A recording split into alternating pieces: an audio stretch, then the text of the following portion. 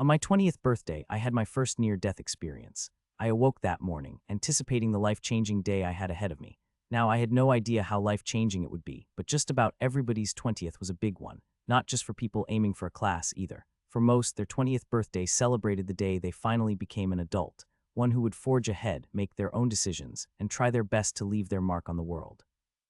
It was a largely symbolic celebration, but an important one nonetheless. But for people who wanted to acquire a class, those symbolic sentiments became decidedly literal. I was one of those people who was going to take their birthday literally. I got off my lumpy mattress and exited the dingy room where I lived. I walked down the tavern stairs, each one creaking under my weight, and exited into the main barroom.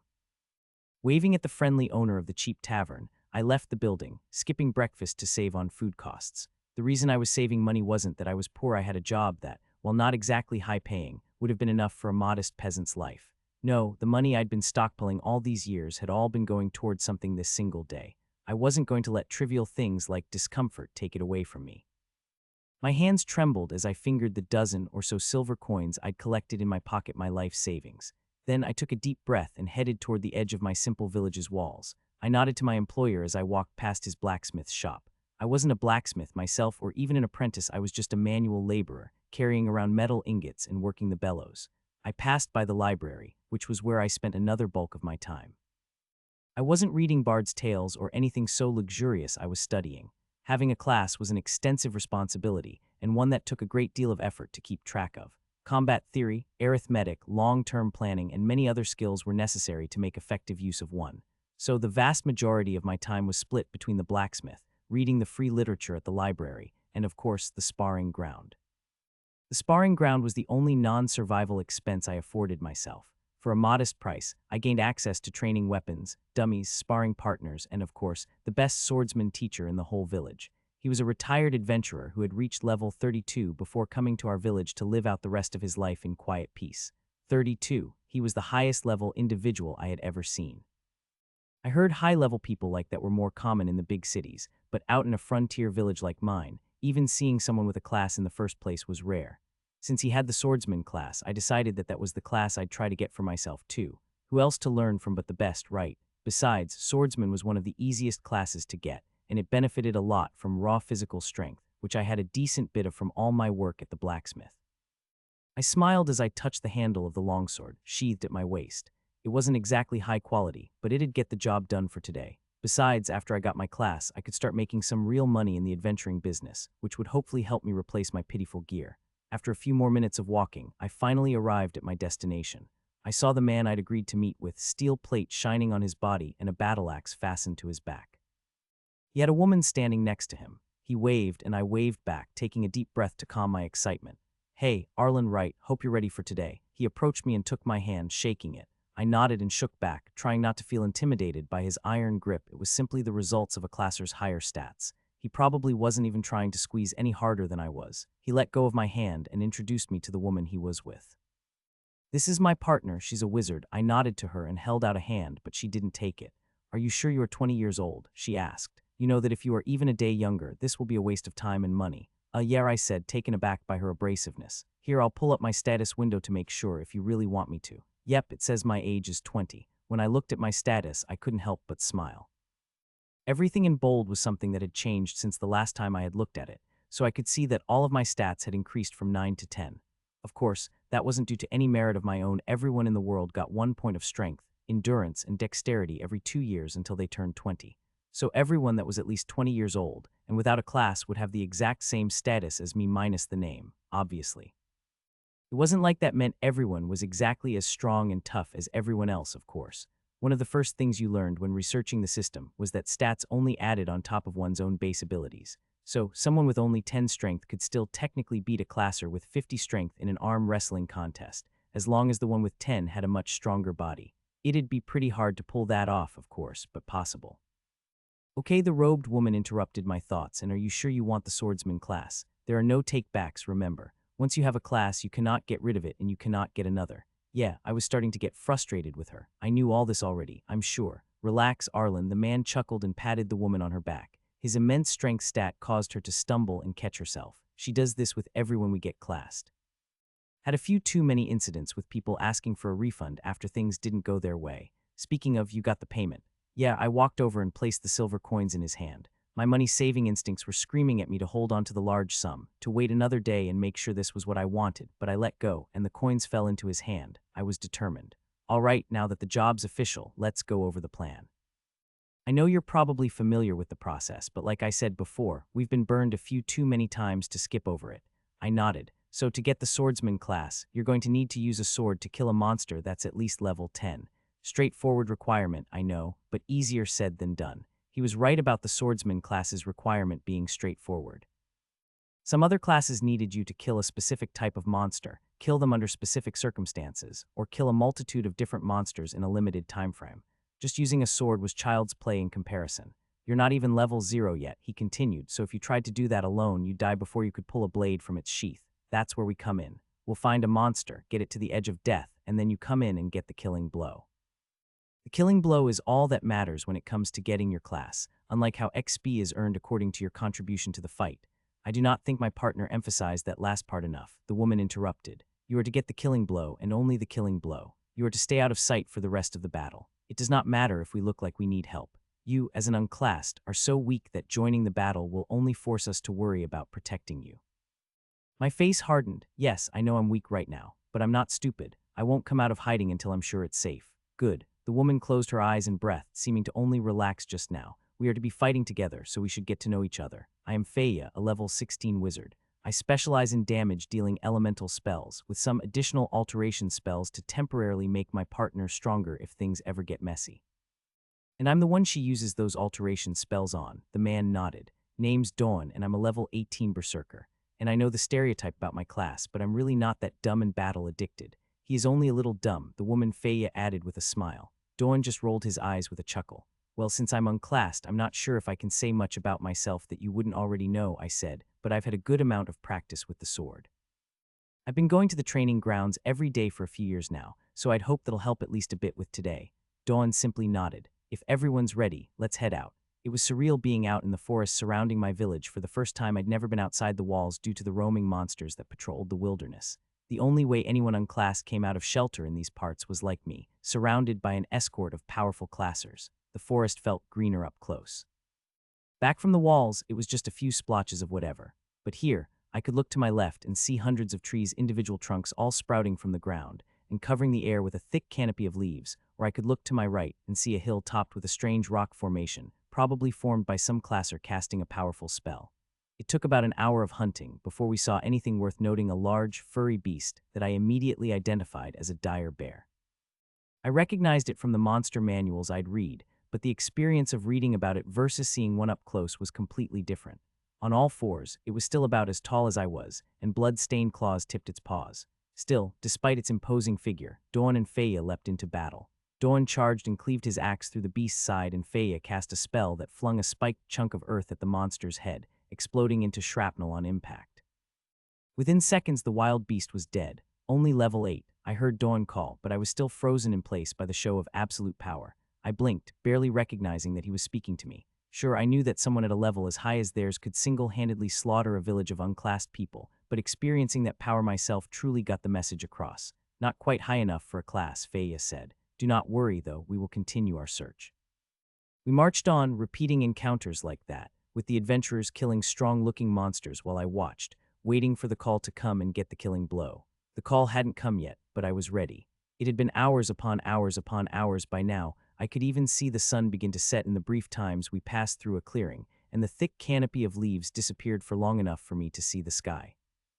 We weren't following any sort of road or trail. Most monsters avoided man-made structures, recognizing them as dangerous. So instead, we wandered the deep wilderness, straying away from any town or farm so as to find the largest and most dangerous beasts. I'd long since completely lost track of where we were, or even what direction we'd need to go to get back to town. Sure, we left through the south exit, but had we strayed to the west, east? I wasn't worried about not being able to get back, though. Dawn and Feya knew these areas like the back of their hands, so even though it was my first time out here, they'd always be able to lead us back to civilization. Still, I imagine we must have gotten very far and very deep into the forest after such a long time traveling and hunting. At some point, I felt something brush up against my ankle as I trailed behind my escort. I was so nervous that I swung my sword at it without even looking to see what it was. You have struck level 0 rabbit for 22 damage using sword. You have slain level 0 rabbit. Due to being unclassed, you have earned 0 XP. I stared down at the decapitated bunny, my face turning red with embarrassment. Dawn and Faya looked at me with amused expressions, but thankfully they didn't say anything. Everyone had a first time in the forest, so I was sure they understood how scary it was for me. Just then, though, Dawn's head snapped over, looking at something through the tree line. He held up a hand in a gesture that, at this point, I'd learned was one he made whenever he saw a hunting target. This time, however, he didn't rush into battle like usual. He waved me and Faya over to come look at whatever he saw. I crept forward, taking care not to make any noise, and gazed through the break in the tree line. What I saw made me immediately understand his hesitation. The being I looked at was obviously humanoid. It had 2 arms, 2 legs, and generally standard proportions. That said, it definitely wasn't human. It was facing away from us, but even without seeing the front of its body, I could tell that much. It was taller than the average person. It could easily stand head and shoulders above me, and its fingers ended in sharp claws rather than rounded fingernails. Its skin was crimson red, with veins of blue blood shining an unnatural neon through its skin. It was bald-headed in place of hair. It had 2 long, pointed horns, and instead of standing on the ground, it hovered, its feet suspended barely above the dirt. It was a demon. The red and blue coloring gave that much away, but I had no idea what kind it could possibly be. I'd heard of horned demons, but those were normally the animalistic variants, like hellhounds, not the humanoid ones, and I'd also never heard of a demon that could float off the ground like that. Flight was advanced magic, and I'd certainly have heard of a demon that could use it. From the looks of their faces, Dawn and Faya were just as confused by the monster as I was. Plan, Faya muttered to Dawn. We kill it. If we flee, it could notice and get the drop on us. We got the upper hand now, so we need to make use of it. We do not know how strong it is. If it's out here and we haven't heard of it, it can't be too strong. If it had been terrorizing the locals for months, they'd have put out a request to kill it. Faya seemed to consider this for a moment, then nodded. Dawn and Faya crept toward the 2-horned demon, taking care to stay silent, while I hid behind a tree, head poking out so I could watch the fight. The monster's back was still to us as Faya prepared a spell and Dawn hefted his battle axe. Then, as quick as lightning, he lunged forward, swinging his axe with supernatural speed at the demon. The axe struck the beast in the side of its chest, sending it careening into a tree. It swiftly recovered, however, turning and ducking to dodge a chunk of earth that Faya had cast at it. Dawn was on it yet again, swinging his axe in a wild spin, but the demon dodged yet again and counterattacked with a mad set of swipes with its claws. They struck Dawn with a clang, his thick armor protecting him from major harm. The demon was pelted at with another stone projectile by Faya, and this one was a direct hit.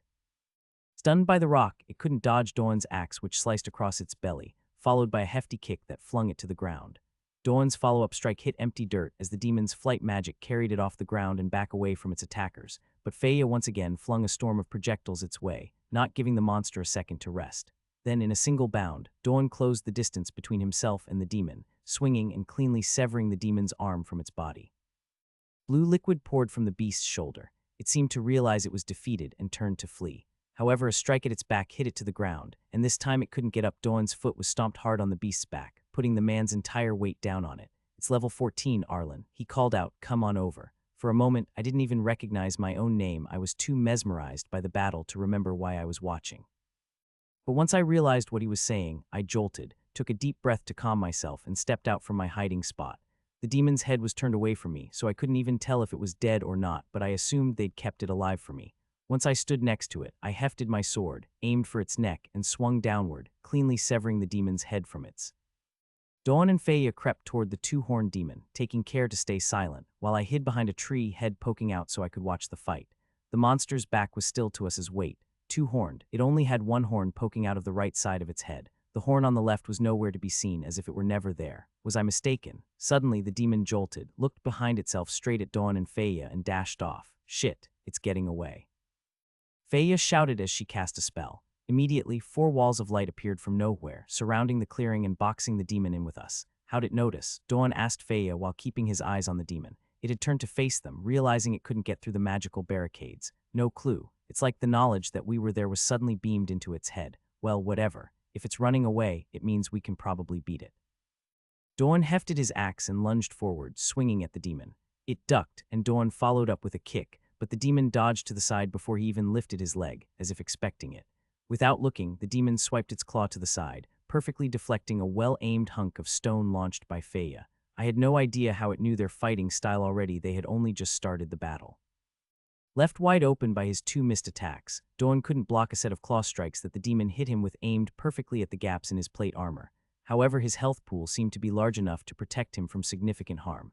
That said, they hadn't gotten one solid strike on the monster, while it seemed to already know everything about them. They were fighting a losing battle. Dawn stepped back, adopting a more defensive stance.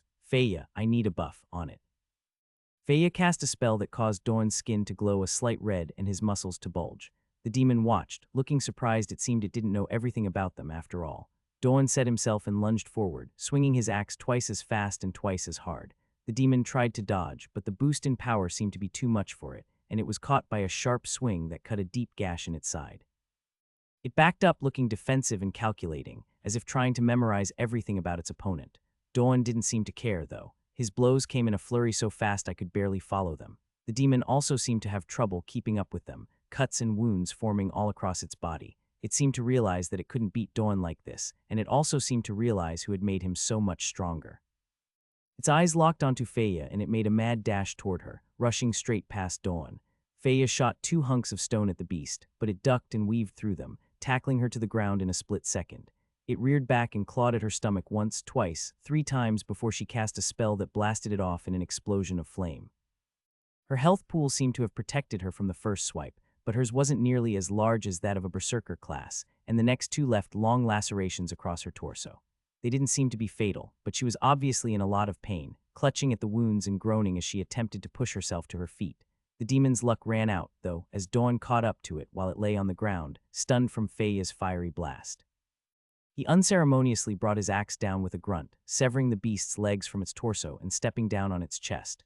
"It's level 14, Arlen," he called out. "Come on over." I rushed over. "Is Feya gonna be okay? Those cuts look bad." "I will be fine," Feya coughed. "Just kill it and we can go home." I looked down at the demon. It seemed dazed, probably from the intense pain of being blown up and then bisected. At least I'd be putting it out of its misery. I raised my sword and chopped down at its neck, decapitating the demon as its head rolled. Dawn and Feya crept toward the 2-horned demon, taking care to stay silent, while I hid behind a tree, head poking out so I could watch the fight. The monster's back was still to us as weight. 2-horned. It didn't have any horns at all on its bare head. Why did I think it did? Did they disappear or some oh shit? The demon turned around and lunged toward Dawn, catching him off guard and swiping at his head with its claws. He brought up his battle axe to defend, but was a bit too slow, getting knocked across the head and stumbling to the side. However, even if Dawn was caught off guard, his armor and endurance stat would protect him from any attack the demon could throw at him. But wait, the demon was completely ignoring Dawn. It sidestepped the stunned man and headed straight for Feya. I mean, judging from the fights I'd watched them have with previous monsters, that would objectively be the right play. Feya relied on Dawn's protection to cover for her relatively weak defensive options, but how could the demon have known that? She threw out a few stone projectiles at the demon as it approached her, but it seemed to be expecting just that, dodging and deflecting them as they came. It tackled her to the ground, swiping at her unarmored torso a few times before she cast a spell that caused an explosion, flinging the demon back. But it landed on its feet, somehow prepared for her spell. Just then, Dawn finally reached it and swung at its back with his battle axe, but the demon turned around at the perfect time and deflected the axe with its claws. It swiped at Dawn a few more times, aiming perfectly for the gaps in his armor as if it already knew where they all were. Feya launched another chunk of rock at the demon from behind, but it ducked without even looking, allowing the stone to continue in its path and hit Dawn square in the face, knocking him backwards. The demon turned back to Feya, who had to have been running low on mana at this point, and rushed at her again, seeming intent to finish her off. It swiped at her over and over, slicing gash after gash into her stomach and chest, but it seemed she didn't have enough mana to cast another explosion spell. Magic-type classes couldn't use any sort of melee weapon, either, so she was defenseless. However, Dawn soon recovered and swung at the frenzied demon with his axe. It seemed that it had gotten too focused on Feya, because it didn't even notice the weapon bearing down on it until it was too late. Dawn cut a huge slice down the demon's back, and then grabbed it and threw it aside. It tumbled across the dirt while Dawn bent over to check on Feya, who was in much worse condition. The entire front of her body was torn to shreds. She kneeled on the ground, coughing up blood and breathing raspily. "Get behind me," Dawn ordered Feya, putting a hand out to protect her as he stepped forward. "Do you have enough mana for a buff spell?" And no, Feya managed to get out. Dawn took a deep breath and hefted his axe. "Okay, I'll get us out of this." The demon had already gotten back to its feet during their conversation, standing tall once again despite the massive wound on its back. It tore forth, seeming energized by the felling of one of its enemies. It swiped madly at Dawn while also dodging and weaving through Dawn's own counterattacks as though it had already memorized the man's fighting style. The berserker was obviously losing the fight, taking hit after hit. His health must have been running dry, but he was putting his all into the fight. He swung his battle axe at the demon in a wild attempt to kill the beast, but it blocked the strike, stopping the axe in its tracks. It twisted the weapon from Dawn's hands, grabbing it and flying back out of the man's striking range. Then it twisted its arm and flung the axe at Dawn. He dodged, but didn't account for the woman lying behind him. Huck, a raspy breath came from behind. Dawn looked in horror at Feya, impaled through her chest by the large blade. She was shaking, staring down at the handle of the axe that pierced her. Then she wordlessly and slowly closed her eyes, falling limp and motionless. Dawn turned to the demon. "You bast!" His words were cut off by a claw in his throat, stabbing all the way through and poking out the back of his neck. Dawn slumped over. The demon, beaten, battered, and bleeding from the back, let out a grin as it retracted its claw from the man's throat. But just then Dawn surged forth, a wave of energy invigorating him. "Bastard!" He shouted as he reached around, gripping both sides of the gash on the demon's back and ripping it open, every ounce of strength in his arms going toward doing as much damage as possible. The demon hissed and snarled in agony, swiping at Dawn and shoving him away to the ground. Its back poured out a fountain of blue blood from the ripped anew wound and it fell to the ground. "Don't you ever interrupt me again," Dawn muttered. He laid his head on the dirt. Dawn didn't get back up. The demon, however, did. Slowly it got to one knee, then to the other, and then to its feet. I realized with more and more certainty that it would survive this encounter. I couldn't let that happen. I hadn't known them for long, but this demon, this monster, killed 2 people. I couldn't let their lives be lost in vain. Staring at the monster's bleeding back that was turned toward me, I ran out from my hiding spot, sword held out at my waist. Shunk. The sword slid easily into the demon's open wound. "You have struck level 14 Temporus for 37 damage using sword." The demon Temporus, it seemed to be called, turned to me in shock and pain. It looked at my sword and chuckled, shaking its head. It had an almost self-deprecating expression, like it realized it had forgotten about something obvious. I withdrew my sword and it collapsed to the ground. I watched the unmoving body, breathing heavily. "You have offered minor contribution toward the slaying of level 14 Temporus. Due to being unclassed, you have earned 0 XP. I took a breath. Was that it? Was I finally going to get my class? I looked around wildly, waiting for the fateful system message. It only took a few moments, probably only a second or two, but it felt like hours. Feat of strength performed. You have used a sword to kill an enemy of at least level 10. You have been awarded the Swordsman class, melee type. Yes, finally, I had done it. I had got. Feat of strength performed. You have killed legendary monster, Temporus, Overlord of Tomorrows. You have been awarded the Minute Mage class, magic type, override. You have 2 classes, deleting lowest priority class. Congratulations, you are now a Minute Mage. The Minute Mage class, congratulations, you are now a Minute Mage. Several things happened at once. The sword in my hands immediately dropped out as if it were too heavy to hold. I remembered something about how magic-type classes couldn't use melee weapons, but I was too shocked to really process the information. I could also feel something changing within me. In my mind, it was like a door was opened, a door I had never even known was there until just now, right at the culmination of this opening. Due to achieving level 0 in the Minute Mage class, you have been granted the following benefits. You have unlocked the Conjuration stat. You have gained 1 Endurance. You have gained 2 Conjuration. You have gained 3 stat points. You have gained the Time Loop talent. You may choose a spell to learn. I blinked, trying to understand the information I'd just learned. I'd unlocked the Conjuration stat. Right, you needed it to properly cast spells. All magic-type classes got it. I'd get to learn a spell. That made sense, but Time Loop, I'd never heard of that. In fact, I'd never even heard of this Minute Mage class to begin with. Was there anyone else out there with it? But just then I felt another rising in my head, another door being opened. It felt different, not like getting a class. It was like, Feat of Excellence performed. You are the only person in the world with your class. You have gained the Trailblazer title. Only person in the world with my class? What? How does that even happen? I took a deep breath and looked at my surroundings. I was in the middle of a frontier forest, an exceptionally dangerous place that nobody should ever travel through unguarded, and my 2 escorts had just died. I was alone. I was also lost. I had no idea how far away society was, much less what direction it was in. Dawn and Feya had taken so many turns and detours when hunting that I not only wasn't sure where I was, but I also wasn't sure where my village was. I could easily look up to the sun and find my directions from there, but what direction was the village in? We'd left out the south entrance, sure, but I was also pretty sure we'd turned and gone east for a while too, but then we turned again and, shit. Why couldn't they have just taken me in a straight line? Why couldn't Dawn and Feya have? Oh gods, Dawn and Feya. I looked over at their corpses and swallowed, trying to keep myself from vomiting. The disgust at the sight, the shame of not being strong enough to save them, the stress of having my life resting entirely on my own shoulders now. Too much, it was too much. Shaking my head and taking a breath, I tried to calm myself down. I was in a survival situation. As an aspiring adventurer, I knew how to survive in the wilderness. It happened every so often that a group of adventurers would be decimated during a job, and the lone survivor would have to make their way back home without a team or supplies, so basic information on what to do in circumstances like mine was common. Of course, that was assuming the lone adventurer was generally strong enough to survive the monster attacks in their location. I forced that thought out of my head, needed to focus on what I could do, not what I couldn't. Step 1, take inventory. What did I have at my disposal? Well, in my possession was nothing but the clothes on my back and a half-empty waterskin. In other people's possessions, though. Kneeling on the ground by the bodies of Dawn and Feya, I muttered to myself, I need it more than they do. I need it more than they do. I need it more than they do, in a mantra as I rummaged through their bodies, fingering through torn and bloody pockets, removing backpacks from flayed skin and many other disgusting things. In the end, I didn't have much to show for it. The demon's claws were apparently razor-sharp and had destroyed much of what the two of them had in the first place. Their backpacks were shredded and unusable. Feya's waterskin had burst, and even the pouch of coins I'd paid Dawn had been destroyed, most of the silver pieces either slashed up or lost in the mess of a battlefield.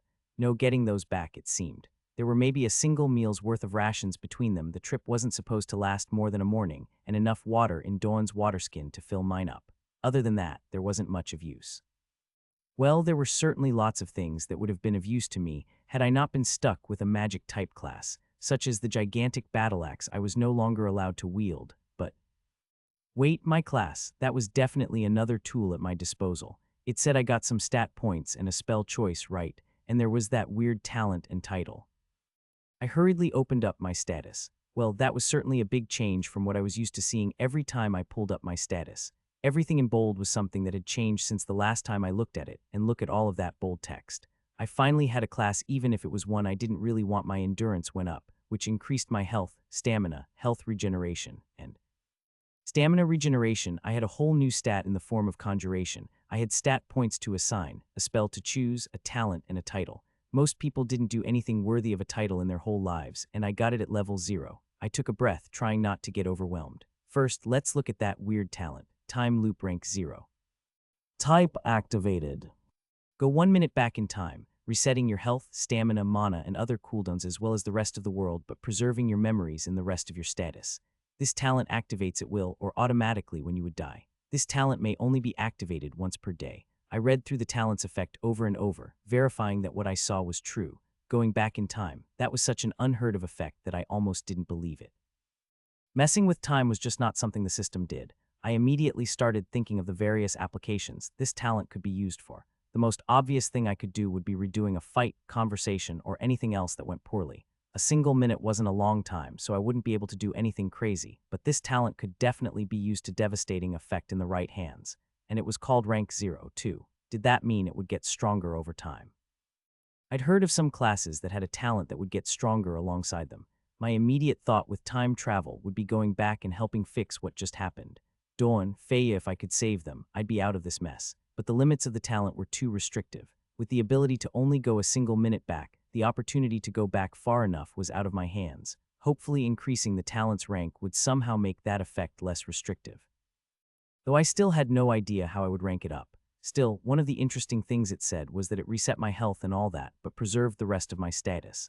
That meant XP. So if I killed a monster, went back in time, and killed it again, would that earn me double XP? And I could use this every single day. My mouth almost began watering at the possibilities. I shook my head. I didn't want to get too distracted before seeing everything. Next, I'd check out the title, Trailblazer. Trailblazer. You are the only person in the world with your class, and as such, cannot rely on the findings of others to make your decisions. Instead, you must forge your own path. If you do not already have it, you gain access to the intelligence stat. It will improve the information given to you by the system regarding your class and what might become of it in the future. Whenever you level up, gain 1 intelligence. Well, that was interesting. I still wasn't sure why I was the only person with Minute Mage, or what that demon was doing out here in the woods, but this title was certainly interesting. It made sense when I was still planning on getting the Swordsman class. I got a lot of advice from my teacher at the sparring grounds about what stats to prioritize, what martial arts and talents to choose when given options, and things like that. But if I was the only person out there with my class, I wouldn't be able to get any sort of help or information. It looked like the title didn't do anything for now, but once I started leveling, I'd get more and more intelligence. And it seemed like the more intelligence I had, the more information it would give me. I wasn't sure, but it was something to look forward to at least. The intelligence stat itself was a bit of a catch-all for crafting type classes. Blacksmiths had access to it, for example, and it would help them identify metals, imperfections in their items, and things like that. For enchanter classes, it would give them access to higher quality enchantments. Since I wasn't any of those, intelligence likely wouldn't help me with anything on its own other than give me a bit of extra mana, and I wouldn't inherently get any from my own class's progression in my level ups just from the title. Trailblazer would just give me one extra intelligence every level, and then give me information based on how much I had. Who knew how that would work? I moved on. Now that I knew the effects of everything I already had, it was time to get something new. That spell choice available had caught my attention, and I was excited about what my options would be. I hadn't planned on becoming a magic classer, but that didn't mean magic wasn't cool. I just liked sword fighting more. I gazed at my own longsword on the ground. I'd never be able to use it again. Minute Mage was at least better than being unclassed. To choose a spell, though, I'd need to meditate. It was easy enough to view a status, but changing one was a different matter entirely. Whenever making choices assigning stat points, choosing spells and talents, or anything else, classers had to sit down and focus for a few minutes to get into a mental state that would allow them to change things about their status. But my surroundings, well, they were less than ideal for that. Really, I needed to get out of here as soon as possible. There were 3 corpses near me, and the couple minutes I'd been around them, trying to scavenge as much as I could, was already too long. The smell of the bodies would probably attract something soon. I didn't want to just leave the corpses of my 2 companions out here to be eaten. They deserved a proper burial, but I just needed to leave for now. Maybe if I survived, I could give a eulogy to their families. I couldn't help but have the thought of, why not me? I didn't have anyone to miss me. No parents, no siblings. These people, they had lives that they'd built up. I was only just beginning mine. I'd barely leave anything behind, but I set my jaw and closed my eyes. No helping it, I pushed the thoughts from my mind. I was here now, and I was going to survive. I fled from the scene, trying to remember any landmarks I'd seen before, but finding none. The forest that was once gorgeous and full now felt disorienting and claustrophobic. All of the thick trees somehow looked the same, and so different I couldn't tell where I was at any time. I'd occasionally come across the long dead corpse of a rabbit or some other animal, reminding me of how everything out here wanted nothing more than to kill me. The once beautiful sound of leaves crunching under my feet now felt painfully loud, and the once nice, warm heat felt blistering now that I knew I'd have no solace from it. Eventually, I found a small, unnaturally round alcove in a hill, probably the remnant of someone casting a spell that launched a boulder or something else that flew fast and hard. At least, it seemed like someone shot a circular object into the hill. That would be the only thing that could have left a perfectly circular indention in it. However it got there, I was just glad to find something that resembled shelter. I sat down, closed my eyes, and focused inward. I'd be totally defenseless until I got my one spell. Until then, I was just a swordsman who was physically incapable of holding a sword. I scowled again at my shit luck. Swordplay was beautiful. The interlocking of blades, the infinitely complex mind games of feints and counters, the test of raw strength and willpower that went along with it. I'd studied it, fallen in love with it, and now it was gone forever. Shaking my head, I tried to clear my mind. I couldn't meditate while angry that went against the entire point. After about 10 minutes, I was there. I could tangibly feel the spell choice and stat points, for that matter, waiting for me. I tentatively focused on the spell. Choose one spell to learn, Holy Strength. School Alteration, Divine. Type activated. Cost 15 mana. Choose yourself or another being you are physically touching. For the next 10 seconds, the chosen target gains 5 additional strength, shoots a small ball of fire that travels up to 30 paces, exploding when it collides with something, deals up to 75 damage, depending on where it hits on a direct collision with a being. While active, any being you are physically touching loses 10 health and 5 stamina per second.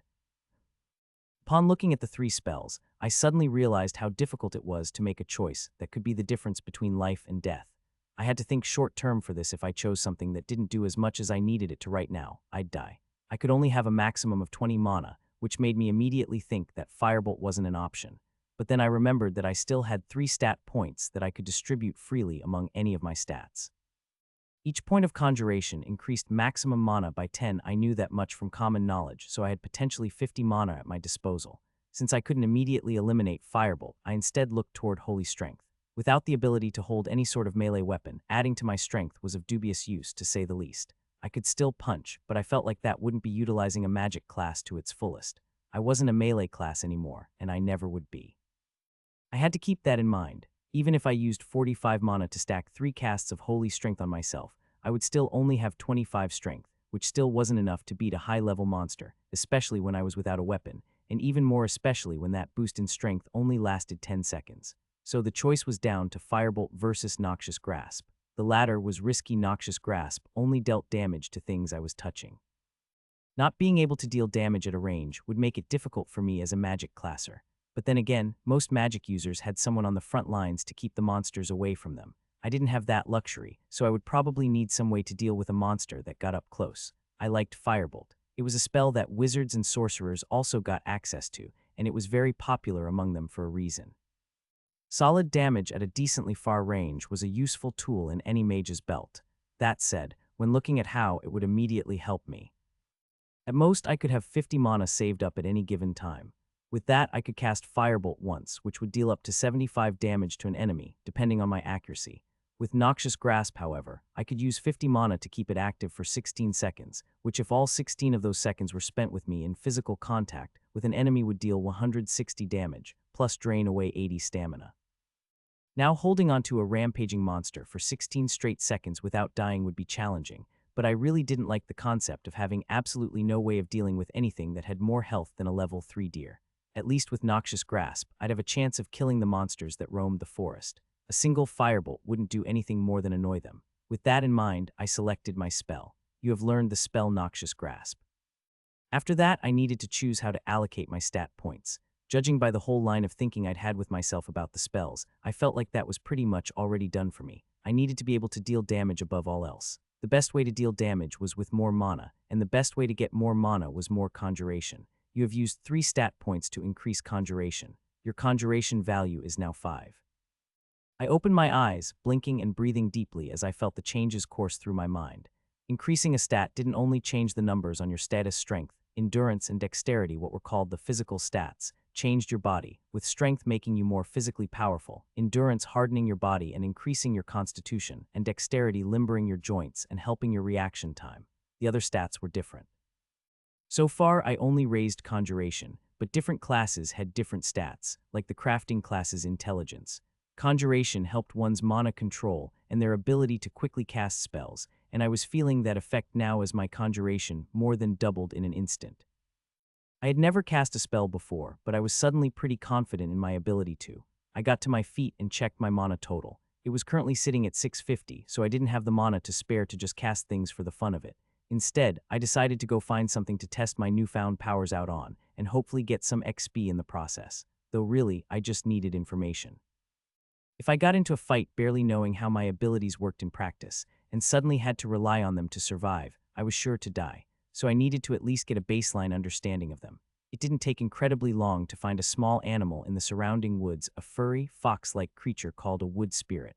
They were relatively harmless at the lower levels, which this one seemed to be.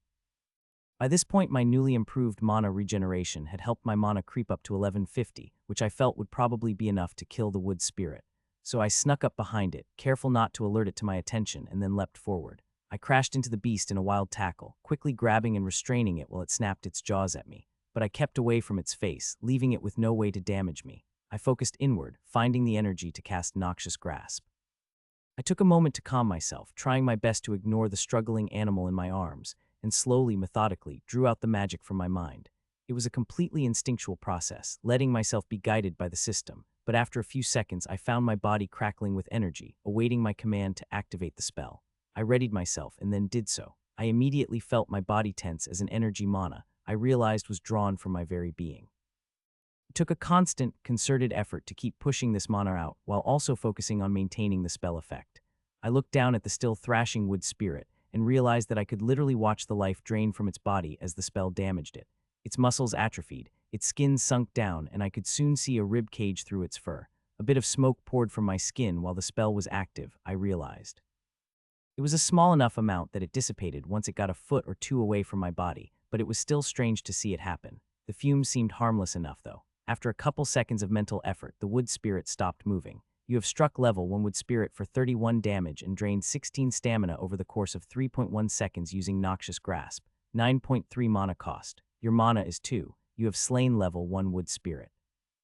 You have earned 3 XP. Your XP is 3. I shut off Noxious Grasp, which was thankfully much easier than turning it on, and mentally stared at my system notification.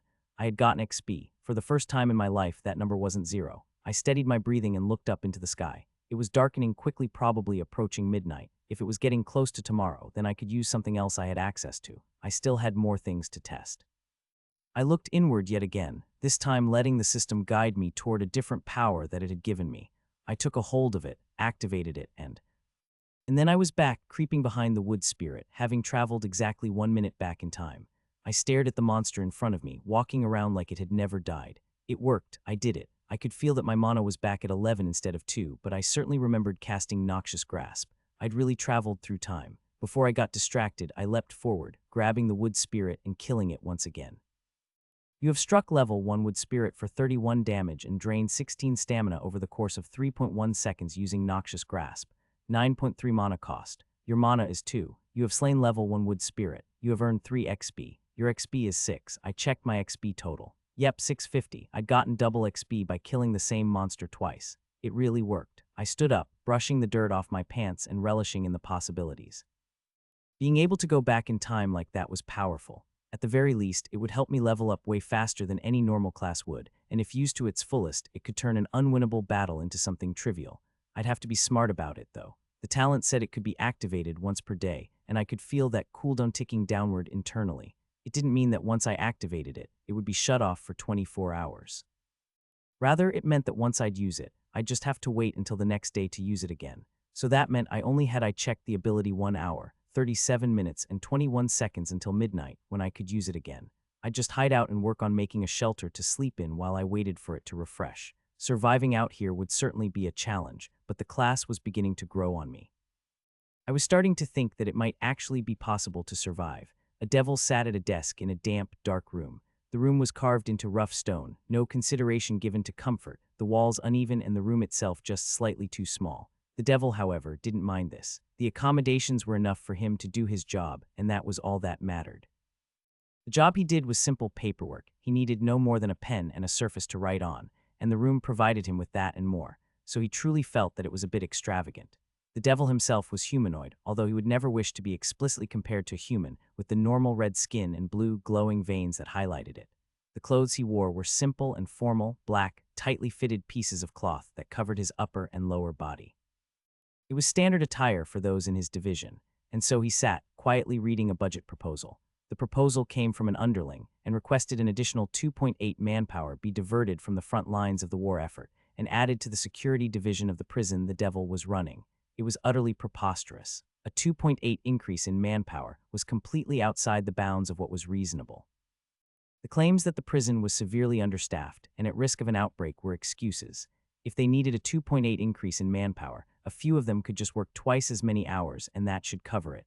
Besides, the request was a couple weeks old by now, so they should have figured out a solution to their problem already anyway. With a will of mana, the devil caused the paper to burst into flames. After he was done with that, the devil picked up the next paper from the stack on his desk. This one was a request for 0.7 manpower to be diverted from the accounting division into the training division. He mentally hummed. A 0.7 shift was definitely much less than 2.8, but it was still very significant and would most likely need to go through at least 13 levels of approval before it would be instated.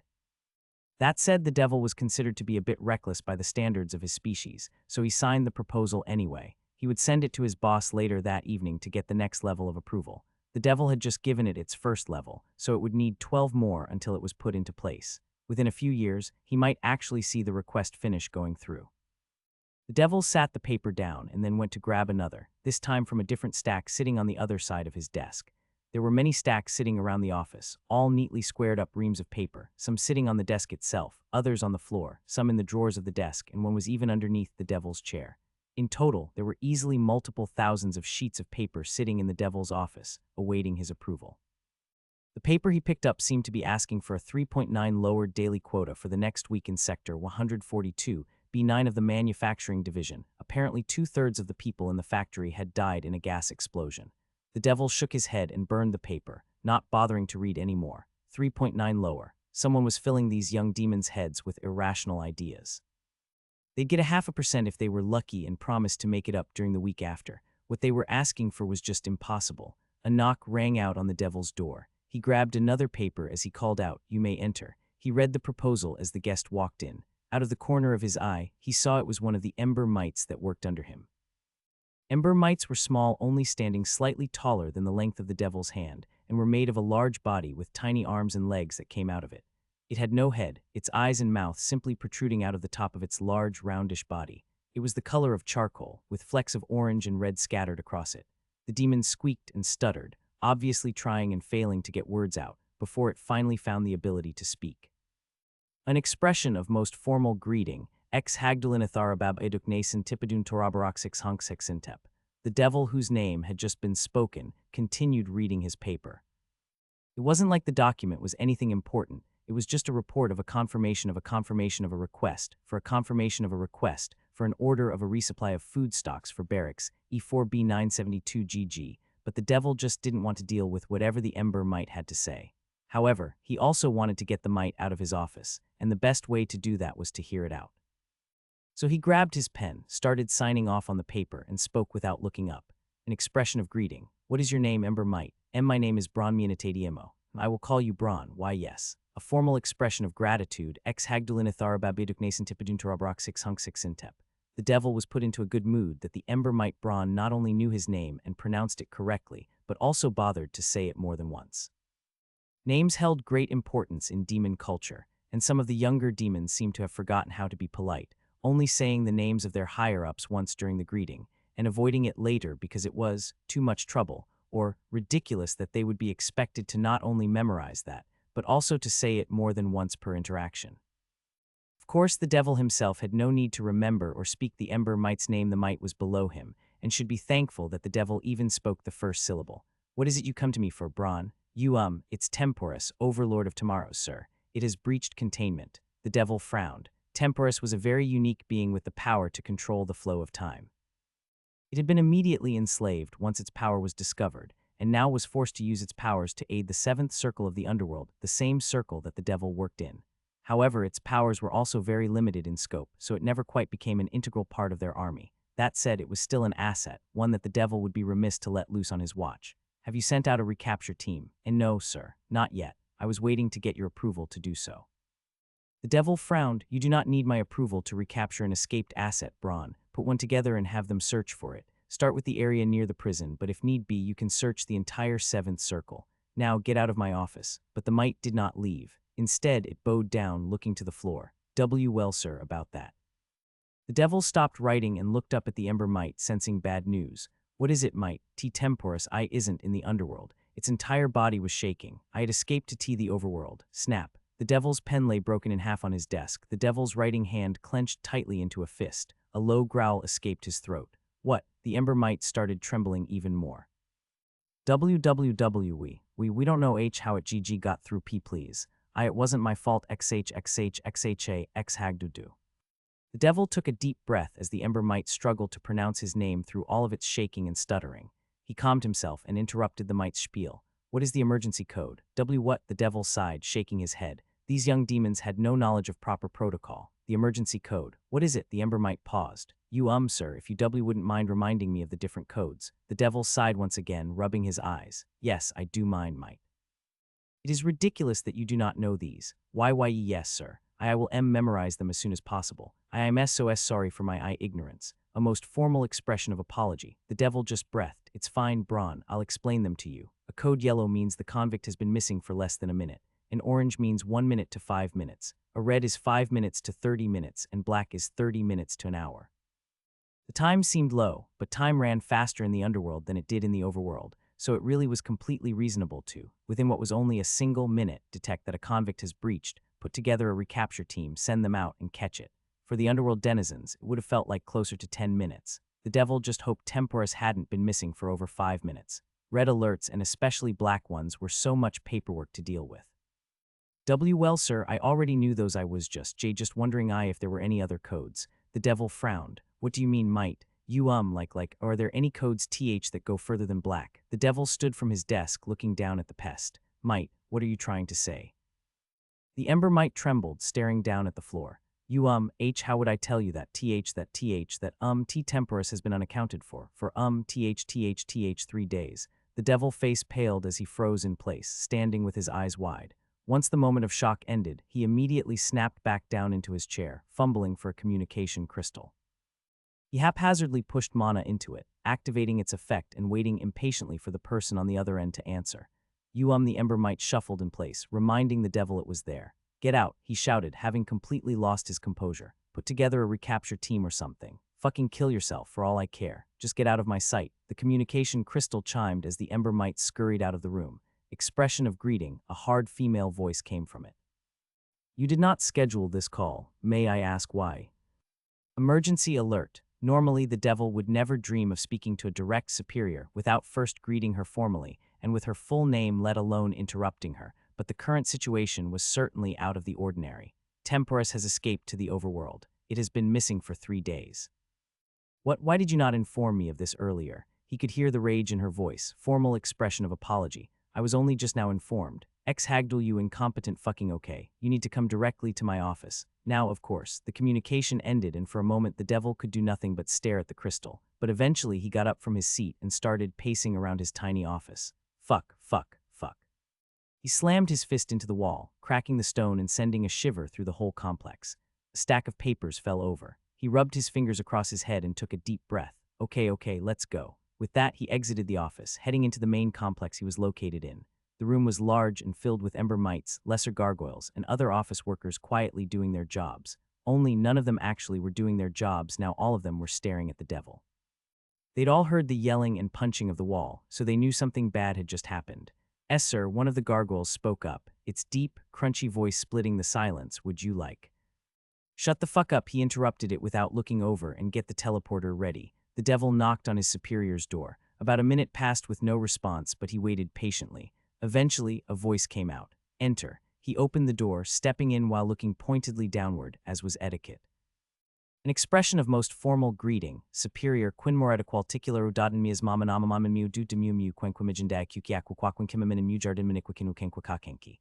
Business was urgent, but now that the devil's superior was at least informed about the emergency, the devil could show a bit more refinement. At the very least, being polite could temper her anger. Expression of greeting. "I will call you Hagdul." Formal expression of gratitude, superior quinmoreta qualticular udaden mias mamanamaman mu du demu mu quenquimigendag kukiakwaquaquin kimamin mu jardin miniquikinu kenquikakenki. "This is an urgent meeting. I appreciate your formality, but for the time being you may call me superior without the name." She took a breath. "Now you said Temporus has been in the overworld for 3 days. Oh, you may raise your head too." The devil raised his head and gazed at his superior. She was a devil like him and wearing the same plain black clothes. Her office looked near identical to his, with the rough stone walls and slightly too small floor space, or at least, it would look near identical to an outsider. Any demon worth its fire would be able to recognize that this office belonged to someone of much higher stature than the devil.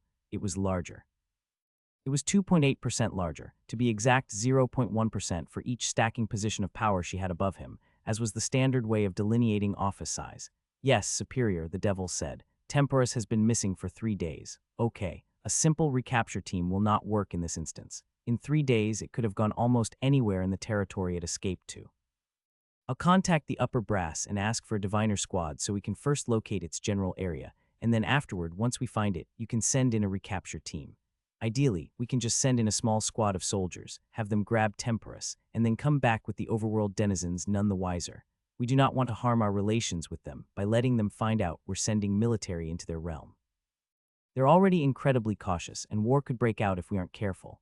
"Of course, superior," she hummed. "That said, circumstances may be that we'd need to send in more than a small squad. Temporus could be captured, or it could have somehow ended up in a densely populated area around powerful humans. In that case, I'll speak with some of the other departments and try to set up preparations. We'll hope it doesn't come to that." "Yes, superior." Formal expression of gratitude, superior. "And of course, there is also the possibility that Temporus has perished." Her face darkened. "In that case, you are to report directly to me. It shouldn't be likely Temporus's powers make it uniquely survivable, but there is always the possibility. Do try to encourage the diviners that will be assigned to you to work as accurately and quickly as possible. I will authorize a 5 decrease in the daily quota of your sector so that you may focus more on that." The devil was shocked at the huge leniency given to him. With the decrease in daily quota, it was obvious that his superior wanted Temporus captured quickly. A most formal expression of gratitude, superior. "Your kindness will not be wasted. I will have Temporus located as quickly as possible." "Yes, I hope you will." I wandered through the forest, trying to find a decent place to rest. It was dark out, and I was worried a nighttime predator would see me as easy pickings. Unfortunately, I saw nothing that immediately jumped out to me as safe. There were hills and rocks and trees and sticks and grass, but none of that was really a shelter. And as the night sky got darker and darker, my vision only worsened, and with it my chances of finding somewhere suitable to sleep. The ideal situation would be for me to just stumble across a city or village, but that wasn't exactly likely. This was a frontier forest society had only recently been established here, so roads were scarce and people scarcer. I was glad my mana had finally topped out at 50, feeling comforted at the sight. I glanced down at my spells list and Noxious Grasp had its own XP gauge, different from my own. I vaguely remembered reading something about spell XP, but I'd never really paid attention to all of that. The equivalent of spells that melee-type classes got were martial arts, and their progression was different than spells you get to choose to make one of your martial arts a signature art once every few levels, which would make it stronger. Evidently, that wasn't how spells worked. I thought back. I'd spent 9 mana, if I recalled correctly. I thought I remembered going from 11 mana to 2 when I cast Noxious Grasp to kill the wood spirit, so I guessed that meant that I'd get 1 spell XP per mana spent. Oh, but I killed the wood spirit twice, which meant I'd spent 9 mana twice, so I must have gotten 1 spell XP per 2 mana spent. This called for further testing. I was still very clumsy with my mana control and the way I activated and deactivated spells, but I was pretty confident I could turn on Noxious Grasp and then turn it back off a third of a second later. It consumed 3 mana per second, so having it active for 1/3 of a second would consume exactly 1 mana. I could just do that as many times as necessary to get Noxious Grasp's XP to 10, and then I'd know how much mana was needed for 1 XP. I did so. It still took quite a bit of time and mental effort to activate Noxious Grasp, and it was even more of a struggle to keep it active, but I worked my way through it. I knew many aspiring magic classers would train for years before ever getting their classes, studying magic theory and practicing their control of mana flows using specialized items made by enchanters. Casting a spell was just as taxing as swinging a sword, except the effort was all mental. Hopefully, I'd get better with practice. You have used Noxious Grasp for 0.3 seconds, 1 mana cost. Your mana is 49. I checked my status. Noxious Grasp's XP was still at 9, so you have used Noxious Grasp for 0.3 seconds, 1 mana cost. Your mana is 48. Threshold reached. Noxious Grasp XP has reached 10. Noxious Grasp rank has increased to 1. Due to Noxious Grasp rank reaching 1, it has undergone the following changes: mana cost from 3 to 3.08.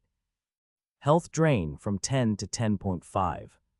Stamina drain from 5 to 5.25. Due to Noxious Grasp rank increasing to rank 1, Noxious Grasp has reached a soft cap. Spell XP gain for Noxious Grasp is 50 times slower until your level increases past the soft cap. Increase your level to 2 to increase your soft cap. Well, I figured out that it was 2 mana per 1 spell XP, and I also figured out what happened when it increased in rank. The health drain and stamina drain increased, but so did the mana cost. However, I did the math in my head. The mana cost increased by 2.5%, whereas the health and stamina drain increased by 5%, so it was definitely worth it to increase the rank of the spell. However, it seemed like ranking Noxious Grasp up would be a lot harder from now on. That soft cap didn't seem very soft. If it was 50 times slower, then instead of 2 mana per spell XP, it'd be 100 mana. That was double my entire capacity, all for a single point of XP. How much XP would I need for the next rank? I opened my status and looked at my spells. Spells, talents, titles, Noxious Grasp 1. While active, any being you are physically touching loses 10.5. Health and 5.25. Stamina per second. Well, at least the second rank only needed 11 spell XP, so it wasn't much more expensive than the first, but it would still need 1100 mana to rank up. That was a lot of casting. It was very tempting to just wait until I leveled up a bit more so that I could train the spell without the soft cap blocking me, but I sighed. This was a survival situation, and I needed every advantage I could get. If I could push Noxious Grasp even 1 rank further than I'd normally be able to, then it'd be worth it. It'd take getting myself to level 2 before I could rank Noxious Grasp up again without worrying about the soft cap, and I was still level 0. And to get it to rank 3, I'd presumably need to get 2 more. Levels up to level 4, which I didn't anticipate happening anytime soon, leveling up took quite a bit of time and effort, and right now I was just trying to not die. I'd need as much power as I could muster to survive out here, so I'd just have to push through the soft cap. No easy way out for me. Besides, I needed to get more comfortable with casting spells anyway. The amount of time and effort it took to activate Noxious Grasp would be completely unacceptable in real combat. I wanted to get to the point where I could turn it on in a split second with a simple thought. So as I walked, I started occasionally casting Noxious Grasp. I'd only keep it active for about a second, and then I'd wait for my mana to fully regenerate before casting it for a second more. It took about 3.5 minutes to regenerate 3 mana, so I was doing this pretty frequently. It took a lot more effort to keep turning it on and then back off again, as opposed to just letting it run for all 50 mana and then waiting an hour for it to all come back. But I wanted to always have as much mana pooled up as possible, just in case I was ever attacked. So I walked, continuing my search for shelter. After about an hour and a half, I started feeling a headache coming from the mental effort I was putting into the spell. I'd run out of water, too, so the early onset dehydration didn't help.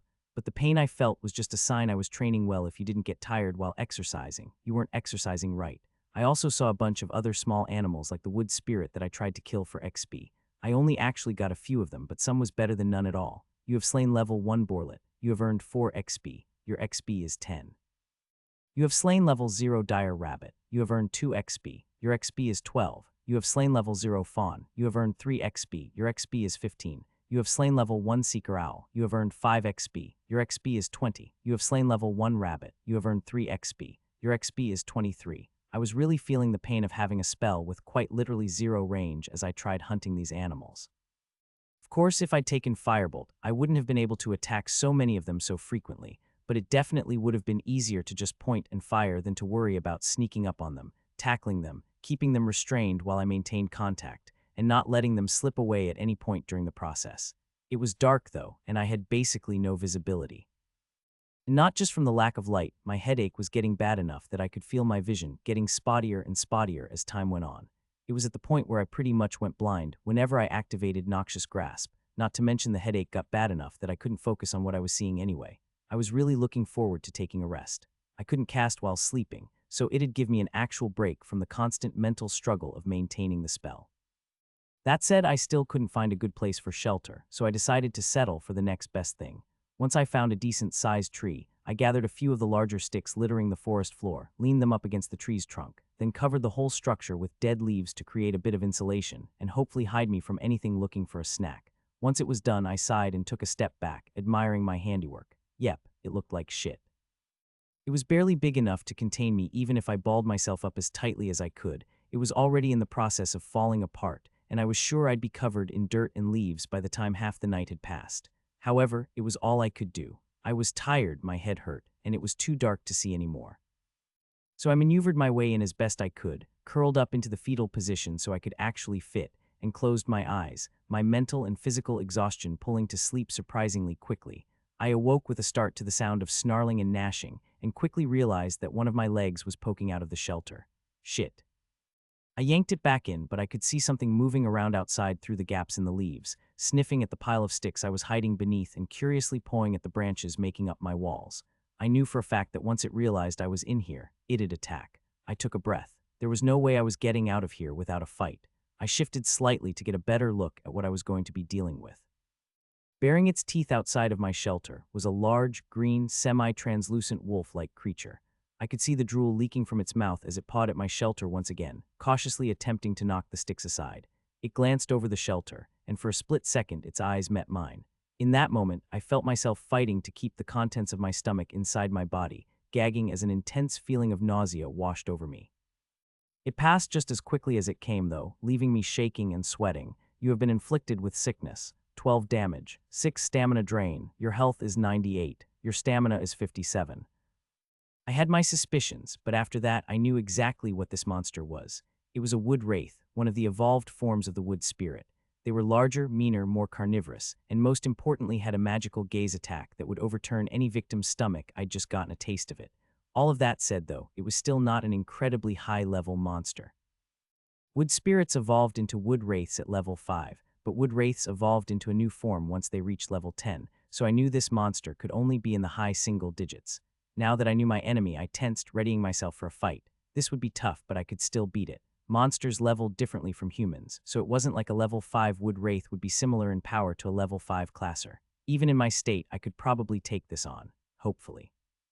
The second it looked away, I sprung out, crashing through my brittle walls. I slammed into the beast and gripped my hands into its fur. You have struck level 6 wood wraith for 4 damage using your body. I hurriedly shut my eyes both to keep myself from accidentally glancing into the woodwraith's own eyes and to help me focus on activating my magic.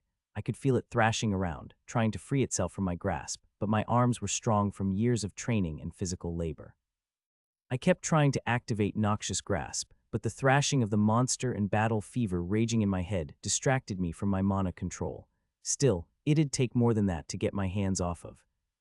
"Ow shit, you have been bitten by fangs. 24 damage, your health is 74. My arms instinctively withdrew from the monster, pain shooting up my bicep and shoulder.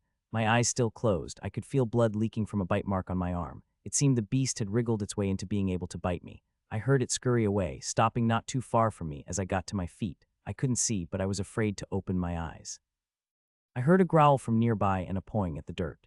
It didn't seem like it wanted to leave the area. It had probably realized I was easy prey and was considering a counterattack. Shit, I thought. If I couldn't see it coming, I was as good as dead. Fuck it. I opened my eyes to look around for it and immediately doubled over in nausea. You have been inflicted with sickness. 12 damage, 6 stamina drain, your health is 62, your stamina is 50, found it. The wood wraith was standing a few paces away, having retreated from my ambush, but was now looking at me with a hunger in its venomous glare. I stood and readied myself, arms up in a position that would let me defend myself while also keeping my hands between my eyes and its, that way I could avoid its gaze. It wasn't a very clean solution, but at least now I was only partially blind instead of fully. I also kept working to try and activate Noxious Grasp while we stood facing off against each other. It seemed the monster was cautious to attack, which was fine by me. It was incredibly difficult to cast a spell while fully rested and in serene silence, much less sleep-deprived and actively fighting something.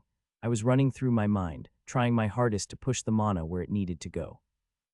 Shit, the wood wraith rushed at me and finally, I got my Noxious Grasp activated just in time. Out from my pores began leaking the familiar purple-gray mist. I leapt out of the way as the beast approached, but my self-imposed sight blockers worked against me and I dodged too late. Its teeth sunk into my arm once again and a pained grunt escaped my throat. You have been bitten by fangs. 29 damage. Your health is 33.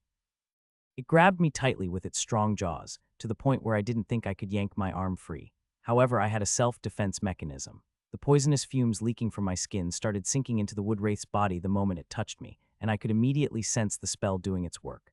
Not only could I mentally feel its health ticking downward, but I could also literally see the effects of the spell, the flesh under its skin sinking inward as it was eaten away in real time. The wood wraith yelped. I was sure it felt the effects of the spell too, and immediately let go of my arm, leaping away from me once again. You have struck level 6 wood wraith for 8 damage and drained 4 stamina over the course of 0.8 seconds using Noxious Grasp, 2.4 mana cost. Your mana is 48, but I was ready for that, and I lunged forward, grabbing onto the beast yet again and averting my gaze as I wrapped my arm around its head.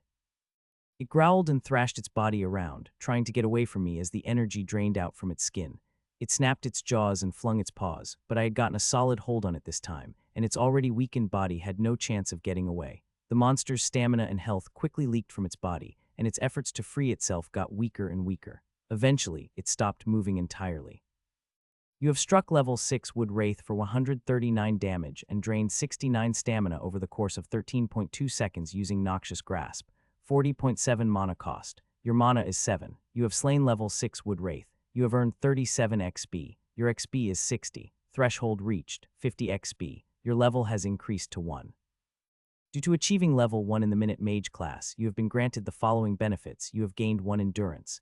You have gained 2 Conjuration. You have gained 1 Intelligence. You have gained 3 stat points. Time Loop talent rank has increased to 1. I breathed a sigh of relief and stopped pushing mana into Noxious Grasp, letting it fade off. The wood wraith's corpse fell out of my arms as I leaned back, exhausted. That was not a good way to start the morning. I looked at my arm, which was still bleeding. Luckily, the wood wraith hadn't gotten through enough of my health to start doing any real damage to me. Contrary to what a lot of unclassed civilians assumed, health operated slightly differently from stamina and mana.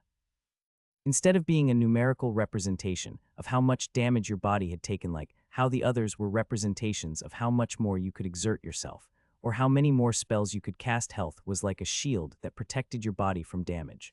The more health you had, the more it would take to start seriously harming your body. That didn't mean that as long as you had some amount of health, you were impervious to damage. The blood coming out of my arm was proof enough of that. It just meant that someone with a higher amount of health in their pool was going to be harder to cut open. You could still die when you had some health left, and survive despite having it all drained away. If your health dropped to zero from getting tiny cuts on your arms and legs, it wouldn't kill you. It would just make it a lot easier for you to die from something else. So, with that said, I was a bit worried by the current state of my health. At 33/120, it wasn't like I was 3/4 of the way to being dead, but another bite to the arm could very well break the bone instead of just cutting the skin open. However, despite that, my mind was largely occupied by something else. I'd leveled up. It hadn't got me nearly as much as when I first got my class, but still, every stat counted, and getting more mana regeneration from conjuration would mean I could rank up Noxious Grasp even faster. I'd also got my first point of intelligence, but it didn't seem to be doing much. I assumed I must need more of it to actually start feeling the effects. I also knew that intelligence increased mana and mana minute, so at least it was helping me rank up my spells. And speaking of ranking up, the system notification also said something about time loop ranking up. I went ahead and checked it out. Time loop rank 1. Type activated. Go up to 2 minutes back in time, resetting your health, stamina, mana, and other talent cooldowns as well as the rest of the world, but preserving your memories and the rest of your status. This talent activates at will, or automatically when you would die. This talent may only be activated once per day. So not a huge change in its functionality. I mean, proportionally speaking, I had just doubled the extent of my time-traveling powers. It still felt absolutely wild to say that time travel, but realistically, an extra minute wasn't going to make a huge difference. It would be a different story if, say, the rank up allowed me to use it twice a day instead of once, but maybe that would come sometime later at least. Hopefully it would. And speaking of time loop, I had just been reminded that I could go back in time to kill the Wood Wraith again for double XP. The prospect tempted me. I checked my status to see that the XP requirement for my second level was 100. Killing the Wood Wraith had got me 32 XP, so it wouldn't get me all the way there, but still. In my situation, an extra 32 XP could make a huge difference. That said, though, it was still early morning. The sun had only just come up over the horizon, in fact. That meant that it'd be a long time until time loop would refresh again. When I checked the talent, I found that I had over 16 hours until it would refresh again. That was a long time to live in the forest without a safety net. If I was randomly attacked by a monster, yeah. I wanted to have a second chance for at least the majority of the day. If it were the evening and time loop was about to be reset anyway, I'd probably go ahead and use it. But right now, not so much. And before I forgot, I sat down and closed my eyes, focusing inward to assign my stat points. I'd thought it over, and I figured I should stick with putting them all into conjuration. I was on the verge of not being able to kill the Wood Wraith back there. I was left with only 8 mana to spare, and that was one of the weaker monsters in the forest. So I felt like increasing my maximum was as important as possible. And on top of that, there was what I mentioned earlier, increased mana minute, translated to an increased speed at which I could rank up Noxious Grasp, which in turn translated to even more damage I could deal over the course of a fight. So with that in mind, you have used 3 stat points to increase conjuration. Your conjuration value is now 10. Oh, at some point during that fight, Noxious Grasp had gotten an XP. That was encouraging, I guess. It felt a bit silly to get excited over a single point of spell XP, but I guess that was the point I was at. I got to my feet. I needed to start walking. I didn't really have a specific destination, but I wouldn't get anywhere by sitting around. Thankfully, I wouldn't be doing any Noxious Grasp exercises until my mana capped out, which would take about an hour, so I got a bit more of a break from that mental torture. I'd run out of water before I went to sleep, and the dehydration headache was really starting to set in too. I was very much not looking forward to having a second, separate headache to add on top of it. I really did need to find some water. The water skin on my belt was totally dry. And while I wasn't at a point where my life was in danger right now, things could only really get worse. I knew that rivers and streams could generally be found if you consistently went downhill, but that didn't mean it would be quick or easy to find one. It was basically a game of trial and error, except if I took too long, I'd die. Well, no pressure. Let's get searching. After about 4 hours had passed, I started getting very tired of walking. It was fucking boring, first off. Screw what I said about this being a game of death or whatever. Games were fun. This was just walking in a straight line and hoping to get lucky. I was tired and hot and sweaty, which definitely wasn't good for the whole dehydration thing, and on top of all that, I'd fully regenerated my mana about an hour into my walk. That meant that for the past 3 hours, I'd been practicing my casting. And I just leveled up and more than doubled my mana regeneration, which essentially meant I was practicing at double the rate and intensity. It sucked. Quite as bad as it had been before. Really, I was just very, very thirsty, and it was really starting to affect my thoughts. Who knew being on the verge of death would make me so moody? Speaking of being on the verge of death, by the way. You are suffering from dehydration. All stamina regeneration has been disabled. Yeah, my stamina was currently resting at 3066, so a bit below half, and I'd have to make do with that until I got some fucking water down my god's damned throat. Sorry. There was that moodiness again, but hey, it wasn't all bad. Because of my practice with Noxious Grasp, it was now at 511 XP, which was nice. Plus, I'd been killing any small animal I could catch while I walked, so I'd gotten a decent bit of XP of my own. I'd gone from 10-100 to 23-100, so 13 in total. Part of me felt like I shouldn't be going through so much effort to kill things when I was on a tight stamina budget, but the concept of just giving up on that free XP felt criminal. Speaking of my victims, I was still in the process of considering whether or not it was a good idea to drink their blood. I remembered having read something about drinking raw blood not being enough to sustain a human. It had been in a book about this group of power-hungry serial killers that cropped up a few years back in one of the bigger cities. They acted like vampires and actually convinced the authorities that there was a group of the bloodsuckers hiding out in the city because their behavior matched up so well, but they turned out to just be humans who wanted to be vampires. Anyway, the authorities never ended up catching them. Instead, since they drank the blood of their victims, they started having so many health problems that they all just died off naturally. I'd started reading the book because I was trying to research monster types, and the library was sorely lacking on anything having to do with vampires, but the book didn't actually have much on that, instead focusing on the human killers. That said, it was still so interesting and weird to me that I finished the whole thing. I'd always wanted to go to one of those big cities in the kingdom, so it was a nice glimpse into the inner workings of those densely populated areas. Anyway, the book ended up coming in handy anyway. I learned that the human body absolutely could not survive when blood was used as a replacement for water, but maybe it would be fine for just a day. Meh, whatever. I'd try drinking blood if it was a last resort situation. It seemed pretty gross, so I really didn't want it to come to that in the first place. Oh, I was full on mana again. Time to cast Noxious Grasp for another second or two. Og. It still really hurt my head to do that so often. In fact, I was pretty sure I was beginning to have problems with my vision again. For a second there, I thought I spotted a gigantic bug-like figure through the tree line, scuttling across a nearby clearing. Wait, shit, I dashed over behind a rock, peeking out from around it. What was that thing? It was like a giant scorpion or something. And when I said giant, I meant giant. With its claws held out and stinger hovering above its head, it was easily twice as tall as me, maybe even larger.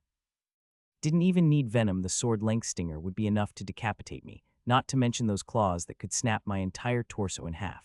I'd never heard of a monster like that living near my village. I guess it just went to show how far out I really was. The forest was massive and had little ecosystems and territories within it, so if I was seeing stuff I'd never heard of before, I must have stumbled into one of those smaller areas. I knew that was a possibility, but still, it was unsettling to see something that I just had zero knowledge of. I didn't even know what level it was. It could have been 5, it could have been 20. Who knew? The only way for me to find out would be to damage it, and that was not happening if I could help it. In fact, yeah, I slowly started creeping away from the giant scorpion monster. Thankfully, I'd noticed it soon enough that there was a good bit of distance between us, so there wasn't too much of a chance that it would notice me. Still, it was a good reminder that dehydration wasn't the only thing trying to kill me out here. Once I was sure I was out of its sight, I relaxed and kept walking, this time a bit more warily.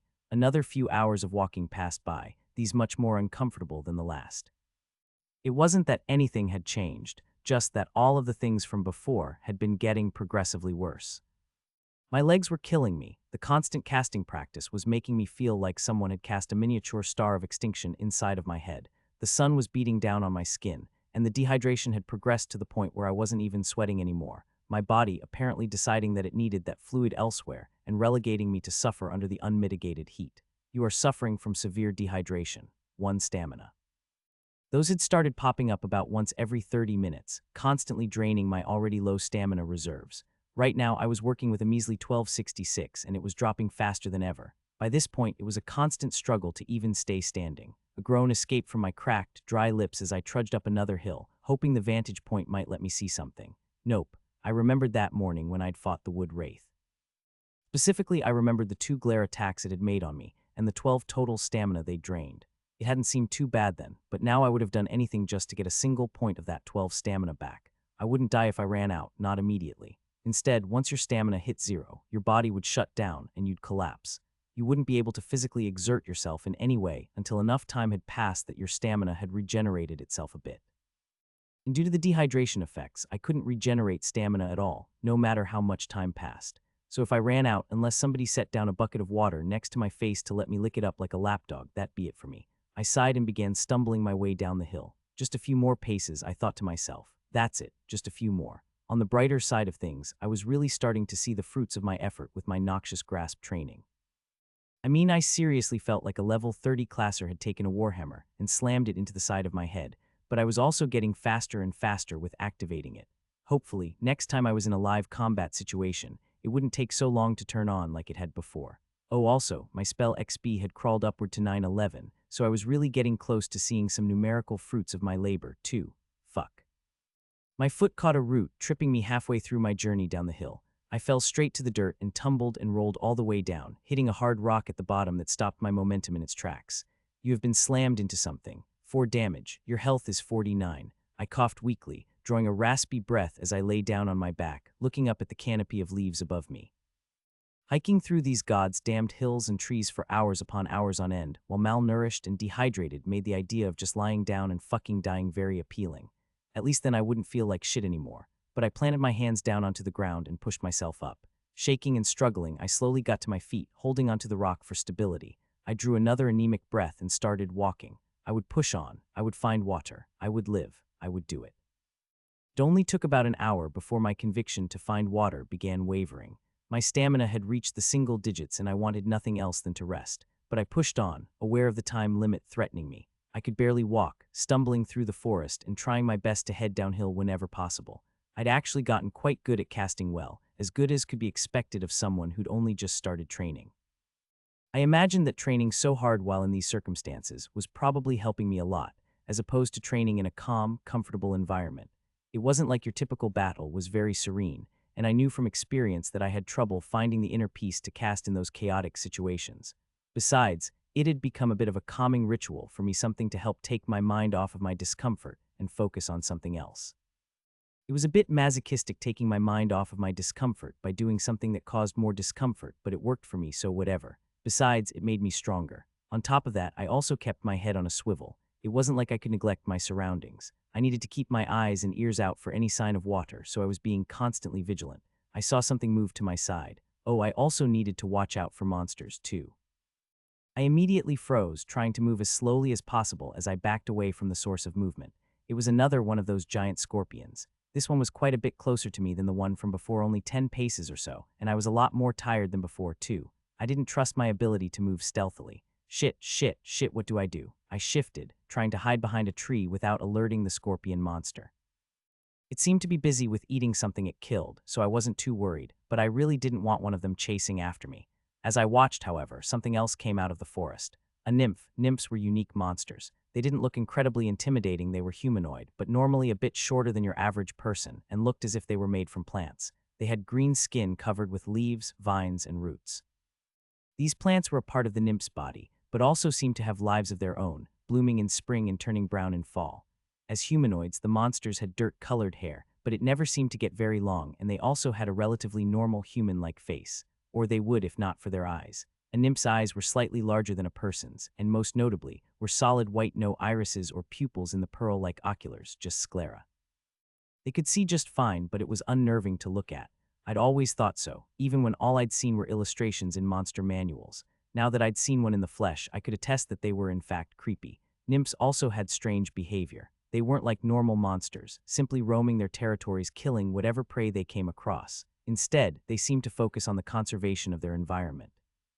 That obviously meant attacking any humans trying to deforest the area, but it also meant fighting wildfires and exterminating invasive species, both plants and animals. It seemed that this one had received tribute from some sort of monster with claws like that. Based on the claw's appearance, I guessed it was a stripek. Whatever, it wasn't important. Whatever it got them from, the nymph's claws plunged into the scorpion's body in its wild attack from behind. However, the scorpion counterattacked, whipping its tail at the nymph in a wild attack too fast for me to follow. The nymph was fast too, though, and it blocked the strike with its claws, deflecting it off to the side. The scorpion monster struck out with its pincers, but the nymph leapt back out of the range of its strike. It dashed to the side, making use of its clearly superior dexterity to flank the scorpion, where the beast couldn't defend itself, and struck forward, stabbing the scorpion and following up with a slash that completely bisected the monster's body. In what seemed like no time at all, the monster that I'd feared so much had been killed. I realized I was standing out in the open, staring at the victorious nymph, so I quickly got back into hiding. Nymphs were famously inconsistent when it came to their feelings toward humans. Some of them didn't seem to mind people at all as long as we didn't get in their way, while others seemed to operate on a strict kill-on-sight policy, hunting people down whenever they saw them. Most seemed to exist somewhere between those two extremes, but there was no telling how this one felt. It was better to just stay away. An encouraging note, though, was that nymphs typically made their homes near rivers and streams, so if it was hanging around over here, its home was most likely nearby. If I just kept wandering for a little more. Wait, nymphs made their homes near rivers. Sure, that meant that a river was probably nearby, but what if I walked in the wrong direction? It wasn't much of a guarantee of anything. I was getting weaker by the minute, so this was gonna be my last chance. There was one river near here, and I needed to find it fast. How would I do that? I sure as hells wasn't going to just wander in a random direction like I'd been doing. That obviously wasn't a very good strategy, so I needed a guide. And who better to guide me to the river than the monster that lives there? I stared in the direction of the nymph. Specifically, I stared at the gigantic scorpion monster that it had just executed. Part of me wanted to just take my chances with walking in a random direction, but I couldn't do that. I needed to take control of my own fate, not let chance decide whether I live or die. So taking care to move stealthily, I started tailing the nymph, which had already begun wandering off. I stayed far enough away that it was just barely within my sight, so that the chances of it detecting me were as low as possible. However, I wasn't actually too worried about the nymph seeing or hearing me nearby. Despite their battle prowess, a nymph's actual senses were relatively poor. Their eyesight was short, and their hearing soft. The problem was their sixth sense. Nymphs were protectors of nature, and because of that, they had the ability to sense and feel the emotions of all nearby creatures. So my real worry was accidentally spooking some animal that I failed to see, alerting the nymph to my location. This ability worked both ways. Not only could the nymph feel the emotions of nearby creatures, the creatures would feel the emotions of the nymph. So if I drew its ire, I'd be facing down the wrath of the entire forest. The nymph wandered excruciatingly slowly for a while, occasionally stopping randomly to examine a bush or to pat an animal on the head. Speaking of, the monsters it was interacting with were totally calm, unlike I'd ever seen before. I even saw another wood wraith and prepared for a fight, but it just wandered through the forest, glancing at me but not attacking or even using its glare attack. I guessed that the nymph's calm attitude was spreading to all of the nearby monsters. That was good. It would hopefully mean that I wouldn't need to worry as much about scaring the smaller animals. After a bit longer, the nymph started moving in a more direct way, not wandering as much. I felt like I could predict its movements a bit more reliably, so I backed up even more until it was just barely in my sight. I didn't want to take any chances with it spotting me. I kept following from further behind, making sure I kept track of the nymph, occasionally getting closer to make sure I was going in the right direction. To help with the stress of the operation, I was still casting my noxious grasp once every couple minutes, letting off some of those poisonous mists to dissolve in the air. Besides, I was at 1011 XP. There was no way I was gonna take a break when I was so close. After a bit longer tailing the nymph, I finally heard it, the sound of salvation. Rushing water. A river was nearby. My breathing quickened, but I couldn't run forward. I didn't want to alert the nymph to my presence. I held back, using every ounce of my self-control as my body was fighting to rush ahead, regardless of the consequences.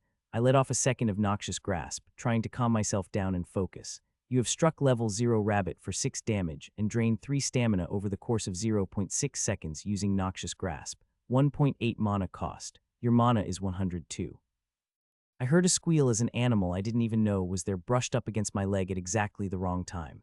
It scurried off toward the nymph, no doubt seeking its protection and calming aura. Shit, if it got near the nymph it would know I was here. I tried chasing after it, but my deficient stamina barely let me walk, much less run after a frightened animal. Breathing heavily, I panicked, not knowing what to do. I glanced around and found a decent-sized rock, so I scampered over to hide behind it.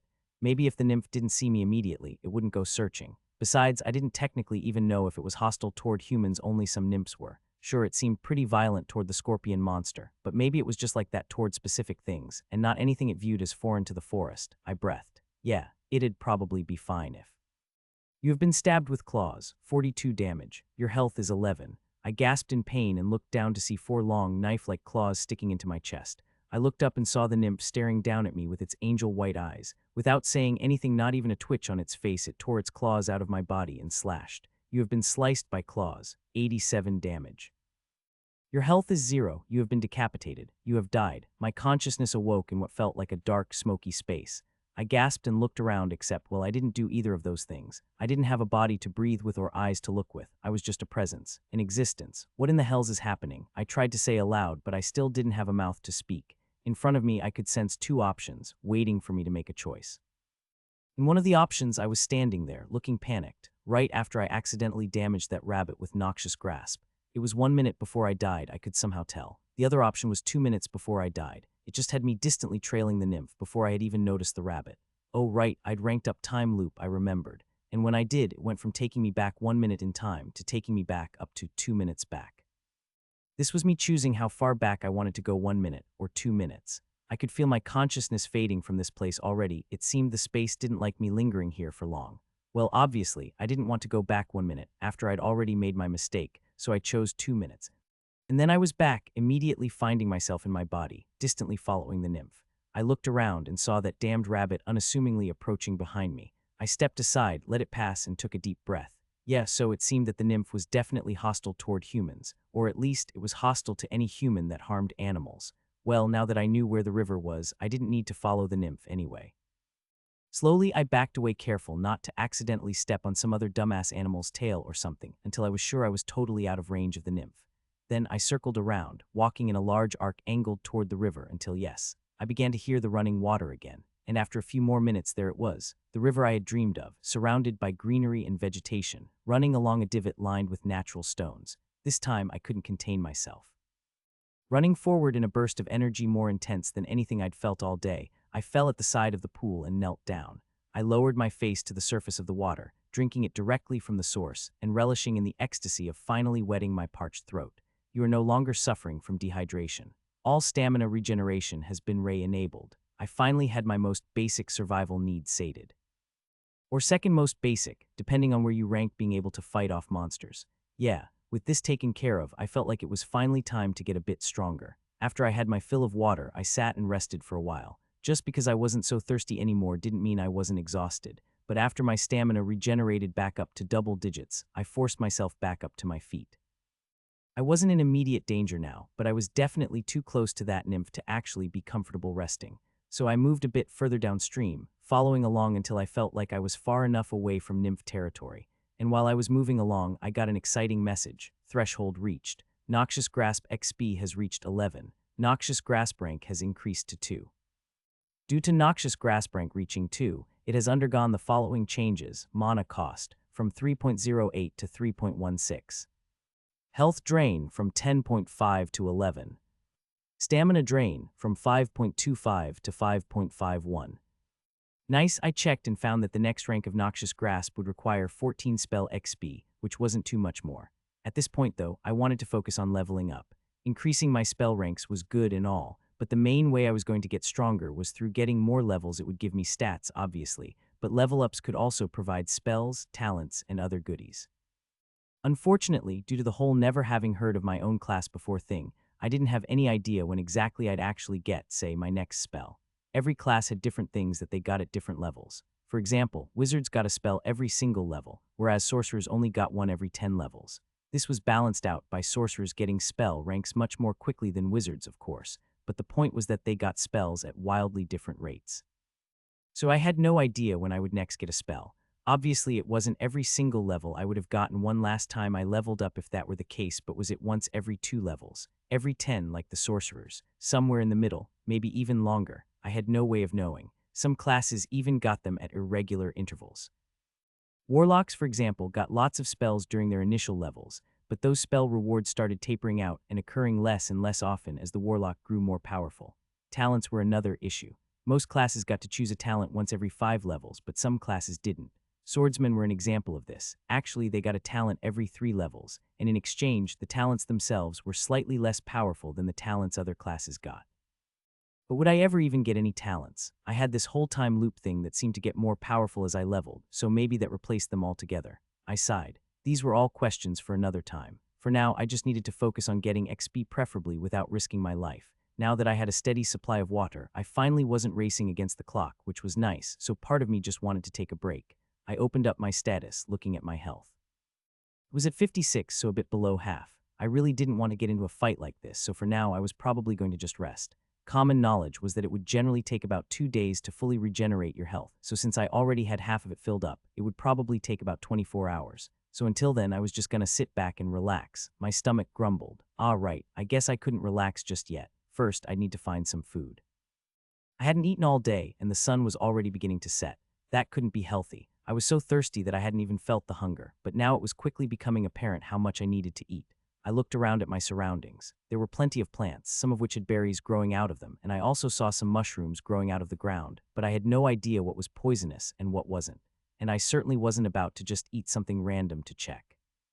There were plenty of things that would kill you even if eaten in small doses, and I didn't want to risk it. So if not plants, that just left animals. Animals that I had no way to cook. Unfortunate, but overall it was okay. Most animals were fine to eat raw as long as you didn't do it often. The chance for disease was relatively low, so if it was just for now, it wouldn't be a problem. Plus, I had a boosted endurance even if it was only slightly higher than an unclassed person, that still greatly reduced my general chances of disease.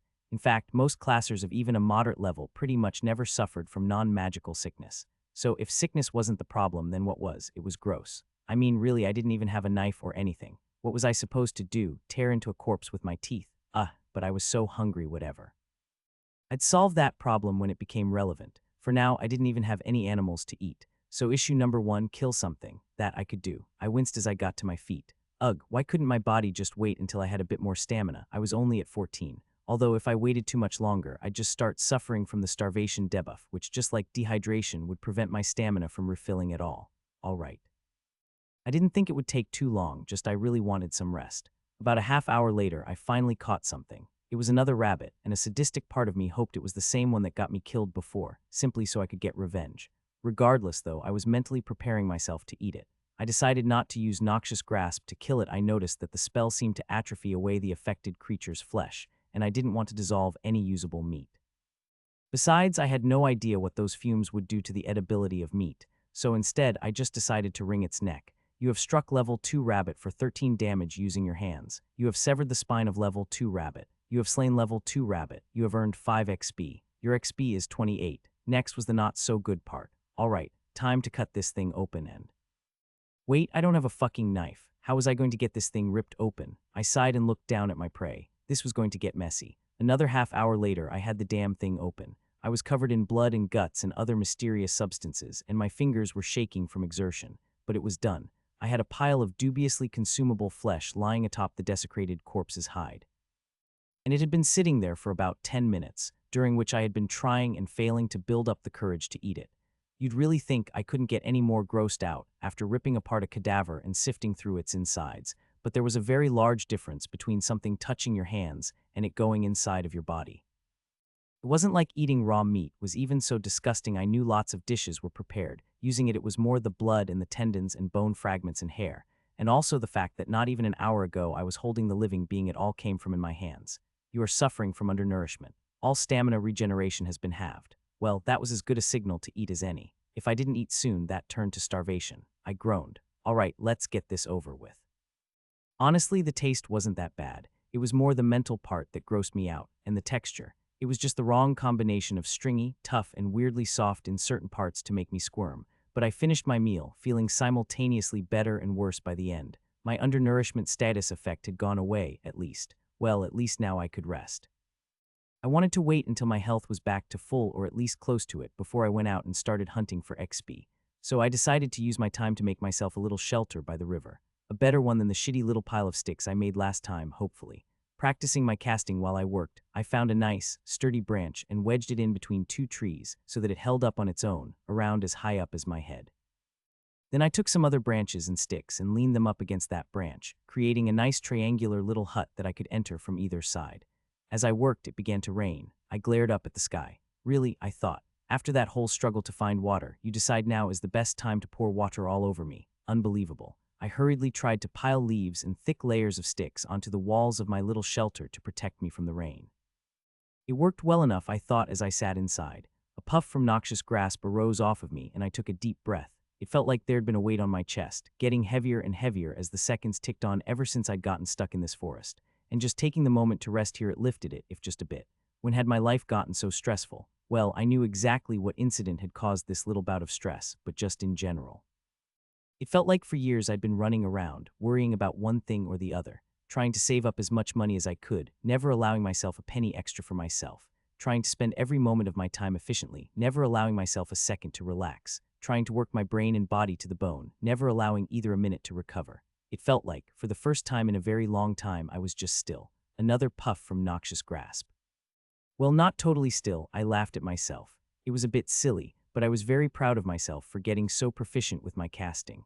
Well, I probably wasn't any better than any of the students who studied all their lives to become magic-type classers. I was probably still very behind them, to be honest, but I couldn't deny that noxious grasp had become almost second nature. My spell XP for it had only just recently ticked up to 114, but I wasn't bothered by the relatively slow pace. I mean, I didn't even think about casting it anymore. It was as if every time I was full on mana, the spell cast itself. So the spell XP basically came for free. I laid down on the ground in my tiny home, staring up at the sticks and leaves above me. I took a breath, and for the first time since I'd got myself stuck out here, I smiled. Sure, it sucked, but getting stuck out here was, in a way, fun. It was a challenge. Besides, once I got out, it'd make a hell of a story. Without even noticing it, exhaustion took me and I drifted off to sleep. I awoke feeling incredibly sore, both physically and mentally. It made sense, considering the ungodly amount of walking and casting I'd been doing the day before, but that didn't make it any less unpleasant. I groaned as I sat up, feeling as though my muscles were wound too tightly around my body. I also went ahead and cast Noxious Grasp again. My mana was full, after all. It hurt my head to do so, but soreness was just a sign that I was making progress. I crawled out of my shelter, standing and brushing the dirt off of myself. Then I looked up at the river and almost jumped out of my own skin. Shit, monster. Scampering behind one of the trees my little hut was built on, I hid from the beast by the river. It was another wood wraith, but this one seemed a good bit larger. And with monsters, larger normally meant higher level. Unlike the one before, though, this one seemed to just be here to get a drink of water, paying me and my base no mind. So I could easily just ignore it and it'd probably wander off eventually. However, its back was turned to me, leaving it perfectly open for an ambush. Sure, I could just leave it alone and stay safe, but how would I ever get anywhere if I never took a risk? I mean, this bundle of XP was standing right here, practically gift-wrapped just for me. Was I seriously going to just let it get away? Now, there was absolutely a chance of it seriously hurting or even killing me. Last time I fought a wood wraith, I'd taken a serious amount of damage, and this one was even higher leveled than that one. Plus, my health still wasn't full, resting at a somewhat precarious 79/120, but I really wanted another level. I was perfectly aware that this exact mindset was the subject of endless mockery in the adventuring community. In fact, people who got into fights with deadly monsters just for the XP had even earned the derogatory nickname, Power Levelers, after their intense, borderline suicidal lust for system-given power, and it really was suicidal. Even if a power leveler only ever got into fights where they had a 5 chance of dying, and they only got into one of these fights a week, there was over a 93 chance that they'd be dead by the end of the year. Or at least, that was the statistic always quoted to me by my trainer. A smart adventurer is one who only fights when there's a 0 chance of death was the phrase that seemed like a motto to most. But I didn't exactly have that luxury, did I? If I never got any stronger, one of these days I'd end up in the jaws of a drake or on the end of a giant scorpion's tail. At least for now, I'd need to take those 5 chances and hope that I could make up for the rest with pure determination. I charged at the wood wraith that was drinking from the river. As I got closer and closer, I realized just how large it really was. Standing on all fours, it was already a bit taller than half my height, and lengthwise, it was definitely longer than I was tall, not even counting the tail. It was colored a deeper, dirtier green than the one I had fought before, and its fur was more ragged. Once I got close, it heard me approaching and quickly tried to turn to intercept me, but I was on it too quickly, pouncing and activating Noxious Grasp as I gripped onto the monster's back and tackled it to the ground. It flinched and fell, tumbling onto its side as it flailed at me, and the poisonous fumes seeped into the beast's skin. The wood wraith quickly twisted its body, though, using its size and strength to kick me off of it and get to its feet. You have struck level 9 wood wraith for 37 damage and drained 19 stamina over the course of 3.4 seconds using Noxious Grasp. 10.7 mana cost. Your mana is 94. I scrambled up, standing ready for a counterattack. I had my eyes closed. There was no doubt the beast's gaze was directed straight at me right now, and I had no desire to be hit with its magical sickness. I waited for the sound of hoof falls, and now, I leapt out of the way of the charging wood wraith just in time to barely dodge its bite. I quickly opened my eyes and charged back to it, hitting it to the ground before it could turn to face me. I tried to wrestle it to the ground in a choke hold like I did with the wood wraith I'd fought before, but this one was a much higher level and much stronger than the other, and it managed to maneuver itself so that its sharp claws could reach me. You have been sliced by claws. 26 damage. Your health is 53. Its razor-tipped paws slashed through my leg. My health pool protected me from the bulk of the damage, but a small gash still formed on my thigh.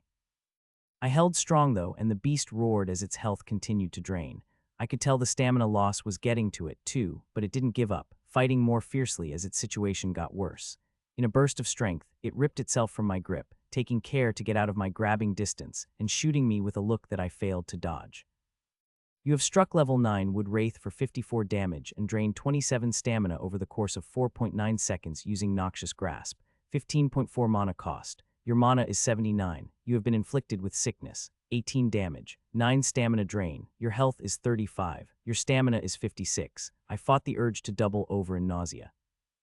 I needed to stay alert to any counterattack. My health was already low, and I needed to ensure I didn't take any more clumsy hits. I squared off with the monster, readying my hands in a way that blocked direct eye contact, and then lunged in. It bit out, surprising me and grazing my arm, but I twisted out of the way to avoid any major damage. You have been bitten by teeth. 12 damage. Your health is 23. But my lunge succeeded, and I got a solid grasp on the already tired Wood Wraith. My arms wrapped around its throat and my legs wrapped around its back. It had no solid way to get me off but to try and throw me. And it did try, bucking its body in an attempt to loosen my grip. But I held strong, using my trained arms and legs to keep myself fastly attached to the beast. But soon it began to tire, slowing down and eventually collapsing to the ground, resigning itself to its fate. You have struck level 9 Wood Wraith for 174 damage and drained 87 stamina over the course of 15.8 seconds using Noxious Grasp, 49.9 mana cost. Your mana is 29. You have slain level 9 Wood Wraith. You have earned 47 XP. Your XP is 75. I lay down, breathing heavily. I was never going to get used to that nausea glare. I was bleeding from a few spots, but it wasn't too bad, certainly nothing that a little time wouldn't fix. After killing that monster, I was resting at 76,100 XP, so I was almost to the next level. I looked at my health, though, and was a bit more discouraged. 23,120. I wasn't going to be able to fight anything for a while. I wasn't personally too hurt, but that measly amount of health wasn't going to protect me from anything. Even a single claw strike from a monster would be enough to rip off an arm. I didn't regret my attack on the monster, but I wished it had gone a bit more favorably. Now that I was so low on health, I'd have to operate very carefully for at least the rest of the day, probably longer. I thought about going back to kill the Wood Wraith again.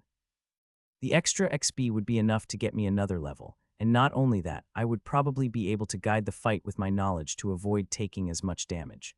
It would take the whole rest of the day to recharge my use, but with the amount of health I'd hopefully be able to get back, and the additional level helping me out, I'd probably be able to make things work.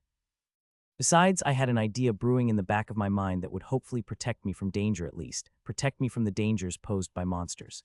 Yeah, it was decided. I'd go back and do the fight again. I went ahead and used my time loop talent, careful not to waste more time. In the smoky black in-between space, I glanced at my two options. The 1-minute return was in the middle of the fight, whereas the 2-minute return would put me back in my shelter.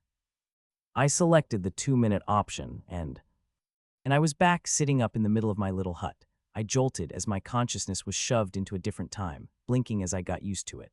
Slowly, I got up and out of my shelter, looking down at the Wood Wraith drinking down at the river. Mimicking my movements from before, I rushed down and tackled it, keeping near its back where it couldn't reach me. But in its completely unweakened state, it was still able to throw me. You have struck level 9 Wood Wraith for 41 damage and drained 20 stamina over the course of 3.7 seconds using Noxious Grasp, 11.7 mana cost. Your mana is 93. It charged at me as I shielded my eyes and leapt out of the way, tackling it and dodging the claw strike that had hit me last time. I maintained my grasp a bit better this time, the stamina drain of my spell quickly doing its work and weakening the monster. However, this time my grip must have been different, because it somehow maneuvered its head around to aim its glare at me, catching me off guard with a flood of sickness. You have been inflicted with sickness, 18 damage, 9 stamina drain. Your health is 61, your stamina is 56. In my moment of nausea-induced weakness, the Wood Wraith twisted from my grip, tearing itself away and attempting to bite me, but I dodged, leaving us separated. You have struck level 9 Wood Wraith for 59 damage and drained 30 stamina over the course of 5.4 seconds using Noxious Grasp, 17.1 mana cost. Your mana is 76. I immediately went in for another tackle, not wanting to give the monster a chance to recover. I caught it in my grasp and, like last time, managed to restrain it for long enough that Noxious Grasp drained away its stamina, and after siphoning away its health for a bit longer, it died. You have struck level 9 Wood Wraith for 165 damage and drained 83 stamina over the course of 15 seconds using Noxious Grasp, 47.4 mana cost. Your mana is 29. You have slain level 9 Wood Wraith. You have earned 48 XP. Your XP is 122. Threshold reached, 100 XP. Your level has increased to 2. Due to achieving level 2 in the Minute Mage class, you have been granted the following benefits. You have gained 1 Endurance. You have gained 2 Conjuration. You have gained 1 Intelligence. You have gained 3 stat points. Soft Cap has increased to rank 2. Time Loop talent rank has increased to 2. Yes, I grinned as I scanned over my leveling benefits. Well, still no spells or talents, but hopefully they'd be coming soon. I went ahead and sat to meditate and assign my stat points. I was still in favor of increasing my Conjuration. I knew my health was pretty low, but I was still getting a decent boost to it in the 1 Endurance I got per level. Plus, I just felt like increasing my mana and mana minute was a better deal. The more I increased my mana minute, the more quickly I could increase my Noxious Grasp ranks, which would increase the amount of damage I could deal and how quickly I could deal it. And if I could kill my enemies more quickly, then they wouldn't have as much time to deal damage to me. Besides, my thoughts about the total amount of damage I could deal still applied. The amount of mana I had directly translated to the maximum amount of damage I could ever deal in battle, and if that number was lower than an enemy's health, I simply would never be able to win a battle against it. That was a bit of an oversimplification. I could still deal damage by, say, punching an enemy, but I wouldn't be able to do a significant amount of damage that way. My low health was at least slightly made up for by Time Loop letting me retry a battle that didn't go my way, but it would only work with fights where I had enough mana and thus possible damage that I was capable of winning. You have used 3 stat points to increase Conjuration. Your Conjuration value is now 15. I gazed at my status proudly. Level 2 in such a short time. I was sure that other people had got to my point more quickly. It was common for children of nobles to spend copious amounts of money hiring adventurers to escort them through fights, earning lots of XP without much actual risk to themselves, but they had money and people to help them along. All I had going into this were the clothes on my back and half a canteen of water, so I felt like my pride was deserved. I was curious as to when I'd be getting my next spell, though. Honestly, the anticipation of seeing what my options would be was killing me. Noxious Grasp was such a helpful piece of magic that I couldn't help but get excited about what I'd get access to next. I was also curious to see how Time Loop would evolve. I'd checked the new rank of the talent immediately after seeing it had ranked up again, but I didn't see anything unexpected. It could just take me back 3 minutes instead of 2. Seemed like that'd be how it increased in power every rank then, but that didn't mean it would always be stuck like this. Spells, for example, every 10 ranks would let you choose one of 3 unique upgrades to add to the spell. Things like greatly increasing range or damage were common, but other upgrades offered the option to add on completely separate effects, such as having a damaging spell also restore the caster's health, so it was possible Time Loop could eventually receive an upgrade like that. Obviously, I was anticipating Noxious Grasp's rank 10 upgrade and seeing the opportunities it would offer me, but I was also curious as to whether Time Loop would work the same way. I hadn't heard of a talent with ranks like spells before, but I imagined that if it paralleled a spell's progression path so far, it was at least possible it would continue to in the future. Anyway, now that I had used up Time Loop for the day, I would need to be much more careful. Even though I hadn't had the class for long, knowing that if I died I'd get a do-over had given me a lot of peace of mind, and quite honestly, I'd gotten a bit too used to it. Now that I'd been stripped of this protection, I felt a very strong aversion to getting into any sort of fight. However, out here in the wilderness, there was always the possibility of some predator sneaking up and ambushing me. But that's where that idea I mentioned before came in. I would have to abandon my little shelter, but hopefully it'd be worth it. So I got up and began heading out to my destination. Since I'd spent most of my mana in the fight with the Wood Wraith, it was going to take about an hour to totally recharge. And since I was waiting for it to recharge, that meant no more casting practice. It should have been a relief that I wouldn't have to do it anymore, but well, I missed it. The previously uncomfortable activity had definitely become a soothing habit that I took solace in performing, and it felt downright wrong to not be doing it. Not actively distressing or anything, just like I was forgetting something. I was antsy, fiddling with my hands and tugging at loose threads on my tattered shirt in lieu of the fiddling with my mana that I was used to doing. In fact, a puff of poison fumes steamed off of my body as I activated Noxious Grasp for a half-second. Yeah, that felt so much better. I was still going to let my mana regenerate, but maybe once every few minutes I'd go ahead and give myself a cast, as a treat. I was earning 3 mana per minute after my most recent level up, so casting a second of Noxious Grasp would only actually consume 60 seconds worth of regeneration. In that sense, casting it once every 3 or 4 minutes just to calm my mind wouldn't slow my regeneration down too much. Oh, also, I was at my destination. It was a relatively short trip, so it only took about half an hour to walk here. And where was here exactly? Well, it was just another part of the forest, so it didn't visually look all that different, just another stretch of river I'd parked myself next to, but the location was still significant. Specifically, I was now within the nymph's territory. Yep, that scary monster that had killed me. I was now trespassing right in its own house. Okay, it wasn't as stupid as it sounds, I swear. So nymphs had that whole empathy thing right. They felt the emotions of all nearby monsters, and monsters could feel the emotions of the nymph. Well, the range on that was pretty far. Far enough that I could be within it, without being at significant risk that the nymph itself would actually find my little hideout. But all the monsters in the area would still be able to feel the nymph's emotions. And as long as the nymph wasn't pissed off at me or something, it would probably be pretty calm, which would in turn calm down all the nearby monsters. So basically, none of the monsters around here would actually be in the mood to fight me. Wasn't that sweet? Yeah, the plan wasn't all upside. First off, there was still some risk that the nymph would find me. Now, I was in a lot better shape than I was last time the nymph found me and killed me. I actually had some food and water in my body now, at least so I'd hopefully be able to flee in that situation. But really my plan was to just hope that didn't happen. At the end of the day, it was just a numbers game. Sure, if the nymph found me, it'd most likely kill me. However, the nymph was just one monster. If I went without its protection, then I'd have to hide from every monster in the whole forest. So sure, I was exposing myself to danger by being here, but everywhere else out here was even more dangerous. I was just choosing the lesser of two evils. The second downside was less obvious, but no less painful. While I was here in the nymph's sphere of influence, I'd be safe from monsters, sure. However, I also wouldn't be able to kill anything either. The minute I attacked something, the nymph would certainly be alerted that something was up, and it'd be over for me. So basically, it was a mutual truce between me and the monsters. They couldn't kill me, and I couldn't farm them for XP. So I was mainly just planning on sitting out here and relaxing, regenerating my health and practicing my casting. And of course, by relaxing, I meant desperately hiding from a being that could kill me in an instant. What fun. But hey, at least while I was waiting, I could get my spell ranks up. All right, time for the highest stakes game of hide and seek I've ever played. A devil sat at a desk in a damp, dark room. He was yet again doing paperwork in his office, signing off on proposals and reading reports, but this time he was working quite a bit more slowly.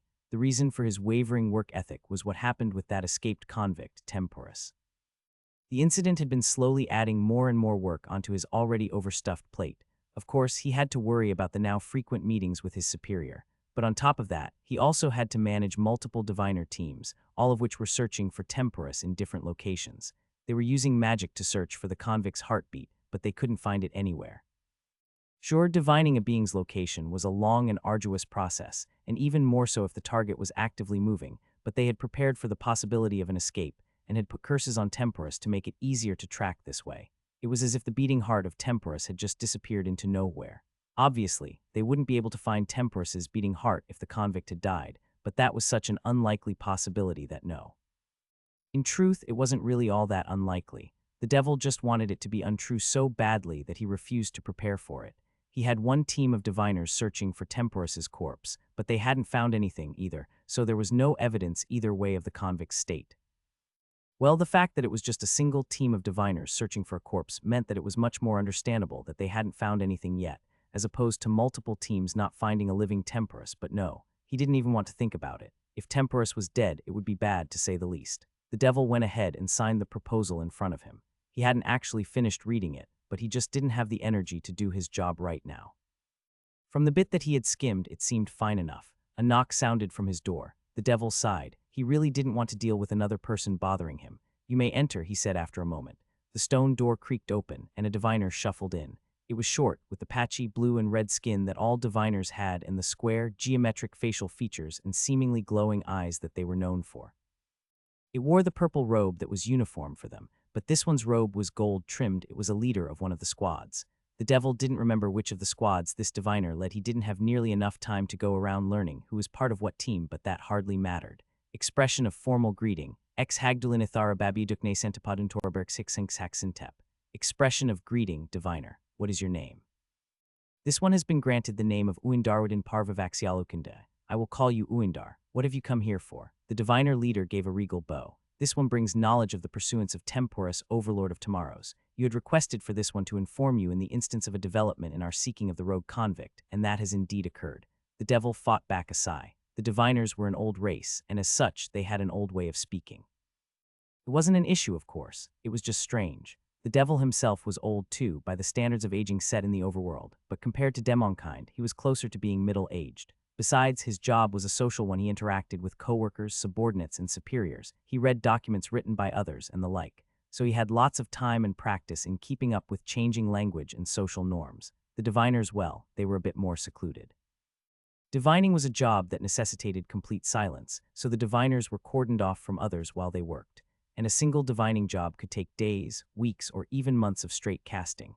And not only that, but diviners were so in demand that after one job, they'd normally be taken straight to another.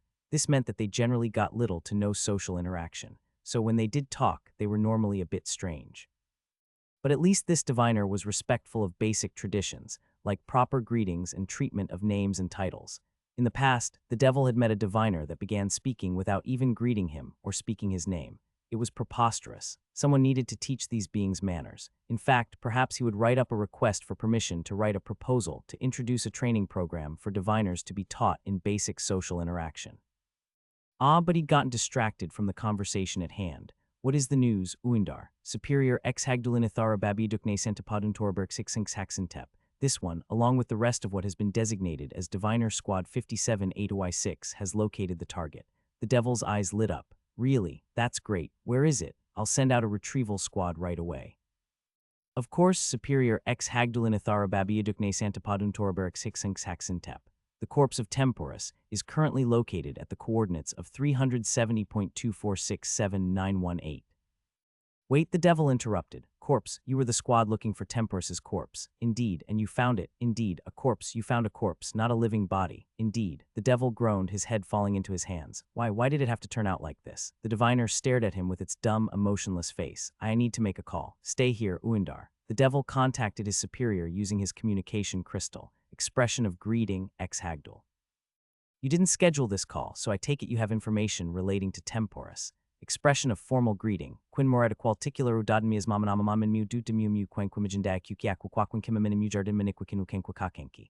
And yes, the diviners have just found the corpse of Temporus. There was a silence one so long, the devil was worried that his superior didn't hear him. But eventually, her voice rang out. Do you know what killed it?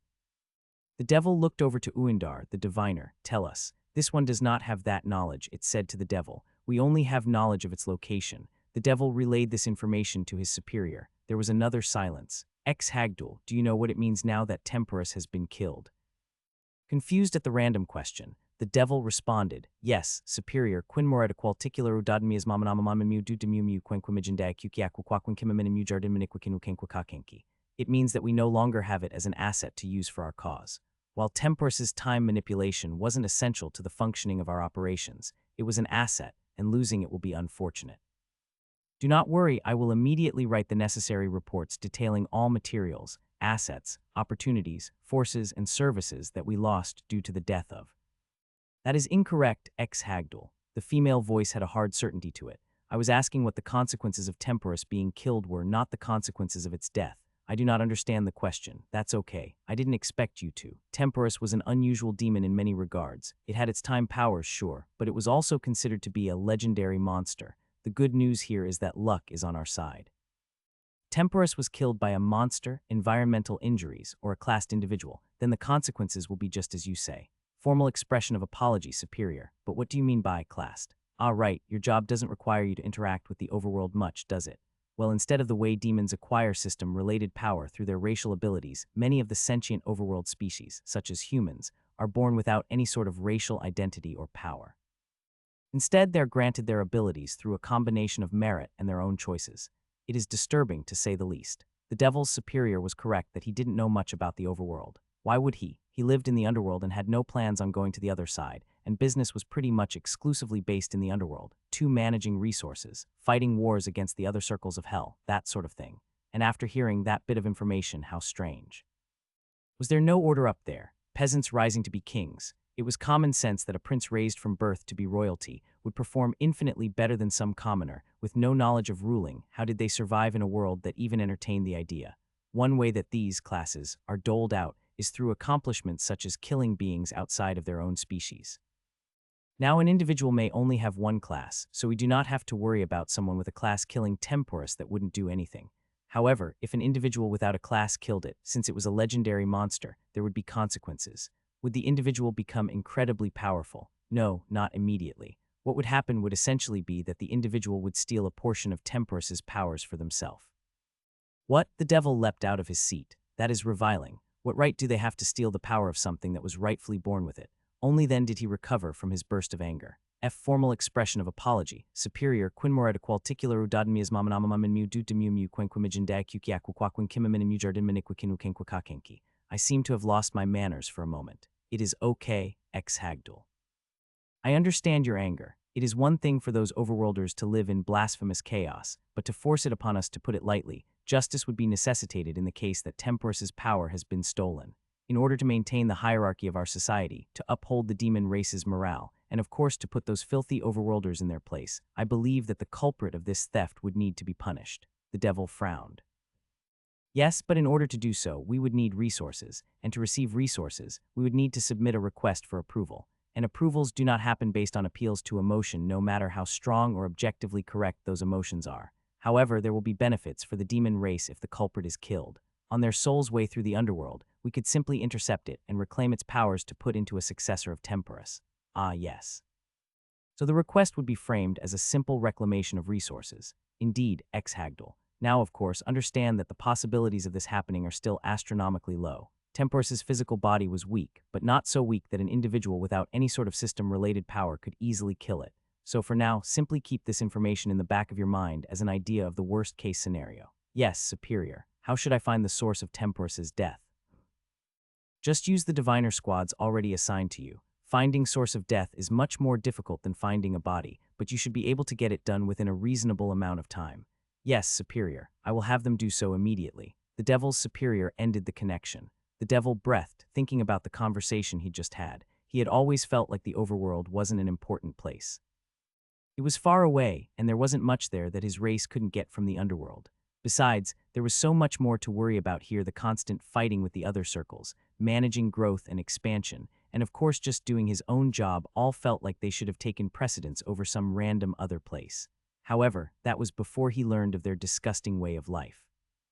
And if those overworld denizens were going to corrupt the demons that ended up there, then he would gladly take revenge. Uindar, he spoke to the diviner. You heard our conversation. I want you to get the teams together and focus on finding the cause of Temperus's death. If you even begin to suspect that it was in what did she call it? Ah, right, an unclassed individual. If you think that one of those unclassed things killed it, then notify me immediately. Yes, superior ex Hagdulin Ithara Babi Dukne Sentapodun Torberg Sixinx Haxentep. You are dismissed, Uindar. Work hard for me. We have a thief to find. On the third day of hiding in the nymph's territory, my health was finally done regenerating. Well, really, it was done about halfway through day 2, but I wanted to wait a bit longer just to get some rest and wait until the morning, when I'd have a full day's worth of sunlight to spend traveling. I decided that I was going to make a serious attempt to find civilization now, so I wanted to make sure I was totally ready for it. I didn't do much over the few days I spent hiding out, getting water from the river and making small expeditions outside of the nymph's influence to hunt small game to eat, which earned me a little bit of XP. I'd gotten a bit used to eating raw meat at the very least. I could get it all the way down without gagging now. Some of the larger monsters like wood wraiths and dire bears came and drank near my little shelter, but like I'd guess they didn't attack, paying me no mind other than a bit of caution. But other than that, I spent most of my time relaxing. Well, I did one other thing. Threshold reached. Noxious Grasp XP has reached 14. Noxious Grasp rank has increased to 3. Due to Noxious Grasp rank reaching 3, it has undergone the following changes: mana cost, from 3.16 to 3.24. Health drain, from 11 to 11.6. Stamina drain, from 5.51 to 5.79. Threshold reached. Noxious Grasp XP has reached 20. Noxious Grasp rank has increased to 4. Due to Noxious Grasp rank reaching 4, it has undergone the following changes: mana cost, from 3.24 to 3.32. Health drain, from 11.6 to 12.2. Stamina drain, from 5.79 to 6.08. I'd ranked up Noxious Grasp 2 whole times. It had gotten pretty difficult to rank. By now I was currently at 1630 spell XP to the next, so I imagined it would take a bit longer to rank up from now on, at least until I started leveling up again and got some more mana minute. Of course, ideally, I wouldn't need to focus so hard on gathering more power. I hoped I'd be out of this forest soon, but what was the point of getting a class if not to try and become as powerful as possible?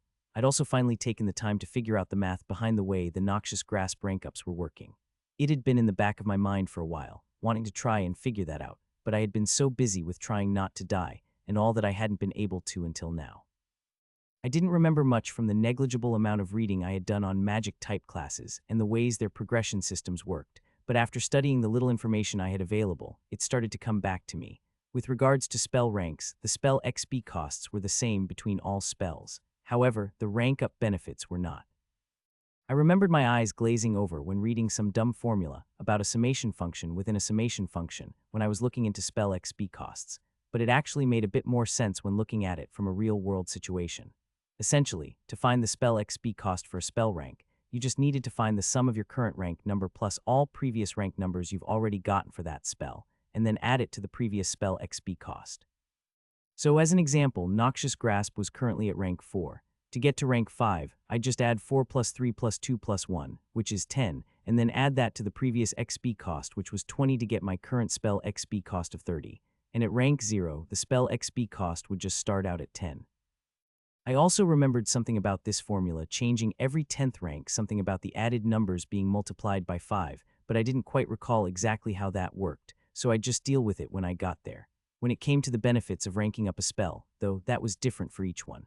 I'd figured out the way Noxious Grasp ranked up, though. The math behind this one was actually quite simple. Essentially, it just multiplied the previous rank's mana cost by 1.025, and then multiplied the previous rank's health drain and stamina drain by 1.05. It also seemed to round the numbers so that they were only 3 digits long since, for example, when going from rank 3 to 4, my stamina drain went from a stamina drain of 5.79 to 6.08, even though 5.79 times 1.05 was actually 6.0795. So it seemed like it just rounded that up, cutting off the 95 on the end. Well, anyway, it was nice to know that the health and stamina drains were increasing at double the rate of the mana cost. If they weren't, then the spell wouldn't be getting much better every rank up. I looked back on the space that I had called my home for the past 72 hours. Strangely, I felt I would miss it. Not only this little base by the river, but also the forest as a whole. It was interesting finding ways to survive out here. Before I left for good, I decided to get one last meal. Well, as much as raw muscle and tendons could be considered a meal, I'd got to know some of the territories around here in my few days I'd spent in the area, so finding something to eat would be easy. Much easier than trying to find something while out traveling through completely unknown lands, at least. So I headed off to one of the animal territories I knew of. What was I in the mood for? Rabbit, elk, maybe even bear cub. Even if the meat was raw and unseasoned, each animal still had its own texture and flavor. I'd become something of a connoisseur over the days. Maybe when I got back to civilization, I'd drop my dreams of adventuring and open a raw meat restaurant. Yeah, no. Eventually, I just settled on the closest place. I was restless to get out of here and didn't want to waste time going on some grand journey for exotic hydra meat, so boar it was. There was a little mud pit where rainwater collected only a half hour away, and the boars and boarlets would often come by to bathe or play or whatever they did in the mud. Normally, it'd take an hour or two of waiting for some of them to come around, but I could wait another hour before leaving. But when I got there, I was pleasantly surprised. There were already a pack of boars there, tramping around in the mud. What luck. It seemed like today would be fortunate for me. I got to leave the forest, and I didn't even have to wait for food to come to me. Perhaps the wilderness was giving me its blessing for my departure. Today would go well for sure. Yeah, let's not jinx it. Saying shit like that was just begging for the gods to strike you with lightning or something. I crouched and hid a few paces back from the tree line, taking care to stay out of sight of the animals. It wasn't like angering the pack would result in my death. I was a classer now, so mundane animals couldn't really threaten me anymore. I mean, even if one of them bit into me, I could just turn on Noxious Grasp and it'd have to let go or risk dying before I did. But still, the adults could be pretty aggressive, and it would still suck to get gored by a boar, or they could also just run away. So I sat and waited for a while at the edge of the pit, watching and listening for my moment to strike. There were about a dozen boars there, so it only took a few minutes for an opportunity to come my way. One of the boars, a younger one, wandered away from the safety of the pack and over to a nearby tree. It rubbed against the tree, evidently trying to scratch an itch on its back. I crept over to the tree, taking care to move silently, and approached my prey. It turned to scratch a different part of its body against the tree, now fully facing away from me, and I took my moment to strike. I lunged forward and snatched the back legs of the boar, activating Noxious Grasp the moment I touched it, and pulled it back, away from the others. It squealed for help, but I moved quickly, and I was sure its voice was quickly fading from the ears of the other boars. Of course, they would still be able to hear it, but in my experience, they wouldn't investigate. In a forest full of dire bears and drakelings, smaller animals like the boars only had two survival skills: hiding and fleeing. They might be able to fight back against the other smaller animals with their small tusks, but if they caught the attention of something like a pack of roaming stripex, they'd be diced before they could even turn around. And these boars at the mud pit had no idea what was attacking their companion, they could only hear its squeals. So instead of running to its aid and most likely getting themselves killed alongside it, they just stayed where they were and hoped they weren't next. So I quickly backed away with the kicking and fighting boar, slowly feeling its vigor vanish as Noxious Grasp drained away its stamina. After a bit of time, it stopped moving and I got my notification. You have struck level 2 boar for 71 damage and drained 35 stamina over the course of 5.8 seconds using Noxious Grasp. 19.3 mana cost. Your mana is 141. You have slain level 2 boar. You have earned 6 XP. Your XP is 39. Once it was dead, I let go and readjusted my grip, picking the boar's body fully up and hoisting it over my shoulder to make it easier to carry. Then I headed back to my home by the river. I needed to wash off the meat in the running water of the river and wanted to get one last refill of my water skin before heading out for good, too. Besides, getting one last look at the place that kept me safe for so long would be cathartic. I'd done some tests with Noxious Grasp over the days and found that it didn't actually do much to the meat of the monsters I used it on. It mainly seemed to strain and sink the non-edible parts of the body, as well as a small amount of the fat stores. As for everything else, it more or less left the monsters untouched. No negative effects for eating something that'd been killed by it, or anything. And so I enjoyed my pleasant walk back to my makeshift shelter, fresh kill on my back. The forest was bright this morning, the sun glancing from the dew on the leaves. Over my days here, I'd gotten much more used to the previously unknown wilderness. I'd never been outside my village walls before, despite aspiring to work a job that'd have me out here constantly. But by now, the incredible greenery felt natural, and I'd even picked up on some of the local landmarks. There was a tree whose trunk looked like the face of one of the librarians back in my village. There was a massive hill that I could see from off in the distance, a pile of rocks that looked man-made. I'd gotten quite a bit familiar with the place. Past tree face. That meant I'd just take a turn here and I'd get to my home. Once I got to my hut, though, I froze. I had an intruder, the nymph, the same one that killed me in a split second. It was there, bent over and examining my lean-to with narrowed eyes. I took a soft step back, the rushing river masking the sound of my steps as I watched. It sniffed at one of the sticks making the hut and scrunched its nose in disgust. Then it stood back up, bared its long, needle-sharp claws and swiped at the pile of sticks.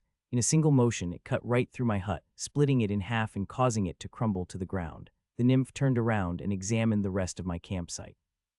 I'd taken the emptied-out corpses of the animals I'd killed away from the camp and over to a hole I'd dug, but apparently the nymph could still detect them. Gingerly, she bent over, dug them out of the hole, picked up the corpses, and looked at each of them with its pure white eyes. I wasn't the best at reading the facial expressions of monsters, but I was pretty certain this nymph was a mixture of sad and pissed off.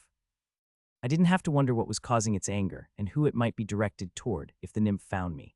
Yeah, I needed to fucking run. I couldn't do that with the heavy corpse over my shoulders, so I carefully placed the boar on the ground and backed away from my shelter well, not that the shelter was still standing anymore. I may have missed my little campsite and wanted to get one last look at it, but I definitely missed civilization much more. And I wasn't very interested in getting impaled by the nymph again. I quietly took my leave, constantly glancing around for any sign of me being followed. After some time, when it seemed obvious that I was clear of the danger posed by the nymph, I finally let my guard down a bit, and my fear was replaced by excitement. I was going to find civilization. I would do it today.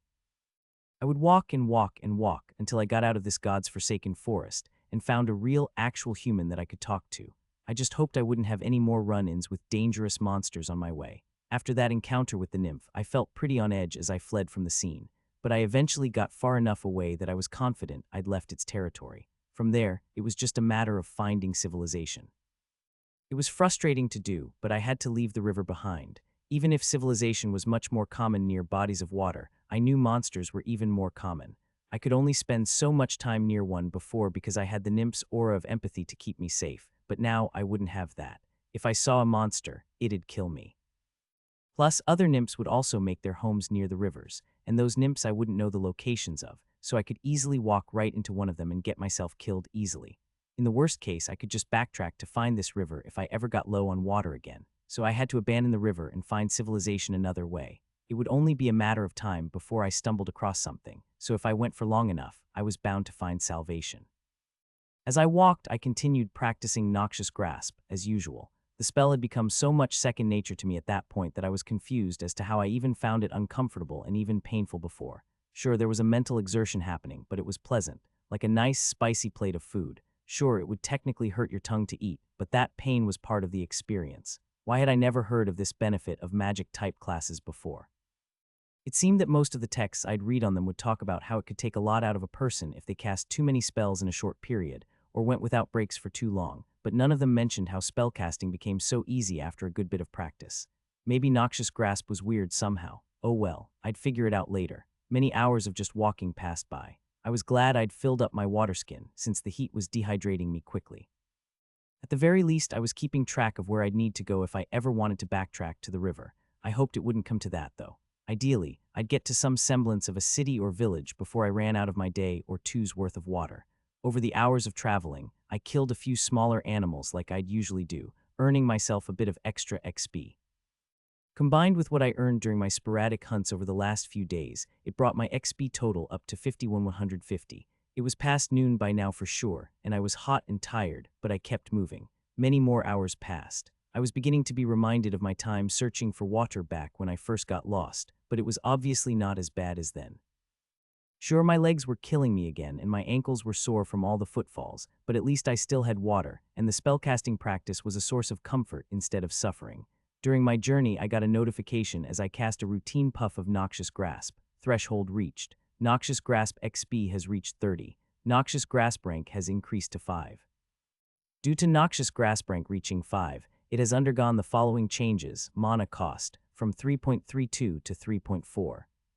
Health drain from 12.2 to 12.8. Stamina drain from 6.08 to 6.38. That had happened a while ago, though, and by now my spell XP was up to 845. The sun was setting in the distance, and I was beginning to consider finding a place to camp out and wait for the next day to come. But just then I found it. A road, not a big one, or one that even seemed very well traveled, but it was an actual road, something built by human beings. I could taste it, the feeling of civilization of other people. I grinned wide as I rushed up to the messy dirt path and began to follow it. If I followed the road for long enough, it'd eventually take me somewhere populated. Probably nowhere incredibly busy, judging by the size and quality of the trail, but something was better than nothing. I decided to try and stay up walking through the night. If I could avoid sleeping in another hut made of sticks and leaves, I would. Another few more uninteresting hours passed, and my enthusiasm faded relatively quickly. Ultimately, I was still doing what I had been doing all day, walking. And walk I did, continuing on as the moon rose over the canopy and my eyes adjusted to the darkness. My thighs and calves begged me to stop, my toes warned that they were about to fall off, and my eyelids threatened to fall. However, I marched on. As the night grew later and later, I began to have doubts about the whole keep walking without rest until you find someplace civilized thing. Maybe I needed to just suck it up and find a place nearby to sleep. I was so tired, I felt like I could see shadows moving through the trees. Just as I started to look around for a clearing I could camp in, though, something burst out of the tree line, heading straight for me. Shit. I tried to dash off, but I was so tired and caught off guard that I stumbled, catching myself as I fell to the ground. I tried to scramble to my feet, but just as I did. You have been pierced by a stinger. 103 damage. Your health is 17. Something the size of a spear burst through my chest, breaking ribs and piercing lungs as it skewered me straight through and lifted me into the air, twitching and bleeding. You have been poisoned. 78 damage. Your health is 0. Venom is coursing through your veins. You will lose 15 health every hour for a number of days equal to 31 minus your endurance 18 days. You have died. I spasmed to consciousness in the in-between place, trying to grab at my chest before realizing I didn't currently have a body. Presented with 3 options: 1 minute back, 2 minutes back, and 3 minutes back, I only just then realized that I had died, the act so quick that I barely noticed it. God's fucking damn it, I'd been killed without even realizing it. I could already feel myself fading, so I hurriedly picked 3 minutes, hoping that I could avoid the predator this time. And then I was back, walking tiredly down the road. The second I found myself back in my body, I sprinted off down the path, hoping that it wouldn't find me if I got past quickly enough. But the second I began running, the thing popped out of the tree line again. It had been following me. Fuck. I had a head start this time and gladly didn't trip over my own feet like a dumbass, so hopefully it'd go better. I tore down the path, fleeing from my pursuer without even getting a good look at whatever it was. I heard a scuttling and hissing as it chased, close on my tail. I stole a glance back. It was too dark to see clearly, but it was big, had 6 legs, and... oh, fuck. It was a scorpion, one of those giant, creepy fucking scorpions. I breathed heavily as I ran, my legs not happy at all with my decision to exert them further. It's for our own good, I mentally shouted at my own extremities. Stop complaining and just move. What could I do? I didn't think I held a candle to those things in actual battle, and while it seemed I could move a bit faster than it could with its bulky body, I didn't have the energy to keep this up for very long. My only hope was that it would get bored and give up. Or maybe. I stared at the length of road I was fleeing down. Yes, that was it. If I could find some place or someone that could help me defeat this monstrosity, then I'd be safe. Okay, I thought, it's come down to this. Civilization or bust. The giant scorpion was still chasing after me, apparently realizing along with me that I obviously didn't have the energy to outrun it for long, what with my labored movements and tired breathing. I tore down the path, hoping desperately to see a wall or a building crop up in the distance, but none did. However, I did see something. A figure bent over. It seemed like they were cutting at a plant with a knife. Help, I shouted out to them, my voice hoarse after not using it for so long. Help me, monster. The figure's head snapped over to look in my direction. Oh shit, a female voice came from the figure as she quickly got to her feet and ran off in the same direction I was going. Can you kill it? I shouted out to the woman as I caught up beside her. Her red hair was flailing in front of her face as she ran. Fuck no, she breathed. Do you know what that is? Those things are 20 levels higher than I am minimum. What in the hells were you doing in their territory? Not right now, I shouted, panting from the exertion of running and speaking at the same time. You're out in the forest alone, you have to have something that can defend us. The woman grunted and turned, pointing a hand directly at the monster, and a missile of fire shot from her palm and into the face of the scorpion monster with dead accuracy. I immediately recognized the spell as Firebolt, a spell famous for being offered to every single magic type class. It didn't do any more than slow the thing down, but it was better than nothing. That's all I have. How far are we from civilization? I panted. You didn't come from the village. What the fuck shit? She turned and shot at the monster again as it got close enough to snap at us with its giant pincers. I'd clearly underestimated its speed. As I got more and more tired, I slowed more and more, and the scorpion was beginning to gain on me. I probably would have died by now if not for the woman running alongside me. We're not far off, she said. It shouldn't take us more than 10 minutes at this pace. 10 minutes, I despaired. She shot another firebolt at the monster. I wasn't high on mana to begin with, and this is only draining my reserves. Do you have anything you can do? Absolutely not. My only spell is touch-based. Your only what class gets offered a touch-based damage spell as its first option? That isn't relevant. How are you getting distracted from the monster trying to kill us? I screamed at her as the monster approached again. Firebolt, use one. Oh, she shot another spell at the monster. Sorry. My lungs burned as I kept running, every breath ripping at my throat. The woman threw another firebolt. That was my last one. I groaned and poured more power that I didn't have into my legs, trying to at least match the monster's speed.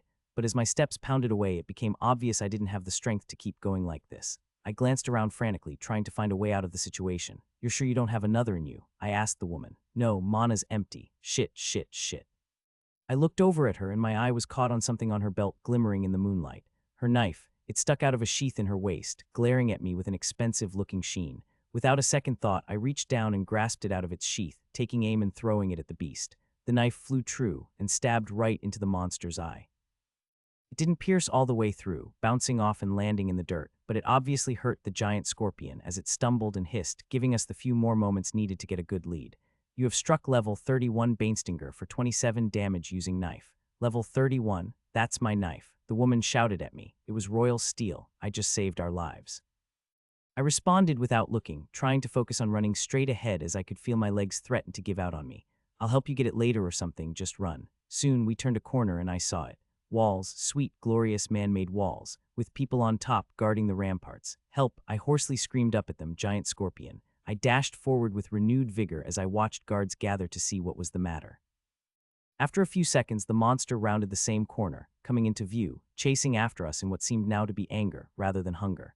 Now, though, it didn't have the advantage. Spells and projectiles rained down on the angry monster from the ramparts, explosions blasting out onto its carapace, hunks of stone knocking it down, and magically enhanced arrows piercing into its flesh. But it kept running at us, specifically at me. It seemed to hold a grudge about the whole knife in the eye thing. Unable to run another step, I dove backwards to the ground, surprising the monster as it continued to charge forward and sliding right underneath its massive body where it couldn't reach. I activated Noxious Grasp and grabbed on tight to its exoskeletal underbelly. The beast roared, dragging me around and trying to fling me out from under it, but I held strong, draining its health and stamina as the rest of the spells continued to rain down on the monster. Eventually, it took a hard turn and I lost my grip, sliding across the ground and skidding to a halt a few paces away from it. You have struck level 31 Bainstinger for 104 damage and drained 52 stamina over the course of 8.1 seconds using Noxious Grasp. 26.9 mana cost. Your mana is 132. But despite my wide open defenses, the monster seemed to decide to cut its losses there, no doubt feeling the pain of the attacks raining down upon it. It turned and began scuttling away, but just then, a gigantic spear of light stormed down from the heavens, thundering through the sky and crunching straight through the monster's thick shell as though it were nothing. You have offered minor contribution toward the slaying of level 31 Bainstinger. You have earned 117 XP. Your XP is 168. Threshold reached, 150 XP. Your level has increased to 3. Due to achieving level 3 in the Minute Mage class, you have been granted the following benefits. You have gained 1 Endurance. You have gained 2 Conjuration. You have gained 1 Intelligence. You have gained 3 stat points. Time Loop talent rank has increased to 3. You may choose a spell to learn. I lay on the ground, gasping so heavily I felt like I was going to die. My legs were in so much pain, I could feel the rest of my body numb in comparison. I could feel every drop of blood rush through my body, tingling through my veins as they brought nutrients to all of the strained areas. As I lay, gasping for breath, a harsh voice shouted out, "What in the 13th layer of? Hell were you thinking? What in the 13th layer of? Hell were you thinking?" The gruff voice shouted as a large man walked out of the main gates, my tired eyes only barely catching his armored outline in the dark night. Sensing that he was talking to me, I struggled to my feet, stumbling and shaking as my legs literally did not have the strength to hold me up. The man walked up to where the woman and I were. She was much less tired, having only caught the end of the chase and not having been lost in the woods for almost a week beforehand, presumably.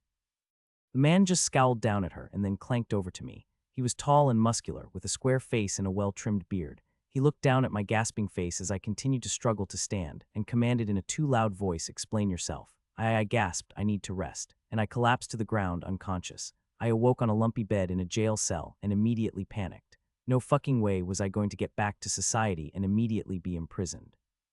I sat up, struggling with the effort as my sore muscles screamed at me. The cell had strong stone walls that made me suspect I was underground, and iron bars on one side, through which I could see a narrow hallway that presumably connected my cell with a few others. "Don't worry, you ain't stuck here." A new voice drawled as I looked over through the jail cell's bars to see a slovenly older man sitting in a chair by my cell. He reached over and swung the door right open. "Doors unlocked, see. We just needed to get you a place to sleep in, and this was all we had." "Oh," I relaxed, "so I can go whenever I want." "Well, you can't leave before you talk to the captain. He's got some questions for you, but it's not like we're keeping you here forever." "Okay, I guess." I lied back down. I definitely still couldn't stand, or at least, I really didn't want to, so I'd take a few more minutes before I went. Until then. I smiled as I looked at my status. I had a spell choice. If I got one at level 0 and then another at level 3. So assuming it was a linear progression, I'd get another at 6, another at 9, etc. It was finally nice to have some knowledge of what I'd be getting and when. I mentally sighed, thinking about the wealth of information that all of the other classes had on them.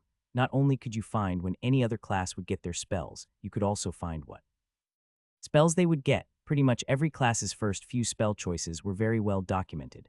Now, the later levels were much harder to document, so as you got stronger, most people would find they'd have to forge their own path. That wasn't only because there were fewer people at higher levels to document the choices, though. The way spell choices worked was that every spell choice was dependent on the spells you'd chosen previously. So since I chose Noxious Grasp during my first choice, I'd get a certain set of 3 spells to choose from now. However, if I'd chosen, say, Firebolt, I would be offered a completely different set of 3 spells at this level, and every layer of spell choices was like this, depending on every spell choice in the past. So for example, Wizards got a spell choice every level. To document every single spell offered to Wizards up to level 5, it would take 3 to the power of 5 people choosing all of the different branches they could walk down on the spell tree of different choices, which was 243 people. However, to document all of the spells offered to Wizards up to level 10, which was twice as far along, it wouldn't be twice that number of people. Instead, since it was an exponential growth equation, it would be 3 to the power of 10 people, or 59,049. So of course, Wizards had not yet been reliably documented up to that point. Now, there were certain paths up the spell tree that were documented even past level 20, but those were single branches written about by individual people, not the entire tree of choices. Also, Wizards were the most extreme example since they got spells more often than any other class. Their spell tree was much more dense with choices, and grew much faster. Sorcerers only got spells every 10 levels, so their spell choices were incredibly well documented. Anyway, I just really wished I could have some more info on my class and what I'd be offered in the future so I could actually, plan ahead. I looked at my Trailblazer title's description. Trailblazer. You are the only person in the world with your class, and as such, cannot rely on the findings of others to make your decisions. Instead, you must forge your own path. If you do not already have it, you gain access to the intelligence stat. It will improve the information given to you by the system regarding your class and what might become of it in the future. Whenever you level up, gain 1 intelligence. Well, I was gaining that 1 intelligence per level, which was giving me some mana and mana minute at the very least, but I still hadn't been given any of that information. I guessed I was still relatively low on intelligence, so it made sense I wasn't seeing too much benefit. Well, whatever, I was doing just fine without it. Besides, it was time to take a look at the spells being offered to me. Choose 1 spell to learn, Corpse Explosion. School Curse Necromancy. Type activated.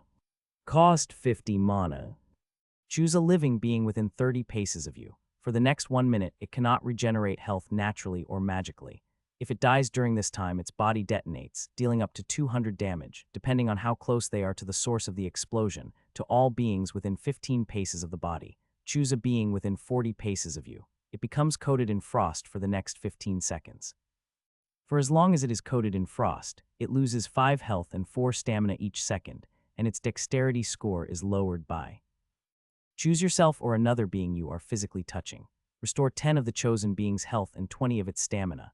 Corpse Explosion seemed absolutely phenomenal to use when fighting a large group of weaker enemies, essentially making it so that killing one of them would kill the rest in a large area, but it had a huge drawback, especially for me.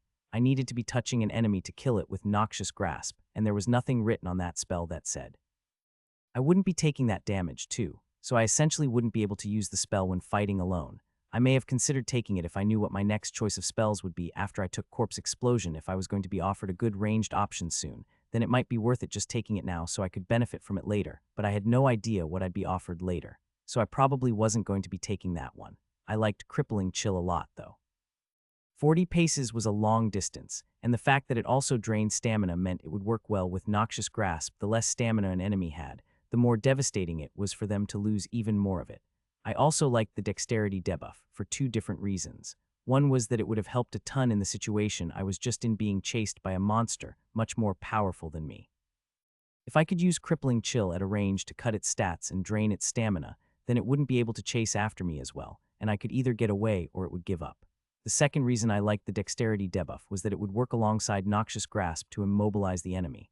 If a monster had less dexterity, then it would also obviously move more sluggishly and be less able to reach me as I tried to kill it with Noxious Grasp. It would overall make all of my fights a lot safer and keep me alive while killing the enemy quickly. The main downside was the cost and damage. 5 damage per second over 15 seconds was only 75 damage, and for 45 mana, that was a horrible rate. At its current rank, 45 mana worth of Noxious Grasp would deal close to 200 damage, and it would deal that damage in only 13 seconds.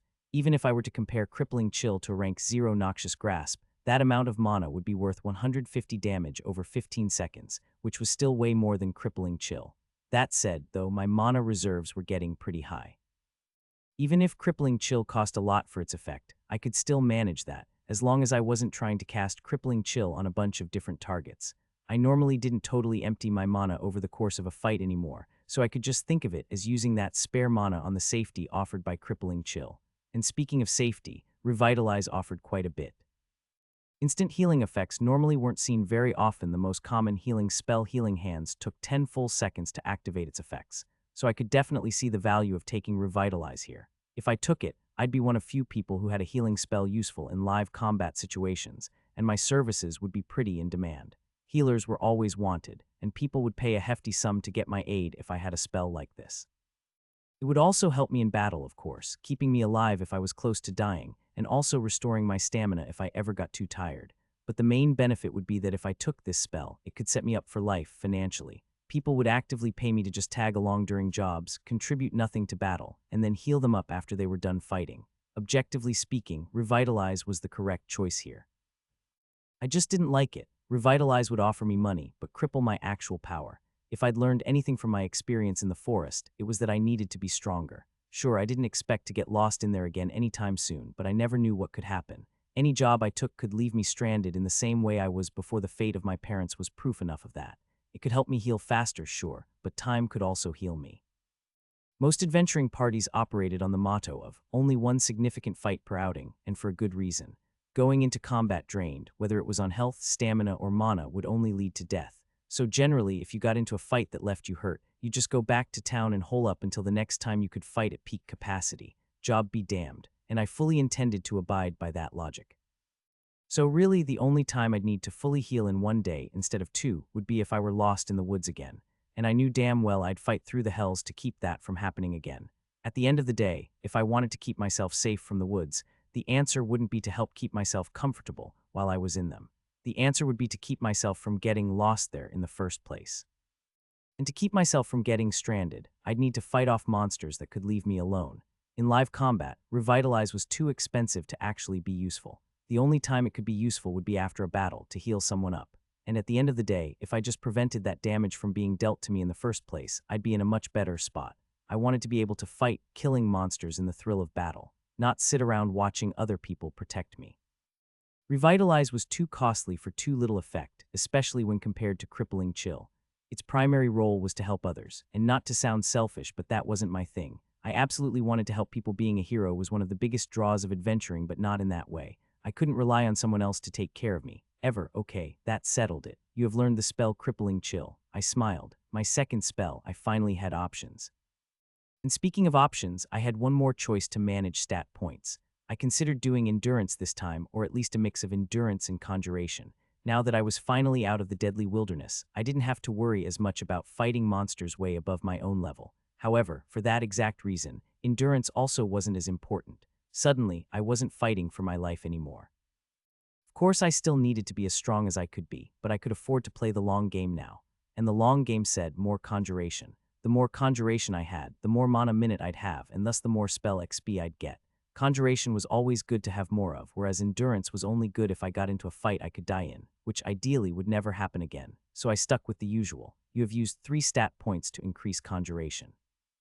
Your conjuration value is now 20. I grinned. 20 conjuration was a lot. It was double what any unclassed person would have in their physical stats. In fact, speaking of the fact that unclassed people had 10 in everything, Crippling Chill took away 10 dexterity. Did that mean that if I used it on an unclassed person, they'd go totally immobile for 15 seconds? Obviously, I never wanted to use it on a human being, but wow, it just put everything in perspective.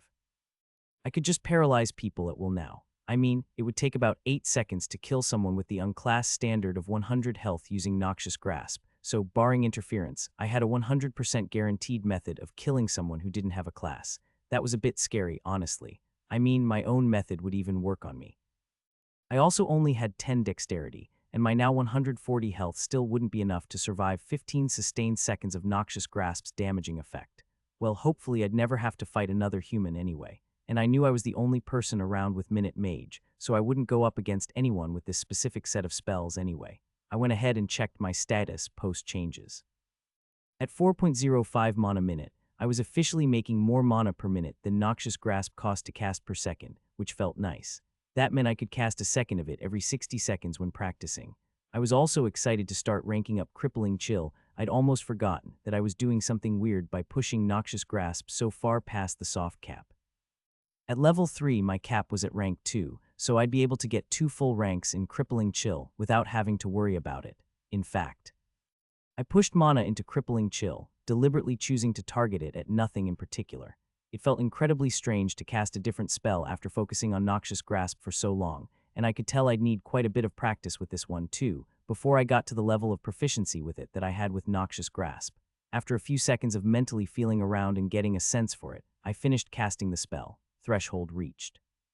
Crippling Chill XP has reached 10. Crippling Chill rank has increased to 1. Due to Crippling Chill rank reaching 1, it has undergone the following changes: mana cost from 45 to 46.1. Health drain from 5 to 5.25. Stamina drain from 4 to 4.2. Dexterity debuff from 10 to 10.5. Threshold reached. Crippling Chill XP has reached 11. Crippling Chill rank has increased to 2. Due to Crippling Chill rank reaching 2, it has undergone the following changes: mana cost from 46.1 to 47.3. Health drain from 5.25 to 5.51. Stamina drain from 4.2 to 4.41. Dexterity debuff from 10.5 to 11. Due to Crippling Chill rank increasing to rank 2, Crippling Chill has reached a soft cap. Spell XP gain for Crippling Chill is 50 times slower until your level increases past the soft cap. Increase your level to 4 to increase your soft cap. Haha, I laughed aloud. In a single cast, the spell already ranked up twice. It cost 45 mana to cast, and before hitting the soft cap, I'd get 1 XP per 2 mana spent. Since the first 2 ranks needed a combined 21 XP to reach, that meant I'd need to spend 42 mana, which was less than the 45 mana required for a single cast of the spell. Completely ridiculous. I shook my head and smiled. What are you laughing about? The older man frowned and looked at me. Nothing, I sighed. It's just I remembered how easy it's supposed to be. He gave me a weird look for a moment, but eventually just shrugged and looked away. I looked up at the ceiling. I'd rest a bit more before going to try and clear things up with this Captain Guy. Hopefully it'd all turn out well. After some more time resting, I got up and asked the man in front of my cell where the captain was. He said he'd take me there, so I got up and followed him through the small complex. My prediction that we were underground turned out to be true, as we climbed a narrow staircase up into a much more standard-looking brick and wood building. The old man spoke into a crystal necklace hanging around his neck as we walked. Boss, guy you wanted to see's awake. I'm talking him to the interrogation room now. We walked into the interrogation room, apparently, and he asked me to sit in a chair, then promptly walked out, leaving me alone. The place itself was plain, a small square room with simple wooden walls and a stone table in the middle. I sat there, wondering what kind of trouble I was in if I was even in trouble. They clearly weren't worried about me escaping, what with how I was currently completely unguarded, unrestrained, and in a room with the door wide open, so I had to assume that nothing serious had happened. After about a minute, I finally heard some footsteps, and the gruff guy from earlier came in. He wasn't wearing his plate armor anymore, but it didn't make his large frame any less imposing. His dark skin glistened with sweat, making me wonder just how hot he got, standing in that thick armor all day. He sat in the wooden chair across from me, the feeble furniture creaking suspiciously but holding strong under his weight. All right, son, you're not in legal trouble yet, but I still got a few questions for you about that whole Bainstinger incident. He spoke in a much softer voice than the yelling he was doing before, but his voice was still deep and hard. First off, just to make sure. I don't get in any trouble here. You do know what a truth stone is, right? No, I don't. Is it some sort of enchanted item? Yeah, it is. It's something we hear in the guarding business use to make sure people's tellin' the truth. Only works for the simpler sort of statements, so if I ever want to make sure you ain't lying, I'm just gonna bring it out and ask you a yes or no question. It'll light up if you lie, but I'd hope it don't come to that. You understand now? Yeah, I leaned back in my chair. I was from a small enough village that crimes weren't committed with enough frequency to justify something so serious and probably expensive ever being used. So why exactly do you have me here? What'd I do? Son, you brought a level 30 monster to our town and you're gonna sit there and ask me what you did. I understand you didn't break a law, but your actions were reckless and selfish, and I think you need a stern talking to. I squinted incredulously. All due respect, but I'm not sure that I had a choice there. Would you have preferred that I just let it kill me? I understood that this definitely wasn't the best way to handle the situation, but I'd just fought my ass off to stay alive, and I'd walk through every hell in the underworld before letting some asshole scold me for it. No, I wouldn't prefer you let it kill you. I would prefer if youngsters like you would stop wandering your ways off into the wilderness and expecting us adults to save you when you realize what a mistake you've made, especially when you're going into Bainstinger territory and bringing one of them back for us to fend off. I set my jaw, waiting for him to finish. When he did, I said, I don't think you understand my situation, and I'd prefer it if you'd let me explain myself before lecturing me over something I didn't do. The man sat there for a moment, eyes glaring at me before nodding. Fine, go on. First off, I'm not from here. I hired a pair of adventurers to help me get my class about 5 days ago. They took me into the woods and got killed by a monster during a fight. I finished it off, but ended up lost with no guide. During these past 5 days, I've been stranded and wandering to find civilization, surviving constant monster attacks and trying my best to keep from being mauled from a stray wood wraith. Found a road, started walking down it, got ambushed by the scorpion thing on my way. Now I'm here. The gruff man looked at me for a moment, took a breath, and then reached over to place an unassuming stone on the table. I imagined that was the truth stone he'd mentioned earlier. Place your hand on here. I did. Can you verify that everything you have said to me during this conversation has been nothing but truthful, and you have not deceived me in any way? Yes. He looked at the stone for a moment, which did nothing. He seemed to be satisfied with its response, taking the rock and putting it back into his pocket. All right, I believe you. Least it explains why you stink to high hell. I'll let you use the prisoner baths just this once as an apology for keeping you, but I don't like your attitude. That said, it's not like jivin' me lip is against the law, so you're free to go. Just don't let me catch you doing anything you're not supposed to." He got up from the table, and so did I on his way out of the room. He turned to me. "Oh, and one more thing, son. Welcome to Ordensville. The bath wasn't exactly comfortable just to scrub down with cold water, but it felt a lot nicer to get that layer of grime, sweat, and blood off of me. Of course, I had to get right back into my disgusting clothes afterward, so it didn't do much, but it was better than nothing. After that, I was on my own pretty much." I stepped out of the jailhouse I had been in and into the town, Ordensville. It was large, much larger than my little unnamed village, and a bit intimidating. There were buildings all around, and what seemed to be a main set of stone roads with smaller dirt roads branching off of them. At this point, it was getting to be early morning, and I could see some people walking along the roads as the sun rose over the horizon. I realized just then that I had pretty much no plan. I'd been so focused on returning to civilization that I didn't think about what I'd actually do when I got there. All my possessions were back at my village, and I didn't even know anyone here either. It wasn't like I had a whole lot of stuff or had made a bunch of connections back home, but finding myself without a single copper piece to my name, everyone around me a stranger, I felt myself panicking a bit. I breathed, trying to calm myself down. The hard part was over, and it wasn't like I was starting from scratch either. I had a class now, one that I could hopefully use to make some money. From there, I could figure out what I wanted to do. I walked up to one of the people walking down the main road, a middle-aged man wheeling a cart through the street. "Excuse me," I asked, "do you know where an adventurer could go to make money?" Yeah, he eyed my clothes suspiciously, but still answered. "There's a job board in the town square just down that way." He pointed backwards, up the main street opposite the direction he was going. But despite that, I got to the town square without incident. I could see a few vendors setting up shop for the morning, but the main attraction was the simple wooden board nailed up in the center of the plaza. It had papers hanging from it in random spots, all of them looking to be handwritten. Ordensville was bigger than my village, but it still wouldn't be considered to be a big city by any stretch of the definition. In fact, most larger cities had entire organizations dedicated to managing adventurers. This simple job board was not that, but it would work more than well for me. I walked up and began examining the papers that had been nailed up. My main goal for now was pretty much just to get enough money to pay for some food, a room, and maybe a change of clothes. In total, all of that would add up to be about 80 copper coins, maybe 40, not counting the clothes. If things were more expensive than expected, maybe 100 copper, which was equal to 1 silver. Whatever, I'd figure it out. For now, at least, I just wanted some money for food. I was dying for a proper meal. It felt like I hadn't had bread in ages. The many different types of requests on the board mashed together in an unorganized mess. Some of them wouldn't be helpful to me, jobs taking weeks to complete or that paid out too little. Others were too difficult, asking to kill a monster that was terrorizing a farm but was way too high level for me, or asking for someone to divert the flow of a river. That particular request seemed to have been untouched up on the board for a long time. It was hard to parse the useful requests out from the jumble of other papers.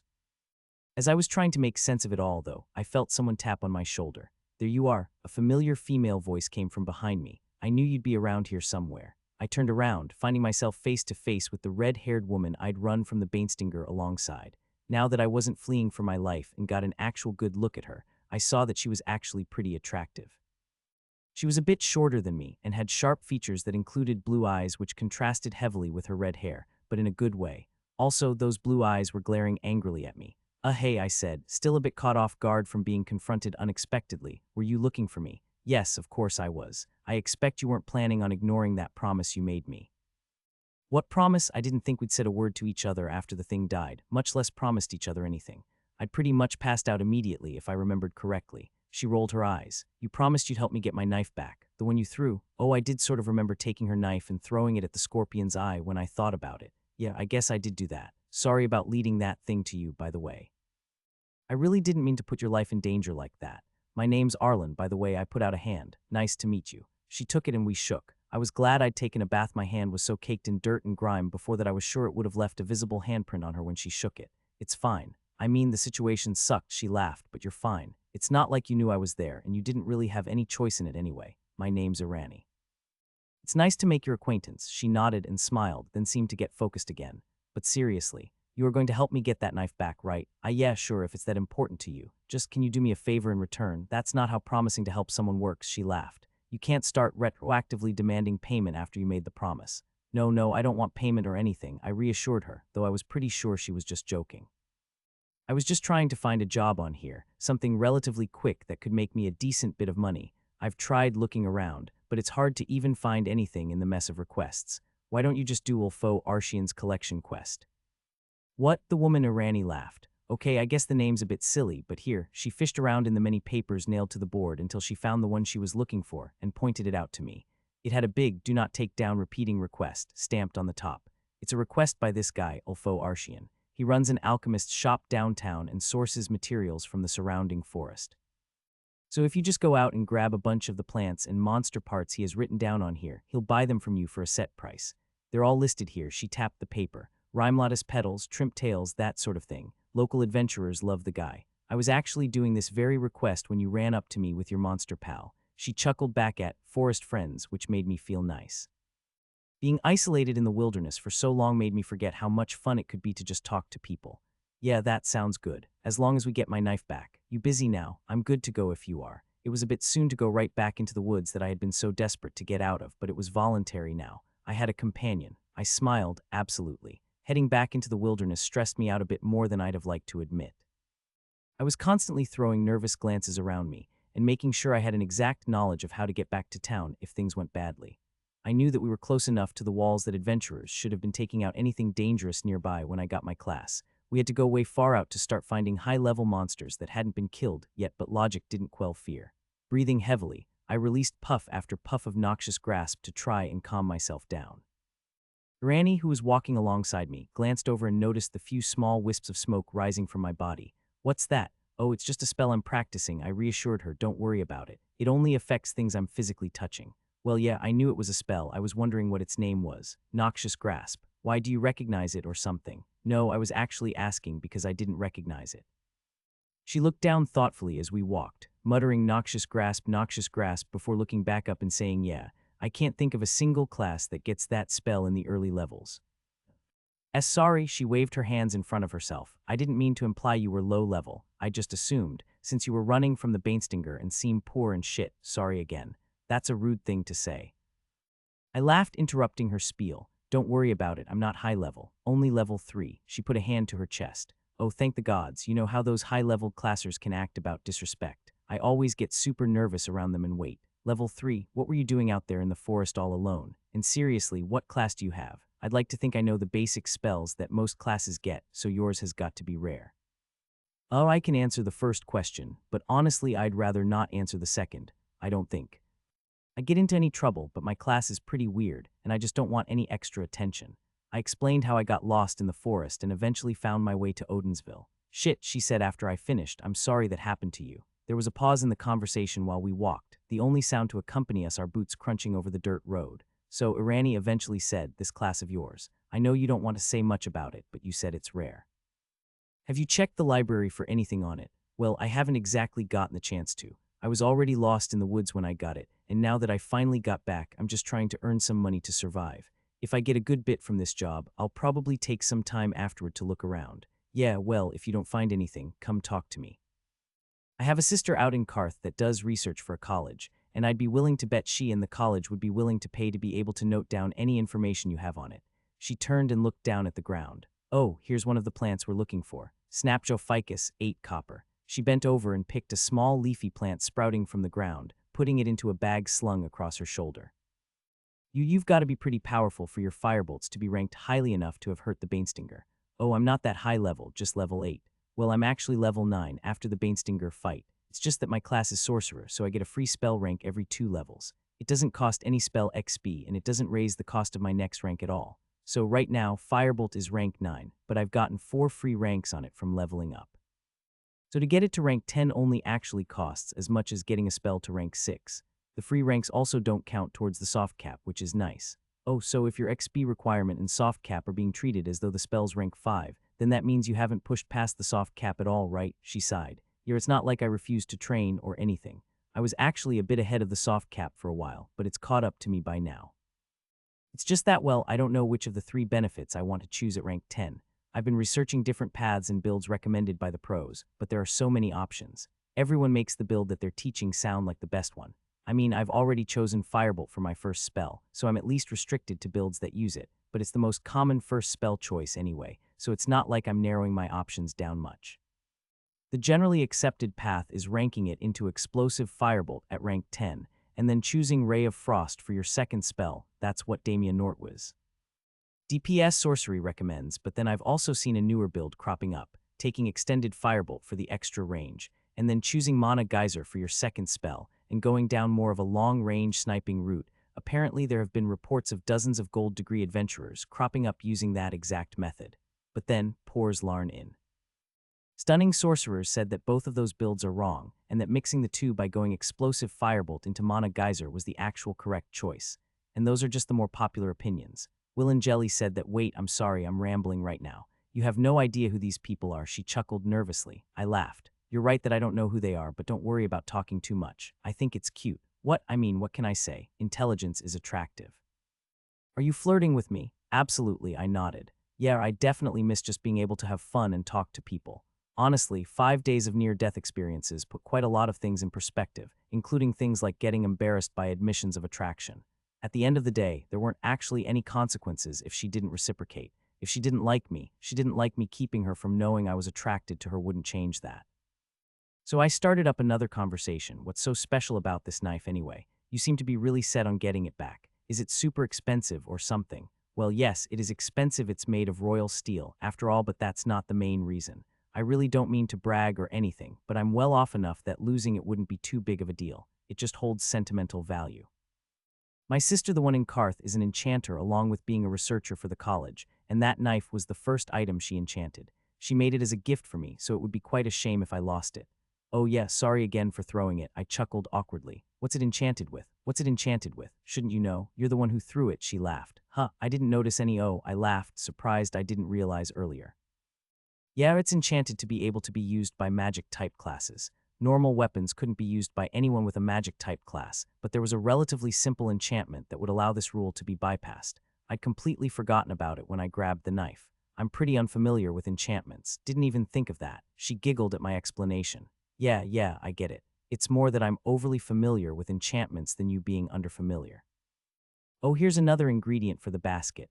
Fiddleworm mushroom, 4 copper. Nice. How much do we have so far? She fingered through her bag of ingredients. It looks like 32 coppers worth, so 16 for each of us. Sounds good. 16 copper in just a few hours. Seems like we've got a nice, profitable morning going on here. My mana hit full again, so I let off another second of noxious grasp, wisps of mist rising off my fingers. You've been practicing that spell for a while now, Irani said, looking at my smoking hands. Don't you have a headache? No, not really. Honestly, I trained so heavily when I was lost that I've gotten to the point where I can just ignore it and train subconsciously. At this point, it actually feels a bit weird to not cast something every minute or so. Good gods, she laughed. Every minute. I could never. I could never do the amount of research and planning on every single choice I make, even if I had the resources. I doubt I'd read an entire book dedicated to a single spell choice, let alone multiple. I shrugged. I think we just each have our own strengths. Yeah, I guess. Well, still, it's got to be a pretty high rank if you've been practicing that diligently. What's it at? Oh, just rank 5, though it's about halfway to 6. Huh, that's it. If you literally aren't taking breaks, shouldn't it be higher? Or are you practicing another spell too? I just now got my second spell, but I haven't been practicing that one much at all, since I want to try and focus on getting my main spell up to rank 10 first. I think the discrepancy here is just from you forgetting that I've had my class for 5 days, I laughed. Oh yeah, she chuckled. Well, in that case, rank 5 is kind of insane, especially when it's so far past your soft cap. Well, you know me, always doing insanely awesome stuff, I joked. I literally don't know you, she laughed. But anyway, are you ready for your spell to hit rank 10? What, like, mentally? I don't think I'm going to faint out of surprise when it happens, if that's what you're asking.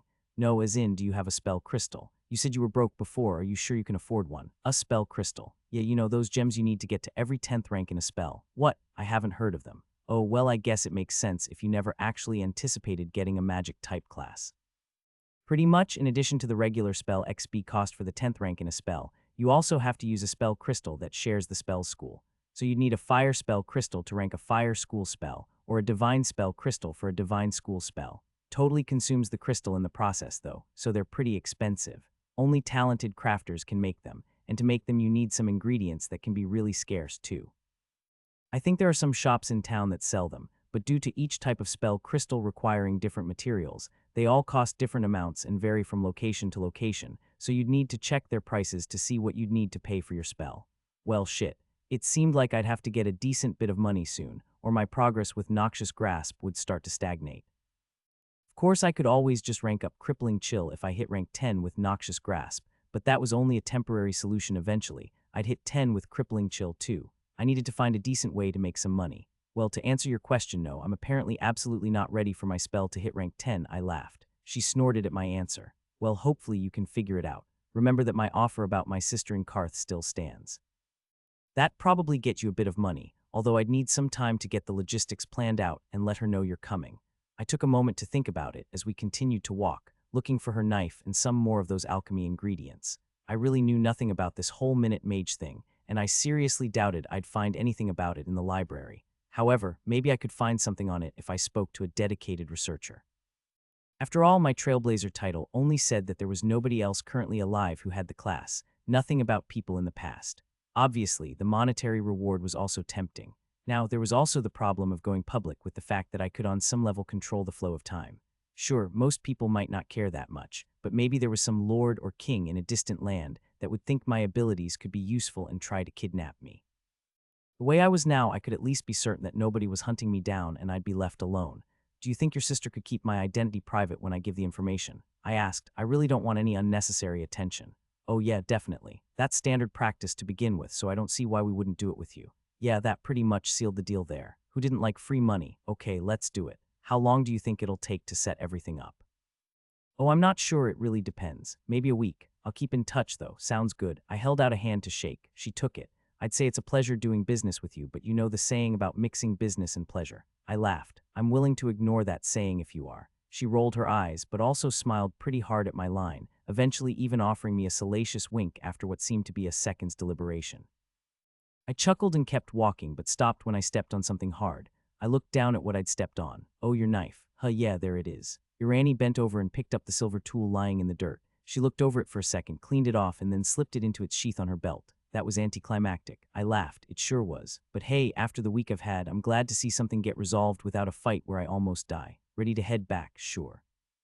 I've got some work to do regarding our deal. Yep, it felt good to finally have some time with nothing actively trying to hunt me down. I could relax and take things slowly. No more time pressure. A devil sat at a desk in a damp, dark room. He wasn't doing any paperwork at all this time. Instead, he was pacing around his messy office, trying to focus on breathing. Every step he took, he scattered piles of paper across the floor, but he didn't pay them any mind.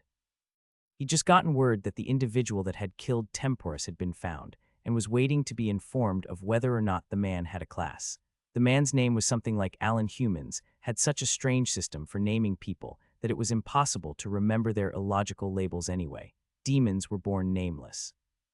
If someone wanted to refer to a nameless demon, they would simply call it by its species. All nameless demons were basically the same, so it didn't matter if you didn't know exactly which one you were speaking to. In order to gain a name, a demon had to be put into a position of power. The higher the position, the longer the name. When the devil had first started working, he was a simple office grunt and his name was X-Hag. Then he got a promotion and his name was X-Hagdul. After that, it was X-Hagdulin. Every promotion he received, he was given another syllable. So his name hadn't actually been X-Hagdulin Ithara Babidukne Santapadun Torbergs Hixinxhaxintep forever, and it wouldn't be that name forever either. Next time he got another promotion, he would get another syllable. It was a simple, righteous system. When he spoke to someone and they introduced themselves, he would automatically know how much respect he had to offer that person, and they would know the same. But humans, when they were born, they were just given a name. They didn't have to earn it in any way. It didn't mean anything regarding their status. Ridiculous. The human who killed Temporus Arlen Noda was his name. The devil, remembered, had a simple 4-syllable name, so it was incredibly difficult to even entertain the idea that he might be a threat. However, the devil had to remember that names held no real importance in human culture. There could even be a king with a 4-syllable name. Even the idea was disgusting. Hopefully this Arlen Noda person was classed at the moment he killed Temporus. In that case, the devil could simply move on with his life without ever having to worry about these humans or their names ever again. His communication crystal hummed with activity. He was getting an incoming call. He willed mana into the crystal, and it chimed to let him know he was connected with the caller. Yes, formal expression of greeting. X-Hagdulin Ithara Babidukne Santapadun Torbergs Hixinxhaxintep. This is Tande Ajuveatufte Taduin. Expression of greeting. I will call you Tondo. Give your report, of course. I have received confirmation by the diviner squads that Arlen Noda, the human that killed Temporus, was indeed unclassed during the killing. The devil stared at the crystal. Send in the diviner that found him. Yes, sir. The crystal shut off. Fuck, the devil's office door opened, and in walked a diviner. Formal expression of greeting. X-Hagdulini. Indeed, X-Hagdul. And stop with the fucking names. The devil knocked on his superior's office door, the short, splotchy-faced diviner standing behind him. After a short wait, he heard her voice call out, "Come in." He entered, head bowed, hoping that the diviner did the same. Ah, expression of greeting, ex-Hagdul. I did not expect you. Do you have news? Formal expression of greeting, quin moreta qualticular udadmias mama nama mamin mu du demu mu quenquimigendak yukiaquaquaquin kimaminimu jardin miniquikinu kenquakakenki.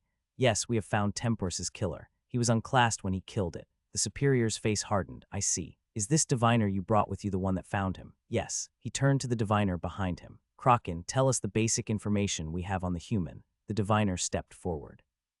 Formal expression of greeting, quin moreta qualticular udadmias mama nama mamin mu du demu mu quenquimigendak yukiaquaquaquin kimaminimu jardin miniquikinu kenquakakenki. This one has been given the name of Krakenoro Kakinomo.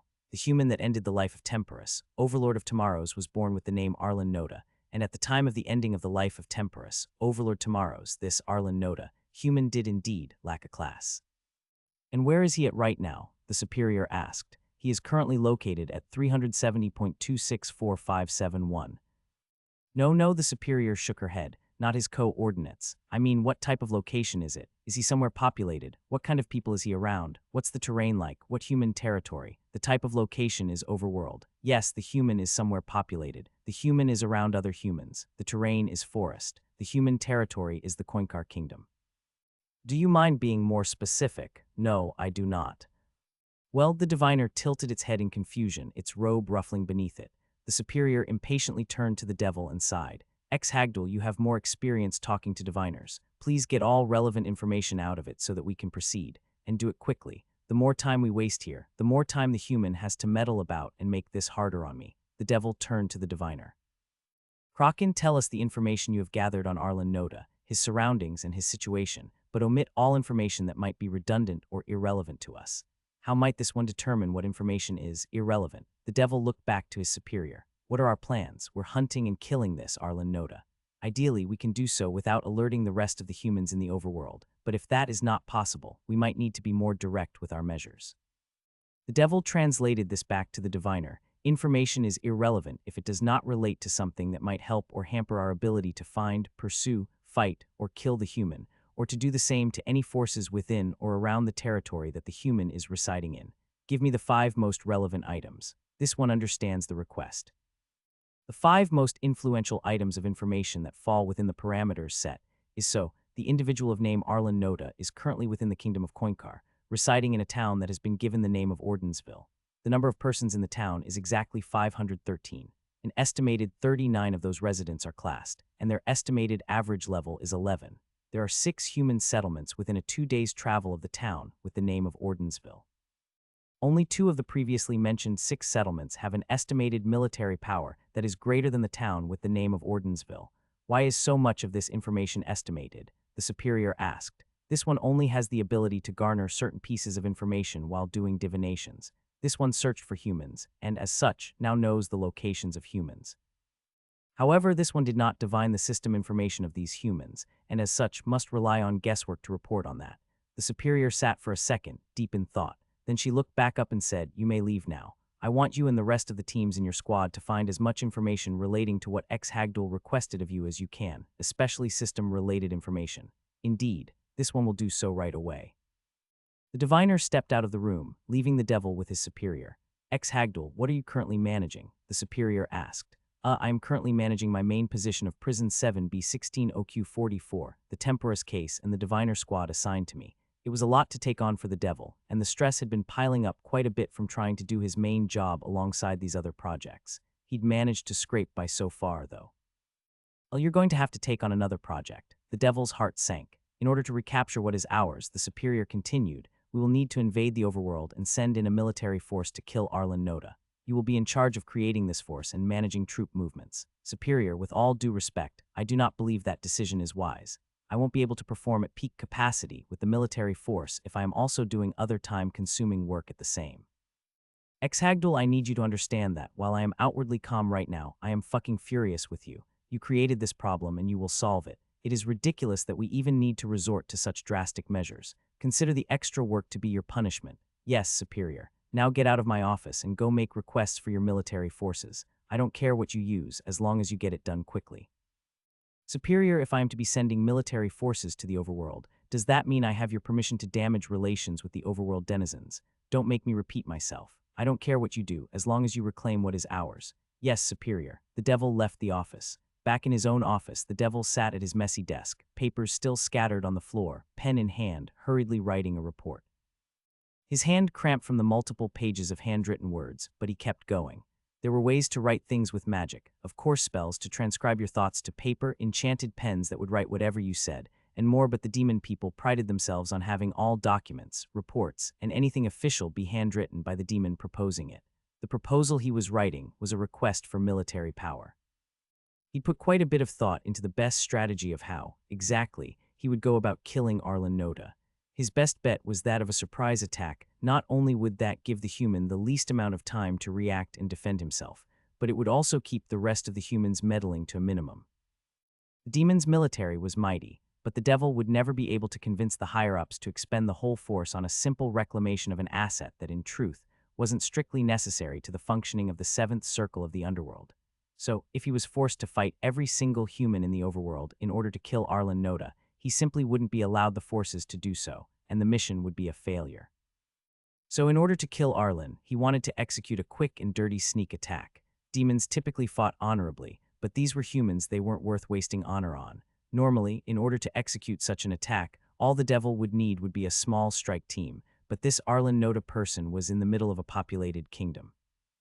Even if he was ambushed on the road, physically isolated from everyone, magic made movement over long distances trivial, so anyone could teleport in to fend off the attack.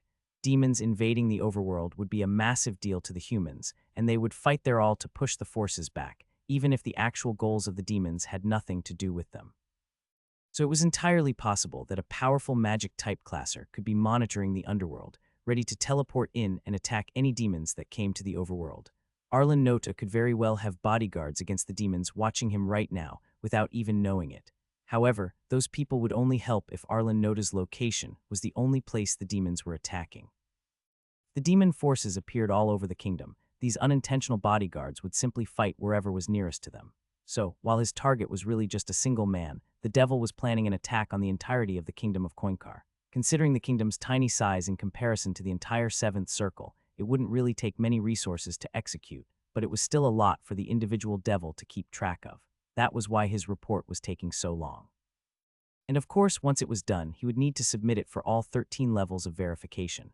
The devil was in for a very, very long few days, and the days would only get longer once the invasion started. Not that the devil would want to trade places with that human, of course. No, his days were numbered, and he would run out of time very soon. The walk back into town was similarly uneventful. We talked some, joking around and telling about our lives. Once we got back, we went to sell our ingredients to that Ulfo Arshian guy. He was white-haired but not wrinkled and wore a heavy cloak that covered his shoulders. We dropped them on the counter and he fingered through them, making sure we delivered what we said we did, and handed us a pouch of money. Irani gave me my share and left, but I stuck around to look at his wares. He was one of the shops in town that had spell crystals available, so I wanted to see what he'd charge for them. "Adventurer sir, what is it that you seek?" he asked when he saw me looking around. I just heard that you had spell crystals here." "Ah, you traveled to Ulfo Arshian's alchemy acquisitionary in search of spell crystals." "Yeah, do you have them?" He spoke strangely, but as long as he had what I needed, it didn't matter. Indubitably. He walked over to a door that led to a back room and stepped through. After a minute, he came out with a paper that seemed to list all of the different types of spell crystals he had in stock, as well as the prices he charged for each. If I wanted to get Noxious Grasp to rank 10, I'd need a Poison Spell Crystal, and if I wanted to get Crippling Chill to rank 10, I'd need either a Cold Spell Crystal or a Curse Spell Crystal. Looking at the prices, the cheaper of the two prices for Crippling Chill was Curse. However, the cheapest of all three was Poison for Noxious Grasp. For that one specifically, it looked like it'd be 3 silver and 97 copper, which was equivalent to almost 400 copper. I only had around 20 copper to my name, and I was about to spend most of it on necessities, so it would probably take some effort to get one. Still, I did want to try and get that spell crystal before I left this place to go to Karth with Irani. I didn't know what the future would entail, so I wanted to ensure I could get this while I could. If I went without one for too long, it would be a huge roadblock for my power. For then though, while I considered my options, I went down to a nearby inn and got a proper meal. Part of me wanted to splurge and get a nice, 3-course feast to celebrate my rejoining of society, but considering my money troubles, I just couldn't justify that. In the end, I just got a beef soup. It certainly wasn't the most economic option, but I did want to offer myself a little celebration at least. After eating so much raw meat and blood, having a nice cooked soup with actual plants in it felt immaculate. The bread roll that came with it was also a very nice change of pace. I finished my food quickly, feeling full for the first time in a while, and got a room that I could stay in. After all of the expenses, I only had 3 copper left. And I still needed to get some actual clothes. People were giving me some very strange looks, and I had a feeling I would be mistaken for a criminal or beggar, and start getting kicked out of places if this went on for too long. So, with immediate necessities taken care of, I went back to the job board, now able to take requests that took a bit more time. I still didn't want anything too dangerous, though I still didn't have time loop, having spent it in the Bainstinger attack that occurred early in the morning. Eventually, I felt like I found something that could work. Some shop's basement was infested with Trimp's little rat-like creatures that were quick and nimble and incredibly pesky for store owners to deal with, and they needed them taken care of. The pay was good, too, at 1 whole silver coin. Trimps weren't dangerous, just extremely annoying to kill. They were faster than most people, could scurry into small places, and had good senses for detecting danger. Because of that, while exterminating them wouldn't be deadly for just about anyone, some random unclassed person with a knife still wouldn't have the ability to clear an infestation. Hopefully I would. The pests themselves were very specific in their appetites. What they ate was what made them so irritating for a specific set of shop owners. They ate the enchantments off of items. Any mundane object they'd leave alone, but Trimps had a taste for treats, and for them those treats were magically infused swords, armor, and even household objects, like self-cleaning brooms. They'd go up to whatever they thought was tasty rings of strength, swords of nimbleness, that sort of thing, and use their special mana-consuming abilities to lick the effects right off, leaving the object as mundane as it had been before it was ever been touched by an enchanter. Needless to say, an infestation of these could leave gear shops copperless, turning a masterpiece of a blade worth 15 gold pieces into a trainee's poker, barely worth half a silver. Considering the cost of leaving an infestation unchecked, the pay of a single silver was pretty low, but I was desperate.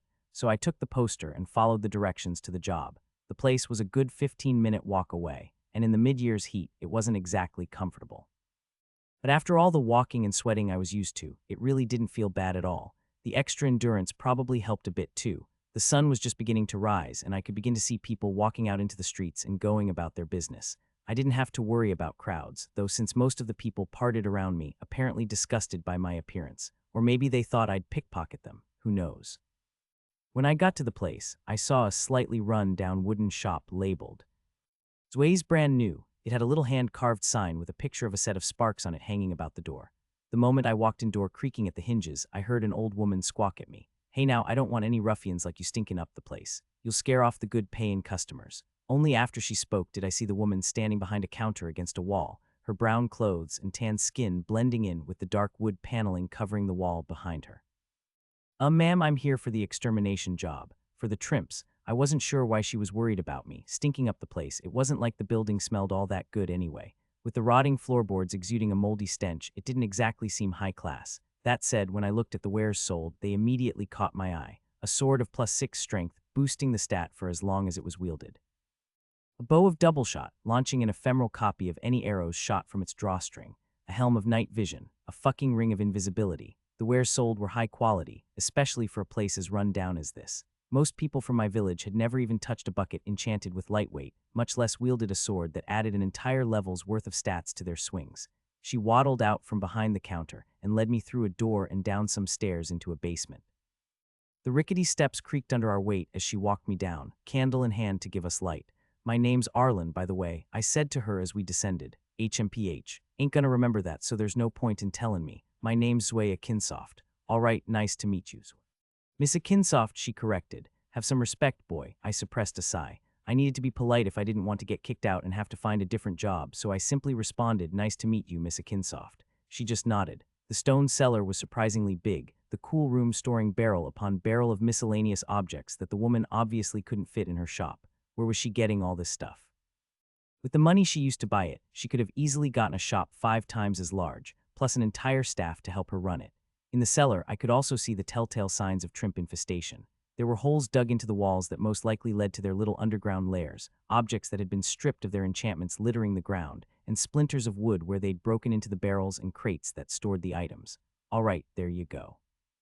Kill the damn things and let me know when it's done, and I'll be checking to make sure you actually got 'em all. If there's even one left, you ain't getting your silver. A distant creak and slam rang from upstairs, and someone called out, "Hello, customer." The woman, Miss Kinsoft, glared at me. "Keep quiet while you're working. I don't want you scaring anyone away." 1 second before you leave," I said. "Do you know how they got in here in the first place?" Trimps normally only get into above-ground areas like sheds or houses, not sealed underground cellars. "None of your business, boy," she spat as she turned to climb the stairs. "Just do what I'm paying you for." I suppressed a sigh. "Ma'am, it is my business. If you want me to exterminate all the trimps that live here, knowing how they're getting in will help me know how they might be able to get out and escape before I can kill them, only to come back later and cause more trouble for you. If you're halfway decent at your job, it shouldn't be a problem," she scowled. "A bit of experience actually figuring something out for a change might help you in life." This time I actually did sigh. I couldn't wait to get to a level where I could just go out and kill dangerous monsters instead of dealing with people like this for a living. "Okay, fine, just don't get upset if they come back after a month or two." "Hello, anyone here?" The voice called out a second time. "Yes, I'll be there in just a second." She called up in a much sweeter tone than she'd ever used with me. Then she turned back to me and hissed, "Fine, whatever. Just don't make any noise. If you scare off any customers, it's common out of your pay." I scowled and held up the paper from the job board. That wasn't on the request. Well, it also wasn't on the request that I wanted some delinquent doing it, either. Then she turned and stomped up the stairs before I could respond. Once she was gone, I turned around, rubbing my eyes and considering just walking out and refusing. But unfortunately, I needed the money. Part of me wanted to ask her if I could keep the trimp corpses when I was done. Parts of their bodies were alchemical ingredients, and while they probably wouldn't go for much, I could sell them to Ulfo Arshian for a bit of extra money. But she seemed pissed enough that I didn't want to push it anymore. Fortunately, my spells didn't make much noise, so I didn't have to worry about getting my pay docked for that. At least I wouldn't have to worry as long as she was honest, which I doubted she would be. Whatever, I'd just get it done and figure that out later. She was acting weird, but I needed the money. Hopefully whatever was up with her wasn't a big deal. I stood in the middle of Zwaya Kinsoft's basement, trying to figure out how I'd get rid of the trimps that were eating the enchantments off her stock. The stock itself was massive, filling the cellar were crate upon barrel upon barrel of weapons, armor, rings, jewelry, and tools that each had their own unique enchantment. It was all remarkably unsorted, simply piled haphazardly into random boxes. And of course, this was all in addition to the entire main room above me, where customers could peruse through her stocks of yet more enchanted goods. I had no idea why her store would be so run down if she had so much money's worth of goods just lying around, but that wasn't my job to figure out. Right now, I just needed to kill some trimps. I had an idea for how I'd take care of the little rodents, but first I'd need to find one to test it out on. I fished around in a crate of assorted equipment, taking care not to stab myself with the enchanted blades that were no doubt full of effects to poison me or set me on fire if they so much as pricked my finger, until I found a helmet that didn't seem expensive and put it in the middle of the room. Trimps had a nose for enchantments, so hopefully the smell would lure a couple of them out of hiding. Then I extinguished the candle I was holding and sat in a corner of the cellar, waiting in darkness for one of them to take the bait. After a few minutes, I spotted movement as one of the things crawled out of its hole and crept toward the helmet. It was small and covered in fur, with 4 legs, the front 2 of which doubled as arms. Huge, pointy ears sprouted from its head, and large eyes darted around at its surroundings. I watched the rodent, once it was out in the open. "You have cursed level 2 trimp with crippling chill. For the next 15 seconds, it loses 5.51 health and 4.41 stamina each second, and its dexterity score is lowered by 11. 47.3 mana cost. Your mana is 167. Immediately, the trimp fell to the ground, the drastic dexterity debuff shocking its muscles and causing it to trip. A coat of frost covered the monster, and I could see the freeze slowly killing it. It tried to escape away. Its dexterity was apparently above 11, so it could still move, but the damage would continue no matter what for the next 15 seconds, and I was confident that a monster as small and low-leveled as it was wouldn't have the health to endure the full curse. Soon enough, it stopped moving, apparently having run out of stamina, and then, after a bit more time. Due to its target dying, crippling chill has worn off of level 2 trimp. You have struck level 2 trimp for 65 damage and drained 52 stamina over the course of 11.8 seconds using crippling chill. You have slain level 2 trimp. You have earned 3 XP. Your XP is 21. Yep, looked like it'd work. I was glad I'd taken crippling chill. Having some sort of ranged option really did work wonders. Well, time to get to work. After a few more hours, it seemed like the bait trick began to slow in effectiveness. Once I'd killed about a dozen more of the rodents, they seemed to understand that anything that came out would die. Of course, they had no idea why there was no projectile I was shooting from my hands, and I wasn't moving at all to cast crippling chill, so they probably didn't even know someone was in the room. just that coming out was dangerous right now. The pile of Trimp corpses surrounding the untouched piece of armor was testament enough to the fact it was deadly. I sat and thought for a bit. While I could simply sit here and starve them out, I wanted to get it done in a reasonable amount of time, so I needed a change of plan. The Trimps hid in holes and tunnels small enough that I couldn't fit through them, so I needed another way to get to them. I let off a puff of noxious grasp while I thought, the resultant gas floating from my fingertips and stopping to hover up at the top of the ceiling, the sealed room preventing it from dissipating into the sky like it normally did. Wait, I looked up at the ceiling of the cellar. Most of my mana had been spent on crippling chill, but over the course of the few hours I'd been down here, I'd still let off a few seconds worth of noxious grasp, and in the semi-airtight underground room, it was still hovering there at the top. I looked over at the holes in the walls where the Trimps were hiding, then back at my fingers. I had an idea. Slowly, I crept toward one of the holes. I pressed my hand up against one of them to make it as airtight as possible, and then activated Noxious Grasp, pouring fumes into the tunnels. The fumes themselves weren't damaging the spell stated that I needed to touch something to deal damage to it, so that was how it'd work no edge cases where the gas was technically what dealt the damage, or anything. However, that didn't mean that the byproduct of the spell would be perfectly breathable. Even if it wasn't poisonous, it was still smoke, and you can't breathe smoke for too long. With 215 mana at my disposal, I could keep Noxious Grasp active for about 1 continuous minute before I'd need to stop to recharge. I'd never actually kept the spell active for such a long continuous time before, and I felt a bit drained by the time my mana bottomed out. The headache somehow felt nostalgic, the dull pain reminding me of the times I'd had in the forest, back before I had to deal with rude shop owners. Not that that was directed at anybody, but really the headache wasn't that bad. Besides, my mana had just bottomed out, and it didn't seem like I'd pushed enough fumes in to gas out the Trimps yet, so I'd just have to sit around and wait for my mana to regenerate until I could push more in. At least my hand seemed to form a good enough seal that there wasn't much leakage. After about an hour of pouring mana into Noxious Grasp, I finally began to hear scurrying as the smoke began to reach the Trimps inside their tunnels. I'd let a decent bit of my mana regenerate and held it in my pool, so right as I heard them nearing the tunnel's exit, I dashed away, allowing them out and into the open. Once I caught sight of them, I hit them with crippling chill. You have slain level 1 Trimp. You have earned 2 XP. Your XP is 68. You have slain level 4 Trimp. You have earned 5 XP. Your XP is 73. It only turned out to be 2 in that tunnel, but there were still a few more holes that I could see in the walls of the cellar, so I'd probably be there for a few more hours. After a long afternoon and about a half-dozen more Trimps, I finally had the job done. I stood in the dark cellar once the last pest was killed and wiped my brow. I'd worked up enough of a mental sweat that my head was actually pounding the repeated casting of an unfamiliar spell in crippling chill, along with the lengthy casts of Noxious Grasp, rather than the short bursts I was used to had really worn me down. That said, I'd really seen the fruits of my effort in the XP gains. After all the Trimp killing, my own XP leapt from 18 all the way up to 95-200, although after a whole day's work, it felt more like a slow climb than a leap, and my spell XP was also looking good.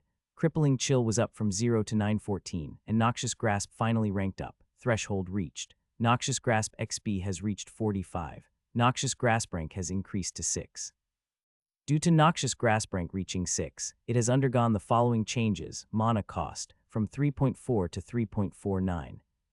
Health drain from 12.8 to 13.4. Stamina drain from 6.38 to 6.7. I smiled at the increase. I was that much closer to reaching rank 10, plus the extra damage certainly didn't hurt, although the increase in spell XP requirements were really starting to be felt at this point, with the next rank costing 66. On some level, I actually felt more accomplished and getting more powerful now than I did back when I was in the forest. Back then, it was completely necessary. I basically had no choice in training hard and fighting harder. The only alternative was death, but now not so much. I had free choice in what I could do if I wanted. I could keep doing exactly this type of job for the rest of my life. I could survive on it just fine. The silver I'd get paid here would probably be enough to sustain me for a week, and it barely even took a day to complete. But I wouldn't be satisfied doing this forever, and I knew it. There were tons of people who only got a few levels and then stopped, resting on their laurels there. It was especially common for nobles to do that. They'd get their parents to let them go out and get a class and pick up a couple levels so they could feel like they were better than the unclassed masses, but never actually do anything substantial with it. It wasn't like there was anything wrong with that. Grabbing the wizard class so that you could pick up a few non-combat utility spells was something I completely understood the value in. And for many manual laborers, having a class to give you a bit of extra strength and endurance could let them get a lot more done in a single day. but for me, I wanted much more than that. Even before I'd been shoved into the wild with the Minute Mage class, back when I was still aiming for Swordsman, I wanted to be strong. I didn't want to end up like my parents. They taught me that, no matter how powerful you were, there was always a bigger monster. So all I had to do was get so strong that there wasn't a bigger monster. Lofty goal, I know, but I was slowly approaching it, and I refused to slow down. With every spell rank, with every point of XP, I got closer to true power, and I'd be lying if I said that prospect didn't excite me. But for now, I had to forgo my moment of solace and achievement, and go poke the sleeping dragon that is. I had to go ask for payment from the lady that hired me. I walked over to the stairs of the cellar and began climbing. From the muffled noises coming from the main shop, it seemed like there were a good few customers in there. I was glad I hadn't made any noise. It was hard to see through the bit of smoke that still filled the room from my usage of noxious grasp, but it seemed like, through the cellar door I was approaching, a decent crack of light peeked through. It was probably the afternoon already, considering how long I'd been working on this.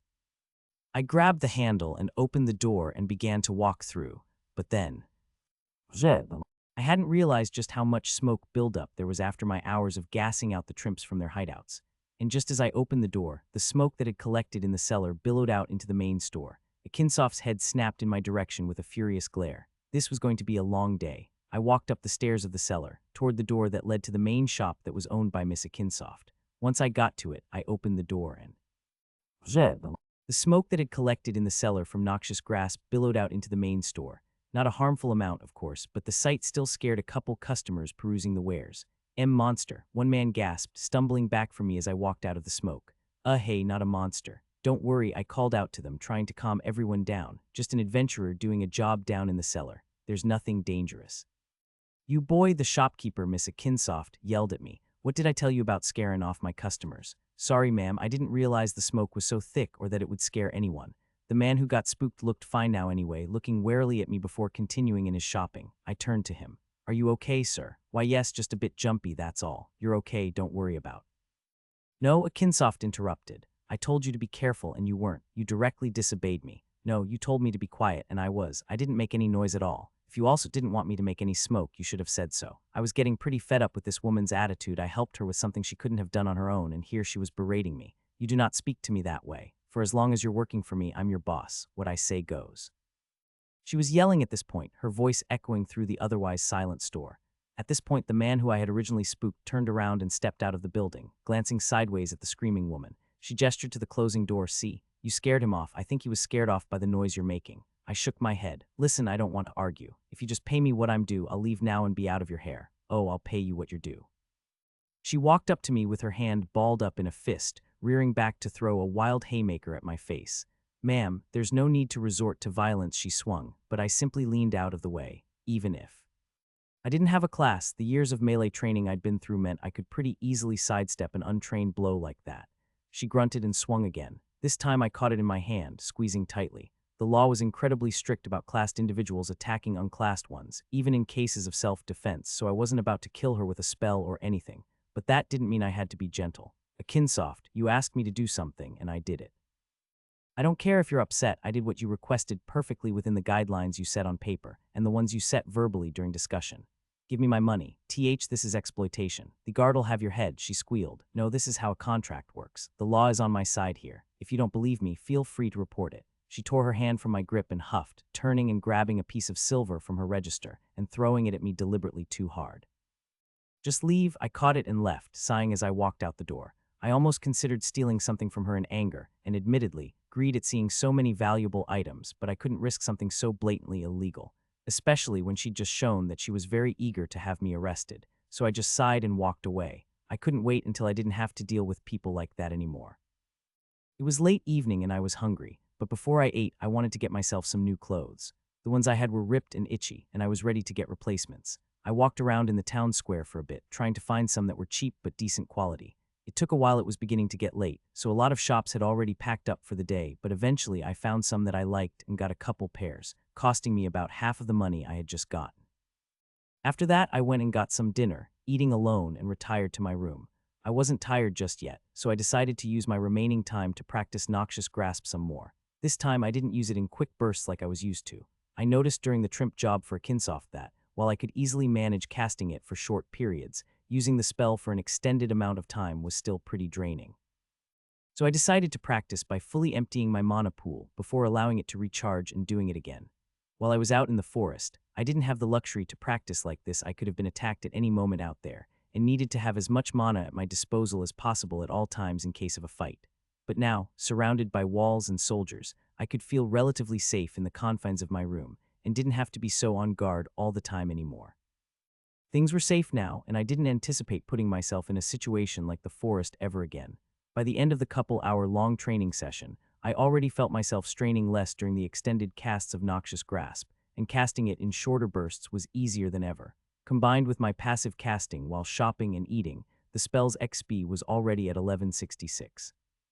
Not exactly close to the next rank, but considering I'd just gotten it to rank 6 that day, the idea that I'd already made so much progress to the next was exciting.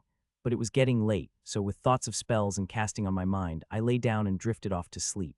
When I woke up, I groggily opened my eyes, straining against the morning light, and I noticed a strange sight. Above my head, rising up to the ceiling, was a wisp of smoke. As I watched, the smoke slowly dissipated into the air, seeping through cracks in the door and walls until it was gone. I looked around. There wasn't any sign of a fire, or anything else that could have made the smoke. The only things in the room were me and the bed. After a moment's confusion, I realized it must have been the smoke that came from my casting of Noxious Grasp, but that didn't make sense. I had been asleep for hours, so there was no way the remedial smoke from my training last night had remained around in the room for that long. Besides, the smoke dissipated almost immediately after I woke up. It was almost as if I had been casting in my sleep. Wait, I hurriedly opened my status, checking Noxious Grasp's XP. It should have still been at 11. Noxious Grasp 6. My eyes bulged as I saw the spell's new XP total. How did that even happen? Had I seriously been casting in my sleep all night? My face morphed into a shocked smile as I laughed at the absurdity of what I'd just learned. I mean, I'd gotten a full fourth of a spell rank basically for free. I was also a bit overwhelmed by the danger I'd been unknowingly skirting this whole time. I mean, what if the spell I'd been practicing was one that started a fire, or even just one that made a loud noise? That'd be a problem to be using while totally unconscious. But hey, I wasn't one to turn down a gift like that. At least for now, I'd be glad to take the free spell XP, though this was definitely going to be difficult to deal with the next time I shared a bed with someone. After that development, the rest of my day went by relatively uneventfully. I took another boring, safe job from the job board to try and make some money. This time my job was to clear out a few hives of dusk wasps from a farmer's orchard. My strategy for that was just to let all of the wasps land on me and sting me, then activate Noxious Grasp while they were touching me to kill the little things instantly. Definitely painful, but not deadly. Besides, the boosted endurance helped out a lot with the discomfort. The old farmer definitely looked worried for me after I just grabbed the first nest and shook it around, but he seemed to get the idea when all the wasps suddenly dropped to the ground while I stood there inside of the swarm. He even tipped me a bit extra after seeing my method for solving his problem. It was nice working for someone who was actually thankful to have my help. Still, the job took up the majority of my day. To complete the walkout to the farm was long in the first place, and it also took a while to find all of the nests once I was there. But with the little bit of daylight left, I decided to spend some time finding materials for Ulfo Arshian, the alchemist. It was more difficult without the experienced Irani to help me identify all the plants, but I managed to find a few, and by the end of the day, once I'd sold my ingredients to Ulfo Arshian and collected my job reward, the day had got me a whole 1.5 silver, bringing me up to 2 in total, halfway there to buying a spell crystal. I'd been passively practicing Noxious Grasp all day, and that night I continued with the more intensive, long-duration casting practice I'd done the night before, during the training. Threshold reached. Noxious Grasp XP has reached 66. Noxious Grasp rank has increased to 7. Due to Noxious Grasp rank reaching 7, it has undergone the following changes: mana cost, from 3.49 to 3.58. Health drain, from 13.4 to 14.1. Stamina drain, from 6.7 to 7.04. Noxious Grasp ranked up again. The whole casting spells in my sleep thing definitely sped up the process, that was for sure. To get to rank 8, I'd need 94 spell XP. I was getting dangerously close to triple digits, so hopefully the speed would help that go by a bit faster. I was well on my way to rank 10. For now, though, I was tired. All of the dusk wasp stings definitely took a good bit out of me, plus all of the casting practice I'd been subjecting myself to. Not that I was about to take a break, of course. Still, I needed sleep, so I laid down on the lumpy bed, closed my eyes, and drifted off. I awoke well rested, but with a bit of a headache. A grin spread across my face. I knew what a headache meant. I excitedly checked my spell XP again and broke out into a full smile at the sight of my spell XP already at 2394. I was still casting. It wasn't just a one-time thing. I sighed, glad to have such a boost in progress at my disposal. I hadn't ever heard of sleep casting being a thing, but I sure wasn't going to complain. Maybe I'd ask about it when I went on that trip to get my class documented with Irani. I got out of bed, stretched, and walked out into the main room of the inn to grab some breakfast. I got the cheapest item on the menu that was still relatively filling a plate of vegetables with a bread roll on the side and chowed down, still enjoying the taste of civilized food. In the early morning, the inn was active with people like me eating breakfast and getting ready for their days. There was a mild hum of chatter permeating the room. Through the chatter, though, I could hear a voice. Yeah, that's him," a male voice said as the clank of metal boots sounded on the wooden floor. I almost turned around and looked to see what was going on, but I didn't feel like distracting myself with what was most likely pointless drama. "It's not my problem," I shrugged. "Probably got nothing to do with me." "Excuse me, sir, a moment of your time," a voice asserted behind me in a way that was obviously directed my way. I turned around. There was a pair of two armored men standing in the main hall, facing me with another villager with them who looked familiar. I quickly realized that the villager was the guy I spooked by accident back at that trimp job. Yes," I asked cautiously, eyeing the men's weapons strapped to their hips. They were obviously adventurers, and they were probably both above my level. I definitely couldn't take them in a fight. One of them stepped forward. "We'd like to speak to you about a woman named Zwaya Kinsoft. We'd like to speak to you about a woman named Zwaya Kinsoft." I immediately went on guard. Did that woman seriously convince the guard that I'd attacked her or something, all over a single silver piece? "What about?" I asked cautiously, eyeing the man that was speaking to me. He was wearing a plate chest piece, one that seemed incredibly expensive by the look of it. He had a warhammer strapped to his back that I definitely didn't want being swung my way. "She's wanted for the robbing of incoming trade caravans and the marketing of unlawfully gained goods." "Oh, that's a relief. It's a relief that someone was committing a crime." No, I shook my head. "I thought you were here to arrest me." "Why would you be worried about that? You're acting suspicious." "No, it's just," I sighed. "Look, can you just tell me what you want to talk about?" The other man, this one looked like he was an archer or some other ranged type class. Considering his light armor and the bow on his back, stepped forward and laid a hand on his partner's shoulder. "Lay off him, man."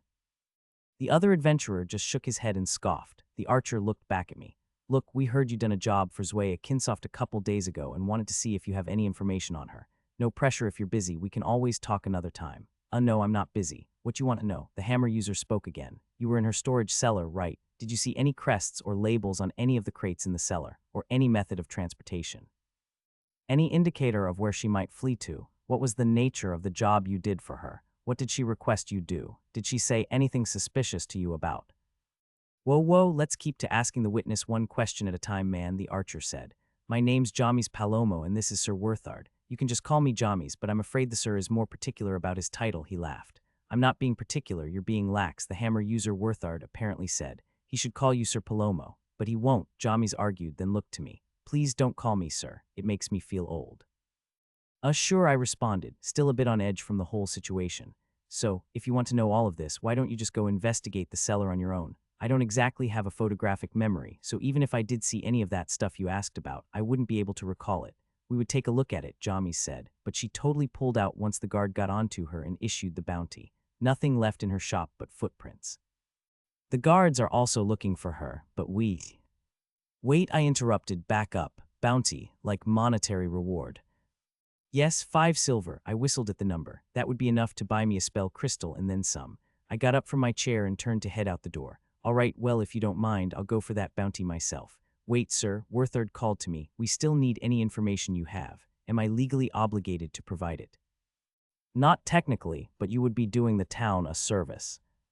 "I'm heading out then. You guys are my competition. I'm not giving you an advantage." I laughed as the door closed behind me. It was time to catch a thief. Those adventurers weren't lying. There really wasn't much left in the shop. Some furniture and empty crates, sure, but nothing that would tell me anything. The cellar was totally cleaned out, too. It was a shame. Part of me had really been considering just grabbing a crate of magic items and running. But hey, at least there weren't any trimps left. A job well done, if I do say so myself. Well, there were a couple corpses left lying around, but that didn't count. There were none left alive. Still, it didn't leave me with much information as to where that Akinsoft woman ran off to. I frowned. How did the woman even get so much stolen cargo into her place anyway? Robbing caravans. She'd need a whole lot of power to pull that kind of operation off, and I knew from experience that the woman couldn't fight for shit. So how'd she do it? I looked down at the trimp corpses. She didn't ever tell me how the little rodents got into her cellar in the first place. Why would she hide such a thing? At first I thought it was just her being rude, but most of the time, sellers and shippers of enchanted goods took great care to ensure trimps didn't get into their supplies. They'd use specialized classers or specially designed carriages to ensure everything stayed safe. So the only way the trimps could have gotten in would be if a kinsoft was storing the stuff in less than professional ways. They couldn't have gotten into the cellar in any other way I could think of, at least not in such large numbers. That could explain how she was getting it all into her shop, too. If she was storing it somewhere else long-term, then she could just bring in smaller, less suspicious shipments at a slower pace to avoid raising suspicion. And if she had some sort of secret storage area that the guards hadn't found, then she'd probably be hiding there now, too. The question now was where that would be. Chances were that it wouldn't be in the town proper. Getting cargo into any building within the walls would face the exact same issues as getting it into this shop, so it'd have to be in the wilderness, or another village or town. Trimps were indigenous to the forest, so if they were getting into the cargo, then it wouldn't be in some warehouse in a city, it'd be in the wilderness. And if the trimps were getting into the storage area, then all I had to do was find nearby trimp nests and search the area around them. Trimps didn't normally stray far from their nests, after all. The adventurers from before didn't seem to know I was hired to clear out trimps. They were asking about my job and what I was hired to do. So in that sense, I had quite the advantage in our little race. So where could I find information on the locations of nearby trimp nests? That one stumped me. I sure as hells didn't know I'd only been in this town for a few days after all. Who around here would just know that kind of information off the top of their head? While I thought, I went ahead and gathered up the corpses. I could sell their parts to Ulfo Arshian as alchemy ingredients after all. I paused. If Ulfo Arshian bought them, wouldn't he know where to find them? It was worth a shot at the very least. I finished gathering the trimp bodies and headed out, resolute to claim this bounty. As I approached Ulfo Arshian's alchemy acquisitionary, I heard some familiar voices coming from inside. So a kinsoft came by and bought some potions, but didn't say where she was going or what she needed them for. The voice of Jamis asked. Indubitably. I'm quite afraid I have nothing but redundancy to offer you fine gentlemen on this quiet morning, Ulfo responded. Whoops. I backed away from the building. It wasn't like I was in trouble or anything, but I didn't want to give that pair of adventurers any extra information by speaking to Ulfo in front of them, or even by showing up at his store. Plus, if I could eavesdrop on them, I might get some extra information on what they knew. I'd just wait for them to finish and go in afterward. I waited around the corner, leaning against the stone wall of a nearby building so that I could keep track of the conversation the adventurers were having with Ulfo. What kind of potion did she buy? I do so believe the potion she ordered consisted of an oil base, Lilith's tear, a hint of Dreadmaw's tooth, and various other plant leaves that I'm afraid I must keep secret. Tease a secret recipe. You hear that, Werthard? Lilith's tear. We know what kind of effect that makes. Yes. It seems that catching the culprit will be more difficult than we anticipated. It seemed like she was buying some potions before she fled. I'd never studied alchemy, though, so I had no idea what a Lilith's tear would do. As I listened, though, I heard footsteps and hurriedly looked around for somewhere to hide, afraid that the soldiers had seen me. Hey, stranger, a familiar voice called out. What's got you so jittery? I looked over to the source and saw Irani walking over, smiling at me. She was wearing a backpack with a waterskin attached and some emptied-out pouches ready to be filled. I glanced around, worried about speaking and letting the adventurers hear my voice. I resorted to just whispering, could we talk somewhere else? I'm kind of hiding from someone right now. With a confused look on her face, Irani nodded hesitantly. I appreciated her not saying any more and risking giving away my position. I grabbed her hand, ignoring the flustered look on her face as I did so, and hurriedly led her a bit further away until I was comfortable with the distance between me and the alchemy acquisitionary. Whoa, she stopped me. You seriously telling me you resorted to crime after being here just a few days? No, not that. Kind of the opposite, actually. I'm hunting for a bounty on this thief, and a group of adventurers are also hunting for her, so I'm kind of their competition. They were talking to Ulfo about our target, so I was trying to listen in and get some information out of them. Just didn't want you to blow my cover. Bounty hunting. Suit yourself, I guess. I'd get too stressed if I was trying to hunt down another classed person. The ways different builds can counter yours is a lot to deal with, and I always find myself obsessively studying anything I think I might fight, monsters and humans. Every time a bounty has caught my eye, I always end up taking so long finding out as much as possible about the target that someone else catches them before I do. I laughed. Well, hopefully that won't be the case here. I don't think she's classed at all, in fact. Oh, Irani blinked. Well, in that case, I wouldn't mind helping you out. You're just trying to get a cut of the reward. I rolled my eyes. You're gonna have to offer something of value before I let you in on my 5 silver. Oh, my battle prowess isn't enough. I seem to recall helping you quite a bit during that little Banestinger incident. Besides, I just recently got my firebolt up to rank 10, and I've been dying to test it out on something. I smiled and shook my head. Like I said, hopefully it won't even come down to a battle, although I'd be willing to give you some of the reward money if you had any information on trimps. Trimps like the little rodents. Yeah, I just need to know if they have any nests in the nearby forest. Oh sure, I know a few. I check them every now and then to sell their tails to a faux Archean. Perfect. Could you show me around to some of them? Sure, as long as you give me a cut. Yeah, I laughed. If this plan actually works, you can get in on the reward too. The first 2 nests we searched were duds. After finding them, we looked around the surrounding area for any clearing or camp that might have been used for storage, but didn't find anything. I told her the basic information I had figured out while we searched, of course, so she knew what to look for. We agreed on me giving her 1 silver of the 5 silver reward for the help. Honestly, I didn't care too much about the money past 4 silver, I just wanted enough for a spell crystal. I knew I'd be getting some more money later on for the information on my class, so I wasn't too worried about saving every copper I could scrounge for now. In the meantime, while we walked to the third, we simply made conversation. So she really tried to throw a punch at you? Irani asked me after I told her the story of the trimp job. Yeah, I laughed. I knew something was off about that woman, just didn't think it'd be this big. But hey, at least I ended up getting paid. Well, that's one upside, I guess, she said. Speaking of money, I spoke with my sister and we should be good to go by tomorrow. Oh, perfect. I'm just staying in that inn by the town square so you know where to find me when you're ready to go. The Burning Flagon, that's the one. All right. That was the inn I stayed in for a while when my parents moved away to Carth. Oh, your parents live in Carth with your sister? Yep. When she moved, they moved with her. They just left you here, more like I chose to stay. Don't have a great relationship with them, and them moving to the city with my sister only really added to the issue. When they left, they sold the house to someone with fat pockets, so I had to fend for myself a bit. What happened between you and them, if you don't mind me asking? Oh, a few things, but mainly wait. Do you hear that? I blinked and looked around. I hadn't been really paying attention, having been a bit too invested in our conversation. No, what was it? It came from that way, she pointed. Let's go. We rushed over in the direction of the sound, and I began to be able to pick up on it too. A rustling sound, like someone was rummaging around in a bag. I burst through a tree line and arrived into a clearing, one with exactly what we were looking for. Zoea Kinsoft stood in a camp full of boxes and carts, obviously full of her ill-gotten gains. It must have been her hideout, where she stored the goods she stole from the caravans and where the trimps had gotten into her storage. She faced me alongside a few other bandits. They'd obviously heard us coming. The bandit stood on guard against us, while a Kinsoft pulled something out of a purse on her side. I immediately rushed forward, but a Kinsoft drew something out of the bag and put it to her lips, a potion.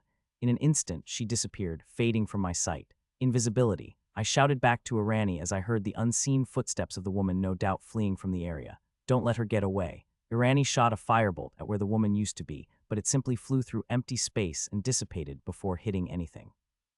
I tried to run forward, but the 3 bandits that had been beside her moved in to block my advance. Shit. I glanced around, unsure of what to do. If she got away, that would be it. I didn't have any other leads as to where she might go next. Hells, she could just skip town and head to some completely random place to start life anew. Time was running out, and I wasn't confident in my abilities to track down an invisible woman, but I did have something else I could do.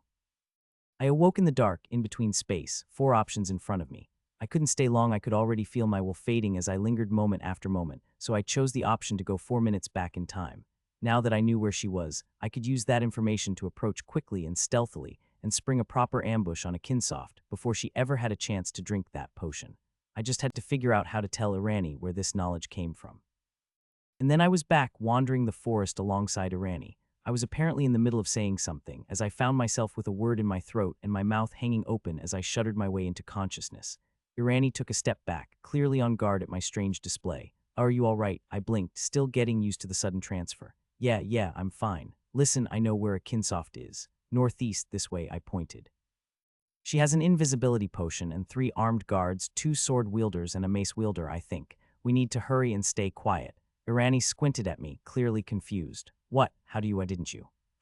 What? I can't explain now. It has to do with my class. That would have to do. Now come on, we need to hurry. I took off in the direction of the bandits. Thankfully, Irani was quick on the uptake and ran along with me as stealthily as possible to where I knew a Kinsoft's camp was. We quickly arrived in the familiar area, this time with our prey unsuspecting. We crouched by the tree line, staying unobserved by the criminal group.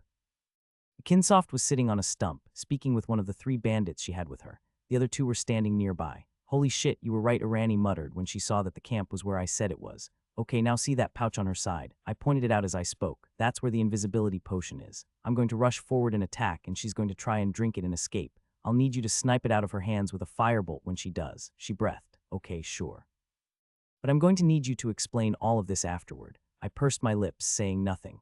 I wasn't sure how I'd explain it. If I told her the truth, would she even believe me? Irani closed her eyes, readying her hands to fire off the spell. Let me prepare my mana. I haven't got much practice with the upgrade I chose for Firebolt. When it got to rank 10, it isn't one I can really use in the middle of town, so it's been taking some time to get used to casting.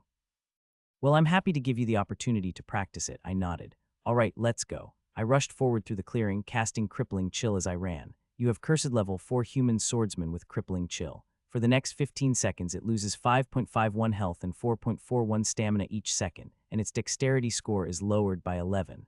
47.3 mana cost. Your mana is 168. You have Cursed level 5 Human Swordsman with Crippling Chill. For the next 15 seconds, it loses 5.51 health and 4.41 stamina each second, and its dexterity score is lowered by 11. 47.3 mana cost. Your mana is 120. You have Cursed level 3 Human Paladin with Crippling Chill. For the next 15 seconds, it loses 5.51 health and 4.41 stamina each second, and its dexterity score is lowered by 11. 47.3 mana cost. Your mana is 73. I cursed the 3 bandits but left a Kinsoft unhindered. She was unclassed, so her health would only be 100. I didn't want to kill her. My targets stumbled as frost covered their bodies, sapping their energy and abilities away. One of them, the paladin, even fell to the ground. His dexterity was probably low to begin with. If it was 11 or below, his dexterity would be dropped to 0, and he'd be completely paralyzed for the duration of the spell. But even if it was a bit higher, getting one of your stats dropped down to 1 or 2 would be enough to make anyone collapse. Stats only added onto one's abilities, sure, but everyone had those additions since they were children and had gotten quite used to them. Going from 10 strength to 1 would feel like having a fundamental part of your body taken away, and the surprise combined with the loss of something they'd relied on for so long would often be debilitating.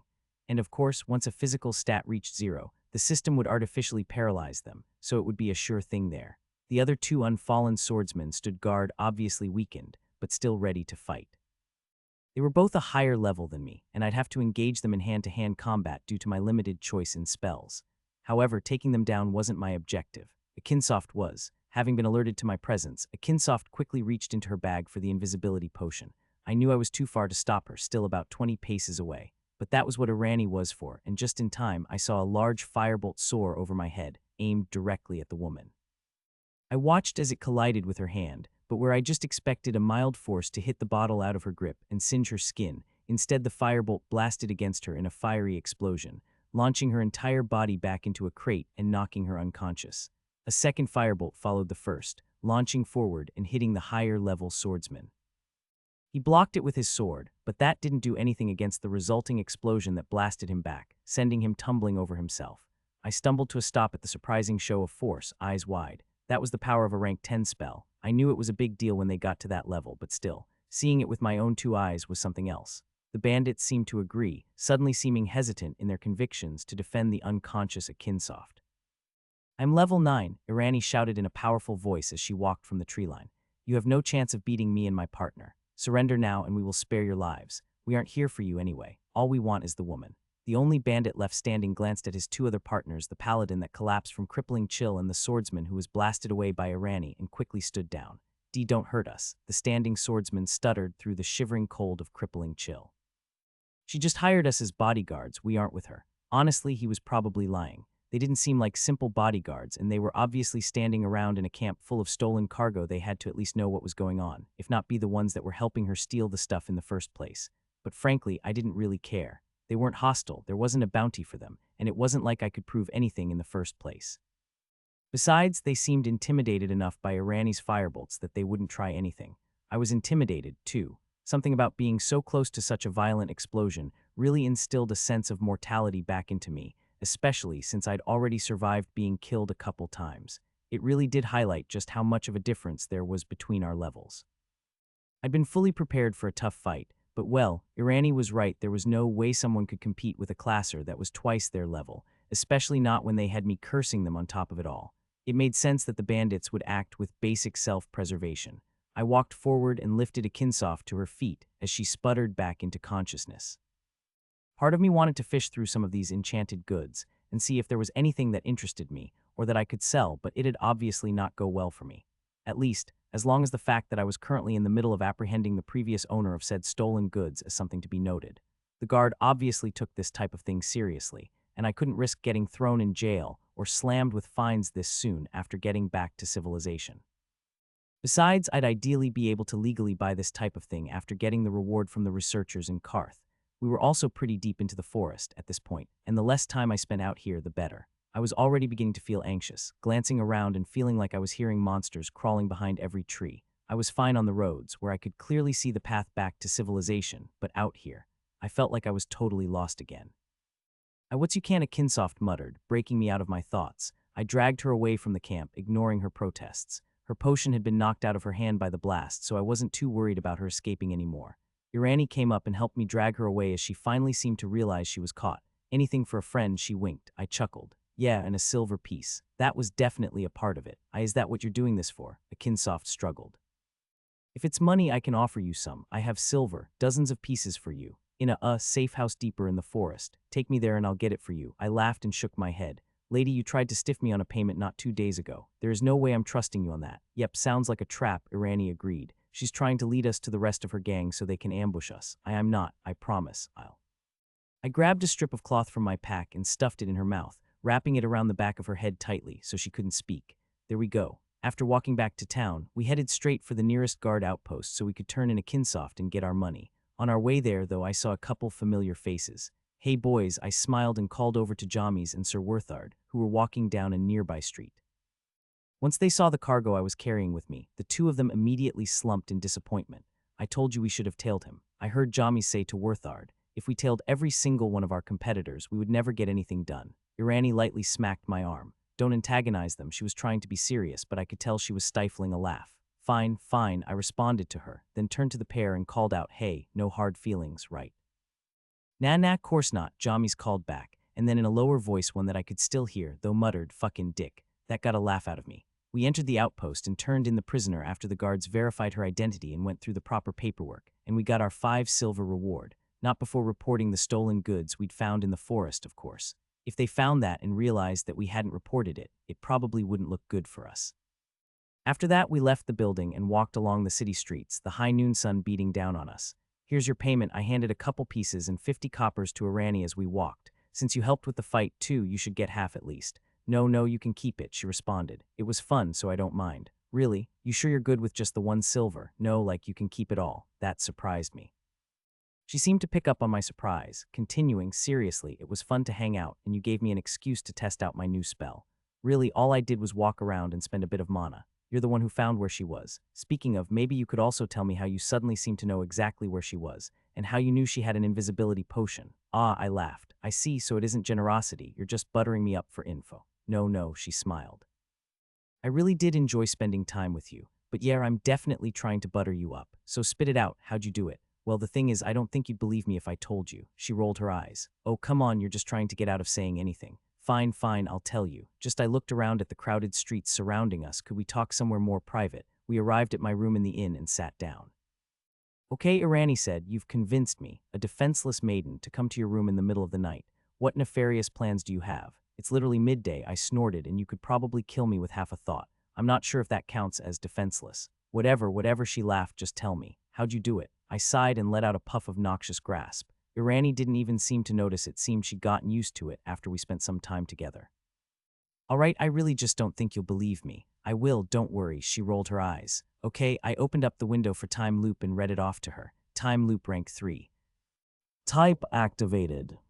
Go up to 4 minutes back in time, resetting your health, stamina, mana, and other talent cooldowns as well as the rest of the world, but preserving your memories and the rest of your status. This talent activates at will, or automatically when you would die. This talent may only be activated once per day. Irani stared at me after I finished reading it.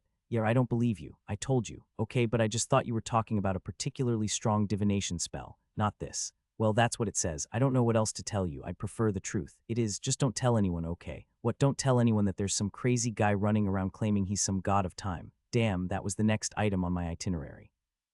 I'm not claiming I'm a god of time, I laughed. If you don't want to believe me, fine. But that's what the talent reads. Fine. I guess whatever impossible powers you claim to have, you did get the information somehow. So at least I have confirmation you've got some sort of interesting class abilities for my sister to document. I just shrugged. Why are you so focused on doing your sister this favor anyway? Didn't you say you don't have a good relationship with your family? What are you trying to convince me not to get you free money? No, just curious. Well, it's not like I have a bad relationship with my sister. I have a bad relationship with my parents because of my sister. I don't want to get too much into it, but she's a researcher for the college in Karth, right? Well, my parents obviously think that sort of intellectual profession is much more valuable than one that's more hands-on. You sure they aren't just worried about you? Adventuring is a job that make any parent a bit worried. Oh no. In fact, my dad even said he hopes I have some sort of near-death experience, said it'd put the fear of the gods in me and pull me back to reason, into doing something that isn't so brutish. Almost dying is what I deserve for choosing to try and help people. Apparently, she rolled her eyes. He took it back when I confronted him about it, said he just wanted to make a point, but well, still hurt. I nodded sympathetically. Well, if there's anyone that can prove adventurers don't have to take the brutish way to solve their problems, it's you, I thought. I was taking research seriously by asking about my mentor's build and looking into some general leveling principles about stat allocation. But I probably spend more time in the library than my own home. Yeah, she laughed. A bell suddenly began ringing throughout the building, causing us both to jump. Ah shit, that's the lunch bell, right? Irani asked. The burning flagon inn rings it whenever they have lunch ready, pretty sure. I remember it from when I used to stay here. Yeah, you need to go. She nodded, standing and straightening her clothes. Yeah, I was supposed to be doing a job for Ulfo Arshian. I should probably go back to doing that.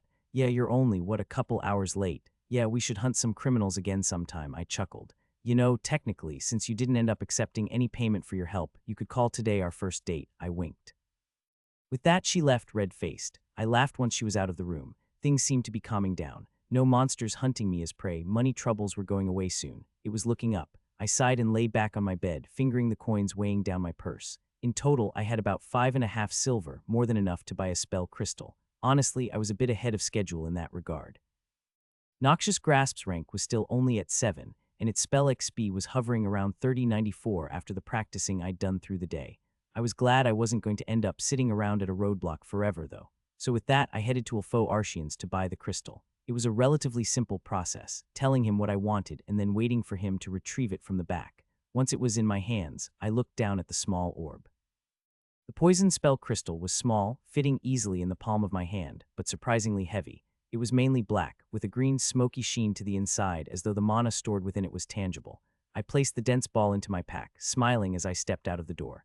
Mission complete. I mainly relaxed for the rest of the day, spending the remainder of my money on some supplies I felt like I'd need for the trip to Karth tomorrow. It was strange traveling so much after an entire life of living in a single village, but that was being an adventurer. I also spent my time practicing Noxious Grasp. For the whole rest of the afternoon and night, I was diligently casting the spell like I'd always been doing, slowly ticking my spell XP upward. By the end of the day, Noxious Grasp was at 5994 spell XP. After the relatively relaxing afternoon, I lay down and slept soundly through the night. When I awoke, the first thing I did was check Noxious Grasp spell XP, 7994. It seemed that the whole, practicing while I slept, thing had become a true habit, one that I liked. Irani and I agreed to meet in the lobby of the inn this morning, so I went ahead and went there, grabbing a seat and eating some breakfast while I waited for her to arrive. I still felt a bit uncomfortable in populated areas like these. I was used to total solitude in the forest, a single sound meaning troubles nearby. Even in my village, there were few places that ever got as busy as most of the areas here in Ordensville. I much preferred socialization when it was of the one-on-one variety, so I kept my head down, avoided eye contact, and ate my stew. Eventually, Irani walked in, pack on her back and looking ready for travel. She saw me and walked over. "You ready?" she asked. Yep, I stood and shouldered my own, much smaller, traveler's pack. I'd prepared pretty lightly, just bringing a change of clothes and some basic rations, but I'd also bought and filled a second and third water skin, just in case I got lost again. I'd gone through enough dehydration for one lifetime, that was for sure. In my experience, the vast majority of classers never passed level 5. Most people who got a class didn't do so to become adventurers, but rather for a feeling of safety or status, or even just to add a few points to their strength so they could be a better lumberjack. After a certain point, getting stronger got a lot harder, and most people didn't have the resolve to fight the stronger and stronger monsters required to get to those higher levels. So even though level 9 was relatively low compared to the levels of the more famous classers, that amount of power was still incredibly highly demanded, and I was sure Irani had no struggles finding ways to make money. So with her funding our trip, we had sleeping bags, tents, and a couple days' worth of rations. Not exactly living the high life, but much better than what I was used to. Once we had everything, we headed out, exiting the town's walls and traveling down the road to Karth. The trip started calmly enough. I felt a bit of anxiety traveling again. I had been outside the walls many times in the past couple days, of course, but I was always within at most an hour's walk back to the town, and I also knew exactly where it was and how to get back. During this trip, I'd be traveling for 2 days with the only surrounding landmark a single path. Despite that, though, I carried on. I knew I was strong enough to hold my own in a fight now, and we were sticking to roads this time, so I wouldn't be getting lost. Sticking to the roads had another benefit. Most monsters avoided man-made structures. That was why we'd gone out, deep into the wilderness back when I was first trying to get the Swordsman class. The especially strong monsters wouldn't stick around the areas where they knew humans were around. After all, even if a monster could get a few easy kills on the unclassed around there, soon enough a high-level adventurer would come by to kill it. I also had Irani for safety. Of course, she was much more powerful than me in a fight, but I'd be lying if I said she was what put me at ease. No, I had experience and I was self-reliant. I could survive if need be. I promised myself I wouldn't end up lost and astray again due to putting my fate in the hands of others, no matter how well-meaning they were. Irani and I glanced across the tree line as we walked. I was searching for suspicious movements from monsters, and I was sure Irani was, too. Sure, they generally avoided the roads, but that didn't make it impossible for one to stumble by. The trees' trunks were thicker in this area, with thin needles instead of leaves. The dirt road below us was covered in the droppings, so our boots crunched against them as we walked up and down the various hills in the bath. While we traveled, I practiced noxious grasp, as always. Irani looked over at me as a puff of fumes escaped my fingers. "How does that not get uncomfortable for you?" she asked. "I can barely handle practicing for the few hours per day that I do." I shrugged. "I do it without thinking, pretty much automatic at this point. I've even started casting in my sleep." I chuckled. She blinked in surprise at my offhand mention, then laughed in disbelief. "Really? To be honest, that sounds like a nightmare. I'd wake up feeling like shit if I was casting all night long." Yeah, my intensive regimen was definitely pretty awful for the first few days, but I guess I just got used to it. It's like working out. If you exercise to a point that's past your limits for long enough, it'll become your new limit. Well, still, I haven't really heard of people taking training as seriously as you do, and there's probably a reason for it. I mean, I've read dozens of books on different spell training methods, and they normally suggest at most 4 hours per day, and that's if you're looking for something really intensive. If people aren't recommending it, it's probably for a reason. Relax.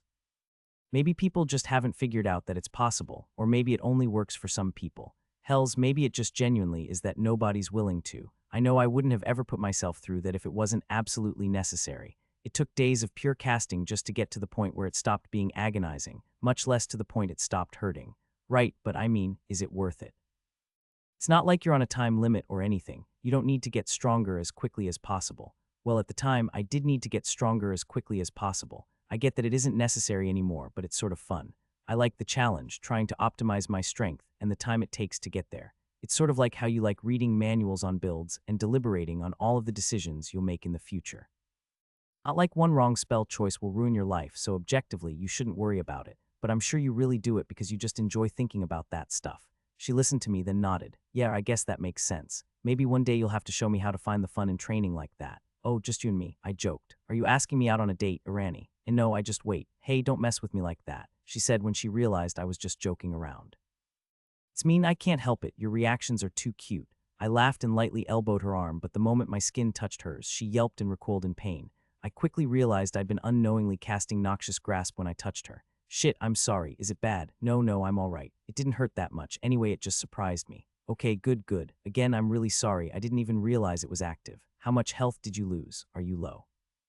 Like I said, you're okay. She giggled at my worried response. It was only a few points of health. The sorcerer class doesn't get any extra endurance, and I haven't put any stat points in it either, so my maximum health is still 100, but even with that, it's still small enough that I'll regenerate it in a couple hours. I breathed a sigh of relief at that. I hadn't even realized I'd been casting the spell when I touched her. That was a stupid mistake. I was lucky this time, but if I accidentally did that with a stranger, things could turn out very badly. So Irani said, I've been infected with noxious gas, huh? Oh gods, is that what the damage notification says? Yep, you have been infected with noxious gas. 6 damage, 3 stamina drain. I cringed inwardly. Don't worry about it. You aren't gonna suffer any long-term effects from it, or anything. I don't know why it uses the term infected. I guess it's just to explain the stamina drain. She laughed. Don't worry, I'm just messing with you. That's mean. Now you know how I feel. A few hours later, we stopped to rest and eat lunch. We sat on some fallen logs in a clearing next to the road, eating some sandwiches Irani made that honestly tasted phenomenal. So I said after I swallowed a bite, "What made you want to become an adventurer?" "Oh, I wouldn't say it was my destiny to fight monsters or anything like that. Honestly, it's more like I enjoy building up my class as a sorcerer, and I just have to fight monsters to do that." "Ah, I understand that. Pretty satisfying watching the numbers go up, that's for sure," I laughed. "Yeah, I also like the safety that comes with it. I remember when I was younger, I could sometimes feel totally helpless, like the walls were the only thing keeping me from dying. So part of it was that I just needed to find some way to get rid of that fear." "Monsters can be a bit scary to think about. What about you?" "It's just something I've always wanted," I shrugged. "I don't think I could ever settle for mediocrity. It's just not my thing. It's not that I want fame, more that I just want the personal satisfaction of knowing I did something difficult. Also the money." She laughed. "Ah, the bane of all adventurers. Greed. No, no, not like greed. It's more, well, did I ever tell you about my parents? No, what happened with them?" "You have a bad relationship with them, too." "Kind of the opposite. I had a great relationship with them. They were both adventurers, teamed up to do jobs together, the duo, Magda and Muxus. They were kind of celebrities in my village, not particularly strong by the standards of the entire Koinkar kingdom, but strong enough in our small community that they were reliable workers. But well, you know the fate of most adventurers. One day I was about 13, they left for a job, went out the walls, and never came back. I wanted to believe for a long time that they just got sidetracked and it'd just be a bit longer before they returned. But then a couple days passed, and so I thought that maybe they got lost and were just having trouble getting back to town. And then a couple weeks passed, so I thought that maybe they'd just skipped town. That they'd left for some reason and would be back eventually with a crazy story about going to some nearby city on a whim and taking out some job to clear out a gray drakeling nest. I laughed. Those goofballs pulled that kind of stunt pretty often, actually. But, ah, yeah, I get it. I know a lot of people have to resort to adventuring to be able to pay for the necessities. Yeah, that was the main motivation at first. Just get strong enough to pay for everything and not have to worry about dying. But after my recent experiences getting lost in the forest, getting this new class, I've realized that, really, money doesn't matter as much. Not to me, at least. It's power. Even when I saved up enough money to hire 2 strong adventurers to escort me into the forest, they still failed. Money didn't save me, but if I was more powerful then, I wouldn't have had to worry at all. It's that concept of bettering myself, that every day I have a slightly lower chance of dying compared to the last, and one day I won't have to worry at all. It's that, well, I just don't want to settle for mediocrity." She nodded. "Not quite the way I think of things, but I understand it. Don't expect to be some big shot immediately, though. I kind of made that mistake myself when I first got my class, especially if you're going to Karth. It's kind of an adventure hub. At a level as low as yours, no offense, of course you're gonna look pretty mediocre. I guess I'm just gonna have to try harder then. I have a feeling that if you try any harder, you'll kill yourself," Irani joked. "Well, truthfully, I've already died a couple times now." "What? Oh, gods, I forgot that your talent activated on death. That must be an interesting experience." "Oh, I didn't realize you changed your mind about believing me. I don't believe you, but if you're going to pretend it's real, I figured I may as well play along." I laughed. "Sure. No, seriously, still ridiculous that you're keeping up this lie about time travel. Put me under a truth stone. I'll pass it, and then you'll believe me, right?" "Oh, you're getting put under a truth stone when you get researched, that's for sure. But you know those things only test for what you believe, not what's actually true. So you can't just put some random person under a truth stone and ask them what's contained in the 13th circle of hell, and then have them guess until the stone deems it to be correct. It's just some minor divination magic that reads your mind to see if you genuinely believe what you're saying." I rolled my eyes. "Okay, Professor. What's this have to do with what I just said? You might just be hallucinating the time travel, and if you are, the truth stone will say you're telling the truth because you genuinely believe you're going back in time. If I'm hallucinating it, then how did I get the information on where a Kinsoft was? I don't know, you tell me. Maybe you have a special talent that divines you information on something, that makes you think you just went back in time to get it, and tricks you into believing it's a time travel talent." I shook my head, laughing. "You really don't want to believe me, huh?" I went to take another bite of my sandwich. Just as I bit down, however, I saw a flash of movement behind Irani. I leapt up from my seat, but before I could warn her, a white thread shot out of the forest and knocked her down, wrapping her in cobwebs. She struggled against her silky bonds, but they were thick and strong, and she couldn't escape. I leapt forward to try and help her, but another strand shot out at me. I ducked below just in time and looked over to the source of the projectiles. Charging at us were 2 blue and black spider-like monsters, running on hind legs with their 6 other clawed appendages flared out, ready to strike. Standing tall with their gangly legs, their arachnoid bodies were close to reaching twice my height. I recognized these monsters, and I didn't like what I knew them to be. They were animerecaps, dangerous stalking predators that were native to the forest. They were an evolution that existed between levels 10 and 15, so I knew they'd be a tough enemy. Not only that, but this was not a good time to fight. I had food in my hand and unpacked bags at my feet. I was completely unprepared. In fact, the anacaps had probably planned it that way. The monsters were highly intelligent ambush predators, so they'd likely been tailing us for a while, and had chosen now when we were distracted to strike. I readied myself to fight for my life. I hurriedly readied myself against the charging anacaps, standing up and turning to face them just as one of the monsters collided with me. Tumbling back to the ground with it on top of me, I tried my best to keep its long, pointed claws away from my body as I activated Noxious Grasp and cast Crippling Chill on the monster. You have cursed level 12 anacap with Crippling Chill. For the next 15 seconds, it loses 5.51 health and 4.41 stamina each second, and its dexterity score is lowered by 11. 47.3 mana cost. Your mana is 168. I could feel its movement slow as the curse drained away its strength at the same time that Noxious Grasp drained its life. Still, it was powerful, and it pinned me onto the ground underneath its large, spindly body. I raised up my arms to try and fend off its attack's Noxious Grasp was draining away its health second by second, so all I needed to do was survive while it was touching me. That was easier said than done, though, as the monster used all 6 limbs to keep me from getting up while also attempting to stab at my torso, only being deflected by the frantic blocks and parries I performed with my hands. A huge boom sound exploded out from somewhere next to me, and I glanced over to see the other anacap fly off of Irani's body from a high-powered detonation, seemingly one that she shot off inside the webby bonds restricting her. Her body was burnt and her clothes charred from the massive explosion, but the webs had burnt off of her as well, and the anacap's large but light body was launched at least a dozen paces away by the spell. I snapped my attention back to the anacap as it struck at me again. I put up my hands to try and block it, but I was too slow, and it raked its blades across my chest. You have been sliced by claws, 44 damage. Your health is 96. I bit back a scream of pain as the claws split my skin apart. My health protected me from the bulk of the damage, but the length of my body that was cut open hurt like the worst of the hells. I twisted away from the anacap, shoving it away while it was off balance from its attack. The monster stumbled back and fell to the ground while I scrambled to my feet, wincing at the throbbing pain in my chest. You have struck level 12 anacap for 102 damage and drained 51 stamina over the course of 7.3 seconds using Noxious Grasp, 26.1 mana cost. Your mana is 142. I glanced around frantically and spotted Irani getting tackled back to the ground by the other anacap. Trying my best to help, I cursed it with another Crippling Chill, but I couldn't do much else. You have cursed level 14 anacap with Crippling Chill. For the next 15 seconds, it loses 5.51 health and 4.41 stamina each second, and its dexterity score is lowered by 11.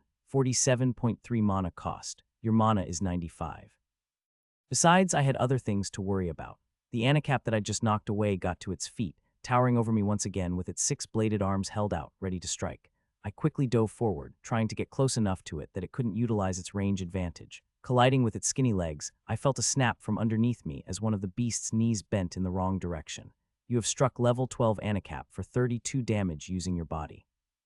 You have crippled level 12 anacap. It let out a monstrous hiss of pain as it fell over on top of me. I was surprised at how easily the anacap's exoskeleton broke. I'd charged right into its knee, sure, but higher-leveled monsters usually weren't injured by so little force. Then again, I'd already drained quite a bit of health from the monster, so it didn't actually have much system-related protection anymore. Plus, Noxious Grasp was at such a high rank that its effects of withering away flesh and muscle would have been incredibly powerful, even against a monster as high-leveled as this one. I had to remember that a rank 7 spell would only be allowed by the soft caps of classers leveled 12 and above. In that sense, I was incredibly ahead of my level. Noxious Grasp was already active. I'd activated it the moment my skin touched the anacap's exoskeleton, so I quickly grabbed onto the anacap, unwilling to allow the opportunity of its leg breaking to pass. Gritting my teeth at the burning pain in my bleeding chest, I held the dazed monster down now. I was the one pinning it and slammed my fist into its arachnid head, crushing its chitinous mandibles into its face. You have struck level 12 anacap for 12 damage using your fist. Crippling Chill has worn off of level 12 anacap. You have struck level 12 anacap for 83 damage and drained 66 stamina over the course of 15 seconds using Crippling Chill. Just as I struck it, though, Crippling Chill's 15-second duration let up. The anacap immediately surged forward, its dexterity now unburdened, and threw me away. I managed to land on my feet, preparing to cast another instance of my spell on the monster, but in the split second it took me to prepare Crippling Chill, the anacap struck at me, its claws lancing into my stomach. You have been stabbed by claws. 62 damage. Your health is 34. The fistful of blades sunk much deeper into my torso than they had into my chest before, my lower pool of health protecting me less from damage. I coughed out in pain from the blow, agony sending me into shock, but I managed to get my cast off, covering the spider monster's chitinous body in frost yet again. You have cursed level 12 animecap with crippling chill. For the next 15 seconds, it loses 5.51 health and 4.41 stamina each second, and its dexterity score is lowered by 11. 47.3 mana cost. Your mana is 48. Hissing as it felt the effects of the curse, the animecap yanked its claws from my gut, a new bout of pain springing out by the sudden movement, and backed away from me, limping on its broken leg. I somehow managed to stay standing, my hands shivering and my forehead breaking out into a sweat from the intense burning in my gut, but I knew I had to fight on. If the beast was backing away, it must have been low on health. I could take it down if I could just get one more grapple in on it and get in a few seconds of noxious grasp. The monster eyed me warily, as though it understood my exact thought process. In fact, it was probably thinking the exact same thing. I was one solid hit away from death. 2. Crippling chill has worn off of level 14 animecap. You have struck level 14 animecap for 83 damage and drained 66 stamina over the course of 15 seconds using crippling chill. It seemed that my crippling chill had worn off of the animecap Irani was fighting, but I couldn't afford to distract myself from the battle in front of me, and my mana was too low to safely cast another instance of it. I ran forward, agony rippling through my gut. Clenching my teeth and groaning in pain, I kept sprinting until I slammed into the exhausted animecap, pushing it into the ground and grabbing onto it with noxious grasp. I frantically tried to hold its arms down as it flailed underneath me, haphazardly trying to stab me with its claws.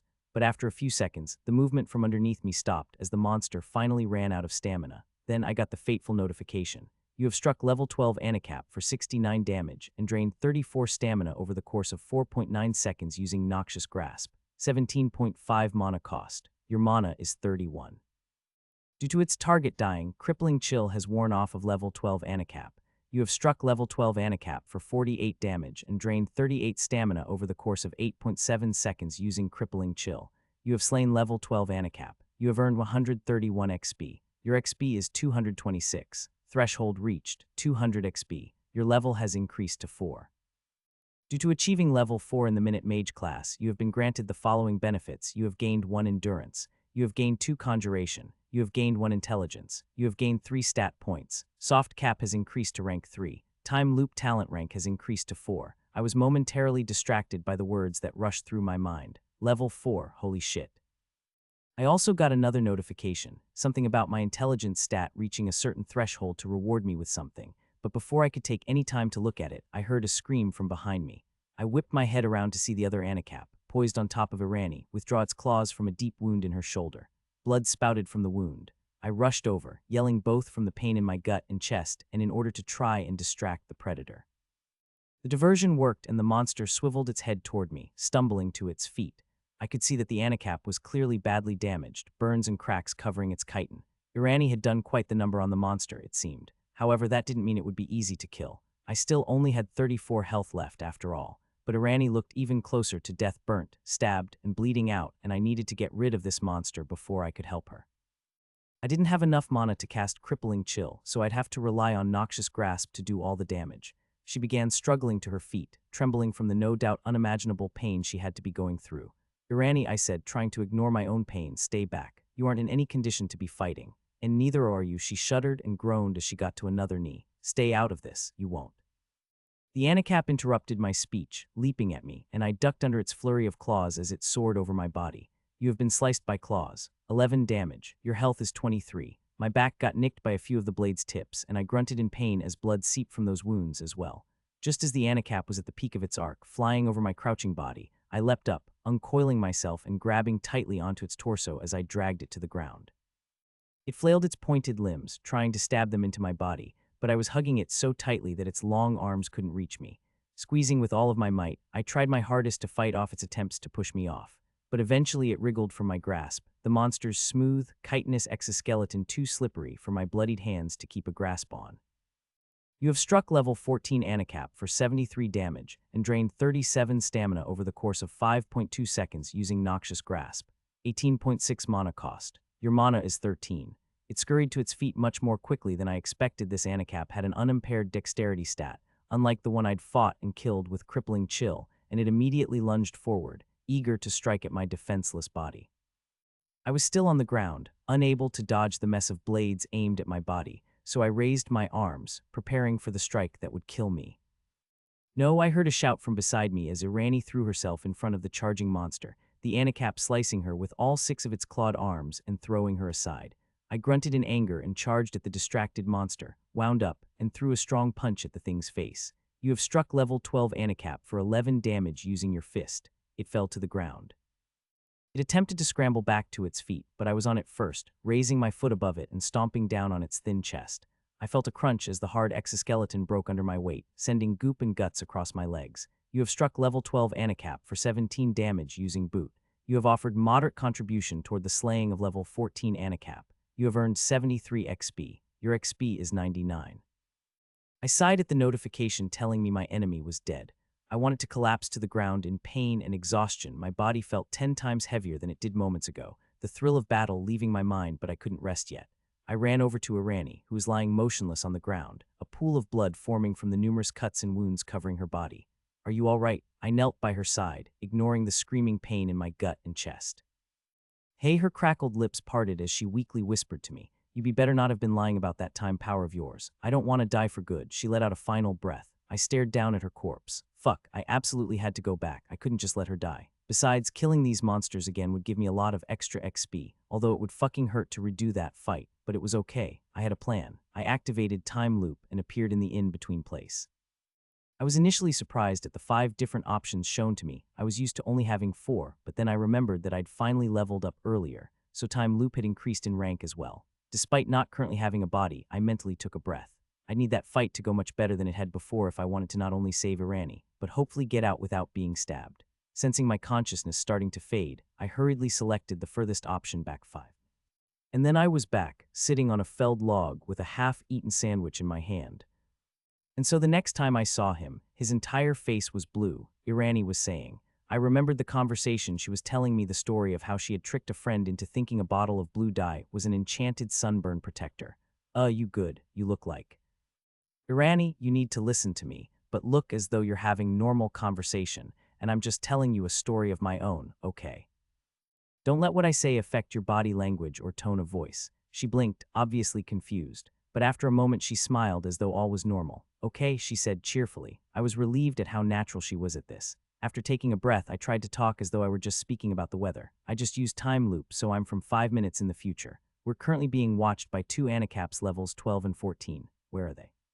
She asked conversationally, chewing a bite of sandwich. Not sure, but when they attacked it was about 4 minutes from now they were from. I pretended to yawn, stretching one arm out in the direction that the Anacaps came from that way. She laughed. I wasn't sure if she was just pretending to find something I said funny, or if she genuinely thought the way I chose to point out the Anacaps' hiding spot to be humorous. So I guess the fight didn't go well if you're back here to do it again. Yeah, I reminded myself to take another bite. Irani had died at the end of the last fight, and well, I wasn't sure if I wanted to tell her that. She died to save my life, and now she didn't even know she had done it. It almost felt like an invasion of privacy, like I knew something about her that I shouldn't have. It was like reading someone's diary. In any case, if I told her that she died now, it would probably only frazzle her and mess her head up right before a fight where we both needed to be operating at peak capacity. It didn't go well. I settled for just saying that. We killed both of the Anacaps, but we weren't looking so good ourselves. I'm all right, so what's the plan then? We got surprised by them last time, but we also got overwhelmed by their raw power. They're fast and tough, and we got separated and couldn't help each other. So I came up with a plan that'll hopefully work. Listen carefully, and it should all go smoothly. After a few minutes, we were ready. I unfortunately couldn't assign my stat points for my level up. It took closer to 10 minutes to do that, but the base stats I got would still help. The conjuration would help me cast faster and more easily. Plus, in the time we waited, the extra maximum mana had filled up a bit, and the endurance would help me with my pain tolerance. Unfortunately, it hadn't been enough time that the extra maximum health had been filled at all, though. I looked over behind Irani and saw the familiar hint of movement. The Anacaps were about to attack. Now, I shouted. We both dropped to the ground just as 2 balls of web shot out over our heads. We turned and looked at the 2 charging monsters, but didn't fire off any spells yet. Instead, I stood my ground and readied Crippling Chill, preparing to cast it at any moment. Irani did the same with her explosive firebolt. I waited until the animerecaps were almost upon us, when they tensed up to leap at us, just as their long legs began to extend. You have cursed level 12 animerecap with crippling chill. For the next 15 seconds, it loses 5.51 health and 4.41 stamina each second, and its dexterity score is lowered by 11. 47.3 mana cost. Your mana is 185. You have cursed level 14 animerecap with crippling chill. For the next 15 seconds, it loses 5.51 health and 4.41 stamina each second, and its dexterity score is lowered by 11. 47.3 mana cost. Your mana is 138. Surprised by the sudden loss of dexterity, the two monsters stumbled through their leaps, crashing to the ground in front of us. I charged forward at mine, while Irani took care of hers, launching a firebolt at the stunned beast's body and blasting it into a rock. I lunged onto the downed animerecap, wrestling its limbs to the ground while I activated Noxious Grasp and began draining its power. The surprised monster obviously hadn't been expecting such a coordinated counterattack, as it took quite a while for it to start trying to fight back. In the meantime, Irani absolutely dominated the fight with her animerecap. She would stand there looking at it, wait for the beast to start trying to get to its feet, and the second it got its bearings, she would blast it with another high-powered explosion, launching it away once again. She slowly walked toward the prone monster, hand out and eyes burning as she waited for it to try and get up again so she could repeat the process. It seemed like she performed much better when she wasn't caught off guard. Plus, she hadn't been forced to blow herself up this time, which probably helped quite a bit. Back on my end, the animerecap was getting hard to contain, its surprise wearing off and its 6 arms too difficult for me to fight off all at once. It grasped my torso and threw me off of it, and I tumbled across the dirt before quickly bringing myself to my feet. You have struck level 12 animerecap for 157 damage and drained 78 stamina over the course of 11.2 seconds using Noxious Grasp, 40.1 mana cost. Your mana is 98. I looked up and saw the monster charging at me, blades flared. I quickly leapt to the side as it sliced right through where I was, and then turned to me in anger. I wanted to avoid fighting it in a fair scenario as much as possible. Last time I'd done that, I'd been stabbed. Crippling Chill has worn off of level 12 animerecap. You have struck level 12 animerecap for 83 damage and drained 66 stamina over the course of 15 seconds using Crippling Chill. Crippling Chill has worn off of level 14 animerecap. You have struck level 14 animerecap for 83 damage and drained 66 stamina over the course of 15 seconds using Crippling Chill. The monster immediately lunged forward the moment it got its dexterity back. I tried to recast Crippling Chill, but I was too slow as it sliced at me, and I was forced to devote all of my mind to dodging the half-dozen blades. Noxious Grasp was near immediate to cast due to all of my practice, but Crippling Chill clearly needed work. Even a split second of time spent casting a spell was too much. I was learning during this fight. A claw swiped at my stomach, and I was a hair too late in dodging. It sliced across my torso. You have been sliced by claws, 12 damage. Your health is 128. My near full health protected me from most of the damage, but I could feel a dribble of blood begin to seep out the small wound. I ducked under another of the animerecap's speedy swings. Arlen, Irani shouted from across the battlefield. I stole a glance over to her to see her in a similar position as me, frantically dodging the attacks of a now fully dexterous animerecap while not having the time to prepare any sort of spells. She needed help, and I wouldn't be able to hold my own for much longer, either. I sidestepped another swing and then lunged forward, arm reared back for a punch. You have been stabbed by claws, 57 damage. Your health is 71. Just as I imagined would happen, the animerecap took advantage of my wide-open defenses and shoved a claw into my gut, pushing a few finger widths in before my still decent pool of health stopped it. However, anticipating the pain, I didn't flinch and followed through with my swing, hitting the animerecap hard across its smooth head. You have struck level 12 animerecap for 13 damage using your fist. It stumbled back, and I doubled over in pain. Just because I anticipated it didn't mean it didn't burn. Blood flowed out, but I forced myself to focus. I'd done that to buy myself some time, and I was going to use it. Ignoring the burning in my gut, I shoved my mana through the familiar patterns and cast another 2 copies of Crippling Chill. You have cursed level 12 animerecap with Crippling Chill. For the next 15 seconds, it loses 5.51 health and 4.41 stamina each second, and its dexterity score is lowered by 11. 47.3 mana cost. Your mana is 51. You have cursed level 14 animerecap with Crippling Chill. For the next 15 seconds, it loses 5.51 health and 4.41 stamina each second, and its dexterity score is lowered by 11. 47.3 mana cost. Your mana is 4. I got a notification about Crippling Chill ranking up, but ignored it for now. The 2 animerecaps stumbled as they suddenly lost control of their bodies once again. I leapt forward to capitalize on my monster's confusion, while I saw Irani through the corner of my eye, leaping back to cast another explosive firebolt. Unfortunately, I was pretty much completely out of mana after those two casts, so I'd have to rely on more old-fashioned methods of damage to kill my foe. I wasn't too worried, though. I'd been keeping track of the damage I dealt to the animecap and comparing those numbers to how much damage it took to kill it in the previous timeline, and I was pretty sure I was close to getting there, especially after factoring in the damage it would take from crippling chill. I stepped up and kicked the still recovering monster in its hard abdomen, knocking it stumbling backwards. You have struck level 12 animecap for 11 damage using boot. Then I slammed my closed fist downward on its doubled over body, hitting it to the ground. You have struck level 12 animecap for 10 damage using your fist. Before it could get up, I straddled its body like I had done before when I wanted to drain it with Noxious Grasp. Only this time, I didn't have the mana to activate the spell. So instead, I just wailed on its face, repeatedly striking its chitinous head with my fists. A few more notifications flew past my mind before I got the one that mattered. You have slain level 12 animecap. You have earned 131 XP. Your XP is 230. I sat back on the corpse's unmoving exoskeleton, panting from exertion as the pain grew stronger in my stomach. I looked over at Irani, who seemed to be finishing up her own battle. Boom, crack.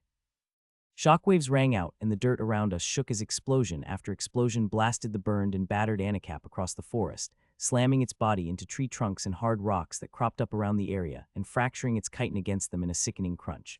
I almost felt bad for the poor thing. It was being thrown around like the toy of a child who had too much energy. Then again, it did try to kill us, so comeuppance was deserved, I decided. Irani calmly and methodically carried out the process of dispatching the beast. In fact, she almost looked bored at this point, absent-mindedly glancing around at the falling leaves while she waited for the animecap to try and rise once again. After a couple more casts, it stopped even trying, and 3 more after that, I got a notification. You have offered minor contribution toward the slaying of level 14 animecap. You have earned 41 XP. Your XP is 271. Actually, I got more than just one notification, I realized after a moment. Threshold reached, 250 XP. Your level has increased to 5. Due to achieving level 5 in the Minute Mage class, you have been granted the following benefits. You have gained 1 Endurance. You have gained 2 Conjuration. You have gained 1 Intelligence. You have gained 3 stat points. Time Loop talent rank has increased to 5. You may choose a talent to obtain. Threshold reached. 250 XP. Your level has increased to 5. Due to achieving level 5 in the Minute Mage class, you have been granted the following benefits. You have gained 1 Endurance. You have gained 2 Conjuration. You have gained 1 Intelligence. You have gained 3 stat points. Time Loop talent rank has increased to 5. You may choose a talent to obtain. My eyes grew wide with excitement as I looked over my leveling benefits.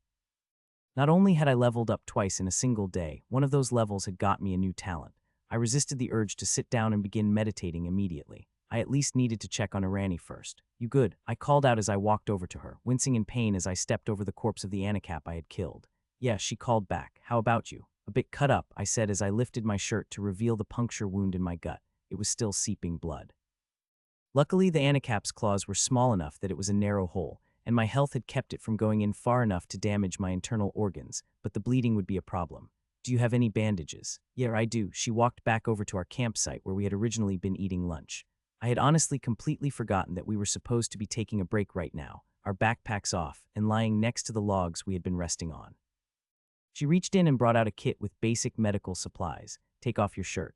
Ooh, how forward, I winked as I stripped the blood and sweat-soaked cloth off of my chest. Irani blinked at my comment, cheeks turning red, and froze in her advance toward me, obviously unsure of how to respond. I laughed. How is it you're a badass spell, slinging sorcerer one moment, but then seconds later you flounder against a single flirtatious comment? She stammered before finding her voice.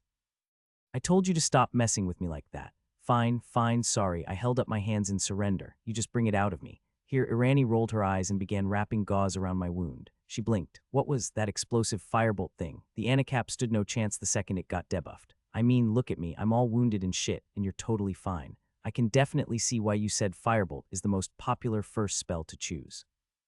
Oh well, it is a pretty powerful strategy. It's very mana intensive. I can only do it because I've been putting every stat point I get into conjuration. But yes, it can absolutely allow you to dominate fights against single opponents. However, at higher levels, its power falls off quite a bit once your enemies have a high enough strength or endurance to withstand the blast, or enough dexterity to get back up before you can hit them again, or, gods forbid, dodge the firebolt itself. It stops being so effective. In fact, most of the different guides for sorcerer leveling Focus on finding a new way of dealing damage once the explosive firebolt method stops being so good. Yeah, but at these lower levels, it seems like it'd be insanely useful to have. Honestly, it kind of feels unfair. Oh, it absolutely is. There's even a term for it coined by the guy that invented the strategy. His name was Wallace Cornwell. It's called stun locking. Ah, because you're essentially locking your opponent into that stunned state. Exactly. Honestly, among a pretty large group of classers, the method is actually seen as so unfair that they refuse to work with anyone that uses it. Really. What do they think it'll hurt the monster's feelings? Why wouldn't they want to work with someone that has access to such a powerful spell? Well, I've only ever met a couple people who act like that, but some of the sorcerers I've spoken to in Karth have had similar experiences. Seems like most of the people say it's because we're going against the integrity of monster hunting, whatever that means. But really, I just think it's because the method is so effective it makes people feel insecure in their own fighting style. I thought back to how scary it felt to watch her completely dominate the fight with the animerecaps. There's probably some merit to that theory. Plus, since it's kind of a one-person operation, people probably don't like that it takes away their chance to get contribution for the XP. It's really not that effective at all, though. I really need other people to back me up, because the moment I have to face 2 or more monsters, the entire method falls apart.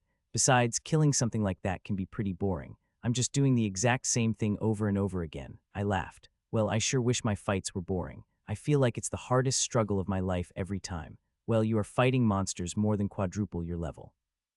I get that monster levels don't perfectly line up with human levels most of the time, but generally a gap of 10 indicates you're in over your head if you're alone. She chuckled as she tightened my bandage. Of course you're struggling. Well, actually, they aren't quadruple my level anymore, I smiled. I leveled up. Oh, so you're level 4 now. 5 actually, I grinned. You don't remember it, but we killed those monsters twice. Once in this timeline and once in another. And if you recall, Time Loop lets me keep all of my XP and levels, so I got 2 for the price of 1. She blinked. I still don't believe you about that time travel thing. You were probably just close enough to 4 that the 2 monsters were enough to push you over the edge and bring you up to 5 in one go. I just laughed and shook my head. I didn't know if she actually believed me or not. In the timeline before, she seemingly bet with her life that it was true, so I couldn't imagine she really thought I was lying about everything. Maybe she just didn't want to admit it to herself. Time travel was theorized about, but never actually seen in practice. It'd be difficult for anyone to accept without actually witnessing it firsthand. Okay, Irani said once she was done with my bandage. We should head out and eat somewhere else. The noise might attract some other monsters, and I'm not too keen on having another fight like that, especially if you can't go back in time anymore. Sure, I nodded. We grabbed our stuff and got back to the trail. We'd head down for a bit until we figured we were safe, then we could stop and take an actual break. After the loud, explosive battle or battles, at least from my perspective, it seemed downright serene out here, though the stab wound in my gut ruined the atmosphere. My health would regenerate over time, and once it was high enough, it'd accelerate my healing. But for now, I just have to deal with it. I was glad I at least had enough endurance to mitigate the pain a bit. So level 5, huh? Irani said while we walked. You getting a talent? Yeah, I smiled. It was exciting. Talents were quite a big deal to get most of the time. Which do you think you're going to take? No idea yet, I chuckled. I know nothing about my class, remember.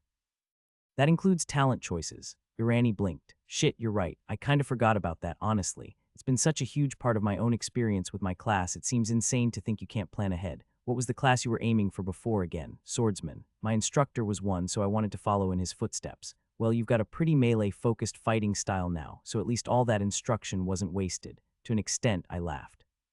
So what you've pre-planned every single choice you'll make already. Seems a bit boring, doesn't it? What if something happens and you have to change your mind? Well, it's not boring precisely because I don't have anything pre-planned. I know everything that's coming up for me, but that doesn't mean I've set anything into stone yet.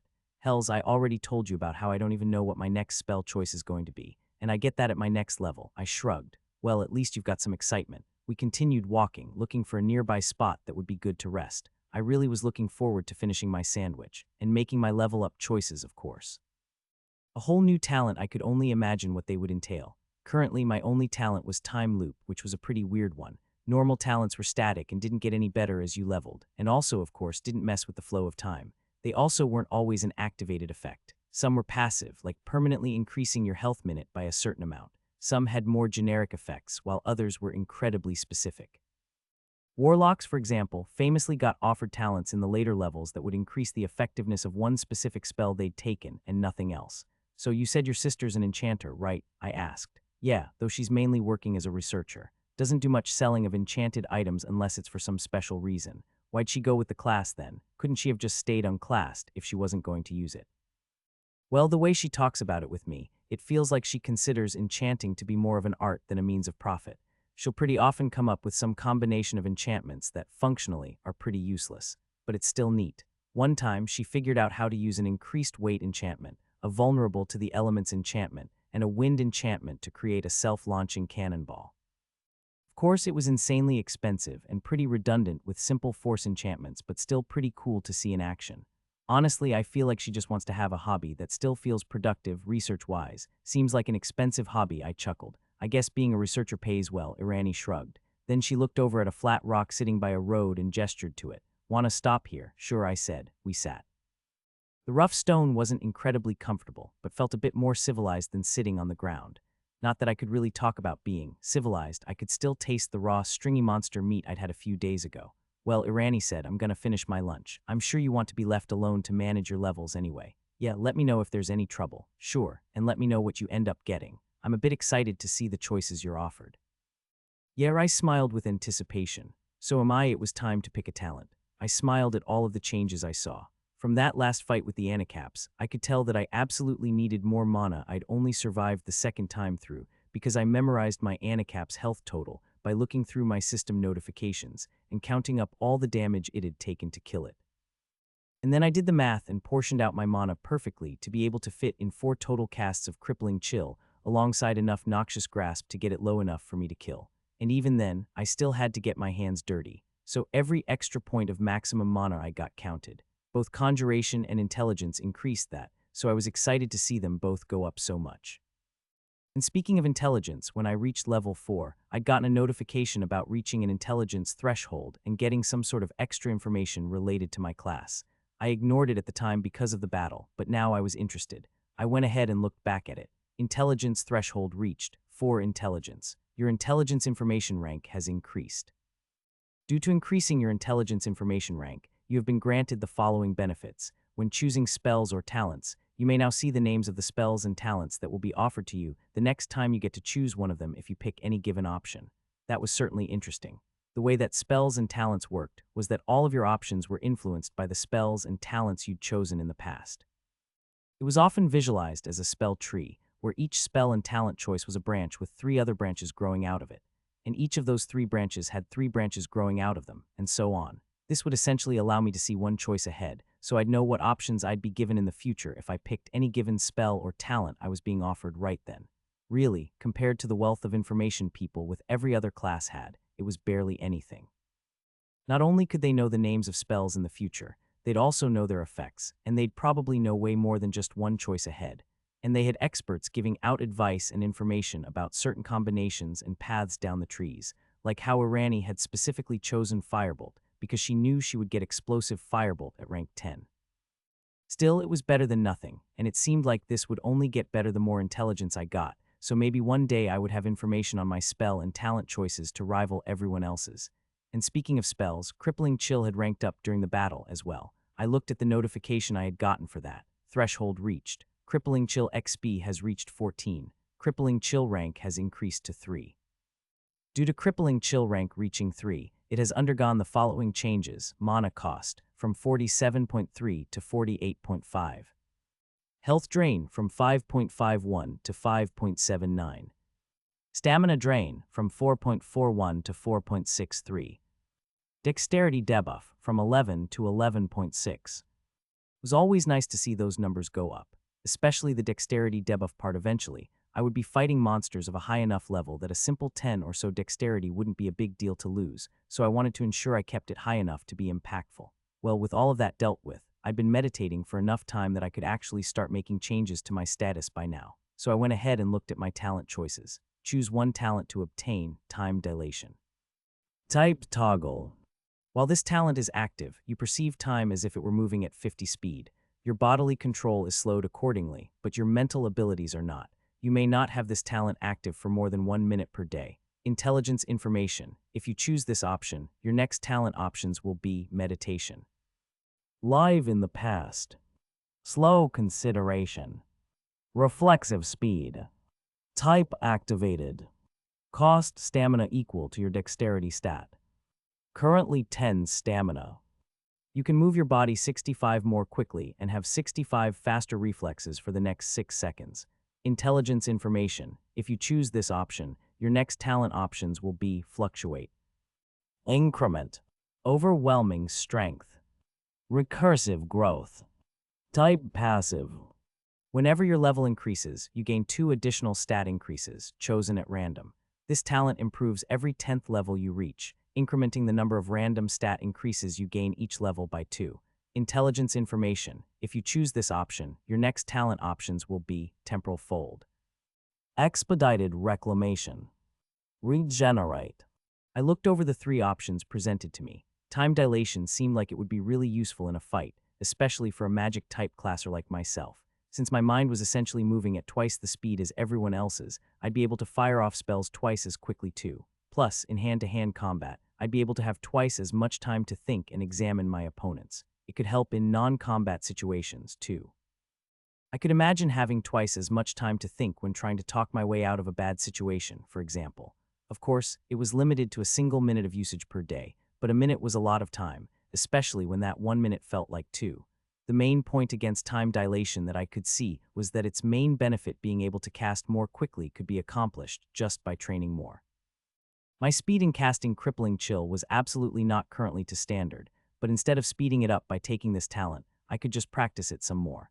Sure, it'd take time, but talent choices were few and far between, and it would take much more time to get another. Of course, there were other benefits too, and making it so that I wouldn't have to worry as much about practicing any spells I took in the future was something to be considered. Reflexive speed was also tempting.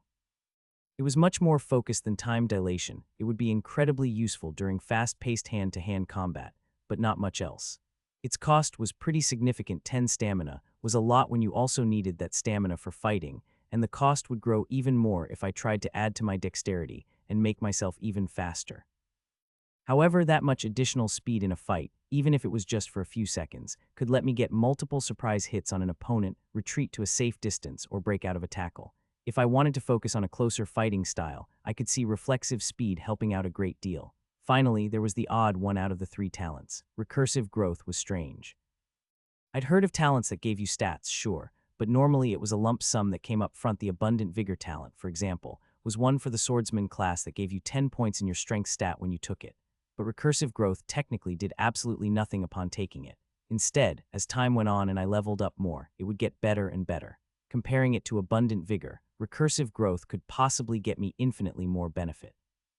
Once I reached level 9, I would have gotten 2 points in random stats for each level from 6 to 9, which would be 8 points of stats, making it slightly worse than Abundant Vigor. But after that, I'd continue getting more. So for example, once I reached level 19, that would be the 8 I got for getting to level 9. Plus an additional 4 per level from 10 to 19, the number of stats I got increased every 10th level, which would be 48 total points of stats. That was incredible value for a single talent, and of course, it would only continue to get better and better from there. Levels 20 through 29 would get 6 points per level, and so on. That said, I wasn't a huge fan of taking a talent that would literally do nothing for me right now, and would only barely be worth it when I was double my current level. I also had to remember that these were random. Stats being increased, not ones of my choice. Increasing my dexterity, for example, was much less valuable than increasing my conjuration or endurance. So even once I'd gotten 10 stats from recursive growth, it still wouldn't be equivalent to Abundant Vigor for Swordsman. Swordsman needed strength above all else, and so taking a talent that increased it by 10 was much better than a talent that increased stats randomly. Still, that concept, infinite potential for growth, really spoke to me. Sure, it would be harder for now, but taking the talent would pay off in time. Extra stats, even if they were random, meant extra maximum mana, extra spell XP, extra health, stamina. I could move faster, I'd be stronger and more. With enough of those effects piled on top of each other, I'd be unstoppable. The main contender against recursive growth in my mind was time dilation. I liked its utility, and the fact that it didn't have a cost was another great upside. It could help in a ranged fight, melee combat, social situations, but all of that utility meant that it wouldn't truly excel anywhere. Sure, I probably wouldn't ever feel like it was useless, but I probably would feel like it was mediocre all the time, and I didn't want to settle for mediocrity. I made my choice. You have obtained the talent Recursive Growth. Your next talent options will be Temporal Fold, Expedited Reclamation, Regenerate. I took a breath. I knew for a fact that there would be times I regretted taking Recursive Growth, and that those times would probably be sooner rather than later. The talent did nothing for now, and did next to nothing for a while after. But if I worked hard and increased my level enough, the stats I got would more than make up for it. Also, speaking of stats, the information I got from my intelligence stat was interesting, but not very useful. Unfortunately, unlike spells, talents were always unique to each class, so if there truly was no information out there on Minute Mage, there would be no information out there on the names of its talents, either. I'd definitely try looking into what all spells I could research once I started seeing their names, but for talents, all I could do was speculate. Some of the names seemed interesting live in the past, sounded like some sort of time-traveling talent, maybe, and regenerate, which I would apparently be offered later on. Now that I'd taken recursive growth sounded like it might heal me, but I couldn't really base any decisions on any of that. I hoped that the info I'd get in the future would be more helpful. But anyway, it was time to assign my stat points now. I had 6 in total from the 2 levels I'd gained, so it would be a big boost in power to wherever I assigned them. Considering the mana issues I'd faced in that fight beforehand, I felt like Conjuration would be my best bet. It would help me in fights, and the extra regeneration would allow me to continue ranking my spells even faster. You have used 6 stat points to increase Conjuration. Your Conjuration value is now 30. I smiled at the number. 30 was high, especially when I was just level 5. Most people split their stat points between different stats. Even magic-type classers would occasionally put some points into strength to help them with more mundane activities, but I was going all in on combat. On power, I opened my status, looking at the changes made. I liked the amount of extra mana available to me. At 6 mana a minute, I was making about 360 mana per hour, which meant 3.6 spell XP per hour while practicing. If I slept for 8 hours, that would be almost 30 spell XP every night while I practiced in my sleep. And other than the regeneration, I now also had 325 maximum mana, which was over 100 more than my previous total at level 3 of 215. That was a couple extra casts of Crippling Chill, or a whole lot of damage with Noxious Grasp. I went ahead and opened my eyes, cutting off my meditation session. Irani was sitting across from me, a half-eaten sandwich in her hand. "You done with all of your stuff? Took you a bit of time." "Yeah," I picked up my own sandwich, tearing off a bite and washing it down with a gulp of water. The main thing that took so long was my talent choice. Yeah, I guess you have to make your decisions in the moment for your class, right? I'm used to going in already knowing exactly what I'll be offered and what I'm going to select. What you end up choosing, it was a talent called Recursive Growth. I went ahead and read off the talent's effects to her, as well as those of my other options. "Really, you picked that one. Seems a bit risky. You're basically denying yourself a talent in a gamble that you'll be able to survive and get stronger without it." Well, it's not like I'm in any sort of immediate danger or anything.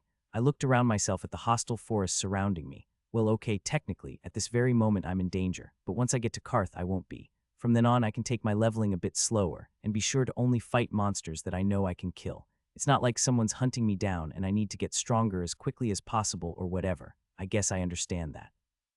I still just feel like it's better to pick something that immediately benefits you, rather than something that only might pay off in the future. What happens if something goes wrong and you can't be an adventurer anymore? Then your access to monsters will be cut off, and recursive growth will be useless. At least if you had the time dilation talent or reflexive speed it'd do something outside of this very specific profession. Well, truth be told, I don't think a life without adventuring is one worth considering. At least not for a long time. I'm confident I'll grow stronger because I'm confident I'll always want to grow stronger. I'll find a way, and when I do, recursive growth will pay off. Well then, you're much more dedicated to this than I am, Irani laughed. I'm always worried that I'll change my mind about adventuring, and that all of this work will have been for nothing. Plus, I'd be nervous that the very next day I'd need that additional boost in power and die without it. Well yeah, I guess I could understand not wanting to take something like recursive growth in your case. The conversation died off, and we kept eating in silence, still trying to calm our nerves from the recent fight. After we finished eating and resting from the interruption we had with the Anacap ambush, we continued on our journey. A bit into our walking, enough time had passed that I had regenerated my mana to full, so I began practicing Noxious Grasp once again. I actually got a bit of a headache from doing so, which was unusual. It seemed like casting Crippling Chill so much in such a short time frame put a good bit of strain on my mind, and Noxious Grasp was irritating that magical strain into an ache. It wasn't anything unbearable, though just another indicator that I probably needed to start working on Crippling Chill once I finished getting Noxious Grasp to rank 10, so I continued with my practice. A couple hours of casting later, I got a notification. Threshold reached. Noxious Grasp XP has reached 94. Noxious Grasp rank has increased to 8. Due to Noxious Grasp rank reaching 8, it has undergone the following changes: mana cost, from 3.58 to 3.67. Health drain from 14.1 to 14.8. Stamina drain from 7.04 to 7.39. I was even closer to my goal. The next rank would need 130 spell XP, which would take a while, but hopefully my boosted mana minute would help that along. Many hours of walking later, noon passed to evening, and evening passed to night. Once it was too dark to continue, we set up a rudimentary camp and slept through the night, each of us taking turns watching for monsters while the other was asleep. Once again, I ended up casting Noxious Grasp through my slumber, and by the time I woke up, Noxious Grasp spell XP was already at 7130. We continued our journey without major incident. We continued along the path, taking occasional breaks along the way, and eventually, a few hours after we ate lunch, I saw a massive circular wall appear in the distance as I ascended a hill. The thick, tall barricades didn't do much to block my sight of the city, though. With my vantage point, I could see the countless buildings and structures within the stone encirclement. Specifically, one particular tower rose far, far above the already large walls. It was easily 15 stories high, maybe more. Its rectangular, weathered metal exterior shone in the sunlight, almost blinding me, but I still didn't look away from the beautiful structure. "We're here," Irani said, smiling at my wide eyes. "Welcome to Karth." There was a line to get into Karth, customs guards checking luggage and noting some other personal information of the people trying to enter. It wasn't long, but it was still a bit frustrating to have to wait in a line after traveling for so long. We stood in line with the carts of goods and the travelers, with guards lined up alongside us in case of a monster attack, until eventually we got to the front. We stepped up to the pair of guards by the front gate. They wore basic chainmail, though whether it was enchanted, I didn't know, and each had swords on their sides. One held a notebook in his hand and the other a rock. "Names," one of them asked. He was the one with the rock, which I now recognized to be a truth stone. It'd alert him if either of us told a lie. Irani stepped forward, placing her hand on the stone. She'd told me before about how she made semi-frequent visits to Karth, so she was familiar with the process. In fact, some of the guards even knew her personally. Irani woes. She stepped back and let me put my hand on the stone. "Arlen Noda," I said. The other guard nodded, noting our names. We continued like this for a minute or two, with the guards gathering basic information on us, where we were coming here from. Why we were visiting, Irani just said business, and that seemed to work, whether we had been convicted of any crimes, that sort of thing. Then the guard asked another question. "Are you classed?" My stomach sank. If they asked me what my class was, what would I say? I couldn't lie. Would I just have to walk back? I glanced over at Irani, but she didn't seem worried. "Yes. What's your degree?" I blinked. "My what?" "Oh," Irani stepped forward. "You aren't familiar with entry into big cities, are you?" So you start at wood, and every 10 levels you go up a degree. So 0 to 9 is wood, 10 to 19 is copper, 20 to 29 is silver, and so on. They just want to make sure they know your general level, since higher-leveled classers can, kill thousands, destroy cities, all that stuff. "Oh, well, I'm wood then." The guard jotted this down and then closed his notebook with a snap. He went over to a side room and came out with a leather necklace that had a wooden badge dangling from it. "This is your degree badge. You're gonna need to wear it whenever you go out, or at least just have it on you somewhere." Visually, it just looks like some engraved wooden jewelry, but we've enchanted it so that if a city official scans it, it'll tell them your basic information. We've got you in the system now. You can also use it as a proof of level. We finalized everything. Irani got a degree badge like mine, and the gates opened before us. As we stepped into Karth, I was overwhelmed by a sense of wonder. I'd never been in a big city like this, so the size of it was what struck me first. I couldn't even see the far wall from where I was. The gate opened into a large road that led far into the center of the city, with a bustling population walking in and out of side roads that splintered from the main street. "The college won't be open this late," Irani said to me as we walked into the city. It was close to dinner time, so the sun was just beginning to set behind the walls. "Do you just want to get a room, rest for today, and go tomorrow?" "Sure, that sounds good," I replied. "We've still got some daylight left, though. Do you want to get dinner and maybe wander the city a bit if we have time afterward?" "What, like a date?" Irani laughed. I shrugged. "Yeah, if you want." She blinked, obviously caught off guard. I was joking." "I'm not," I grinned, amused at her surprise. You know what? Yeah, sure. Let's go on a date." "Sweet," I smiled. "Know any good places?" We ended up going to a restaurant that was called Durham's Best Beasts. Its main selling point seemed to be that it sold all kinds of exotic monster meat that was difficult to acquire. They sold meats from higher-leveled monsters, like drakes or sphinxes. One dish was even topped with an elemental's core shavings, which I didn't know was edible, and they also sold meats from monsters in far-off regions, things like sandworm steak or mountain giant ribs. Of course, due to the rarity of the ingredients, everything on the menu was pretty expensive, the cheapest option being over 40 copper. Not to be lame," I said, "but would it be possible for us to go somewhere else to eat? I literally don't have enough money to pay for this." Don't worry about it, Irani responded, looking up from her menu. It's my treat. You sure? I asked, surprised by her generosity. If you say so, I shrugged. After we both decided on what we wanted, a waiter came to take our order. I ended up getting the fried brass wormling with a side of black ooze. Putting the pudding didn't sound tasty, but Irani insisted it was good. Despite her recommendation, the deciding factor for me ended up being that the dish was cheap. I knew she said she could pay, but I still didn't want to burden her purse too much. Irani, on the other hand, got the chimera salad, which included parts from each different section of the multi-headed monster. It was apparently her favorite dish from this place. Once the food got to us, we each dug in. The fried brass wormling had an interesting taste. The texture reminded me of pork, but it was much softer and flakier, with a spicy flavor that had me constantly sipping my drink. The black ooze pudding, on the other hand, had a flavor that was entirely unique. It had a significantly acidic feel. I suspected that the only reason the portion size for the pudding was so small was that I would start taking damage if I ate too much, but the taste was incredibly sweet in the best way.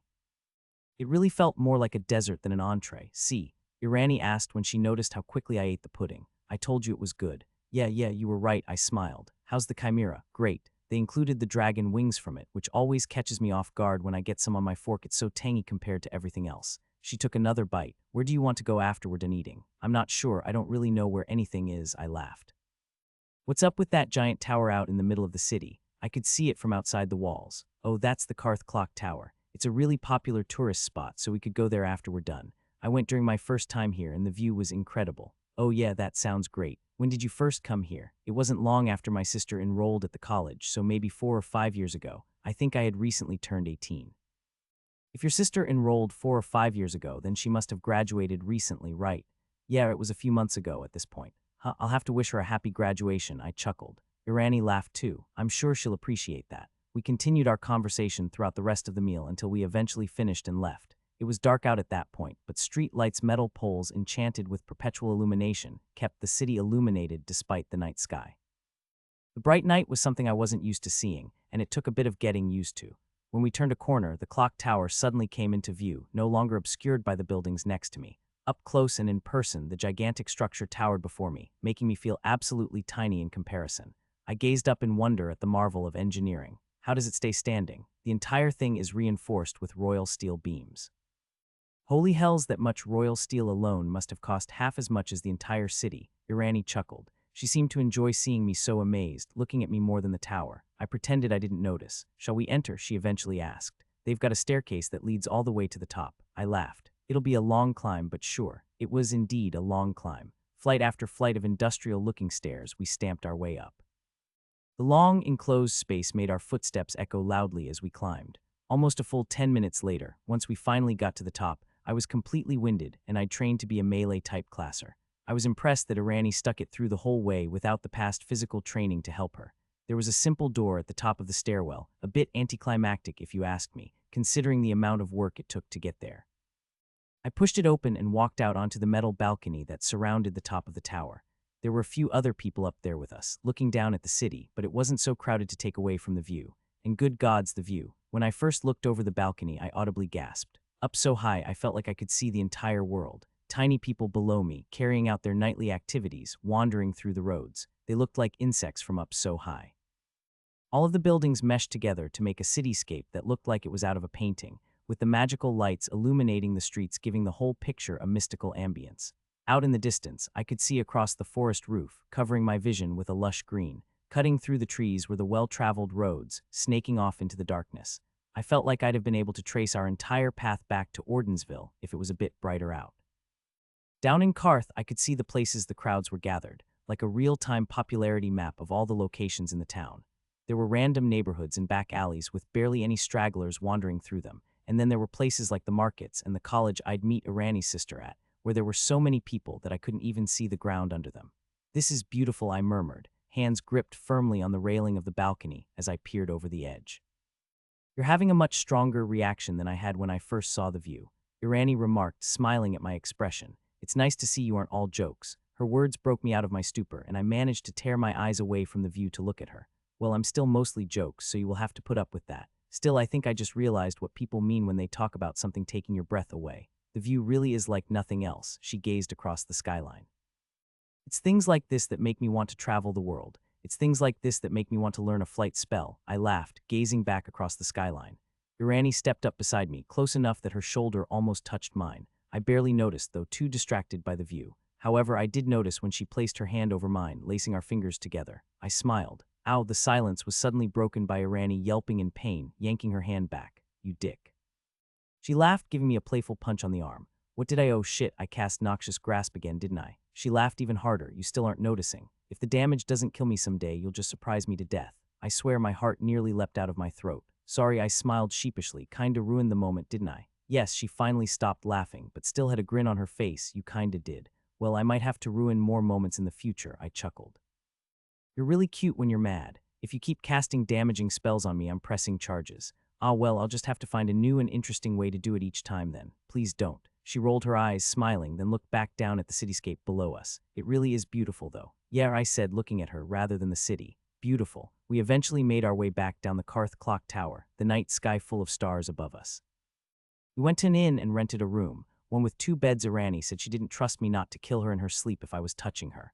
Once we got in, we used the baths they had available and went to sleep. A devil sat at a desk in a damp, dark room. The papers and reports he had once diligently read and responded to were now piled in a corner long forgot. Instead, the entirety of his days were consumed by managing military resources, troop arrangements, and battle plans. He planned on sending forces to every settlement in the Koinkar Kingdom, and he needed to manually select which forces would go where, at what time, in what order, and so on. Of course, his main target was where the human Arlen Noda currently was, the city of Karth. He was constantly changing, finalizing, or requesting something that had to do with the Karth attack, and now he had to make one last finalization. One of his requests had gone through 12 total stages of confirmation and was currently awaiting its 13th and final signature, and it had apparently been passed so high up in the chain of command that the 13th demon had no idea what it was even talking about.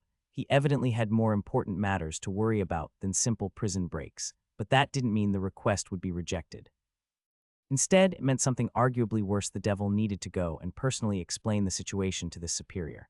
This was one of the last things he needed to do before the attack commenced. In a few hours, Arlen Noda would either be dead or he'd be alive, and that simple distinction, a single human's life, would determine quite a bit in the devil's life, at least in a few overworld hours. To the devil, who lived in the underworld, the wait would feel longer. Yet more time for him to sit and wait in nervous anticipation, but for now, he needed to go speak with that superior. He walked out of his personal office and into the larger structure outside. The hundreds of underlings sitting in the massive stone room glanced over at him, but he waved them back to work. In an instant, the scratching of pens filled the room once more. He glanced along the walls of the room, looking for the correct door. There were at least 1,000 of them, all inlaid into the rough stone walls next to each other with tiny metal plaques above them to say which was which. The devil's own office was through door 214.6b. All the 214s were for private offices, but his office was the largest. He was the manager of this prison complex, after all. He scanned the nearby doors. The 771s led to the different paper import chambers. Doors 300 through 409 led to all of the different ink import chambers, with each individual number corresponding to a different color of ink. Door 999 was for executing insubordinate underlings, etc. The door he was looking for was 125.66T, that one would leave the offices and lead through a few hubs, so he could get to his destination, the 15th Army of the 7th Circle of the Underworld. The devil would need to borrow some troops from them to use in the overworld. The 7th Circle was fighting a few of the other circles of the underworld. It was always so difficult to keep track of the shifting alliances and wars between all the circles, so they wouldn't spare much. But the devil really only needed one soldier. Well, soldier was a bit incorrect. Maybe weapon. The rest of the troops the devil had gotten from the other armies for his circle. Mainly just some basic grunts, but they should have been more than enough to handle this mission. The devil really hadn't been given many resources to pull this off. It made sense getting back the power stolen by Arlen Noda wasn't a very large priority in the grand scheme of things, but it still frustrated him. Billions of soldiers in the armies of the 7th Circle, and he only got thousands. The acquisition of this last weapon should have made up for it, though. That is, as long as he could actually convince this higher-up to let him have it. The devil pushed through the heavy door and entered into a long stone hallway that sloped slightly downward and extended on for a bit before coming to another door. He walked through. There was sense to the hallway's length. Of course, each of these hallways were an exact length of a number of paces equal to the number of stacking positions of power required to be allowed to walk through them. This one was 18 paces long, which was a bit below the devil's position, so he was safe to walk through. If he hadn't been authorized, the enchantments lining the hallway would have caused him to implode. He walked through the next door and into a hub, about twice as large as his own personal office. There were a few dozen doors lining the walls of this room, too, each specifying different destinations with the familiar numeral plates. And of course, in the middle of the room was a hall monitor. Hall monitoring was one of the few occupations that had no ties to a demon's race. Diviners were the only ones that could divine. Devils were commonly assigned to middle management. All gargoyles were given copying jobs, and so on. The reason for this was simple. Normally, a demon's job was a source of pride. They were to work with zeal. It was their purpose in life, but to be a hall monitor was a punishment. If a demon behaved poorly enough, they would be demoted and thrown out here, tasked with ensuring nobody was running through the halls unallowed. There were some ways to subvert the hallway enchantments, after all, so these hall monitors were the last line of defense. And of course, they could also provide directions to any demon who lost its way in the maze of halls, though to do something as stupid as forget where you were was humiliating in its own right. Especially since you'd have to resort to asking the likes of a hall monitor for help. Most wouldn't even want to look one in the eye, much less speak to them. At least, that was what the demons were told. The devil knew enough to know that the issue of people exploring where they shouldn't wasn't nearly large enough to station a demon in every single hallway hub. No, they were there to be shamed. Every demon to walk the halls so. Basically, every single demon would see the hall monitors as they walked. The shamed demons, put out there to do nothing but be a warning to the others. Don't do what I did, they seemed to be there to say. The hall monitor for this hub was an infernal one of the main grunts in the armies of the Seventh Circle.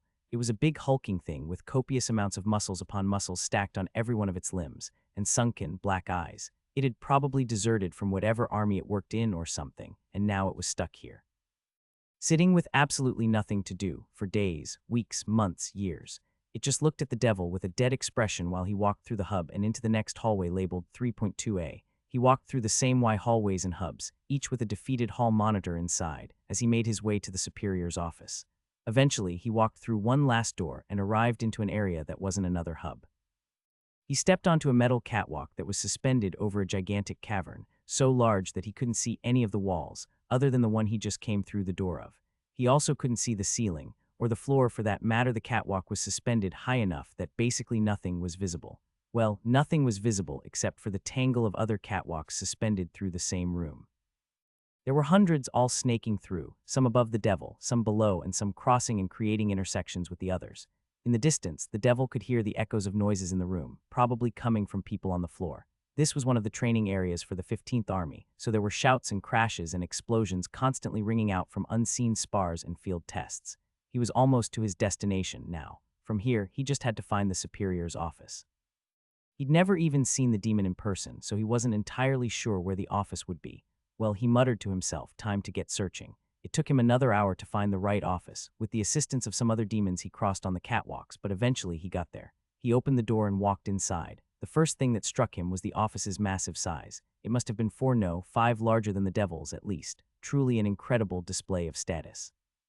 And of course there was the demon occupying the office. He was a fiend magus, a demon that specialized in the summoning and control of other, less powerful demons. Considering the superior's incredible status, the devil doubted he actually did much summoning though. Specifically, he was the General Lieutenant Coordinator, 32nd Class, of the 15th Army of the 7th Circle of the Underworld. Needless to say, he was much higher up than the devil. Fiend maguses were somewhat similar looking to devils, but had some key differences. Where devils were completely bald, fiend maguses had a natural crown of horns growing from their skulls. The actual number varied, but it was usually around a dozen curved horns sprouting from the sides of their heads and pointing upward. This one had 13, it seemed, completely circling his head. The superior was sitting at a desk, reading through a report. He didn't seem to notice the devils entering. The devil bowed, formal expression of greeting. Wertenwuketashes as ukaran torture chirntishkoring kinum light fix hisarenjulimanazak sarulianum renlaxivint proligunt contowarenuminanoplexintep. Greeting, the superior said without looking up. Name, my name is X Hagdulin Itharababi Duknesentapodun Torberg Sixinx Haxintep. I am here to speak to you about my request. For the Supreme One. Remember reading that. Why should I care? The human has stolen the power of Temporus. That lost power could interfere with our operations here. As such, I believe we should allocate some number of resources to reclaim it. Superior Wertenwuketashes as ukaran torture chirntishkoring kinum light fix hisarenjulimanazak sarulianum renlaxivint proligunt contowarenuminanoplexintep. Could we not just wait for the human to die of natural causes? Remember hearing they perish rather quickly. Formal expression of apology superior, but time flows differently for the overworld. Even if the human did not magically extend his lifespan, if he lived to 80 years, it could take half a millennia from our perspective. That would almost certainly cost us more resources in the long run than if we just spent them now to kill him and get it over with. And you want the Supreme One to do this. Yes, superior, workten muketaches as ukaran torture tishikorin kinum light fix hisarangelim anazik sarul uyanam ren laxivint pralagunt contowaranum in an oplexine tep. How long did you want it for again? The devil blinked. The superior really didn't remember that. It was all over the report he'd written. Well, he supposed the superior must have been pretty busy, since he was higher in rank. But then again, the devil always felt like he was put under less stress the higher up he got. Other than right now, when he was trying to plan this invasion on top of doing his normal job, he felt like the hardest time in his life was when he was a lowly office grunt. Well, whatever. He shouldn't have been questioning his superior's competence anyway. I had requested the Supreme One for 10 overworld equivalent minutes, superior. Too long. You just said the overworld experience time at a longer rate, right? That'd be like half an hour for us. It'd be closer to a full hour, superior. Exactly my point. Much too long. I see, superior. Formal expression of apology for wasting your time. I will take my leave. No, not yet. See, I'm a generous man, and I'll still give it to you for a bit. You just need to convince me first. The devil frowned. What would you need for me to convince you? The superior finally looked up from the paper he was reading and stared right into the devil's eyes. His lips curled up into a cruel smile. Beg. The devil grit his teeth. Was this man seriously holding back something that could help the entire demon race for his own ego? He initially wanted to report him for abuse of power, but then he remembered that the report would have to go through all 13 levels of confirmation, like all things, and one of those levels would end up being this exact demon. So it would obviously be rejected. He almost considered walking out right there, but he needed the Supreme One. If this assault didn't go well, it'd be bad. He suppressed a sigh. Please, superior, worten muketaches as ukaran torture churntishikorin kinum light fix hisarangelim anazik sarul uyanam ren laxivint pralagunt contowaranum in oplexine tep. I plead that, in your infinite kindness, you grant me access to the Supreme One.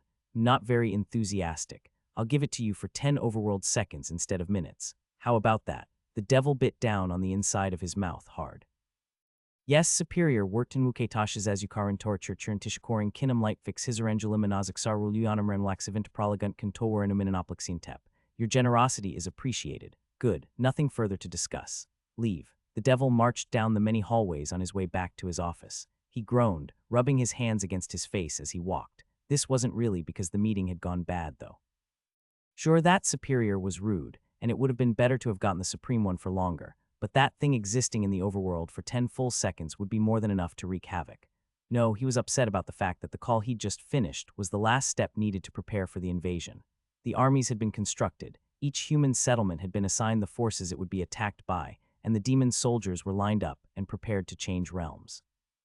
Once the Supreme One was on standby, the attack would start, and the devil couldn't be more stressed. He wasn't worried for the invading demon forces. Well, they were certainly in danger, sure.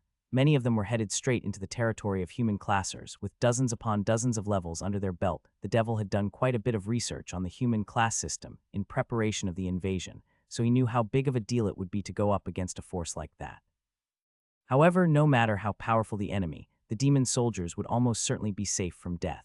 The way that demons entered the overworld wasn't by simple travel. The demons were sophisticated enough in the ways of magic that they could, with the help of numerous powerful spellcasters, project a part of themselves to the parallel plane. The projected demons would be able to perceive and exist in the overworld, but their true selves would be safe in the underworld.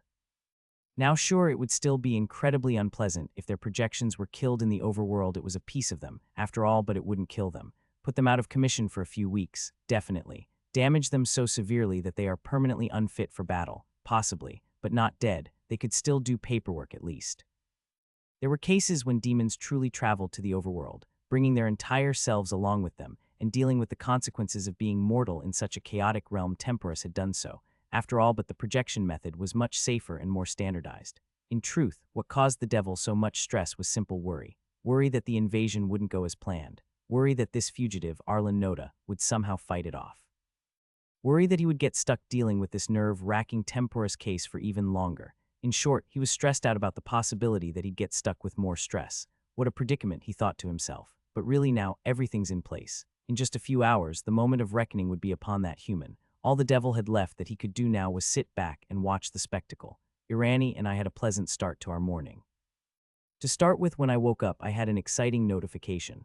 Threshold reached. Noxious Grasp XP has reached 130. Noxious Grasp rank has increased to 9. Due to Noxious Grasp rank reaching 9, it has undergone the following changes: mana cost, from 3.67 to 3.76. Health drain, from 14.8 to 15.5. Stamina drain, from 7.39 to 7.76.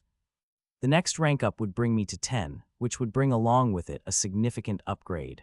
But I checked the next rank spell XP requirement. Yep, just as I remembered, the XP requirement went up hugely whenever it was about to reach any 10th rank, Noxious Grasp 9. Compared to the 130 needed before, 355 was a massive jump. It almost tripled the requirement. However, at the rate I was gaining spell XP, hopefully it wouldn't take too long before I ranked up again. I already had the spell crystal, so all I was waiting for was the practice. Once Irani and I each got out of our beds, we had some breakfast provided by the inn we stayed the night at and discussed the agenda for the day. So Irani was saying, the college won't open for a bit. What do you want to do until then? Well, it's a bit of a walk, isn't it? Why don't we just make our way over there and look around as we go? It's a big city. I'm sure there's some stuff you haven't shown me. So we headed out after breakfast, passing through one of the main market areas that seemed to be aimed toward the adventuring crowd. It was apparently located near the building for the local Adventurers Guild branch, so their targeted wares made sense. The Adventurers Guild was essentially a more advanced version of the job board back in Ordensville. People would put up jobs they needed done as with the city itself. Occasionally, an adventurers would go in and pick up the jobs to make money. It was just organized a bit better so as to keep the adventurers and the requesters safe both from monsters and each other. There were rules in place so that adventurers couldn't take jobs that were rated as being too difficult for their levels, where they would simply use the degree badges that all classers in the city had to ensure everyone was of an appropriate level for their job. They also had strict rules and regulations in place to ensure that everyone was paid and compensated fairly for their work. It was there to help keep situations like what had gone on between me and a kinsoft from happening. Overall, it seemed like a pretty good system to have in place, and I was excited to start adventuring once I was finished with the college. But for now, we were just heading to the markets. Once we got there, I was a bit overwhelmed by the activity of it all. The streets were full of people wearing armor and wielding weapons, bustling through and talking loudly. To add to the noise, vendors and shop owners were shouting out at the passing classers, trying to sell them random potions and gear. It was the first time I'd ever seen so many classers in one place. I wondered how many were a higher level than me. Well, considering my newbie status, probably most. Seeing the swordsmen walking around, long sheaths on their belts or backs, it made me feel a bit nostalgic. I could have been one of them. Maybe I'd talk to someone and ask to spar. It'd be nice to fight a swordsman and see how I fared, compared to last time I'd gone against my trainer back in my village. It seemed so long ago. That place looks cool. Irani pointed to a store built into the side of a building. It claimed to be selling enchanted weapons. You want to check it out? Sure. The store was much quieter, with only one other group of adventurers inside browsing the wares. There were display cases lining the wooden walls and set up in lines along the floors, with small plaques before each item that was inscribed with a description of the item's enchantments. Bows that set all arrows shot from them on fire, shields that would explode out in force if they were hit hard enough, that sort of thing. I stopped in front of one of the swords they had in stock. This one was simultaneously enchanted with a weight-increasing enchantment, and an enchantment that made the sword lighter for the person holding it. I'd heard of swords like this before. The way the two enchantments interacted, it was essentially only heavier for the people you'd be fighting against, making it much harder to block or parry. The piece of equipment itself was a polished steel broadsword. I could see my face reflect off the blade. As I looked at my reflection, I saw someone walk up behind me. It was one of the people from the other group in the store. Gorgeous, isn't it? The man mused. Sure is, I said as I turned to face him. Name's Arlen, I'm Tordoth, the man said. He had a long beard that obscured his mouth as he spoke. You thinking of buying it? No, I'm a magic type, I sighed. I guess I can just appreciate a fine piece of craftsmanship when I see one. What about you? Yeah, I think I am. Well, I'm saving up at least, he said, pointing to the exorbitant price tag attached to the sword. We'll hopefully be able to afford it soon. Another adventurer from the man's group, a woman with a dented breastplate, chimed in from across the room. We're planning on going and doing a couple jobs outside town, clearing out a striped nest and a gray drakeling hive. If we can do them, it'll get us more than enough to get some new equipment. If, I asked, you don't know if you'll be able to. More like we don't know whether they'll let us, the gruff woman said. The guild is big on safety, and to them, 4 wood-degree adventurers isn't enough for them to let us do the job. What about 6? I asked. What do you mean? If you had the help of me and another wood degree, would that be enough to do your jobs? Well, yeah, the woman said. Are you offering? It depends on the job, really. Pay, difficulty, that sort of thing. But I'd consider myself interested at least. I'm pretty new around here, so it'd be nice to make some connections. Well, if you want more information on the jobs here, she said as she fished around in one of her pockets. She took out a couple crinkled papers, what I recognized to be 2 job listings. I've already copied down all of the information, so you can have them. If you're interested, meet us in the Adventurers Guild tomorrow morning. Sounds good. I looked down at the papers. On them was information like a description of what was known about the monsters, payment information, and some pretty detailed directions on where the nests were. Once the adventure team wandered off, Irani walked up to me. I didn't know we were signing up for random jobs. You don't have to do it if you don't want to, I shrugged. I didn't sign up for anything anyway. Just let them know I was interested. Even if nothing comes from it, it's good to meet people. A few minutes later, we were done looking around and started to head out the door. Just then, though, the ground began to tremble. Glass windows rattled, carts rolled across the pavement outside, and people looked around at each other, confused and alarmed. I looked at Irani. Earthquake? I wouldn't think so, she said, glancing around. Honestly, I'd say it's more likely that there's some high-level wizard around here who just got in a fight. The earthquake spell has a similar effect, so it could just be that. I agreed that it probably wasn't a natural earthquake. They weren't very common here. I'd never even experienced one in my lifetime, only read descriptions in books. But why would someone cast an earthquake spell out here? Casting a spell with such a massive area of effect near civilization was a very easy way to get the law on your ass. And even if the perpetrator was a high-level classer, there were some very high-level law enforcement officers out there, too. I braced myself on a nearby table as the trembling continued. Is it just me, or is it getting more intense? No, it's definitely gotten worse, Irani said, looking more and more concerned. Earthquake spells don't last this long either. She glanced around. We need to get to shelter. Something's happening and I don't like it. Agreed. Is it safe to stay here? Just as I said that, the owner of the shop pushed past us and ran out the front door, leaving us the only people inside. A battle axe fell from a glass case that was mounted on the wall, shattering it and embedding itself in the floor with a heavy thunk. Apparently not, Irani said. We stumbled to the door and stepped out onto the street. Classed and unclassed alike were beginning to panic as they realized that, whatever this was, it wasn't normal. People fled into buildings at the same time as people fled out of buildings. Nobody seemed to actually know what to do. The rumbling grew more and more intense. A cart next to us shook itself apart and a pane of glass shattered in the distance. My breathing quickened. We need to run, Irani shouted to me. The rumbling and sounds of falling objects was so loud I could barely hear her. We started running away, not in any particular direction, just away as the quaking got so bad it was difficult to stand. I glanced around, unsure of where a source of danger could approach from. Then, just as we were about to round a corner, something happened.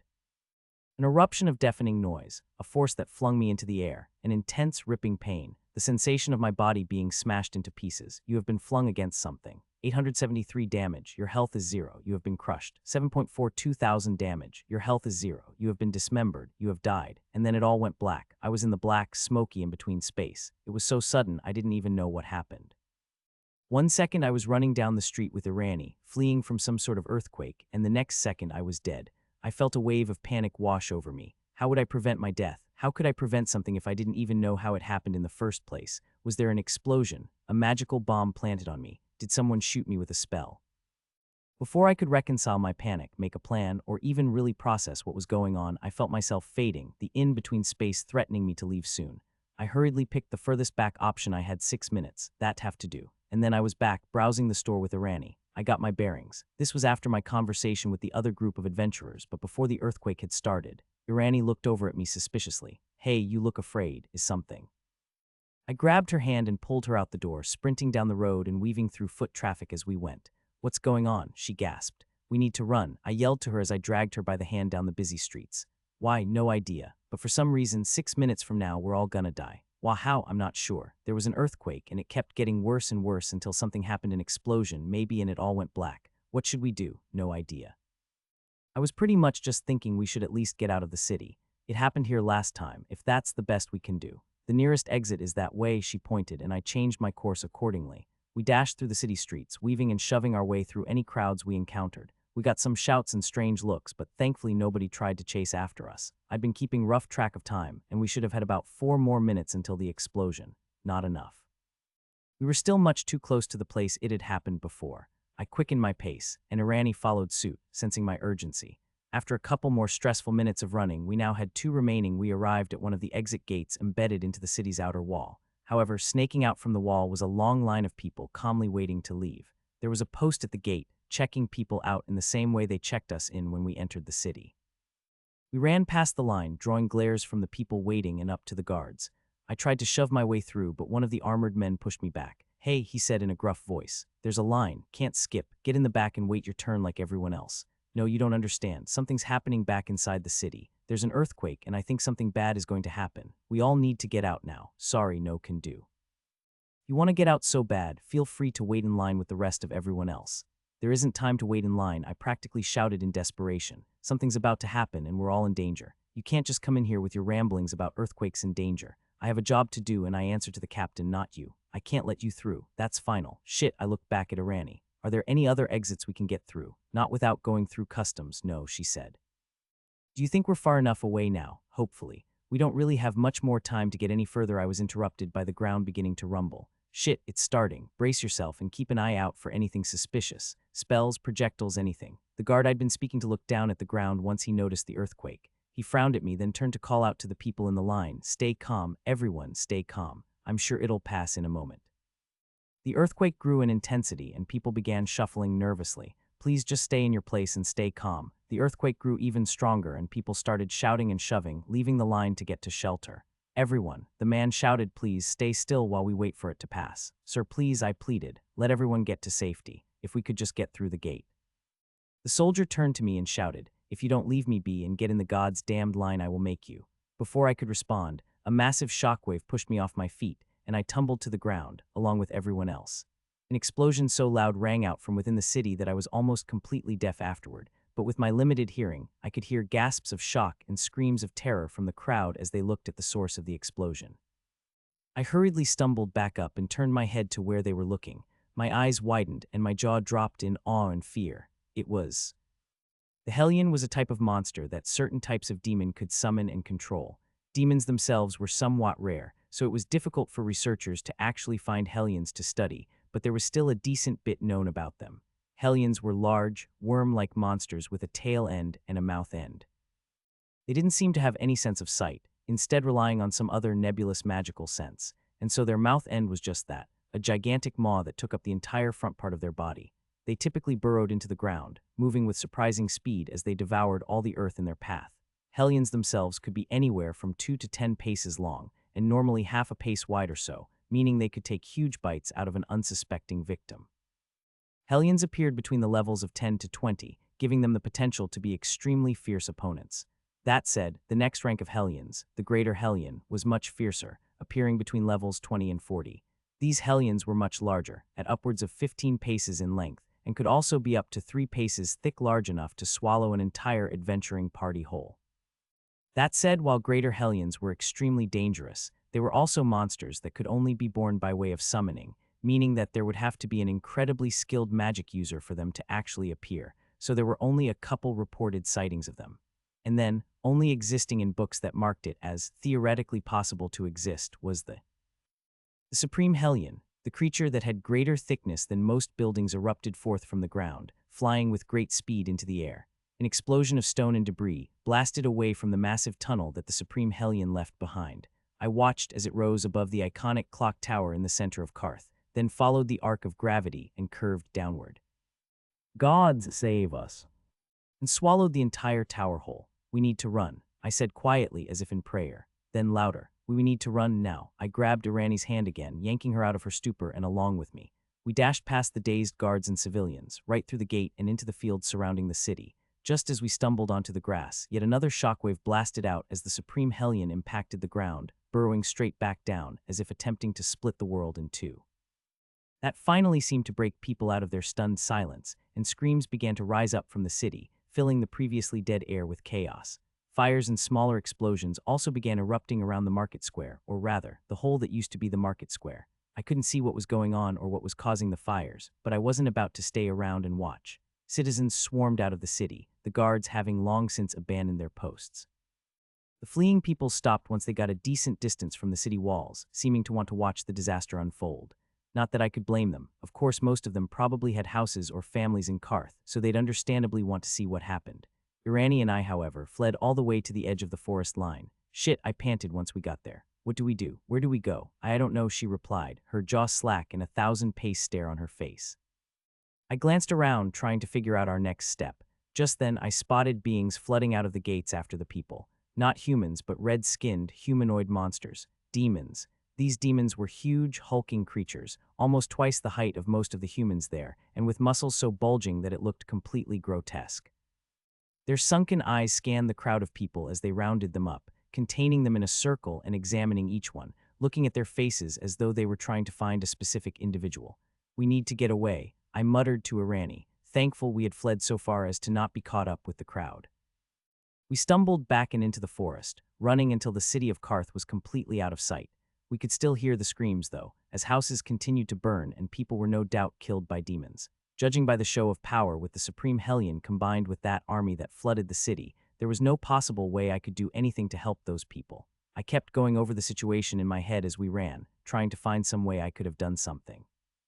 Maybe if I was firmer with the guard when asking him to let us go, or encouraged the people to flee further when they got out of the walls.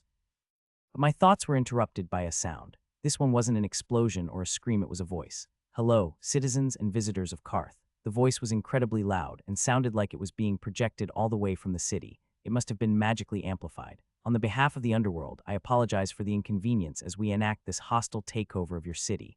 Irani and I stared at each other in fear and bewilderment as we slowed to a stop so we could listen. The voice was understated and monotone, as if the person speaking was disinterestedly reading from a script. "As I speak, our infernals will begin corralling the population of your city into waiting chambers. Please do not panic or resist. Those who do combat the infernals will be found guilty of Code 17, Law Enforcement, Section 19, Resisting Arrest, and Code 17, Law Enforcement, Section 3, Assaulting an Officer. Those of you who have fled the city, please return immediately. Those who continue to flee or hide will be guilty of Code 17, Section 19 as well. The infraction of any code for any reason is immediately punishable by death." We looked at each other, looked back at the city, and wordlessly agreed that we weren't going back there. Codes and sections be damned. The magically amplified voice continued to speak in its bored tone. "Please do be aware that we do not plan to occupy this city for long. Rather, we will be simply checking the identities of each citizen against our criminal, deviant, and fugitive database hereafter, referred to as CDFD. Those found with their names within the CDFD will be executed. However, do not fear, as we believe that there is only one such individual currently residing within Karth. This individual is guilty of Code 9, Underworld Property, Section 1A, Destruction of Underworld Property Code 9, Underworld Property, Section 2, Theft of Underworld Property Code 17, Law Enforcement, Section 19, Resisting Arrest." As the voice continued to rattle off a series of crimes, I turned to Irani. "What the fuck is going on? What are those demons? Infernals," the voice called them. "We need to get further away. Come on, let's run." She just stared ahead, looking dazed. Irani, I gently grabbed her, trying to get her attention. "We need to focus on survival, please." She blinked, breathing heavily. Okay. We started moving, the voice continuing with its seemingly endless list of charges. Irani eventually spoke. "The demons that the voice was talking about, the infernals, they're a powerful race of demons. They're used by summoners that take contracts with them. Not smart, but incredibly physically powerful. And in numbers like that, we'd have no hope of fighting them off. Until Karth receives reinforcements from more powerful classers, I doubt the city will have any hope of defending themselves, either." As she spoke, the voice seemed to be finishing his list. Code 131, Dangerous Beings, Section 56D, Killing of a Dangerous Being, and Code 237, Chain of Command, Section 11, Perversion of Hierarchy. This individual is considered to be highly dangerous, and if any person within the city has any information on this individual, you are compelled to tell the nearest infernal immediately. The infernals will be passing out portraits of the individual. His name is Arlen Noda. Again, if you have any information. My head snapped toward Irani as she looked toward me. His name is Arlen Noda. Again, if you have any information, we compel you to tell the nearest infernal immediately. Irani looked toward me in rage and shock as we fled from the burning Karth. "Are you fucking kidding me? You're a fugitive of the hells. News to me," I shouted. "It must be because of my class. I got it for killing Temporus. But I sure as hells haven't heard of demons rising up from the underworld to capture some random guy who killed a demon. What the fuck is a Temporus? What the fuck are you talking about? You need to explain everything." We slowed down and I looked around at our surroundings. We were in the middle of the forest, trees on every side. There could be infernals right behind any of them, or maybe that damned Supreme Hellion was swimming below our feet this very instant. I took a breath, trying to shake my paranoia. The infernals were too large to hide like that, and the Supreme Hellion was what made that rumbling, so we'd feel it if it was about to attack again. Listen, I said to Irani, I barely know any more than you do. I killed a weird demon and got a weird class from it, and that was all I knew until just now. Apparently I got into some sort of trouble for killing it, but I had no idea. I wouldn't have ever gotten you or anyone mixed up in all of this otherwise. Fuck. Listen, if you want to leave now, I won't hold it against you. I'm obviously in deep shit, and I wouldn't want you to die for it. Just please don't tell anyone. Leave? You think I can leave? Irani laughed bitterly. I'm mixed up in all of this just as much as you are now. We were seen entering together, gave our names out, we talked to people together, and we were seen trying to leave together minutes ago. Anyone who knows your face knows I was with you. If I go back to Karth, best case scenario is that someone recognizes me. The demons torture me for information, and then I get to leave with my life once I sell you out. That's the best case. The more likely case is I get killed at some point along that process. She leaned up against a tree, sliding down it until she was sitting on her heels. We're fucked. I took a breath, pacing around in a small circle. Not necessarily. We just need to take refuge somewhere until the kingdom takes care of it. They won't allow an invasion like this to last, right? They'll send in a squad of elite classers or something to take out the demons, and then we'll be safe. Until then, we just have to hide out. We could go hide in Ordensville, or better yet, just hang out in the forest nearby your town, going in to periodically grab some resources while trying to stay unseen.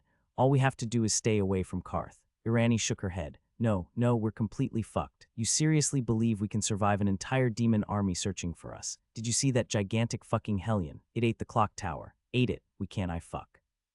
She exhaled, burying her face in her hands as she sat, leaning against the tree. We're dead. We're fucking dead. Cornered, helpless, and over our heads. We are fucking dead. Shut the fuck up. You're wrong. We can survive this. I knew I was being harsh, but I needed to convince myself just as much as I was trying to convince her, and I couldn't do that with a constant spew of hopelessness in my ears. We are going to survive. Okay. Issue 1, Supreme Hellion. I haven't seen it since the initial attack, and it's been a few minutes. We would have seen it again if it was still around, or at least felt it moving around. It was making that earthquake from before, and I haven't felt it since. It has to be gone by now. That still doesn't. Issue 2, Demons. There's only a finite amount of them, and the further away we get from Karth, the thinner they'll have to spread themselves to find us. If we get far enough away, there's no way they'll catch us before the kingdom comes in and dispatches them. But I got down to my knees, my face in front of hers. Relatively speaking, Irani was still a stranger to me. We'd only known each other for a couple days, and the most intimate moment we'd shared was a first date. I didn't know her well at all, but I needed her. She was double my level and had access to some incredibly powerful magic. We needed to work together. Listen, I will help you and you will help me. We're going to wait this out. That's our plan. Got it. I watched her take a deep breath. Yeah, we can get through this. It'll be easy. Just wait it out. She seemed to be trying to convince herself more than me. Okay, good. Let's keep moving. She nodded and took a moment to breathe before stuttering out, we can head to Ordensville. I know the area, so I'll be able to get what we need from my place without alerting too many people. It's a good distance from Karth, too. Let's find the road and follow it there. And that's what we did. We found the road that led to Ordensville and began walking down. Well, we didn't really walk down the road. Instead, we walked along the side of it, keeping out in the trees. That way we kept out of sight of anyone traveling along the road.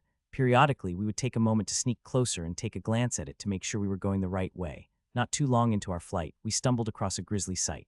Oh, Irani gasped, looking down at it and looking sick. Good gods. I swallowed, feeling the same as her. It was a person, or at least what remained of one. The form of the human was crushed and broken, bent in countless places it shouldn't have bent, bones stabbing through skin, and blood, guts, and general redness spread about the grass and leaves next to the road. What happened here? Irani took a step back. I haven't ever seen a monster do something like this. Hells, I barely ever see monsters leave freshly killed corpses lying around uneaten. This wasn't something native to the forest. The infernals, those demons that attacked the city. I don't know. This person, they must have tried to run, and the voice, it said that anyone resisting will be killed, right? This is probably how they kill you.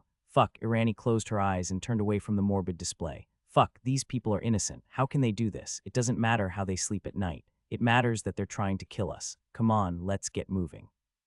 We can't just leave them, she looked at me. This person, the city. They're innocent, all of them. I can't just pack up and flee. What if the demons decide to kill them all when they realize we aren't here anymore, huh? What if they just decide to torture every citizen for information, just in case? What then? I can't have that blood on my hands. What do you expect us to do? I scowled not at her, but at the situation in general.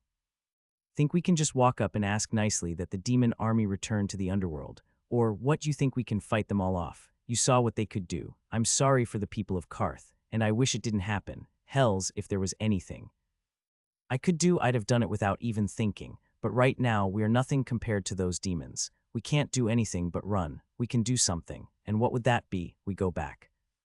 I already told you we'd die if we did that. Yes, we go back and die. The demons are here for you, not the other humans. They'd probably leave if you were dead. I just looked at her. The number of people. We can't just let them all die for our sake. My scowl deepened. This time it was directed at her. I'm not just going to lay down and die because the demons are choosing to kill people. If they want my life, they're going to have to fight me for it. Irani took a shaky breath. My family. They're in Karth. Right now, my sister, my parents, they could be. I blinked, suddenly feeling a lot worse about my anger at her. We aren't letting them die. They're being killed. We are not the ones making the choice to kill them. Their lives are not in our hands. Their lives are in the hands of the demons. Yes, the demons might kill more people if we run, and they might decide not to do that if we kill ourselves. But personally, I'm not interested in dying to maybe convince a group of evil bastards to not kill some innocents. If I'm going to try and save these people, I'm going to make the demons spare them, preferably by sending them to whatever afterlife they go to. Irani stared at me with an indescribable expression of grief and terror. Listen, I sighed. I didn't want to be so callous, but now was not the time for tact. There was a lot of destruction in that invasion. Bottom line, your family might already be gone. We have no way of telling, but if we work to escape and get stronger, maybe we can avenge them. If we lay down and die, we're telling the demons that we humans are no more than insects to them. That whenever they want, they can walk up, kill us, destroy our cities, and we won't do shit about it. They'll take it as an invitation to kill more people because they'll know they can. But if we make this as difficult as possible for them and stall for time until the kingdom steps in, maybe they'll learn to leave us alone, and nobody else will have to die. Irani blinked as her eyes began to wet. Okay. We can do this, just survive. Yeah, survive. We can't let them win. I gently guided her around the bloody corpse. Once we were past it, we kept walking in wordless silence. I did understand her panic at the situation we were in. I'd gotten used to weird and dangerous things happening to me. My experience getting the minute Mage class and the subsequent fight for my life in the forest had mentally prepared me for this moment, but Irani had nothing like that. She was an adventurer, sure, but adventurers still didn't take jobs they couldn't beat. They didn't put themselves in situations where they genuinely didn't know if they'd make it out alive. But I knew the outcome here. I knew because whatever the circumstances, I would make it happen. We would survive. After about a half hour of walking, the bored voice echoed out from Karth once again. Head count completed. Infernals, be advised, Arlen Nota has not been found. Suspect Irani Woes has been confirmed to have information on fugitive Arlen Nota. Irani Woes has not been found. Commence hunting efforts immediately.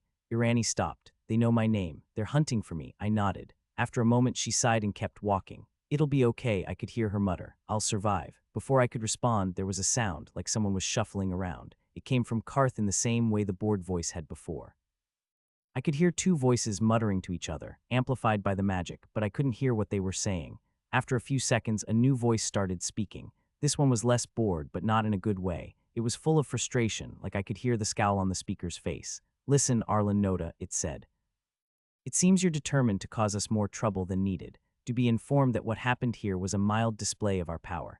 You have destroyed something that was ours, as well as stolen our property. You are a nuisance to be taken care of and nothing else, an annoyance. But understand that if you prove it will require us to apply more force to solve this problem, we will not hesitate to do so. Irani looked at me, worried. The voice continued. My name is X Hagdalin Ithara Babi Dukne Santapadun Torberg Sixinx Haxentep. Take care to remember that name, because it's going to be the one you will beg for mercy to. I'll take care to remember your name, too, since I look forward to reading your charges in person at your formal execution. But most importantly, remember this, there is no such thing as a human that can gather enough power to oppose us. You have no hope of help. You have no hope of growing strong enough to defeat us. Your best option, your only option, is to turn yourself in and stop getting innocent people killed. Members of your own species are dying, Arlen Nota, and it's all because you want to extend the remainder of your life for a few extra hours. Your death warrant is signed. You will not be making it out of this alive. Make one last contribution to your society and take responsibility for your actions. There was another shuffling noise, like someone had just gotten out of a chair, and the voice echoed out one last time, that is all. I took a breath and kept walking. It's just wartime propaganda, I said to Irani. They're attempting to demoralize us so that we turn ourselves in. Ignore it and keep walking. She stayed put. There would be no reason for them to tell me all of that information unless it gave them an advantage if we knew it, I said. I was also partially trying to convince myself. I knew that logically they didn't empathize with us and didn't care about humanity, but there was still something incredibly intimidating about the voice that Hagdul something guy saying all of it so confidently. They would never tell us about their plans to bring in additional forces if they actually planned to do it. It'd be much better to surprise us. They're just trying to get under our skin. Irani took a slow breath and kept walking. Okay, just survive. As long as we can just wait it out, we'll be fine. I wasn't even sure that I believed that anymore. Even if they didn't bring in any additional forces, the ones they had were still overwhelming. But we had to survive. I had to survive. And I would personally find that ex-Hagdul demon and fucking kill him. You signed my death warrant. Well, motherfucker, you just signed yours too. Irani and I kept walking, parallel to the road to Ordensville, fleeing from the smoldering Karth. There were apparently demons commencing their hunting efforts, but we hadn't seen them yet in the couple hours that passed. We had a bit of a head start, but who knew how long that would last? We were moving as quickly as we could, but it wasn't like we could sprint the entire day and a half trip to the town. It also quickly became apparent how underprepared we were for the impromptu road trip. Noon came and went with us eating nothing, since we didn't have any food with us. We had our waterskins, thankfully, but the long journey we had ahead of us would have to be done without food, it seemed. At least unless we dropped below a certain standard. Are you sure you don't want to try it? I asked Irani. I am not eating raw meat. And no, I will not try cooking it with firebolt. That's disgusting. We were in disagreement on that topic. Our situation was very similar to my experience getting lost in the forest before, really. Hunted by stronger beings, forced to rely on the basic equipment we had with us to survive. I was mentally running myself through that previous experience, remembering all of the things I'd done that kept me alive. We were immediately traveling toward a source of resources that was good. We were keeping along a trail that would lead us to civilization, so we weren't lost. That was even better. We were staying out of sight of danger. We were sticking together for safety. This was all good. I had one worry, though. We should be trying to level up. That's an unnecessary risk, Irani argued. She'd gotten over most of her shock over the hours we'd walked. That said, I still wasn't a fan of her overcautious mindset. We can't just seek out monsters to kill when we're already being hunted. It'll drain our strength, and the fighting could also draw the demon's attention. I sighed. I don't like being so helpless here.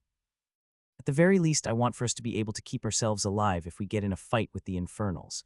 Right now, we can't do that. Then we should focus on not getting caught in the first place. We don't win by killing them, we win by waiting them out. Yeah, we win by waiting them out, but we can't guarantee we won't get caught while we do that. We don't know how many of them there are, or what methods they have of finding us. We need a backup plan. But we also don't know how strong they are in the first place. What if they're so much stronger than us that, even with a couple more levels, we still don't stand a chance? Then we'll have drawn all that attention to ourselves and wasted all that energy for nothing. We need to go to Ordensville and wait it out. That was your original plan, that's what I agreed to. All we have to do is wait for them to get kicked out by the kingdom. Nothing else. I grunted. Fine, I guess I agree. I agreed, but I didn't like it. We weren't getting any stronger. Sure, I was practicing Noxious Grasp, but we weren't hunting monsters, so we weren't getting any XP. Now, this would all hopefully blow over soon, but it was still uncomfortable to be in a desperate situation like this while not really improving our circumstances at all. That was one of the core tenets I lived by when I was lost before, and it was what kept me alive more than anything else. Besides, even though I'd suggested it, relying on the kingdom to survive, I didn't like it. What if they couldn't beat the demons? It was unlikely, but possible. Or what if they just decided it wasn't worth the losses they'd suffer to fight back against the underworld? I simply wasn't comfortable letting other people decide my fate, just sitting back and waiting for others to solve my problems for me. I didn't like it. Still, that said, subtlety still felt like the objectively correct choice here. We couldn't go around blowing shit up and drawing attention to ourselves, so we kept walking. Another couple hours passed, and the reality of the situation really started to set in. I was trying to focus as much as I could on putting one foot in front of the other, but being back out here, walking my legs off while hungry and stranded in the woods, it really got into my head. Even if I did wait this out, would I ever get to go back to a normal life? Why was it happening to me? I knew it was dumb to complain, but couldn't I have just lived my regular life as a swordsman? I shook my head, trying to clear my thoughts. As we walked, a voice called out to us. Hey, you two youngsters, what are you doing out here? I snapped my head over to the road, fearful that we'd been caught. A man driving a horse-drawn carriage had stopped on the road, looking at us. It seemed we'd gotten a bit neglectful in our efforts to hide over the hours, and he'd spotted us. Hi sir, I called out, stepping onto the road. We're just traveling. Same as you, I'd imagine. I could feel sweat begin to perspire on my forehead. I've seen a whole bunch of people like you traveling away from Karth, he said. What's going on over there? He seemed suspicious when he asked that, like he already knew the reason and was just trying to confirm it. Well, I shared a glance with Irani before continuing. There was a demon attack. We didn't stick around for long, but it seemed they were flooding the city and burning everything down. We're just going to Ordensville to get to safety. Well, I'll be darned, he said. It happened in Karth too? Wait, my eyes widened. You don't mean Orden? Scum-lickin' demons got to it. Whole place destroyed. We're leaving right now, planned on heading to Karth. Darn demons. Now we gotta find a new place to squat. Shit, I cursed and looked at Irani. Do you think? Hey, the man driving the carriage interrupted. Watch your language. I got kids in the back here. Yes, sir, Irani said to him. Do you know of any safe areas around here? I don't got any clue, but I know a guy in Artanash who was talking over message paper when it hit. He said they got invaded by demons, same as us. Artanash, I asked. That's almost a week's travel from here. Did they invade the whole God's damned kingdom? Language, young man. Sorry, sir. I turned to Irani again. Come on, let's go. We need to figure shit out. The man just glared at me that time and drove away. Do you really think they took over all of Koinkar? Irani asked me once he was gone. I have no idea. But obviously Ordensville isn't safe. Where do we even go? I don't know. I shook my head trying to think. If we just keep traveling from place to place, trying to find a settlement that hasn't been attacked, and they did invade the whole kingdom, we'll end up getting caught. But then if there are any safe places that the demons didn't invade, we definitely want to find them. I think we just camp out and lay low in the wilderness. Maybe we can find someone willing to help us and they can get us supplies. No, we can't rely on the generosity of others to survive. What if they rat us out? I'm sure the demons will provide ample encouragement to tell them any information people might have on us. I shook my head. We need to run to get somewhere. If the demons found out where we were once, they'll be able to find where we are again. So we need to stay on the move. But then if we just move randomly to the nearest towns and villages, we'll be running right into them. So where do we go? I took a breath. We leave the kingdom. I don't care how powerful they are. They wouldn't be able to invade the entire world. If we leave Koinkar and go to an entirely different territory, there's no way they'd be there too. But what if they did invade the whole world? The Koinkar Kingdom, Baranruth Empire, Karn Kingdom, what if they're everywhere? Well, if they've already taken over the entire world, we're fucked anyway. We have to play to our outs. If there's only one thing that can save us, we have to try it with all our might, even if there's only a chance it'll work. Because if we just sit around and wait to get caught, we die for sure. She sighed. Okay, but where do we go? We just need to go wherever's nearest. You know your geography. 'Cause I don't have much of a clue what's where. It was true. I'd spent a lot of time in libraries researching the system, but that didn't mean I was well educated in general. My village didn't have much of an education program, unlike some of the larger cities and towns. Well, the Karn Kingdom's our most surefire bet. Straight enough road to get there from here, and it isn't incredibly far. Considering our travel options, maybe a month to get there. She chewed her lip.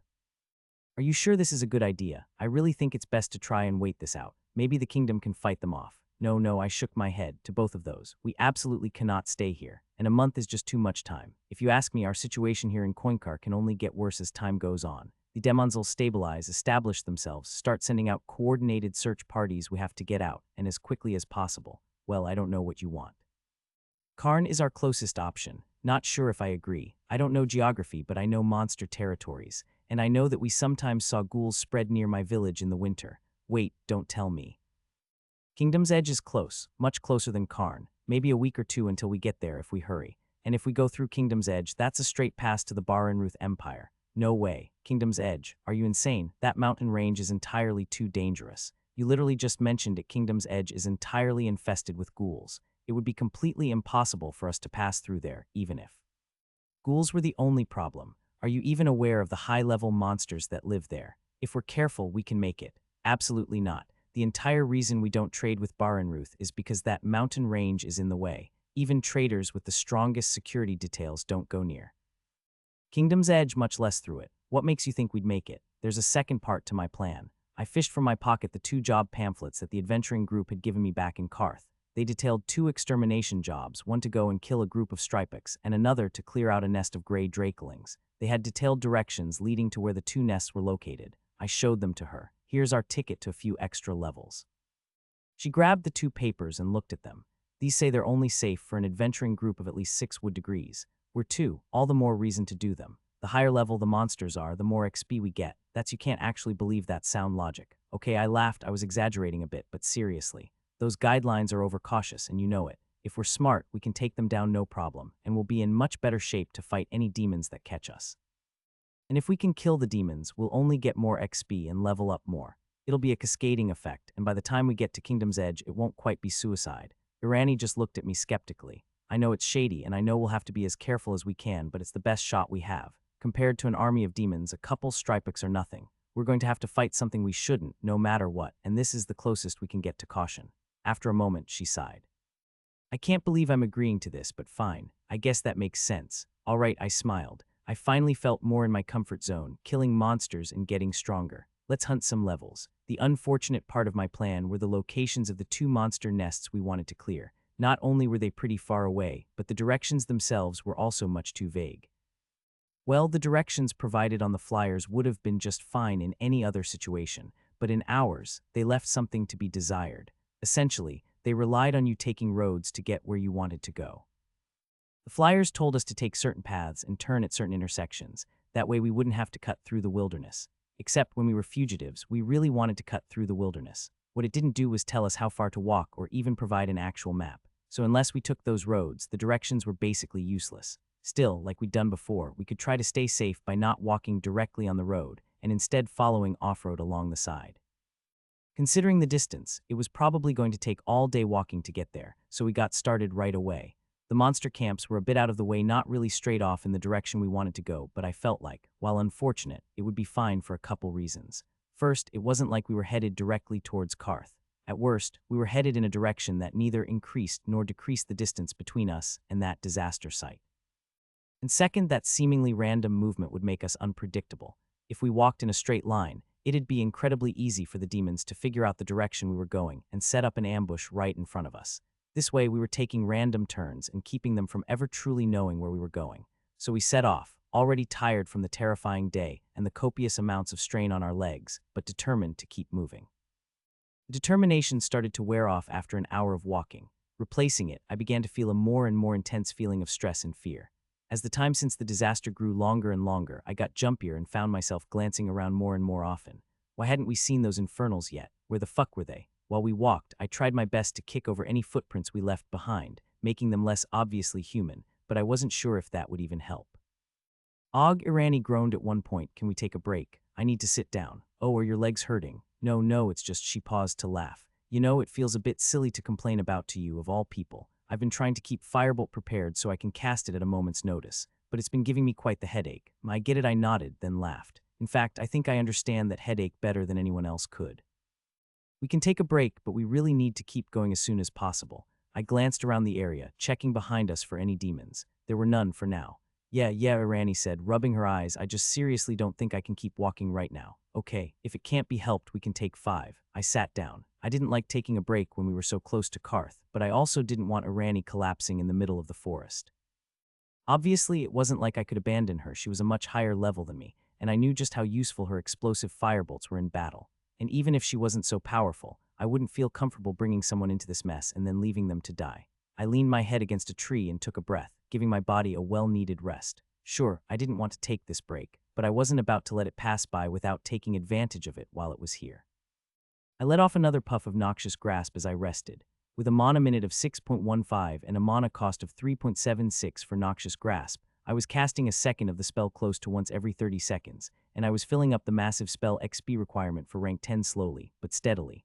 Currently, it was at 51,355, as opposed to the 22 it started the day at. Truthfully, I was glad I could cast the spell so often now. Considering the situation I was in, I absolutely needed something familiar to occupy my mind and prevent me from spiraling. Another string of mist rose from my hands as another 30-second interval passed. But then, as I watched it float up, I heard a cascade of heavy footfalls, much heavier than a group of humans would make. Shit, get back, I whispered to Irani, who was sitting against a tree with her eyes closed. She didn't respond. Are you fucking asleep? I hissed. Still no response. Shit, I thought. She was obviously much more tired than she'd let on. I crawled forward up to the street and snuck a glance down toward the sound. Yep, just as I'd expected, there was a squad of those grotesque-looking infernal demons.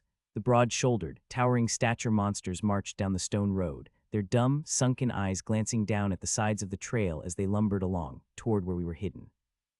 At only a few dozen paces away from our position, they'd see us soon if I didn't do something. I scurried back the few paces needed to reach the still unconscious Irani and shook her, whispering Irani in her ear. That seemed to be enough to wake her. She jolted up and said at a horrifyingly normal volume, "W what?" I shushed her and grabbed her hand, taking her to her feet as she blinked repeatedly, obviously trying to get her bearings. I could hear the infernals draw closer. Demons, I whispered and pointed in their direction. We need to go, now. That seemed to wake her up. Her eyes widened and I took off, dragging her behind me deeper into the forest. Her feet stumbled across the leaves and sticks, making what felt like a deafening amount of noise to my fear-enhanced senses. I heard the infernals stomp over to our rest site. With a heart-stopping pang of anxiety, I realized I'd forgotten about our footsteps. They'd be obvious with the complete lack of my masking them, not to mention the noises we were making. As we dashed through the forest, away from the road, I heard a set of footfalls from the infernals leave the stone road and go onto the soft dirt. It sounded like the rest of the infernals were staying on the road, so it must have just been one of them investigating our suspicious flight. They didn't know it was us yet, it seemed. We still had hope it wouldn't find us. As I did my best to silently run away, I listened to the infernal meander through the woods, fallen branches cracking under its immense weight. Irani was fully awake by now, running alongside me. The infernal didn't give up its pursuit, though. It obviously knew that someone was fleeing from it, probably just didn't know who. Otherwise, it would have called its buddies by now. I glanced around as we fled, looking over the hilly terrain to try and find something that could save us. We wouldn't be able to run forever, and the infernal seemed set on catching us, and it seemed we'd have to stop earlier than I'd expected. As we ran, we arrived up against a trench that split the ground in two. It wasn't incredibly wide or deep, only 5 or 6 paces in across and downward, but even that was enough that it wouldn't be safe to try and jump across. It was long, too long enough that we most likely wouldn't be able to go around it. The infernal stomped closer. "Hide behind that tree," I told Irani, thinking quickly. She did so without argument, obviously sensing I had something in mind. Within seconds, she was out of sight a good number of paces away. I stood directly in front of the trench, standing ready for an attack. A few moments later, the demon came crashing through the tree line. Once it saw me facing it, its face twisted in hatred. It immediately rushed at me, a roar escaping its throat. I ran up to meet it, but didn't yet cast Crippling Chill. I wanted to cast that at the perfect time to surprise the demon, and if I cast it early, I'd have to wait another 15 seconds before I had another chance. Once I was within range of the infernal's long reach, it lifted its hands, preparing to smash them down on me. Right when it brought its fists down, though, I leapt out of the way, rolling across the ground to avoid the hulking smash. The ground shook when the demon's fists collided with it, and I leapt up from the ground, tackling into the monster's huge leg. It barely stumbled back from the force of my attack, but it did visibly flinch once I activated Noxious Grasp. At least it's mortal, I felt myself thinking. That said, it didn't take long for the infernal to kick me off its leg, flinging me far back and causing me to roll messily across the ground, eventually coming to a stop a dozen paces from the monster. You have struck level 23 Infernal for 21.7 damage and drained 10.9 stamina over the course of 1.4 seconds using Noxious Grasp. 5.26 mana cost. Your mana is 320. I hurriedly got to my feet, shaking off the disorientation that came with being tossed so far away as though I were nothing. I had a better idea of the Infernal's strength and abilities after that exchange, but I still wanted to get a little more information before I tried my plan. "Irani, shoot it," I shouted as the Infernal charged at me. A firebolt flew from behind a tree and exploded against the demon's chest, causing it to stumble back and brace itself against the blast. It didn't get knocked over, however, and soon enough it was on me again, swinging its fist in a wide arc. I tried to leap out of the way again, but the beast was smarter than it looked. It was a feint. The demon's other arm came careening into my body, smashing into the side of my torso and sending me flying. "You have been slammed by a fist. 86 damage. Your health is 74. Your ribs have been fractured." I slammed into a tree and came to a sudden stop, falling to the ground with a thud. I coughed in pain, which only made my ribs hurt more.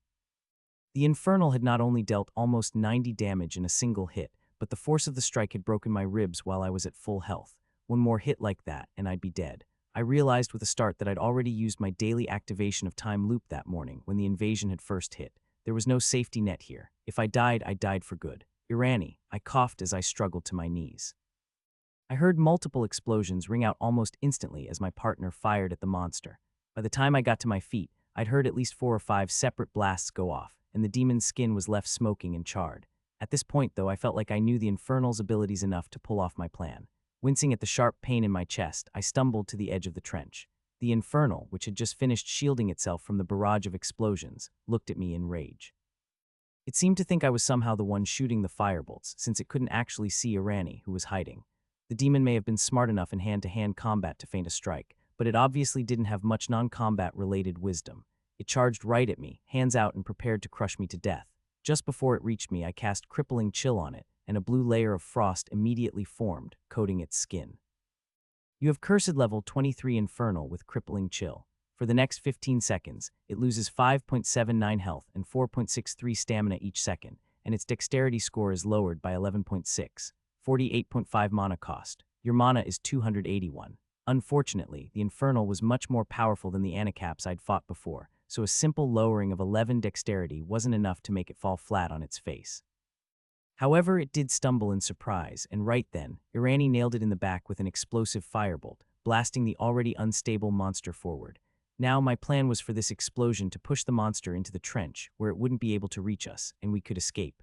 The problem was I had miscalculated, and now I was standing right in front of it. So the infernal was pushed forward from the explosion and knocked right into me, plowing through and causing both of us to fall the 5 paces down into the dirt hole. You have crashed into something. 7 damage. Your health is 67. Oh no, I could faintly hear Irani yelp when I disappeared over the edge. I quickly got to my feet and jumped on the infernal, which was still recovering from its fall. It was bigger and heavier, so it probably fell a lot harder, too. I straddled my legs around the beast's neck, activating Noxious Grasp as I did so. It reacted, trying to grab at my waist with its massive hands to throw me off, but I grabbed a nearby rock, hoisted it up, and slammed it down on the gigantic demon's face. You have struck level 23 Infernal for 18 damage using stone. Arg, it roared in pain as the rock the size of my head crushed into its nose. I lifted it up once again and dropped it back onto the beast's face. You have struck level 23 Infernal for 19 damage using stone. It groaned again, and I could begin to feel its oversized body begin to shrink beneath me from the effects of Noxious Grasp. But before I could slam the rock down on the monster a third time, it smacked me aside, knocking me into the dirt walls of the trench, spraying dust everywhere as I tumbled along them and across the musty ground. You have been knocked aside. 26 damage. Your health is 41. You have struck level 23 Infernal for 122 damage and drained 61.3 stamina over the course of 7.9 seconds using Noxious Grasp. 29.7 mana cost. Your mana is 252. I scrambled back to my feet as the infernal lumbered onto its own 2 legs. It wiped away the blue blood leaking from its nose and roared, charging at me. Due to the narrowness of the trench, the only way I'd really be able to dodge the monster's attacks would be to jump back. I couldn't go left or right, which would make me incredibly predictable, and eventually lead to me getting hit and killed. Instead, I turned and ran. Irani, I yelled, hoping she still had mana for another firebolt. You're too close, she yelled back from the top of the trench. The explosion'll hit you too. I grunted in frustration, looking back at the pursuing infernal. It was quickly gaining on me. Irani was above, watching the ordeal with fearful eyes. Crippling Chill has worn off of level 23 Infernal. You have struck level 23 Infernal for 86.9 damage and drained 69.5 stamina over the course of 15 seconds using Crippling Chill. The Infernal shot forward with a burst of speed, no longer hindered by Crippling Chill. Just shoot, I yelled.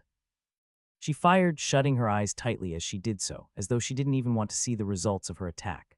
The moment the firebolt was flung toward me in the Infernal, I turned on a heel and leapt forward, flying straight at the charging demon. Surprised at my brazenness, it didn't immediately attack me, which was what I was betting on. I latched onto its chest, squeezing tightly and holding myself against the beast's body. Then the firebolt hit, blasting against the Infernal's back. The demon's body worked as a shield against the explosion, the brunt of the fire and force going straight into the Infernal, rather than against me on the other side of it.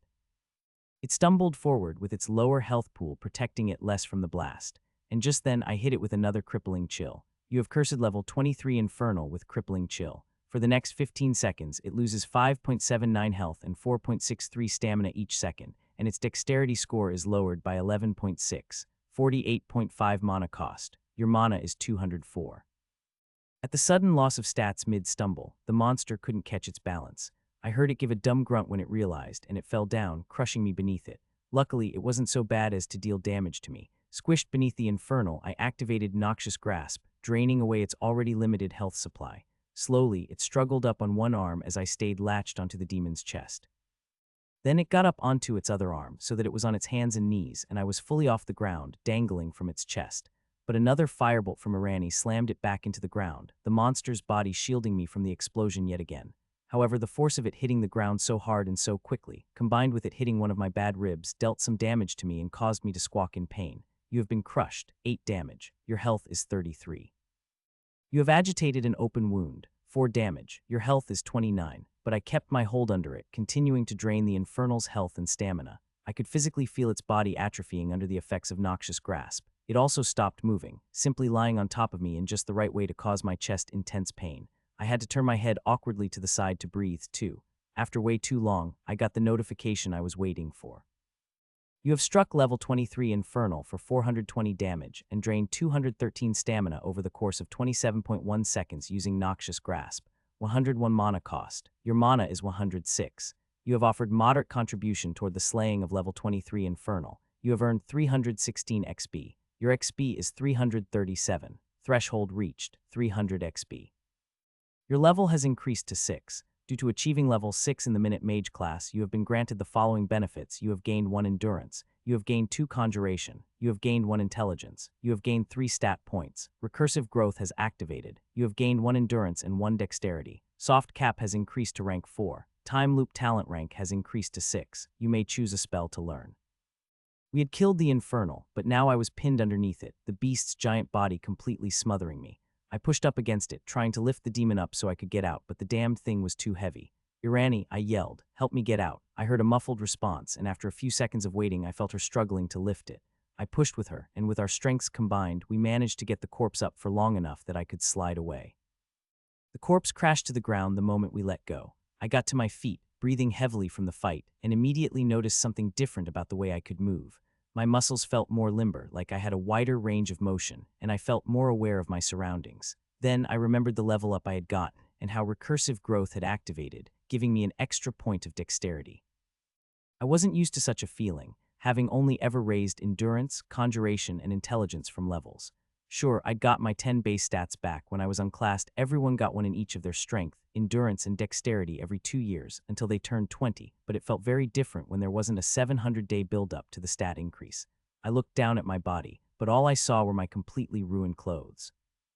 Dirt, mud, and blood, both my red blood and the Infernal's blue goop coated them.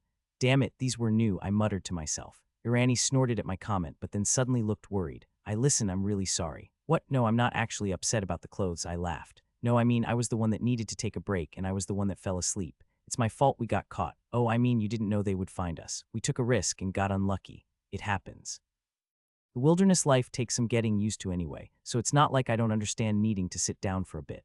I looked around and found a ledge to the trench that wasn't as steep as the others and began to crawl my way up. Come on. We got pretty far away from those other Infernals, so I don't think they heard us, but they'll probably get suspicious once they realize this one isn't coming back. We need to get out of here.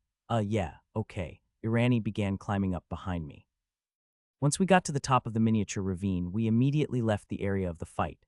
"We just need to get away from the roads for a while," I said, "at least until my health isn't so low." "Oh, what are you at?" 29. "Oh my gods, you're almost dead." Her eyes widened. She immediately rushed over and began checking my bruises and cuts. I felt a sharp pain when she poked at my chest. "Where's the worst of it?" "Right there." I winced. "Ribs. System said they're fractured." She immediately drew her hand back. "I'm sorry." "Stop apologizing so much," I laughed, but the chuckles quickly turned into a pained groan. "We need to get you rest," she said worriedly. "I am not resting after what happened last time," I smiled. "Besides, we need to find water. We should stay away from roads for a while, so this'll be a good time to do it. Waterskin's still more than half full, but our supply wouldn't last forever. We should keep moving until we get to a river. Then we can rest and—" While I spoke, I tripped over a rock, failing to catch myself and tumbling to the ground. "You have agitated an open wound. 3 damage. Your health is 26. I gasped and clenched my fist tightly as my ribs screamed at me. Breathing heavily, I struggled back to my feet. I'd gotten an additional point of dexterity from my level up, and I certainly felt better for it, but it obviously wasn't enough to help out much if I fell. It was only 1 point after all. "Yep, that dealt damage," I groaned. "You really need to rest," Irani said, helping me up. "Fine, but not here. We have to get out of danger first." After another hour of agonizing walking, once we were deep into the forest, I felt like we were safe enough to sit down, or rather to collapse onto the ground, as that's what I did the second we stopped. "All right, I'm gonna be out for a few," I said, breathing heavily. "I gotta manage a level up." "Oh, you gained a level." "Yeah, spell choice."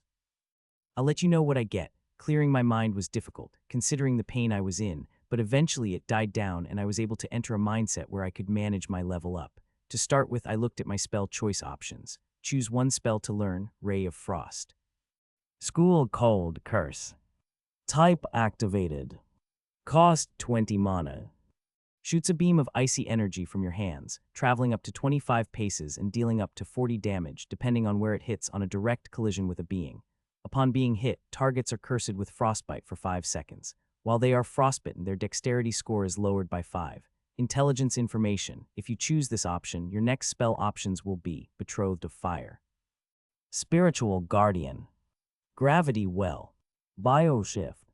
School Alteration Curse. Type activated. Cost 80 mana. Choose up to 2 beings within 3 paces of you, can include yourself. You may have those beings get either +10 or 10 to strength, endurance, or dexterity for 30 seconds. Intelligence information. If you choose this option, your next spell options will be Growth Spiral. Neoform. Battle Mastery. Bonfire of the Damned. School demonic fire. Type activated. Cost 140 mana, 25 of your maximum health, 45 health. Blasts out a fiery wave in a 20-pace radius around you, damaging all other beings equal to 25 of the health you are missing from your maximum. This spell also knocks beings back with force proportional to the damage dealt. Intelligence information. If you choose this option, your next spell options will be Black Sun's Zenith. Tarflare. Geosard. While Bonfire of the Damned certainly seemed flashy and powerful in the right person's hands, it didn't seem like it would work for me. I didn't have much health to be spending on a spell like that, and with my low maximum, it wouldn't be dealing much damage anyway. The idea of damaging all enemies in a large radius seemed useful, but not enough to justify the downsides, which left Ray of Frost and Bioshift. Truthfully, I'd be happy to receive either of them. While I had been running out of mana during the fight with the animerecaps, trying to keep Crippling Chill active on both monsters at the same time was very straining on my reserves. When I was facing off against the lone Infernal, I noticed that I finished the battle with hundreds of mana to spare, and it made sense. Crippling Chill could only be cast once every 15 seconds, and Noxious Grasp was limited to only when I was touching my target. So getting either of these would provide me with another spell to sink my mana into for added power. Ray of Frost was a tempting addition to my arsenal. While Crippling Chill was a good option to have at a range, it still didn't do much damage. So with the addition of Ray of Frost, I'd finally be able to attack my enemies without making physical contact with them. Of course, Noxious Grasp still remained the most mana-efficient way to damage things, but having the ability to stay back would be helpful. I remembered back in the trench with the Infernal, having something like this that could allow me to fight back against the monster while still running away from it that would have been incredibly valuable. Not to mention, it also lowered the target's dexterity, which would stack with Crippling Chill for an even more dramatic decrease. Bioshift, on the other hand, went in the opposite direction, focusing on my up-close combat potential. The range on the spell was so close that it may as well have been contact only, like Noxious Grasp. As for its effect, it would let me choose two different beings, and make them both either stronger or weaker, essentially. I felt like the main use for me would be to make myself stronger and an enemy weaker simultaneously, in order to maximize the gap in the particular stat that I chose. One thing to note was that I wasn't sure whether the spell would be able to stack with itself or not. If I cast it twice in succession, would it give the chosen stat plus 20? Urani, I said, making an effort to keep my eyes closed and stay in my meditative state while speaking to her. I read the description of the spell to her and the rest of the spells too, while I was at it, and asked her whether it would stack with itself. Oh, she responded once I was done, yeah, it would. You can tell because it doesn't specify a status condition. Ray of Frost, for example, says that the target is cursed with frostbite, right? So that means that if you hit them with it again, it'll just refresh the curse back up to 5 seconds. But Bioshift doesn't say anything like that. It just says that their stats are directly changed. That means that each individual change is tracked separately, rather than all of them falling under a single modifier like Ray of Frost's frostbite. I've never even heard of that distinction before. I didn't know there was a difference. Yeah, that's the type of stuff you learn when you have a researcher for a sister. I could hear the pain in her voice once the topic of her sister got brought up. Anyway, which one do you think you're gonna pick? Ray of Frost is actually offered to us sorcerers, too, at level 10, so it'll be offered to me not long from now. Right, I think I remember you mentioning Ray of Frost. If I picked that, would you still pick it for your level 10 choice? Oh, I don't know, you can't just drop that question on me like that, she laughed. I couldn't tell you what I'm going to pick even if this whole demon thing wasn't a factor. I mean, Ray of Frost is certainly useful and its upgrades are powerful too, but does that make up for the redundancy? Should I even care about redundancy? What if we get separated? What happens then? And what about after we're done with the demons? I don't want to cripple my future by picking the wrong spell here. But what if? Okay, I cut her off, chuckling. I now realize I made a mistake in asking that question. How about what would you advise I take? Okay. So for now at least, we need to figure out how to work as a team. And the fact that you have to protect me in battle when you're a magic-type class yourself doesn't work that well. Just in general, forcing yourself to fight up close is going to end badly. Just look at yourself, she gestured to my chest. As if on command, my fractured ribs ached. Giving yourself some options to put some range between you and your enemies would probably be useful. So in that aspect, Ray of Frost would be best. Okay, so I'll. That said, you could also go a more specialized route, taking Bioshift and transitioning into a more melee-focused frontliner.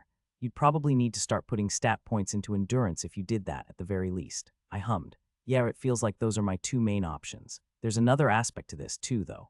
I went ahead and explained my Trailblazer title to Irani and told her the names of the spells that would be offered to me in the future, depending on the spell that I picked here.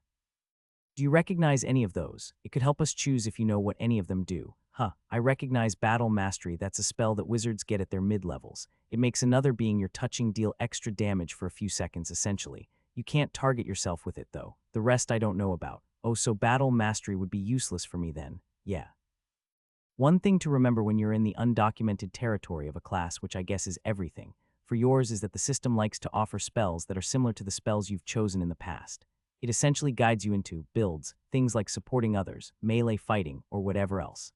So if you take Bioshift here, the system might start offering a lot of spells in the future that focus on making other people stronger, since that's one of the uses of Bioshift.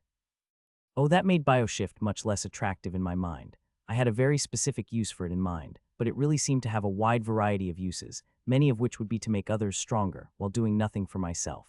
If that was the part of the spell the system focused on which it seemed it might, judging from the fact Battle Mastery would be offered next, I could end up forced to take spells that could only make others stronger. And in my current situation, that was useless. I think that cements my choice then. I was already leaning toward Ray of Frost, but I'd rather be offered spells that focus on dealing damage. You have learned the spell Ray of Frost. Your next spell options will be Betrothed of Fire, Spiritual Guardian, Gravity Well. After that, it was time to assign my 3 stat points. Like usual, I wanted to put them into Conjuration here. With the newly added mana Sink of Ray of Frost, it was suddenly much easier to convert mana directly into damage against an enemy, so getting more of that was always useful. And as always, I wanted to be able to gather as much spell XP as quickly as possible, and Conjuration was the best way to do that. You have used 3 stat points to increase Conjuration. Your Conjuration value is now 35. I opened my eyes and left the meditative state. My soft cap had increased up to rank 4 when I leveled up, which meant that Crippling Chill and Ray of Frost could both rank up with minimal practice. I'm gonna test out my new spell, I said to Irani, who was sitting across from me in the small clearing we were taking a break in. I found a tree that looked far enough away, held out my hand like I'd seen Irani do in the past, and closed my eyes, letting my mana be guided into a new, unfamiliar pattern within my mind. After a few seconds, once everything had fallen into place, I felt a cool energy gather within my palm, and I expelled it. I opened my eyes to see a bright blue beam of icy energy shoot through the wilderness, colliding with the tree and covering the impact zone with frost. The tree shook slightly from the hit, and I could see pieces of bark flake off. Threshold reached. Ray of Frost XP has reached 10. Ray of Frost rank has increased to 1. Due to Ray of Frost rank reaching 1, it has undergone the following changes: mana cost from 20 to 20.5. Damage from 40 to 42. Dexterity debuff from 5 to 5.25. I closed my eyes and cast again, this time a bit faster as I got used to the pattern of mana. The tree shook again. I repeated this over and over until the spell got up to rank 4. Threshold reached. Ray of Frost XP has reached 11. Ray of Frost rank has increased to 2. Due to Ray of Frost rank reaching 2, it has undergone the following changes: mana cost from 20.5 to 21. Damage from 42 to 44.1. Dexterity debuff from 5.25 to 5.51. Threshold reached. Ray of Frost XP has reached 14. Ray of Frost rank has increased to 3. Due to Ray of Frost rank reaching 3, it has undergone the following changes: mana cost from 21 to 21.5. Damage from 44.1 to 46.3. Dexterity debuff from 5.51 to 5.79. Threshold reached. Ray of Frost XP has reached 20. Ray of Frost rank has increased to 4. Due to Ray of Frost rank reaching 4, it has undergone the following changes: mana cost from 21.5 to 22. Damage from 46.3 to 48.6. Dexterity debuff from 5.79 to 6.08. Due to Ray of Frost rank increasing to rank 4, Ray of Frost has reached a soft cap. Spell XP gain for Ray of Frost is 50 times slower until your level increases past the soft cap. Increase your level to 8 to increase your soft cap.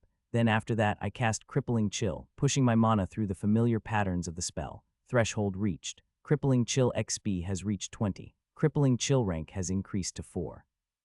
Due to Crippling Chill rank reaching 4, it has undergone the following changes: mana cost from 48.5 to 49.7. Health drain from 5.79 to 6.08. Stamina drain from 4.63 to 4.86. Dexterity debuff from 11.6 to 12.2. Due to Crippling Chill rank increasing to rank 4, Crippling Chill has reached a soft cap. Spell XP gain for Crippling Chill is 50 times slower until your level increases past the soft cap. Increase your level to 8 to increase your soft cap. With that, all of my spells had reached the soft cap. My mana had gone down quite a bit from all the casting, now at 176,380, but it was nothing that half an hour of waiting couldn't fix. I got up to my feet, my chest still hurting, but the pain offset by the sense of progress in my heart. I felt a lot more capable of handling fights like the one with the Infernal. All right, I said to Irani, rest's over. Let's go. We continued on our journey after the brief break, staying away from roads as we traveled in a roundabout way to the two monster territories. While we traveled, we also kept alert for signs of water. We still had 1 or 2 days' worth in our water skins, but we'd run out eventually, and finding a renewable source like a river would help immensely. We also looked out for animals. We obviously had to be alert for any signs of the higher-leveled monsters that roamed the forest, but we also needed something to eat. As we scanned the forest for creatures, I caught the familiar gaze of something. You have been inflicted with sickness. 12 damage, 6 stamina drain. Your health is 22. Your stamina is 41. A wood wraith, one of those monsters I had fought in the past that had a poisonous gaze, was wandering through the forest and had caught my eye. Og, I stumbled back, doubling over in nausea. It wasn't as bad as I'd experienced in the past, though my higher endurance stat helped fight off the sickness.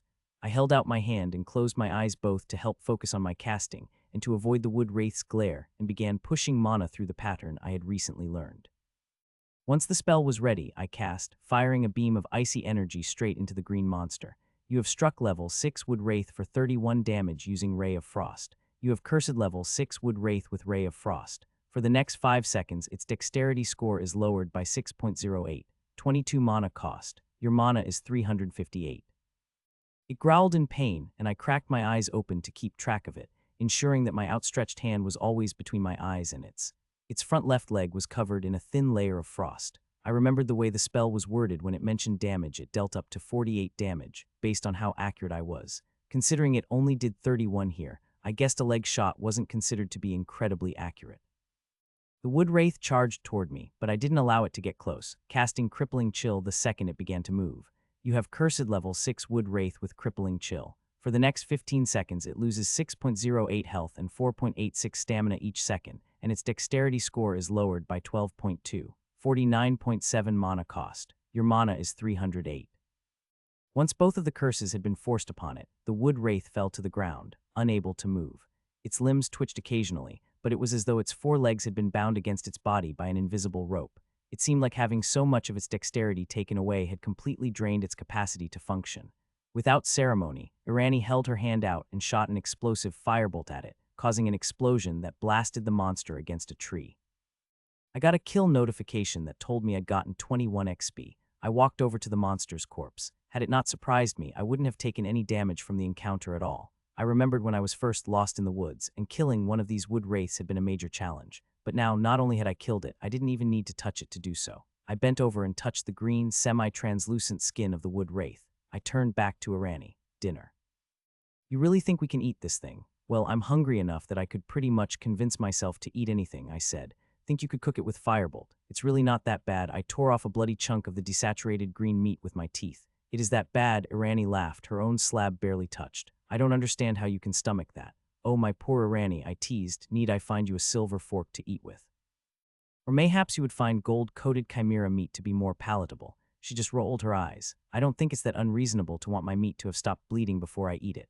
Hey, at least it's cooked, it's charred and burnt, and the inside is still raw. I laughed, chewing the admittedly disgusting meat. Honestly, I don't think I'd be able to keep it down if I wasn't used to this type of thing already. Oh yeah, I forgot you'd pretty much already been through all of this before. She looked around herself, the tall trees towering over us. How'd you do it? Survive, I mean. Well, it was mainly stuff like this, I said, gesturing to the meat in my hand, doing hard, gross, or painful stuff over and over until it was a bit easier to do than before. I killed monsters and practiced my spells up to and past the point of what would be considered reasonable. You know me and my habits, I said, showing off my fingers as a puff of noxious grasps fumes drifted from them. Stuff like that kept me alive. Irani nodded and closed her eyes, looking serious. It was my fault that we got caught by the Infernal, and I know you want to say I don't need to apologize, but it's true. Sure, it turned out fine that time, but what if next time I do something wrong, 5 Infernals show up to attack us? We barely fought off one. What if I have to take a break when we're crossing through Banestinger territory and get us killed there? What if I have too bad of a headache to cast a firebolt that you need me to cast? I've been thinking about it, and I realized I've been thinking about this whole situation like a civilian, like someone who's just riding out the storm, but you're wanting to fix it, to beat the storm. And well, I think it's about time I do that, too. She held out a hand for me to shake. I want you to train me to be better, stronger, more efficient. Beat the civilian mindset out of me, and don't hold back.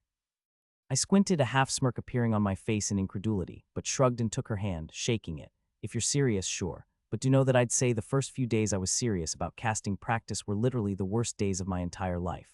Irani blinked at that and looked down at her hand, which was now covered in blood from the meat I'd been eating. You know, actually, I might want to reconsider. Too late, I laughed. We're doing this. Come on, you can train while we walk. As we traversed through the forest, I had Irani practice her firebolts. Unfortunately, they weren't like my noxious grasp or crippling chill, where she could just cast it without actually having it do anything. The spell had to shoot an explosive firebolt somewhere, so she just shot them straight up. That way they would leave the effective range of 30 paces without exploding.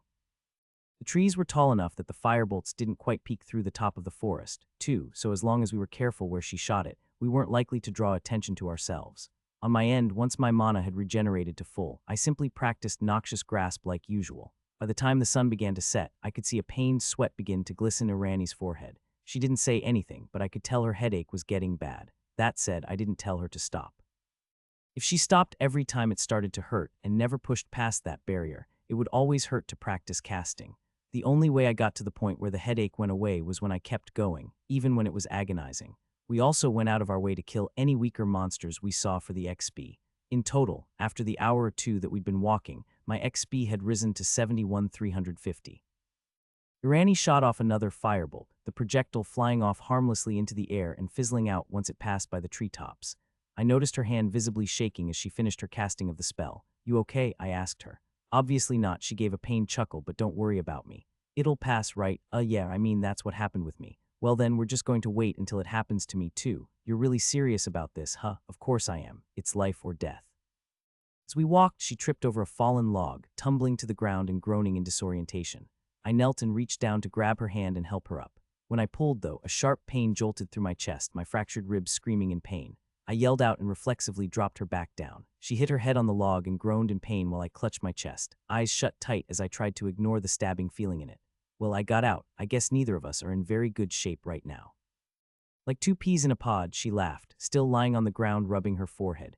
"At least I don't have to feel jealous of you." I helped her to her feet successfully this time, and we continued walking. Another hour passed, and we ate a dinner of some more meat, plus some foraged plants that Irani identified as edible. She said she recognized them from the collection jobs she'd done for Ulfo Arshian.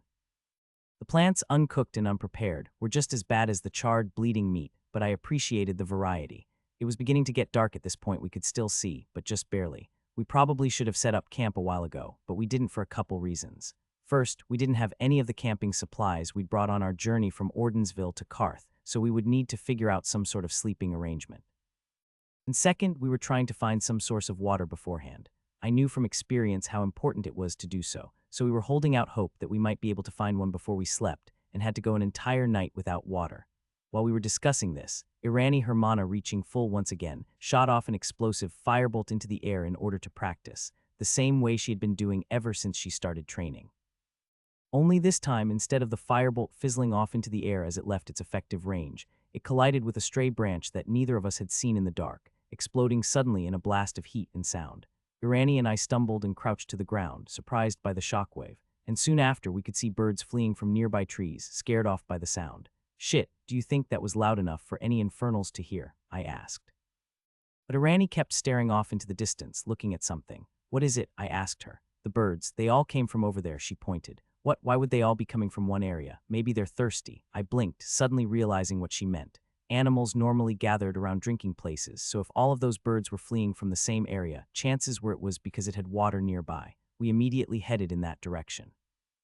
In no time, I could begin to hear the familiar sound of rushing water. We kept heading in that direction, and soon enough I could see the river. The wide stream guzzled, the current crashing against rocks and flowing down a steep incline. Once it was in view, I stopped Irani too. Rivers were life-giving, but they also attracted all sorts of other thirsty monsters. I wanted to be safe before rushing in. Glancing around, I could see no immediate signs of dire bears or drakes, but there was one strange thing that caught my attention. Next to the rushing water, a stump from a fallen tree had been shaved down, smoothed out, and carved to resemble a simple table. There were two rocks sitting across from each other on either end of the table that seemed to act as chairs. However, there was nobody around the area that I could see. Irani and I shared a glance. Hello. I called out, trying to keep quiet enough that I wouldn't get the attention of anything that wasn't in the immediate vicinity. Is anyone there? Irani asked as well. We're going to stay here for some time and drink from the water. If you want us to leave, please tell us to do so. We waited for a few seconds, but there was no response. Cautiously, we both approached the river and used it to refill our water skins. Do you think it's safe? Irani asked me. I guess so. There doesn't seem to be anyone around, at least. Where do you think we should sleep? But just as I asked that, two figures walked out of the forest. With their green, vine-covered skin, large, pure white eyes, and dirt-brown hair, I immediately recognized what they were. The two nymphs held out their weapons toward us. One had incredibly long claws tipping its fingers, and the other held a whip that was covered in razor-sharp thorns. One of them, the one with the claws, shouted something at us in a language I didn't understand. I leaned over to Irani. What the fuck are we going to do? The two nymphs stood glaring at us with their sharp, pure white eyes.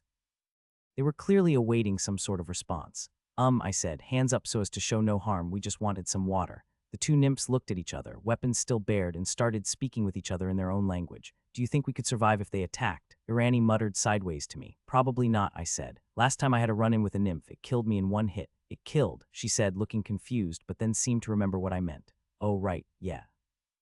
I still don't have time loop back, by the way. I will in a few hours, but not now. And my health is still only 44. We need to convince them we mean no harm. Do you think they understood you? If they aren't speaking our language, they probably don't understand it either. Irani looked around and then began slowly making her way to the river. The nymphs watched her, weapons still ready, and Irani seemed to take care to move carefully and without doing anything threatening. Once she got to the river, she showed the nymphs an exaggerated motion of her drinking from it. It seemed to get the message across that we were just there to drink and rest. I was sure that the nymphs had tons of monsters and animals come through to drink from the river, too, so us doing the same probably wasn't a stretch of the imagination. Eventually, the two nymphs seemed to reach some sort of an agreement in their discussion with each other. They walked away, keeping their eyes trained on us, and sat at the makeshift table that was carved from the tree stump. It looks like they've calmed down, I said to Irani, who was still looking at them with caution. Yeah, let's get out of here while we still can. I stopped and thought for a moment. Actually, I don't think we should. What? Last time I was stuck in the wilderness with low health, like we are now. One of the ways I stayed safe while waiting for it to regenerate was by sticking around a nymph. Their two-way empathy calms down nearby monsters, so if we sleep here, they'll protect us. Didn't you just say that they could kill us in a single hit? Well, it doesn't look like they're going to, does it? If they decided not to earlier, I don't see why they would now. I don't like this. Sleeping right next to something so dangerous. In this forest, we'll always be sleeping next to something dangerous, whether we know it or not. This way, we'll at least be able to see that dangerous thing. Irani set her jaw, chewing on her tongue as she thought. Okay, sure, you're the expert, I guess. I sat down and leaned against a tree near the river, and Irani did the same, sitting next to me. By this time, darkness had overtaken the forest. The nymphs were close, though, so we could still see them for the most part. The two of them were sitting on their rock chairs around their tree table, discussing something with smiles on their faces. It was strange, coming right after they threatened our lives, but seeing them chatting so carelessly made me smile too.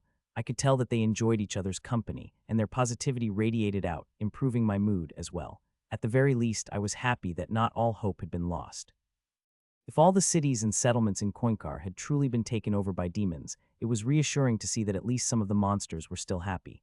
It's nice to have a bit of refuge, huh? I asked Irani as we rested together. Yes, she laughed. Today was a little hectic. Do you want me to take first watch? I asked. Do I look that tired? I just know what it's like to practice for so long when you're not used to it. I sure as hell's looked forward to sleeping every night, I laughed. Well, it certainly wouldn't hurt. Yeah, go ahead and get some sleep. I'll wake you up in a few hours once I get tired. The nymphs kept talking late into the night. Once they realized that Irani and I were just going to sleep, they seemed to decide to ignore us. They laughed and joked loudly, so loudly that I was surprised Irani could sleep through the noise they were making. She must have been pretty tired. After a few hours, once I wasn't sure I could keep my eyes open for much longer, I woke her up and we traded spots, with me sleeping at the base of the tree and her leaning against it next to me, keeping watch for anything dangerous. Eventually, I was gently shaken awake, and I opened my eyes to see the sun already having risen. My status showed my health having regenerated quite a bit over the course of the night, now resting at 92/160. It wasn't exactly good, my ribs still hurt like the 13th layer of the hells, but it was better than before. I'd also practiced my casting throughout the night, as always, and Noxious Grasp spell XP was now at 116,355. Are you ready to go? Irani asked me as I got to my feet. MMH, give me a minute, I groaned, rubbing my eyes. Considering I'd only slept through half of the night, the other half having been spent watching out for monsters, I was still a bit more tired than I'd have liked. Will, I'm going to wash off in the river while you wake up. Don't look. Wash off. What, do you think we're going to a noble's royal ball tonight or something? I laughed. No, but I'm not exactly fond of being covered in dirt and sweat, so I'd like to at least bathe while I can. All right, fine. I guess I'll clean myself off after you do so my stink doesn't rub off on you, I joked. We both did our best to clean ourselves in the rushing river water, each looking the other way while the other bathed so we kept a little privacy. The cold water shocked the remaining sleepiness out of me, so once we were done I was ready to go. We were still a few hours away from the Stripex and the Drakelings that we planned on clearing out, so if we wanted to get everything done without running out of daylight, we needed to leave in the early morning. We didn't really have time to sit around anyway, given the general circumstances. Which of the two do you think we should go to first? Irani asked me. Well, the Drakelings will probably give more XP, right? I asked. Yeah, why? I have time loop back, so if possible, I want to use it right after killing the Drakelings so that I can go back and get double the XP for killing them. Oh, so you want to do them last then? Exactly. If we do them last, then we'll still have time loop in case anything goes wrong during the Stripex fight. Okay, sounds good. So we can go to the Stripex first then. Which direction are they? As I consulted the route outlined on the job flyer, one of the nymphs, the one with the whip, walked up to us, having split off from its partner with the claws. It approached Irani, holding something in its hands. Hey, I touched Irani's shoulder, spinning her so she could see the approaching nymph. I held up my hands, ready for a fight, but the nymph didn't seem to mean any harm. In fact, it seemed more nervous and embarrassed than aggressive. It stopped a few paces away from us, looking hesitant. Irani and I looked at each other, unsure about what to do. Eventually, the other nymph, the clawed one, walked up and patted the hesitant nymph on the back, giving it a patient smile and seeming to urge it forward. The nymph with the whip stepped forward, spurred on by its partner, and held out a hand to Irani, who looked confused by the whole ordeal. There was something sitting in the nymph's hand, a white object that it was presenting to Irani. She cautiously approached and took the object, unfurling it and revealing it to be a small chain of white flowers. The nymph didn't seem satisfied, though, motioning for Irani to put it around her neck. Irani did so, and the necklace of white flowers fit around her neck and hung down from her collar. I looked at the piece of handcrafted string of vines. Each individual flower was tied to another in a delicate knot. Where did it get that? I asked. When I was on watch, I saw it working on something, Irani said, tenderly holding the gift up from her neck so she could see it. I didn't think it'd be for me, though. Do you think we should give it something in return? I don't know, I said maybe. But the nymphs had already begun walking away, apparently not expecting anything from us. Wait, Irani called out to them, patting around herself, obviously trying to figure out some sort of last-minute gift. The nymphs turned and looked at us. Obviously growing more and more frantic, Irani eventually settled on simply ripping a strip of cloth from the sleeve of her shirt. She tied it into a hasty knot, forming a bracelet out of the tan band of her sleeve. She presented it to the whip-wielding nymph. It looked just as surprised as Irani did when she got her gift. Hesitantly, it took the band and put it around its thin wrist. The bracelet hung somewhat loose, but not so much that it would fall off. It smiled at the gift and waved at Irani before turning around and walking off with the taller, clawed nymph. With that interaction seemingly over, Irani and I headed off. Why the bracelet made of shirt? I asked Irani. Don't tease me, I didn't know what to do, she frowned. What would you have given it? No clue. I don't know why it gave you the necklace in the first place. Neither do I got bored during my turn on watch, so I started drawing pictures in the dirt to pass the time. The two nymphs came over and looked at what I was drawing. They were curious, I guess. So maybe that had something to do with it. What did you draw? Nothing. It isn't important, seems important. Apparently it motivated two monsters to craft a handmade necklace of flowers for you, I laughed. Well, I was just drawing the things I saw around me. Oh, like the river? No. Just, other stuff. Such as, I smiled. Just stuff like, She turned away and muttered something I couldn't hear.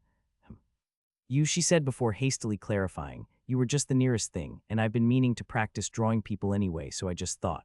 So it's not like, never mind. I also drew other things, but I just...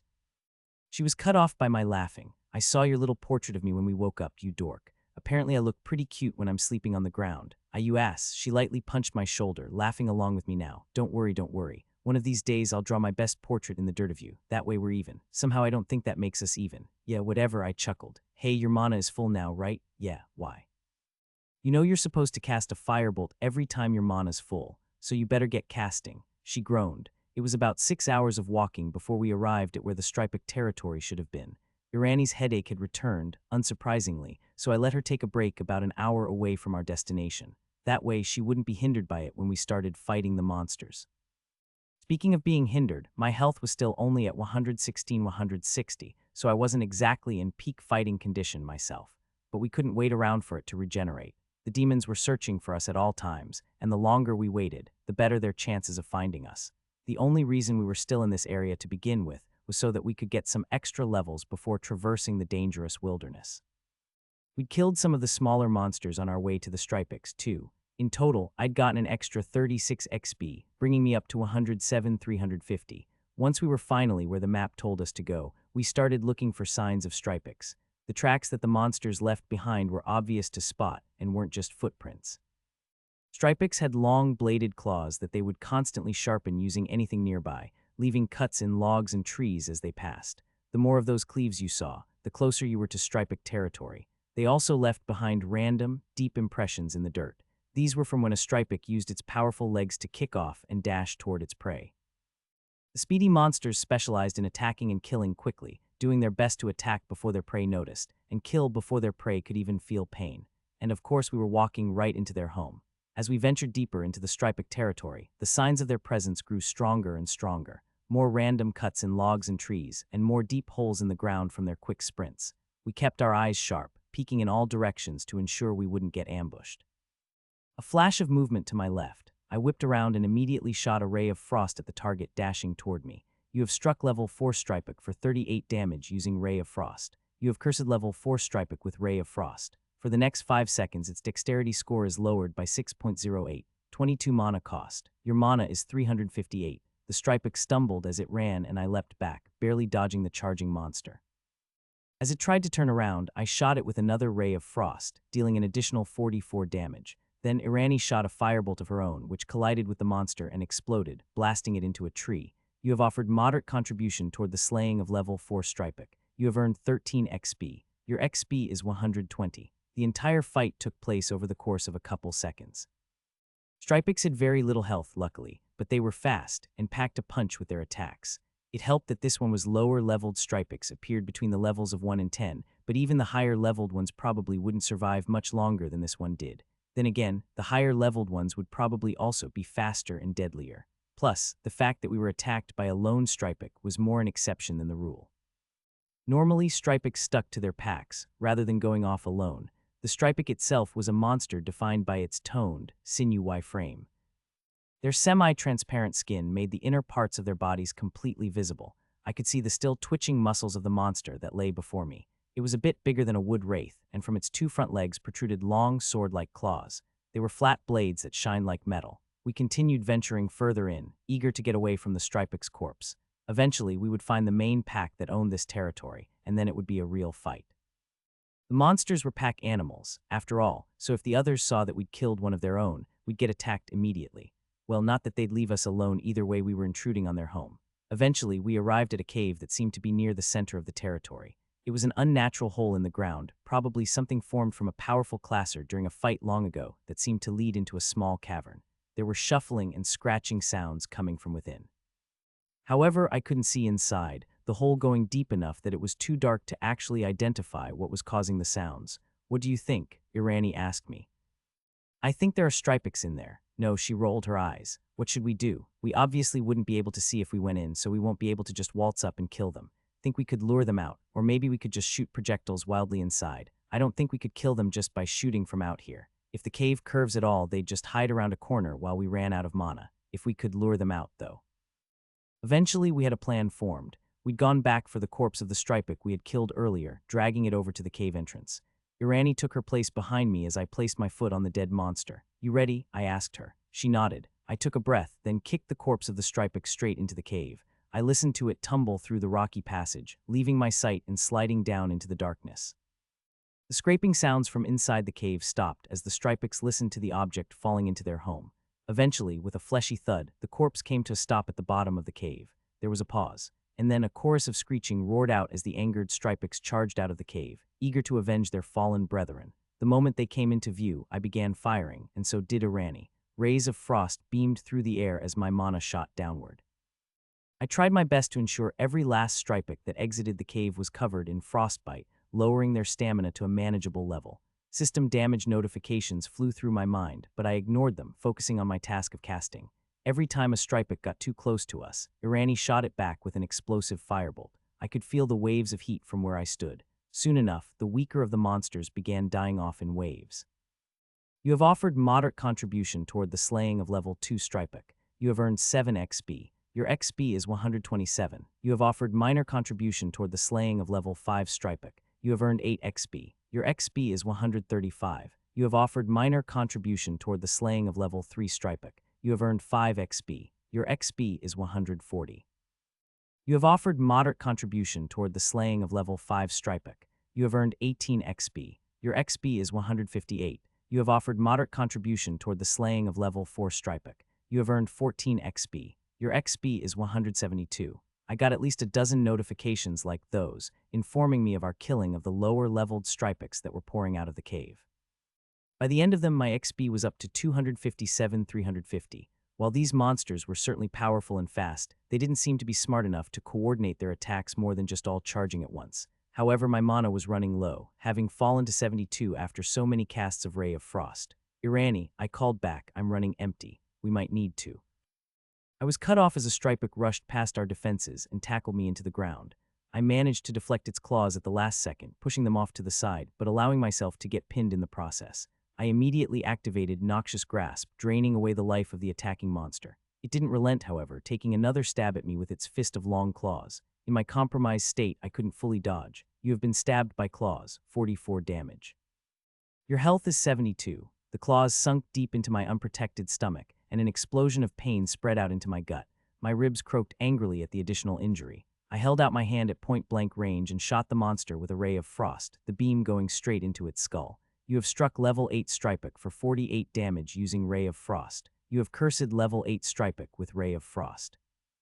For the next 5 seconds, its dexterity score is lowered by 6.08, 22 mana cost. Your mana is 44. The monster fell backwards at the sudden impact, and I took the opportunity to get on top of it, wincing from the pain in my stomach and pinning its 2 front limbs against its chest, keeping Noxious Grasp active. It fought against my grip, but with my entire body weight on the Stripek, it couldn't get out of the pin. I watched through its translucent skin as the monster's flesh deteriorated in real time from the effects of my spell. After a few seconds, I got a notification.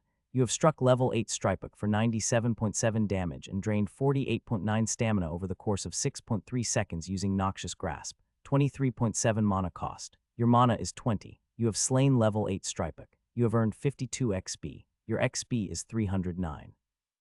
I stumbled to my feet, Irani still holding back the Stripeks that were pouring out of the cave.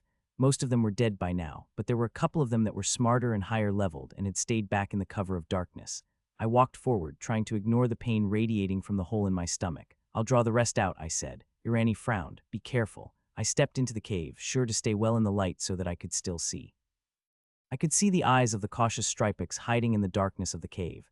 They stared at me with fury, but also fear. All I needed to do was get them to ignore their fear. I looked down at the corpses surrounding my feet. Picking the closest one, I lifted my foot up and stomped hard on the head of the dead monster. Immediately, the Stripeks in the cave screeched in anger at their packmate's body being desecrated. They charged at me.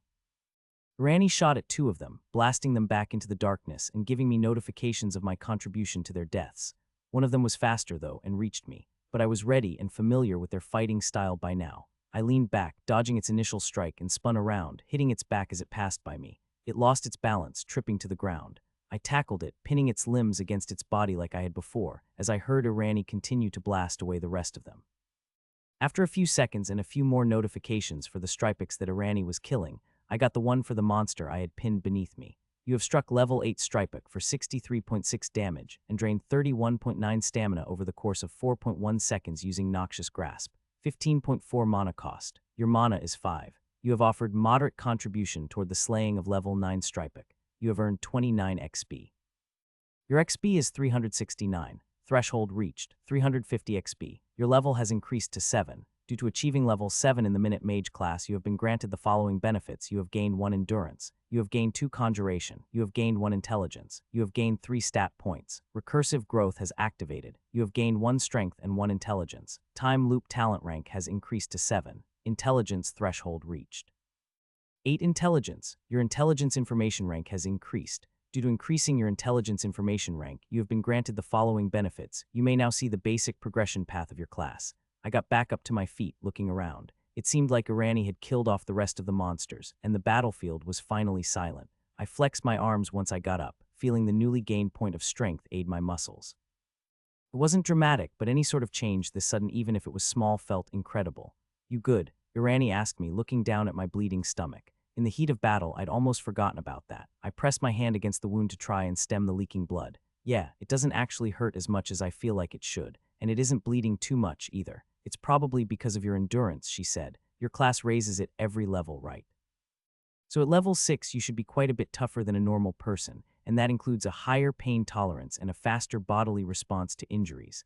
I guess I mused. "My ribs are still killing me, though." "Well, yeah, I'd bet those aren't going to heal until you get some time to rest while at full health. So not for a while then." "Yeah, I guess it'll be a while until we get some time to rest." She laughed, then sighed and squatted, leaning her head against a tree. "Speaking of rest, I'm going to need 5 or 10 minutes. I spent almost all of my mana during that fight, and combined with all the practicing I've been doing, the headache is really catching up to me. Yeah, I need to manage my level up anyway. Oh, get anything good, mainly the usual stuff. But my intelligence got to a new threshold, which means I get some more information. Something called a basic progression path. I'll let you know once I see it." I closed my eyes and began my meditation, focusing inward. After such a chaotic battle, I welcomed the quiet moment. Once a few minutes had passed, I began looking over the changes I could make. First up was whatever the Trailblazer title was talking about when it mentioned the basic progression path. I allowed the title to guide my mind to what it wanted to tell me. Minute Mage Basic Progression Path. Every 1 level plus 1 endurance plus 2 conjuration plus 3 stat points, time loop rank up. Every 3 levels, spell choice. Every 5 levels, talent choice. Every 10 levels, time loop usage increase, time loop upgrade. I looked over the information. Some of it was stuff I already knew, with the fact that I got endurance and conjuration every level, and the fact that time loop ranked up every level, but other stuff was more interesting. It was good to confirm the fact that I'd be getting a spell choice every 3 levels, and a talent choice every 5. So I wouldn't get anything special at my next level 8, but 9 would bring me a spell, and 10 would bring me a talent. And speaking of level 10, it also said something intriguing about that milestone. Apparently at 10, I'd be getting a time loop usage increase and a time loop upgrade. I could only speculate as to what that meant, but a few ideas immediately popped into my head. Maybe a usage increase would mean I could use time loop more times in a single day, or it would refresh more often, or maybe it would be able to take me back further. As for the upgrade, that was such a broad term that there was no telling what it would do. All I knew was that it would make the talent better. Seeing that made me even more eager to reach level 10. Not only would I be getting an additional talent, but time loop, by far the most unique and powerful thing about my class, would be made even more useful.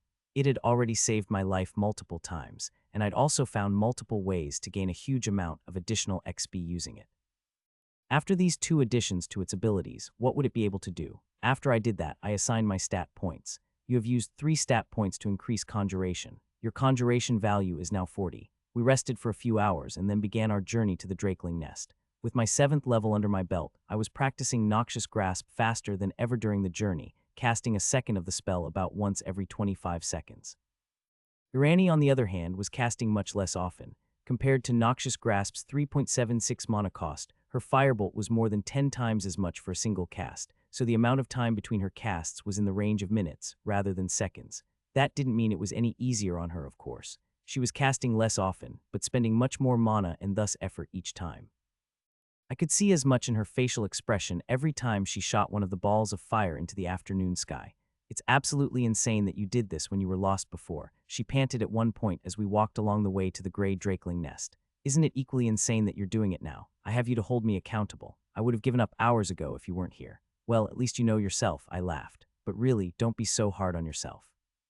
It pretty quickly became a sort of crutch for me, if I'm being honest. Even when it was still uncomfortable, I was practicing when I was also dying of thirst, so the familiar sensation of the casting sort of gave me relief, even if it did cause pain at the same time. "Well, I don't know, can you try stabbing me in the leg or something? Maybe that'll distract me." I laughed and shook my head. "Even if that was a good idea, I can't stab you with anything, remember? Stupid magic type class weapon limitations." "Oh yeah, I sort of forgot about that," she said. "I'm used to using my enchanted knife." "Yeah," I said, looking down at my hands, still not sure how I feel about having the Minute Mage class. Obviously, I don't like having to deal with the demons, but even if that wasn't a factor, part of me still wishes I could have gotten the Swordsman class. That's what I trained for. But then Minute Mage feels so much more incredible. And not to seem shallow, but it feels good to have something unique. But still, I got a point in strength from recursive growth, and well, it just felt so right. A single point is small, negligible, but I just can't shake the feeling that that's what I should be doing. Irani nodded, and for a minute or two we simply walked in silence. But eventually she spoke. I've always wondered how you can fight the way you do. What? I mean, normally, a magic type classer stays in the back, behind the melee types. We cast our spells in safety, not just because we have a low endurance either. Casting takes concentration, and focusing on a fistfight alongside that would be completely impossible, but you're capable of doing it. You have this arsenal of spells that's uniquely crafted toward your style, and you have the fighting sense to actually pull it off. She looked at me. What were the other spells offered to you during your first spell choice? Firebolt and Holy Strength. Why? I think that if any other person was in your situation, stranded like that, they would have picked Firebolt. I would have done it in a heartbeat, actually. Not even a moment's deliberation. Anyone else would have felt like Noxious Grasp was terrible. It forces you to get up close with your enemies, and that's the opposite of how a magic type should fight. But well, you didn't think like a magic type. I also think that if anyone was in your situation, and they picked Firebolt, they would have died for it. Level zeros don't just survive days in the wilderness like that. Hells, they rarely survive hours. There's a reason that find this person who's missing in the wilderness jobs are normally just called corpse retrieval. So well, I think there's more that's unique about you than just your class. I thought about what Irani told me as we continued walking. Ironically, what she said seemed to motivate her more than it did me, and I watched her try harder than ever with her casting practice. Along the way, we killed a couple more small creatures. Some of them attacked us first, while others we ambushed. Either way, it ended with us gaining a little bit more XP.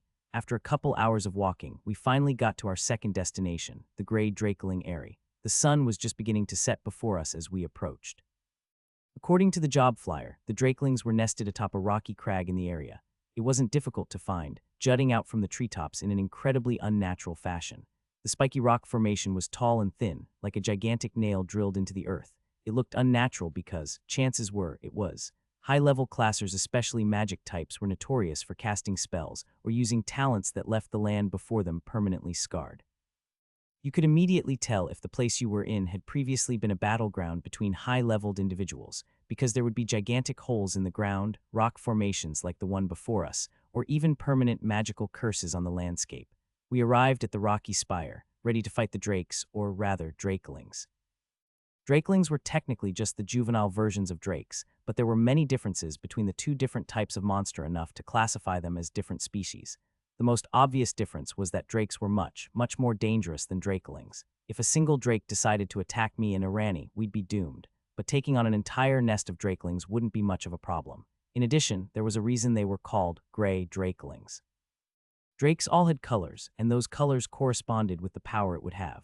Green drakes gained access to poison, blue drakes lightning, red drakes fire, and so on. Drakelings, on the other hand, had no specialization in a single element. Instead, they had a small amount of each. Once they grew into drakes, they would keep one power and lose the rest. In that sense, drakelings were a bit harder to fight than drakes since they were less predictable. But their stats and overall power was dwarfed by their adult versions. That was why there were often jobs put out by the city to clear out nests of drakelings. Drakes were menaces of the areas they controlled, and often took entire coordinated groups to kill, whereas drakelings were small, easy jobs to take care of. Thankfully, drakes followed the reproduction strategy of, have a bunch of kids all over the place, leave them alone, and maybe some of them will make it out alive, so there was never any danger of angering the parents when clearing the nests either.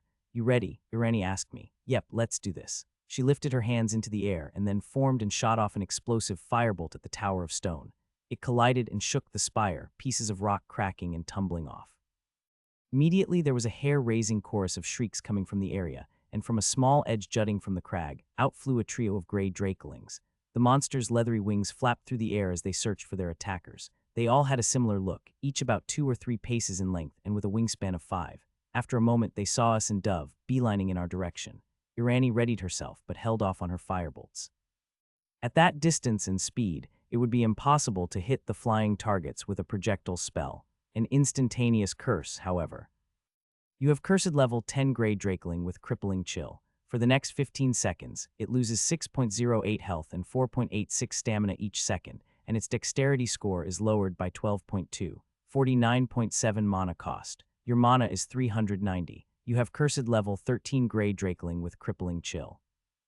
For the next 15 seconds, it loses 6.08 health and 4.86 stamina each second, and its dexterity score is lowered by 12.2, 49.7 mana cost. Your mana is 341. You have cursed level 12 Grey Drakeling with crippling chill. For the next 15 seconds, it loses 6.08 health and 4.86 stamina each second, and its dexterity score is lowered by 12.2. 49.7 mana cost. Your mana is 291. Immediately, the three monsters stuttered, breaking their course toward us and careening to the ground. Their wings were suddenly not quite fast enough to carry their bodies through the air. Irani and I moved into action as the Drakelings moved to crash into us. She leapt out of the way, keeping her distance from the monsters, while I leapt forward, getting directly in their path. Once they hit the ground, their large bodies kicking up dirt and dust in the crash, Irani fired off her firebolts, the spells exploding against the Drakelings' hard hides. Two of the monsters immediately got to their feet and charged at me. I may have drained their dexterity well enough to crash their flight, but they could certainly still move around. I took a few steps back, firing off rays of frost at my duo of attackers as I did. You have struck level 12 Grey Drakeling for 41 damage using Ray of Frost. You have cursed level 12 Grey Drakeling with Ray of Frost. For the next 5 seconds, its dexterity score is lowered by 6.08, 22 mana cost. Your mana is 269. You have struck level 10 Grey Drakeling for 44 damage using Ray of Frost. You have cursed level 10 Grey Drakeling with Ray of Frost. For the next 5 seconds, its dexterity score is lowered by 6.08, 22 mana cost. Your mana is 247. The Drakelings slowed even more in their charge, but the large animals clearly still had stats to spare. I leapt to the side, dodging a bite from one of them, and then jumped onto its back, latching onto its wings to keep a grip on its leathery skin. I activated Noxious Grasp as my skin came into contact with it, immediately atrophying away at its already weakened body. I felt an explosion as Irani shot at the other Drakeling that had charged at me, drawing its attention away. Keeping my hands wrapped around the beast's wings, I held tightly as it tried to buck me off, likely already feeling the sting of the magic. However, just as I felt like it might not be able to get me off, I felt a jolt of pain travel through my hands and through my entire body. You have been electrocuted, 14 damage. Your health is 79. The monster sent an electrical current rolling through its skin and thus into me. This electricity was part of a Grey Drakeling's arsenal. Luckily, in order to use these elemental abilities, it cost them stamina. And 2 out of my 3 spells drained away a significant amount of stamina. So the more of the electricity the Drakeling used, the easier it would be for me to tire them out. You have been electrocuted, 17 damage. Your health is 62, but that didn't mean it couldn't use it for now. I noticed that I could feel it when the monster began charging up a use of its electrical shock. My hair would stand up, and my entire body would begin to tingle a couple seconds in advance. The next time I felt it begin to charge up, I leapt off, tumbling back to the ground. You have struck level 12 Grey Drakeling for 101 damage and drained 50.4 stamina over the course of 6.5 seconds using Noxious Grasp, 24.4 mana cost. Your mana is 223. With a loud snap, the Drakeling's electricity went off uselessly, shocking the air. But now that I was on the ground, the monster could finally reach me. It snapped aggressively and I was forced back, keeping my guard up. The monster's teeth were long and sharp, and a solid bite from it could easily drop my health to a very low number. With a low growl, the Drakeling stopped biting. After a moment's hesitation, I noticed the monster's open mouth glowing with a fiery heat. I immediately dodged to the side just as it launched a fireball from its mouth, blasting into a tree right behind where I had been standing. Again, most of these elemental abilities used up stamina, so part of me was glad to see the monster using them so liberally. The only one that didn't use any stamina was their acid, but that was because it was less of an ability and more of a simple fact of their existence. A Drakeling's blood was highly acidic, burning through anything it touched. However, considering the nature of my spells, I didn't anticipate seeing any of these monsters' blood. I aimed and shot another ray of frost at the Drakeling, the previous one's dexterity draining curse having worn off by now. You have struck level 12 Grey Drakeling for 47 damage using Ray of Frost. You have cursed level 12 Grey Drakeling with Ray of Frost. For the next 5 seconds, its dexterity score is lowered by 6.08, 22 mana cost. Your mana is 201. The monster flinched at the bright damaging spell, roaring in anger at me. Through the roar, though, I could hear a shout. Arlen, Irani yelled from across the battlefield. With a quick glance, I could see that she had been cornered by the 2 Drakelings. There was a bleeding bite mark on her torso that she was clutching. On it, I shot another ray of frost at the Grey Drakeling in front of me to distract it, getting a notification that I'd dealt another 40 damage and ran past it, getting within range of the other 2 monsters. I aimed my hands at them and shot off a rapid-fire stream of icy pulses. You have struck level 13 Grey Drakeling for 41 damage using Ray of Frost. You have cursed level 13 Grey Drakeling with Ray of Frost. For the next 5 seconds, its dexterity score is lowered by 6.08, 22 mana cost. Your mana is 157. You have struck level 13 Grey Drakeling for 44 damage using Ray of Frost. You have cursed level 13 Grey Drakeling with Ray of Frost. For the next 5 seconds, its dexterity score is lowered by 6.08, 22 mana cost. Your mana is 135. You have struck level 13 Grey Drakeling for 39 damage using Ray of Frost. You have cursed level 13 Grey Drakeling with Ray of Frost. For the next 5 seconds, its dexterity score is lowered by 6.08, 22 mana cost. Your mana is 113. You have struck level 10 Grey Drakeling for 48 damage using Ray of Frost. You have cursed level 10 Grey Drakeling with Ray of Frost. For the next 5 seconds, its dexterity score is lowered by 6.08, 22 mana cost. Your mana is 91. The flood of magic collided with the pair of monsters. One of them I hit 3 times and the other once. The one I hit 3 times, the level 13 one, fell to the ground from the force of it all. It was also badly singed, I saw, so the damage Irani had done to it probably contributed to that. The other one, it was level 10, charged at me, enraged by the provocation. But as it charged at me, Irani nailed it in the back with an explosive firebolt, and it stumbled to the ground. The other level 13 Drakeling was still struggling to its feet after my barrage of rays of frost, so I felt like she had things handled. I turned around and faced my original adversary, the level 12 Drakeling. It had turned to face me and was preparing to shoot another ball of fire my way. I dashed forward, dodging to the side as the Drakeling spat the head-sized flaming sphere at me. As I got closer, the Drakeling got visibly hesitant, obviously cautious of me getting back onto its wings like I had been before. It backed away from me, snapping at me with its massive mouth to try and scare me off. But I knew that if it was acting so cautiously, it had to have been low on health, and probably too low on stamina to use its electricity element again. Crippling Chill has worn off of level 10 Grey Drakeling. You have struck level 10 Grey Drakeling for 91 damage, and drained 73 stamina over the course of 15 seconds using Crippling Chill. Crippling Chill has worn off of level 13 Grey Drakeling. You have struck level 13 Grey Drakeling for 91 damage, and drained 73 stamina over the course of 15 seconds using Crippling Chill. Crippling Chill has worn off of level 12 Grey Drakeling. You have struck level 12 Grey Drakeling for 91 damage, and drained 73 stamina over the course of 15 seconds using Crippling Chill. I glanced behind me as the notifications of Crippling Chill wearing off the monsters flooded in. Irani still seemed to be doing fine, despite her 2 enemies suddenly regaining their lost stats. The health they'd lost from our combined barrage of spells seemed to weaken them enough for her to be able to handle them. I turned back to the Drakeling I was fighting. It had benefited from the burst of speed, too, and it was now harder than ever to get close to it. However, Crippling Chill wearing off also meant that I could cast it again. I charged at it, and it prepared to intercept me, but just as I was about to reach it, I cast the spell again. You have cursed level 12 Grey Drakeling with Crippling Chill.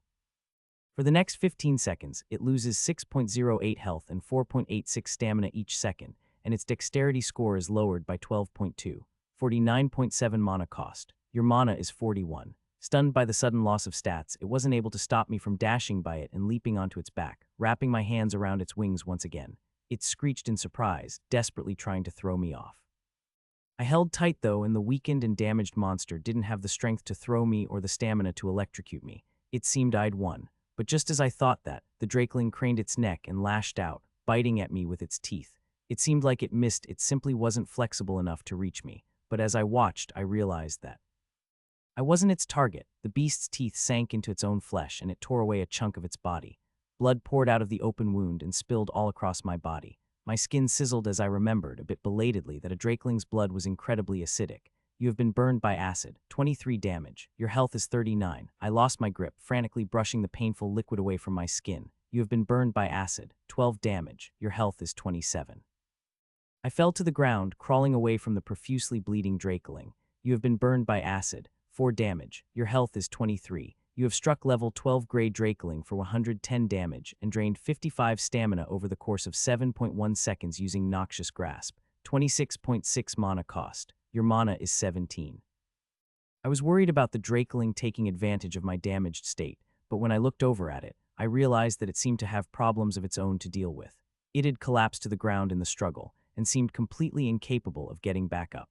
With its health and stamina still being continually sapped by Crippling Chill, it seemed like that last attack had taken away the final bits of its strength. After a few more seconds, the spell chipped away at the last of the creature's health, and it died. You have offered major contribution toward the slaying of level 12 Grey Drakeling. You have earned 130 XP. Your XP is 149. I turned around to see Irani also finishing off the badly damaged drakelings she was fighting. It seemed she had things handled, and I was too low on mana to help, so instead, I simply watched the brief light show of fiery explosions. She finished them shortly, and I received 2 more notifications. You have offered moderate contribution toward the slaying of level 13 grey drakeling. You have earned 88 XP. Your XP is 237. You have offered minor contribution toward the slaying of level 10 grey drakeling. You have earned 29 XP. Your XP is 266. And with that, the fight was over. After the kills, my XP had risen to 266,400. It's no problem, I breathed. What's your health at? Think we should take a rest. No need. I'm about to use time loop to go back and get the XP again. Irani blinked. Oh, you haven't used it already? No, not yet. She looked shocked, a moment's pause passing between us. Weird. From my perspective, up until now, I've never actually seen you use it, just the aftereffects. She hesitated for a moment. So when you use it, I lose my memories. It's like none of this happened. I was a bit shocked too. I realized I'd never actually warned her before using the talent. It had always been a desperate situation where I had died, she had died, or I used it before she'd ever known I had it. I wasn't used to having to deal with this awkward moment beforehand. Well, I'll only go back a couple minutes, but yeah, I guess. Irani chuckled, obviously nervous. Well, I mean, that's a bit like me dying, isn't it?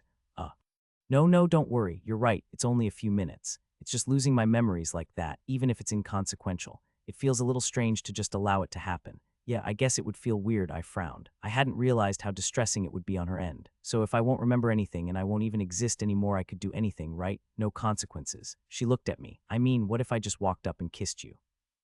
The other me wouldn't even know I did it. I blinked. I'm not sure if that's... Relax, I'm just joking. She laughed a bit maniacally. It's nice to be able to mess with you for a change. I chuckled. Yeah, I guess it would be. So you have to get going, right? It's time sensitive. I nodded, unsure of what to do to soothe her nerves. If it wouldn't be inconvenient, could you? She walked forward, getting closer and closer until I could feel her warm breath on my face. She reached out and grabbed my hands, holding on tightly. They were shaking. Just hold me. For a second, I did just that, reaching out and embracing her. She reached her arms around me as well, squeezing herself against my chest and back. In reality, the hug was probably wet and disgusting. I was covered in mud and Irani had an open wound in her torso. My clothes were tattered and skin burnt from the drakeling's acid blood, and our hair was tangled with sticks and dirt. But in my mind, I didn't notice any of that. She was just warm, and her hands were soft on my back. Can you do me a favor? Irani's voice was muffled, her head pressed against my chest. Don't tell the other me about this. It'd only embarrass her. Sure, I smiled. Okay, I'm ready. And with that, I activated time loop. I awoke in the in-between place. I looked down, almost expecting to see Irani still holding on to me, but she wasn't there. I wasn't there either. And I wasn't looking at all, of course. I was bodiless, floating in nothingness. I mentally shook my head, trying to clear my thoughts of the encounter with Irani. I had a fight to redo, and the new her wouldn't even remember the moment anyway. There were 8 options presented to me, each a minute apart. The furthest back one had us approaching the rocky spire that the drakelings were perched on. I selected it and felt my consciousness pulled back into reality. And then I was back, walking down the path with Irani. She saw me jolt as I was forced into my body. Time loop, she asked. Yeah, I shivered. Using time loop always made me feel uncomfortable. Just came back to get the extra XP, and hopefully lose less health over the course of the fight. I didn't say anything to her about the previous timeline. She had asked me not to say anything after all, but I couldn't help looking at her in a different way. Was it really okay for me to keep this knowledge to myself? It felt like an invasion of privacy. Okay, Irani nodded, completely unaware of my thoughts. Let's go kill some drakelings. The fight was mostly the same as last time. I took on one of the drakelings while Irani fought the other 2, with me occasionally stepping in with my spells to help her out in a pinch. With my new knowledge of the drakeling's fighting style and the way the fight would unfold, my strikes were better timed, and I always knew when Irani would be in trouble.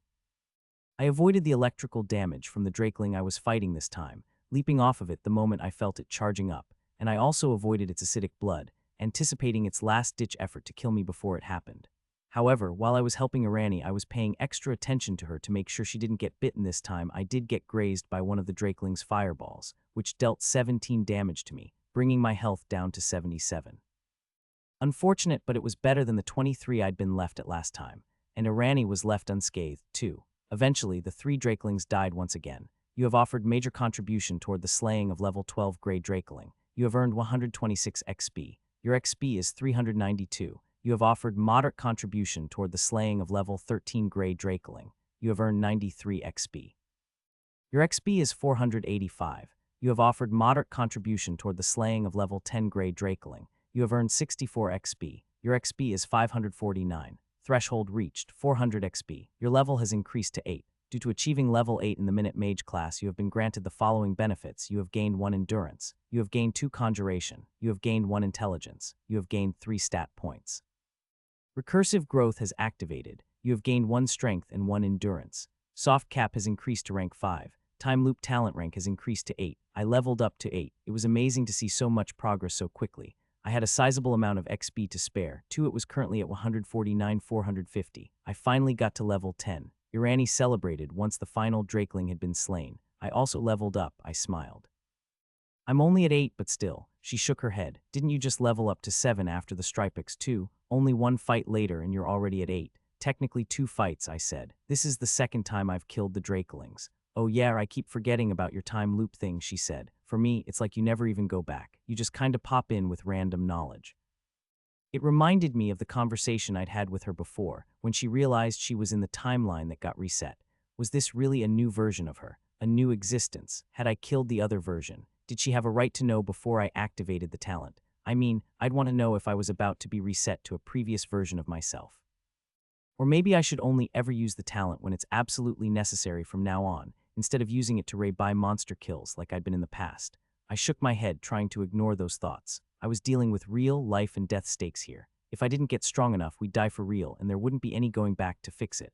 I could worry about philosophical time-death later. Yeah, I eventually said. Anyway, let's go ahead and manage our levels. So we sat and meditated, each focusing inward to our own minds. After a few minutes, I had access to my stats. I only had the one choice where to allocate my 3 stat points so it wouldn't take me long. Besides, it wasn't much of a decision. I was simply going to continue my path and adding more and more to my conjuration. Especially against the damaged sponges that were infernals, I'd need as much mana as I could to defeat them. You have used 3 stat points to increase conjuration. Your conjuration value is now 45. With that, I checked my status to see the changes made. I opened my eyes. Irani was still meditating. Level 10 was always big for any class, so it made sense that she'd want to spend some extra time on its choices. My status was coming along too, though. I was almost at 10 mana minute, which would be 1 mana per 6 seconds, an incredible rate, and my maximum mana was just about 500 too. With that, I'd be able to cast 10 Crippling Chills, 22 Rays of Frost, or over 2 full minutes of Noxious Grasp. And speaking of those spells, I reminded myself my soft cap had risen to rank 5. That meant Ray of Frost and Crippling Chill could rank up again. I went ahead and cast them both a couple times, aiming at nothing in particular. Threshold reached. Ray of Frost XP has reached 30. Ray of Frost rank has increased to 5. Due to Ray of Frost rank reaching 5, it has undergone the following changes: mana cost from 22 to 22.6, damage from 48.6 to 51, dexterity debuff from 6.08 to 6.38. Due to Ray of Frost rank increasing to rank 5, Ray of Frost has reached a soft cap. Spell XP gain for Ray of Frost is 50 times slower until your level increases past the soft cap.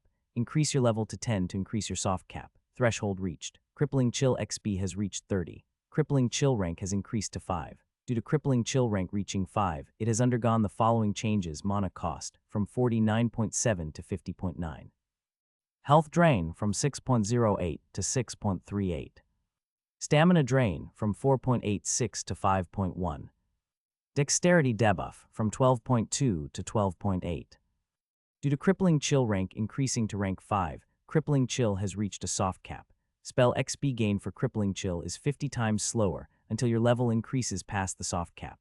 Increase your level to 10 to increase your soft cap. The gain ranks increased my spells' numbers incrementally, as always seeing the dexterity debuff on both spells go up was especially exciting.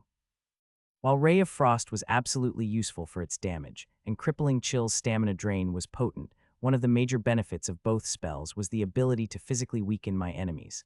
With the additional boost to the debuff, that benefit would be even larger. My next level was 9 too, which would hold yet another spell choice in store for me. I remembered from my last spell choice that my 3 options would be between spells called Betrothed of Fire, Spiritual Guardian, and Gravity Well, but I didn't have any idea as to what those spells would do. Part of me wanted to level up fast so that I could make the choice already, but the other part of me knew what would have to be done to level up again. Whether it was a fight with the wild monsters around us, or with more of those infernals, I'd have to risk my life a lot more if I wanted to get out of this alive. I just had to hope I was strong enough to make it through. I sat and rested for a few more minutes, waiting for Irani to finish up, but she never did. It had been much longer than I'd expected her to take at that point. Irani, you good? I asked to check up on her. No, not really, she responded while keeping her eyes closed. I can't decide on what spell to take, still choosing a spell. Yeah, there's just too much to take into account and I can't take back my decision. Well, what are your options? I'll help you choose. My 3 spell choices are Ray of Frost, Mana Geyser, and Angelic Shield. You already know what Ray of Frost does, of course. Mana Geyser temporarily allows me to spend additional mana to have a spell deal extra damage.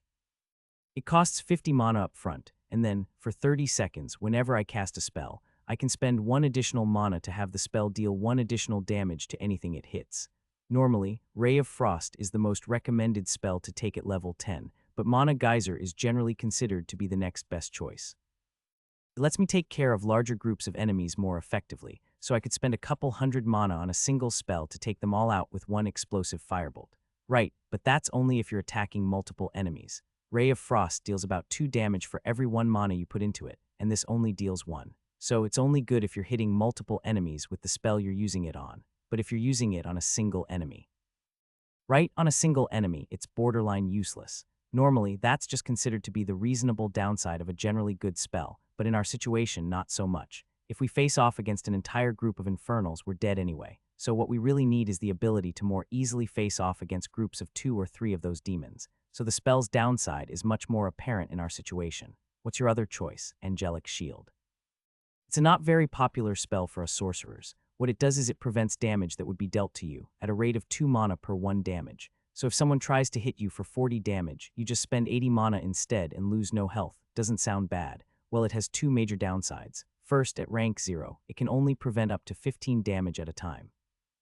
So sure, if something scratches your arm for 14, you'll be fine, but if something tries to hit you for 40, you'll spend 30 mana to prevent 15 of it, and then take the other 25 damage head-on. Ah, that's less good. There's more. If you ever do take more than 15 damage, Angelic Shield breaks and becomes useless for an entire minute. Can't use it. Wow, even for a rank 0 spell, that's not great. Yeah, that's why nobody takes it, but it gets much better over time. Each rank up increases the maximum damage the spell can prevent by 10%. And it reduces the amount of time any break lasts by 10% too. Of course, it increases the amount of mana you spend for each point of damage you prevent by 2.5%, but that's pretty negligible. So after a few ranks, I counted in my head trying to do the math. By the time it gets to rank 10, it can prevent almost 40 damage, and it's only offline for 20 seconds after a break. Well, that's certainly better. Think it's worth it at that point, probably. Plus, the rank 10 bonus is what really seals the deal. One of the choices is that, upon breaking, the shield goes down like normal, but it prevents all of the damage from the hit that broke it, no matter how much that hit was for. Oh wow, so if an infernal tried to hit you for, like, 1,000. Exactly, it'd make me lose all my mana, but I wouldn't take any damage at all from the hit. The next one I would, of course, but it'd buy me some time at least. Yeah, that sounds great. Right, but until then it's basically useless, especially against those heavy-hitting demons, which is really what we're trying to fight against in the first place. And we aren't exactly in the place where we have access to the spell crystal necessary to get that rank 10 benefit. Also, it's a bitch to practice. Why? Well, it's not an active type spell. I can't just cast it when I want to, it's passive type. So whenever I take damage, it gets automatically cast, but I can't cast it if I'm not taking damage. Oh, so you'd have to figure out a way to constantly get hit. Yeah, my pause to think. So you're not sure which of the 3 to choose, any that you've ruled out? Not really. Originally, I was planning on taking Ray of Frost. In terms of my overall life trajectory, I feel like it's the best choice really, and it's the path I've researched the most. She rubbed her face with her hands, but now I'm not sure. I mean, in our situation, isn't Ray of Frost the worst of the 3 options? If you already have it, me getting it isn't going to help much. The spell's dexterity debuff doesn't stack with itself. But then what about after?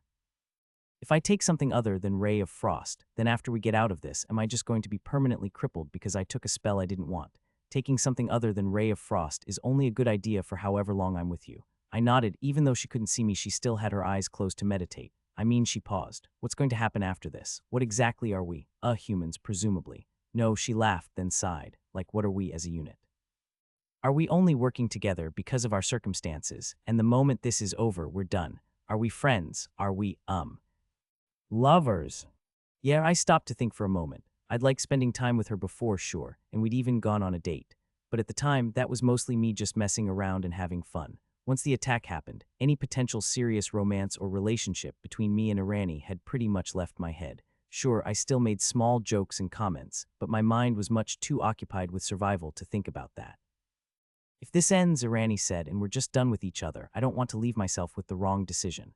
So what are your plans? Well, to be honest, I have no idea. I'm kind of thinking short term right now. I mean, we're going to an entirely different country, right? I'd imagine we'd want to stick together for at least a bit after that, just so we had someone we were familiar with. But well, I don't know you. Not extremely well, at least. We've known each other for, what, a week? Even less time, and it's barely been a day since the demons invaded. I really just can't tell you my long-term plans. Irani pursed her lips. I was hoping you'd have a straighter answer for me. Listen, for now at least, we need to be thinking about what we can do to survive the immediate encounter ahead of us. We don't have the luxury of long-term plans. We're going to be struggling more now than we probably ever will for the rest of our lives. We might die here. If you pick the wrong choice and because of that, say, end up losing an arm, your choice will have ruined the rest of your life anyway. Get yourself killed and that'll really ruin the rest of your life.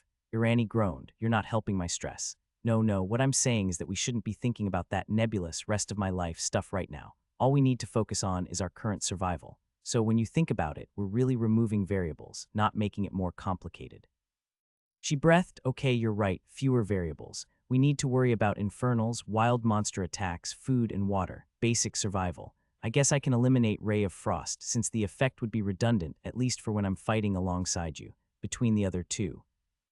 I'd say our main problem is infernals, right? They're probably the most likely thing to kill us. Mana Geyser makes your spells more effective against large groups of enemies, so it would be useful against bigger groups of monsters like those Stripex, but it feels like that's the less effective choice for dealing with infernals.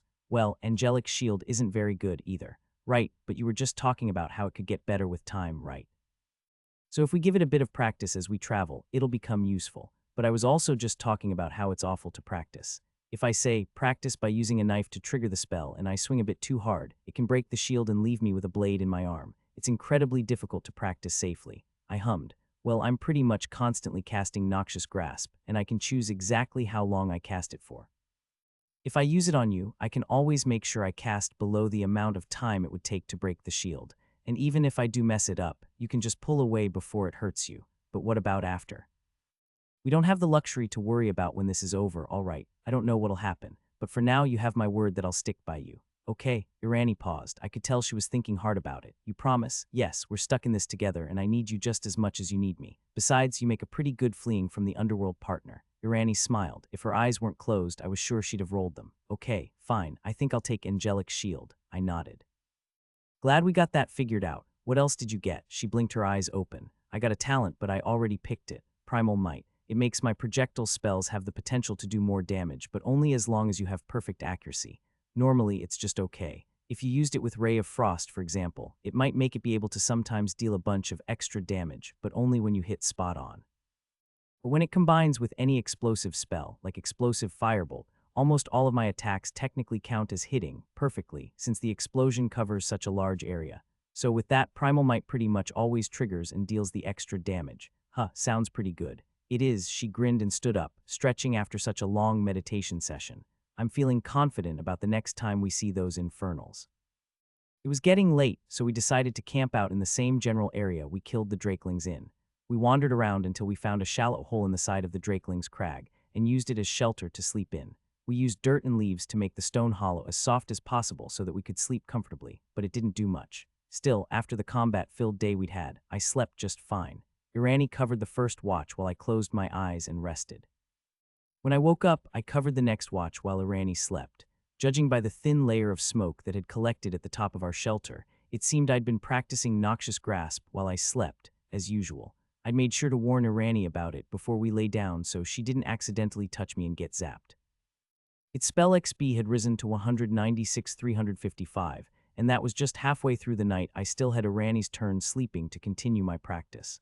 So I sat, patiently practicing while I kept an eye out for any threats. Of course, it was the middle of the night, so it wasn't like I was going to see anything, but I kept an ear out at least. Once or twice I noticed some smaller animals scurrying through the forest nearby, and I killed them with Ray of Frost for the XP. Considering the constant battle for my life, I would be remiss to let resources such as them go to waste. You have slain level 3 Wood Spirit. You have earned 7 XP. Your XP is 156. You have slain level 2 Seeker Owl. You have earned 6 XP. Your XP is 162. It had been some time since we'd seen any of the larger, more dangerous monsters, though. Sure, we just got through fights with drakelings and stripex, but those were monsters we'd actively sought out. Other monsters like wood wraiths, dire bears, or even full-grown drakes should have been more common. Perhaps the demons were simply clearing them out during their search for us. They could just ignore the rabbits and wood spirits and such, but larger monsters like animerecaps would get in their way. So it made sense that such a huge army of demons would quickly push those monsters out of their territories. The Infernals could easily kill most of those monsters, so they were effectively overhunting them into local extinction. I wasn't sure whether to be happy or sad about that we didn't have to worry about them anymore, but it would also have some incredible consequences down the line, though I wouldn't be living here much longer anyway, would I? I was just glad that our staying away from roads seemed to throw the demons' lead on us, at least for now. Who knew how long it would be until we ran into them again? The hours passed by rather quickly. By the time the sun came up, Noxious Grasp spell XP had risen all the way up to 230-355. It was almost two-thirds of the way there, by now only a bit longer to go, until it finally reached rank 10. My health had also regenerated over the night. I'd gotten back up to 133-210, which was better. At least now I had more health than I did when I was totally unclassed. Irani awoke around then, rubbing her eyes as she sat up. "What's the plan?" she yawned. "Well, we've found and killed all the high XP monsters that we know of around here, so it seems like we need to head out. To Kingdom's Edge, huh? Yep," she said. "Not like there are many other options than heading out anyway.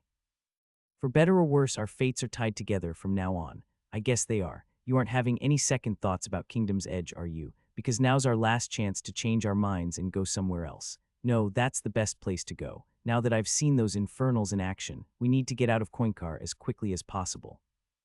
If I have to choose between a mountain full of highly dangerous monsters that don't really care about me and a forest full of highly dangerous demons that are actively hunting me, I'm picking the apathetic ones." I nodded. "Okay, let's get going." "Which direction is it even in?" she asked as she got to her feet in our makeshift shelter. I lost my bearings. "Pretty sure it's back the way we came," I said as we exited the crag. "We just head back to that river with the two nymphs and then keep going that direction. Shouldn't take more than a week or two to get to Kingdom's Edge, depending on our travel speed." She sighed. "I can't believe we're doing this, just getting up and leaving my home." "Yeah, well, this place stopped being home a while ago. It's time to fight our way into new lands."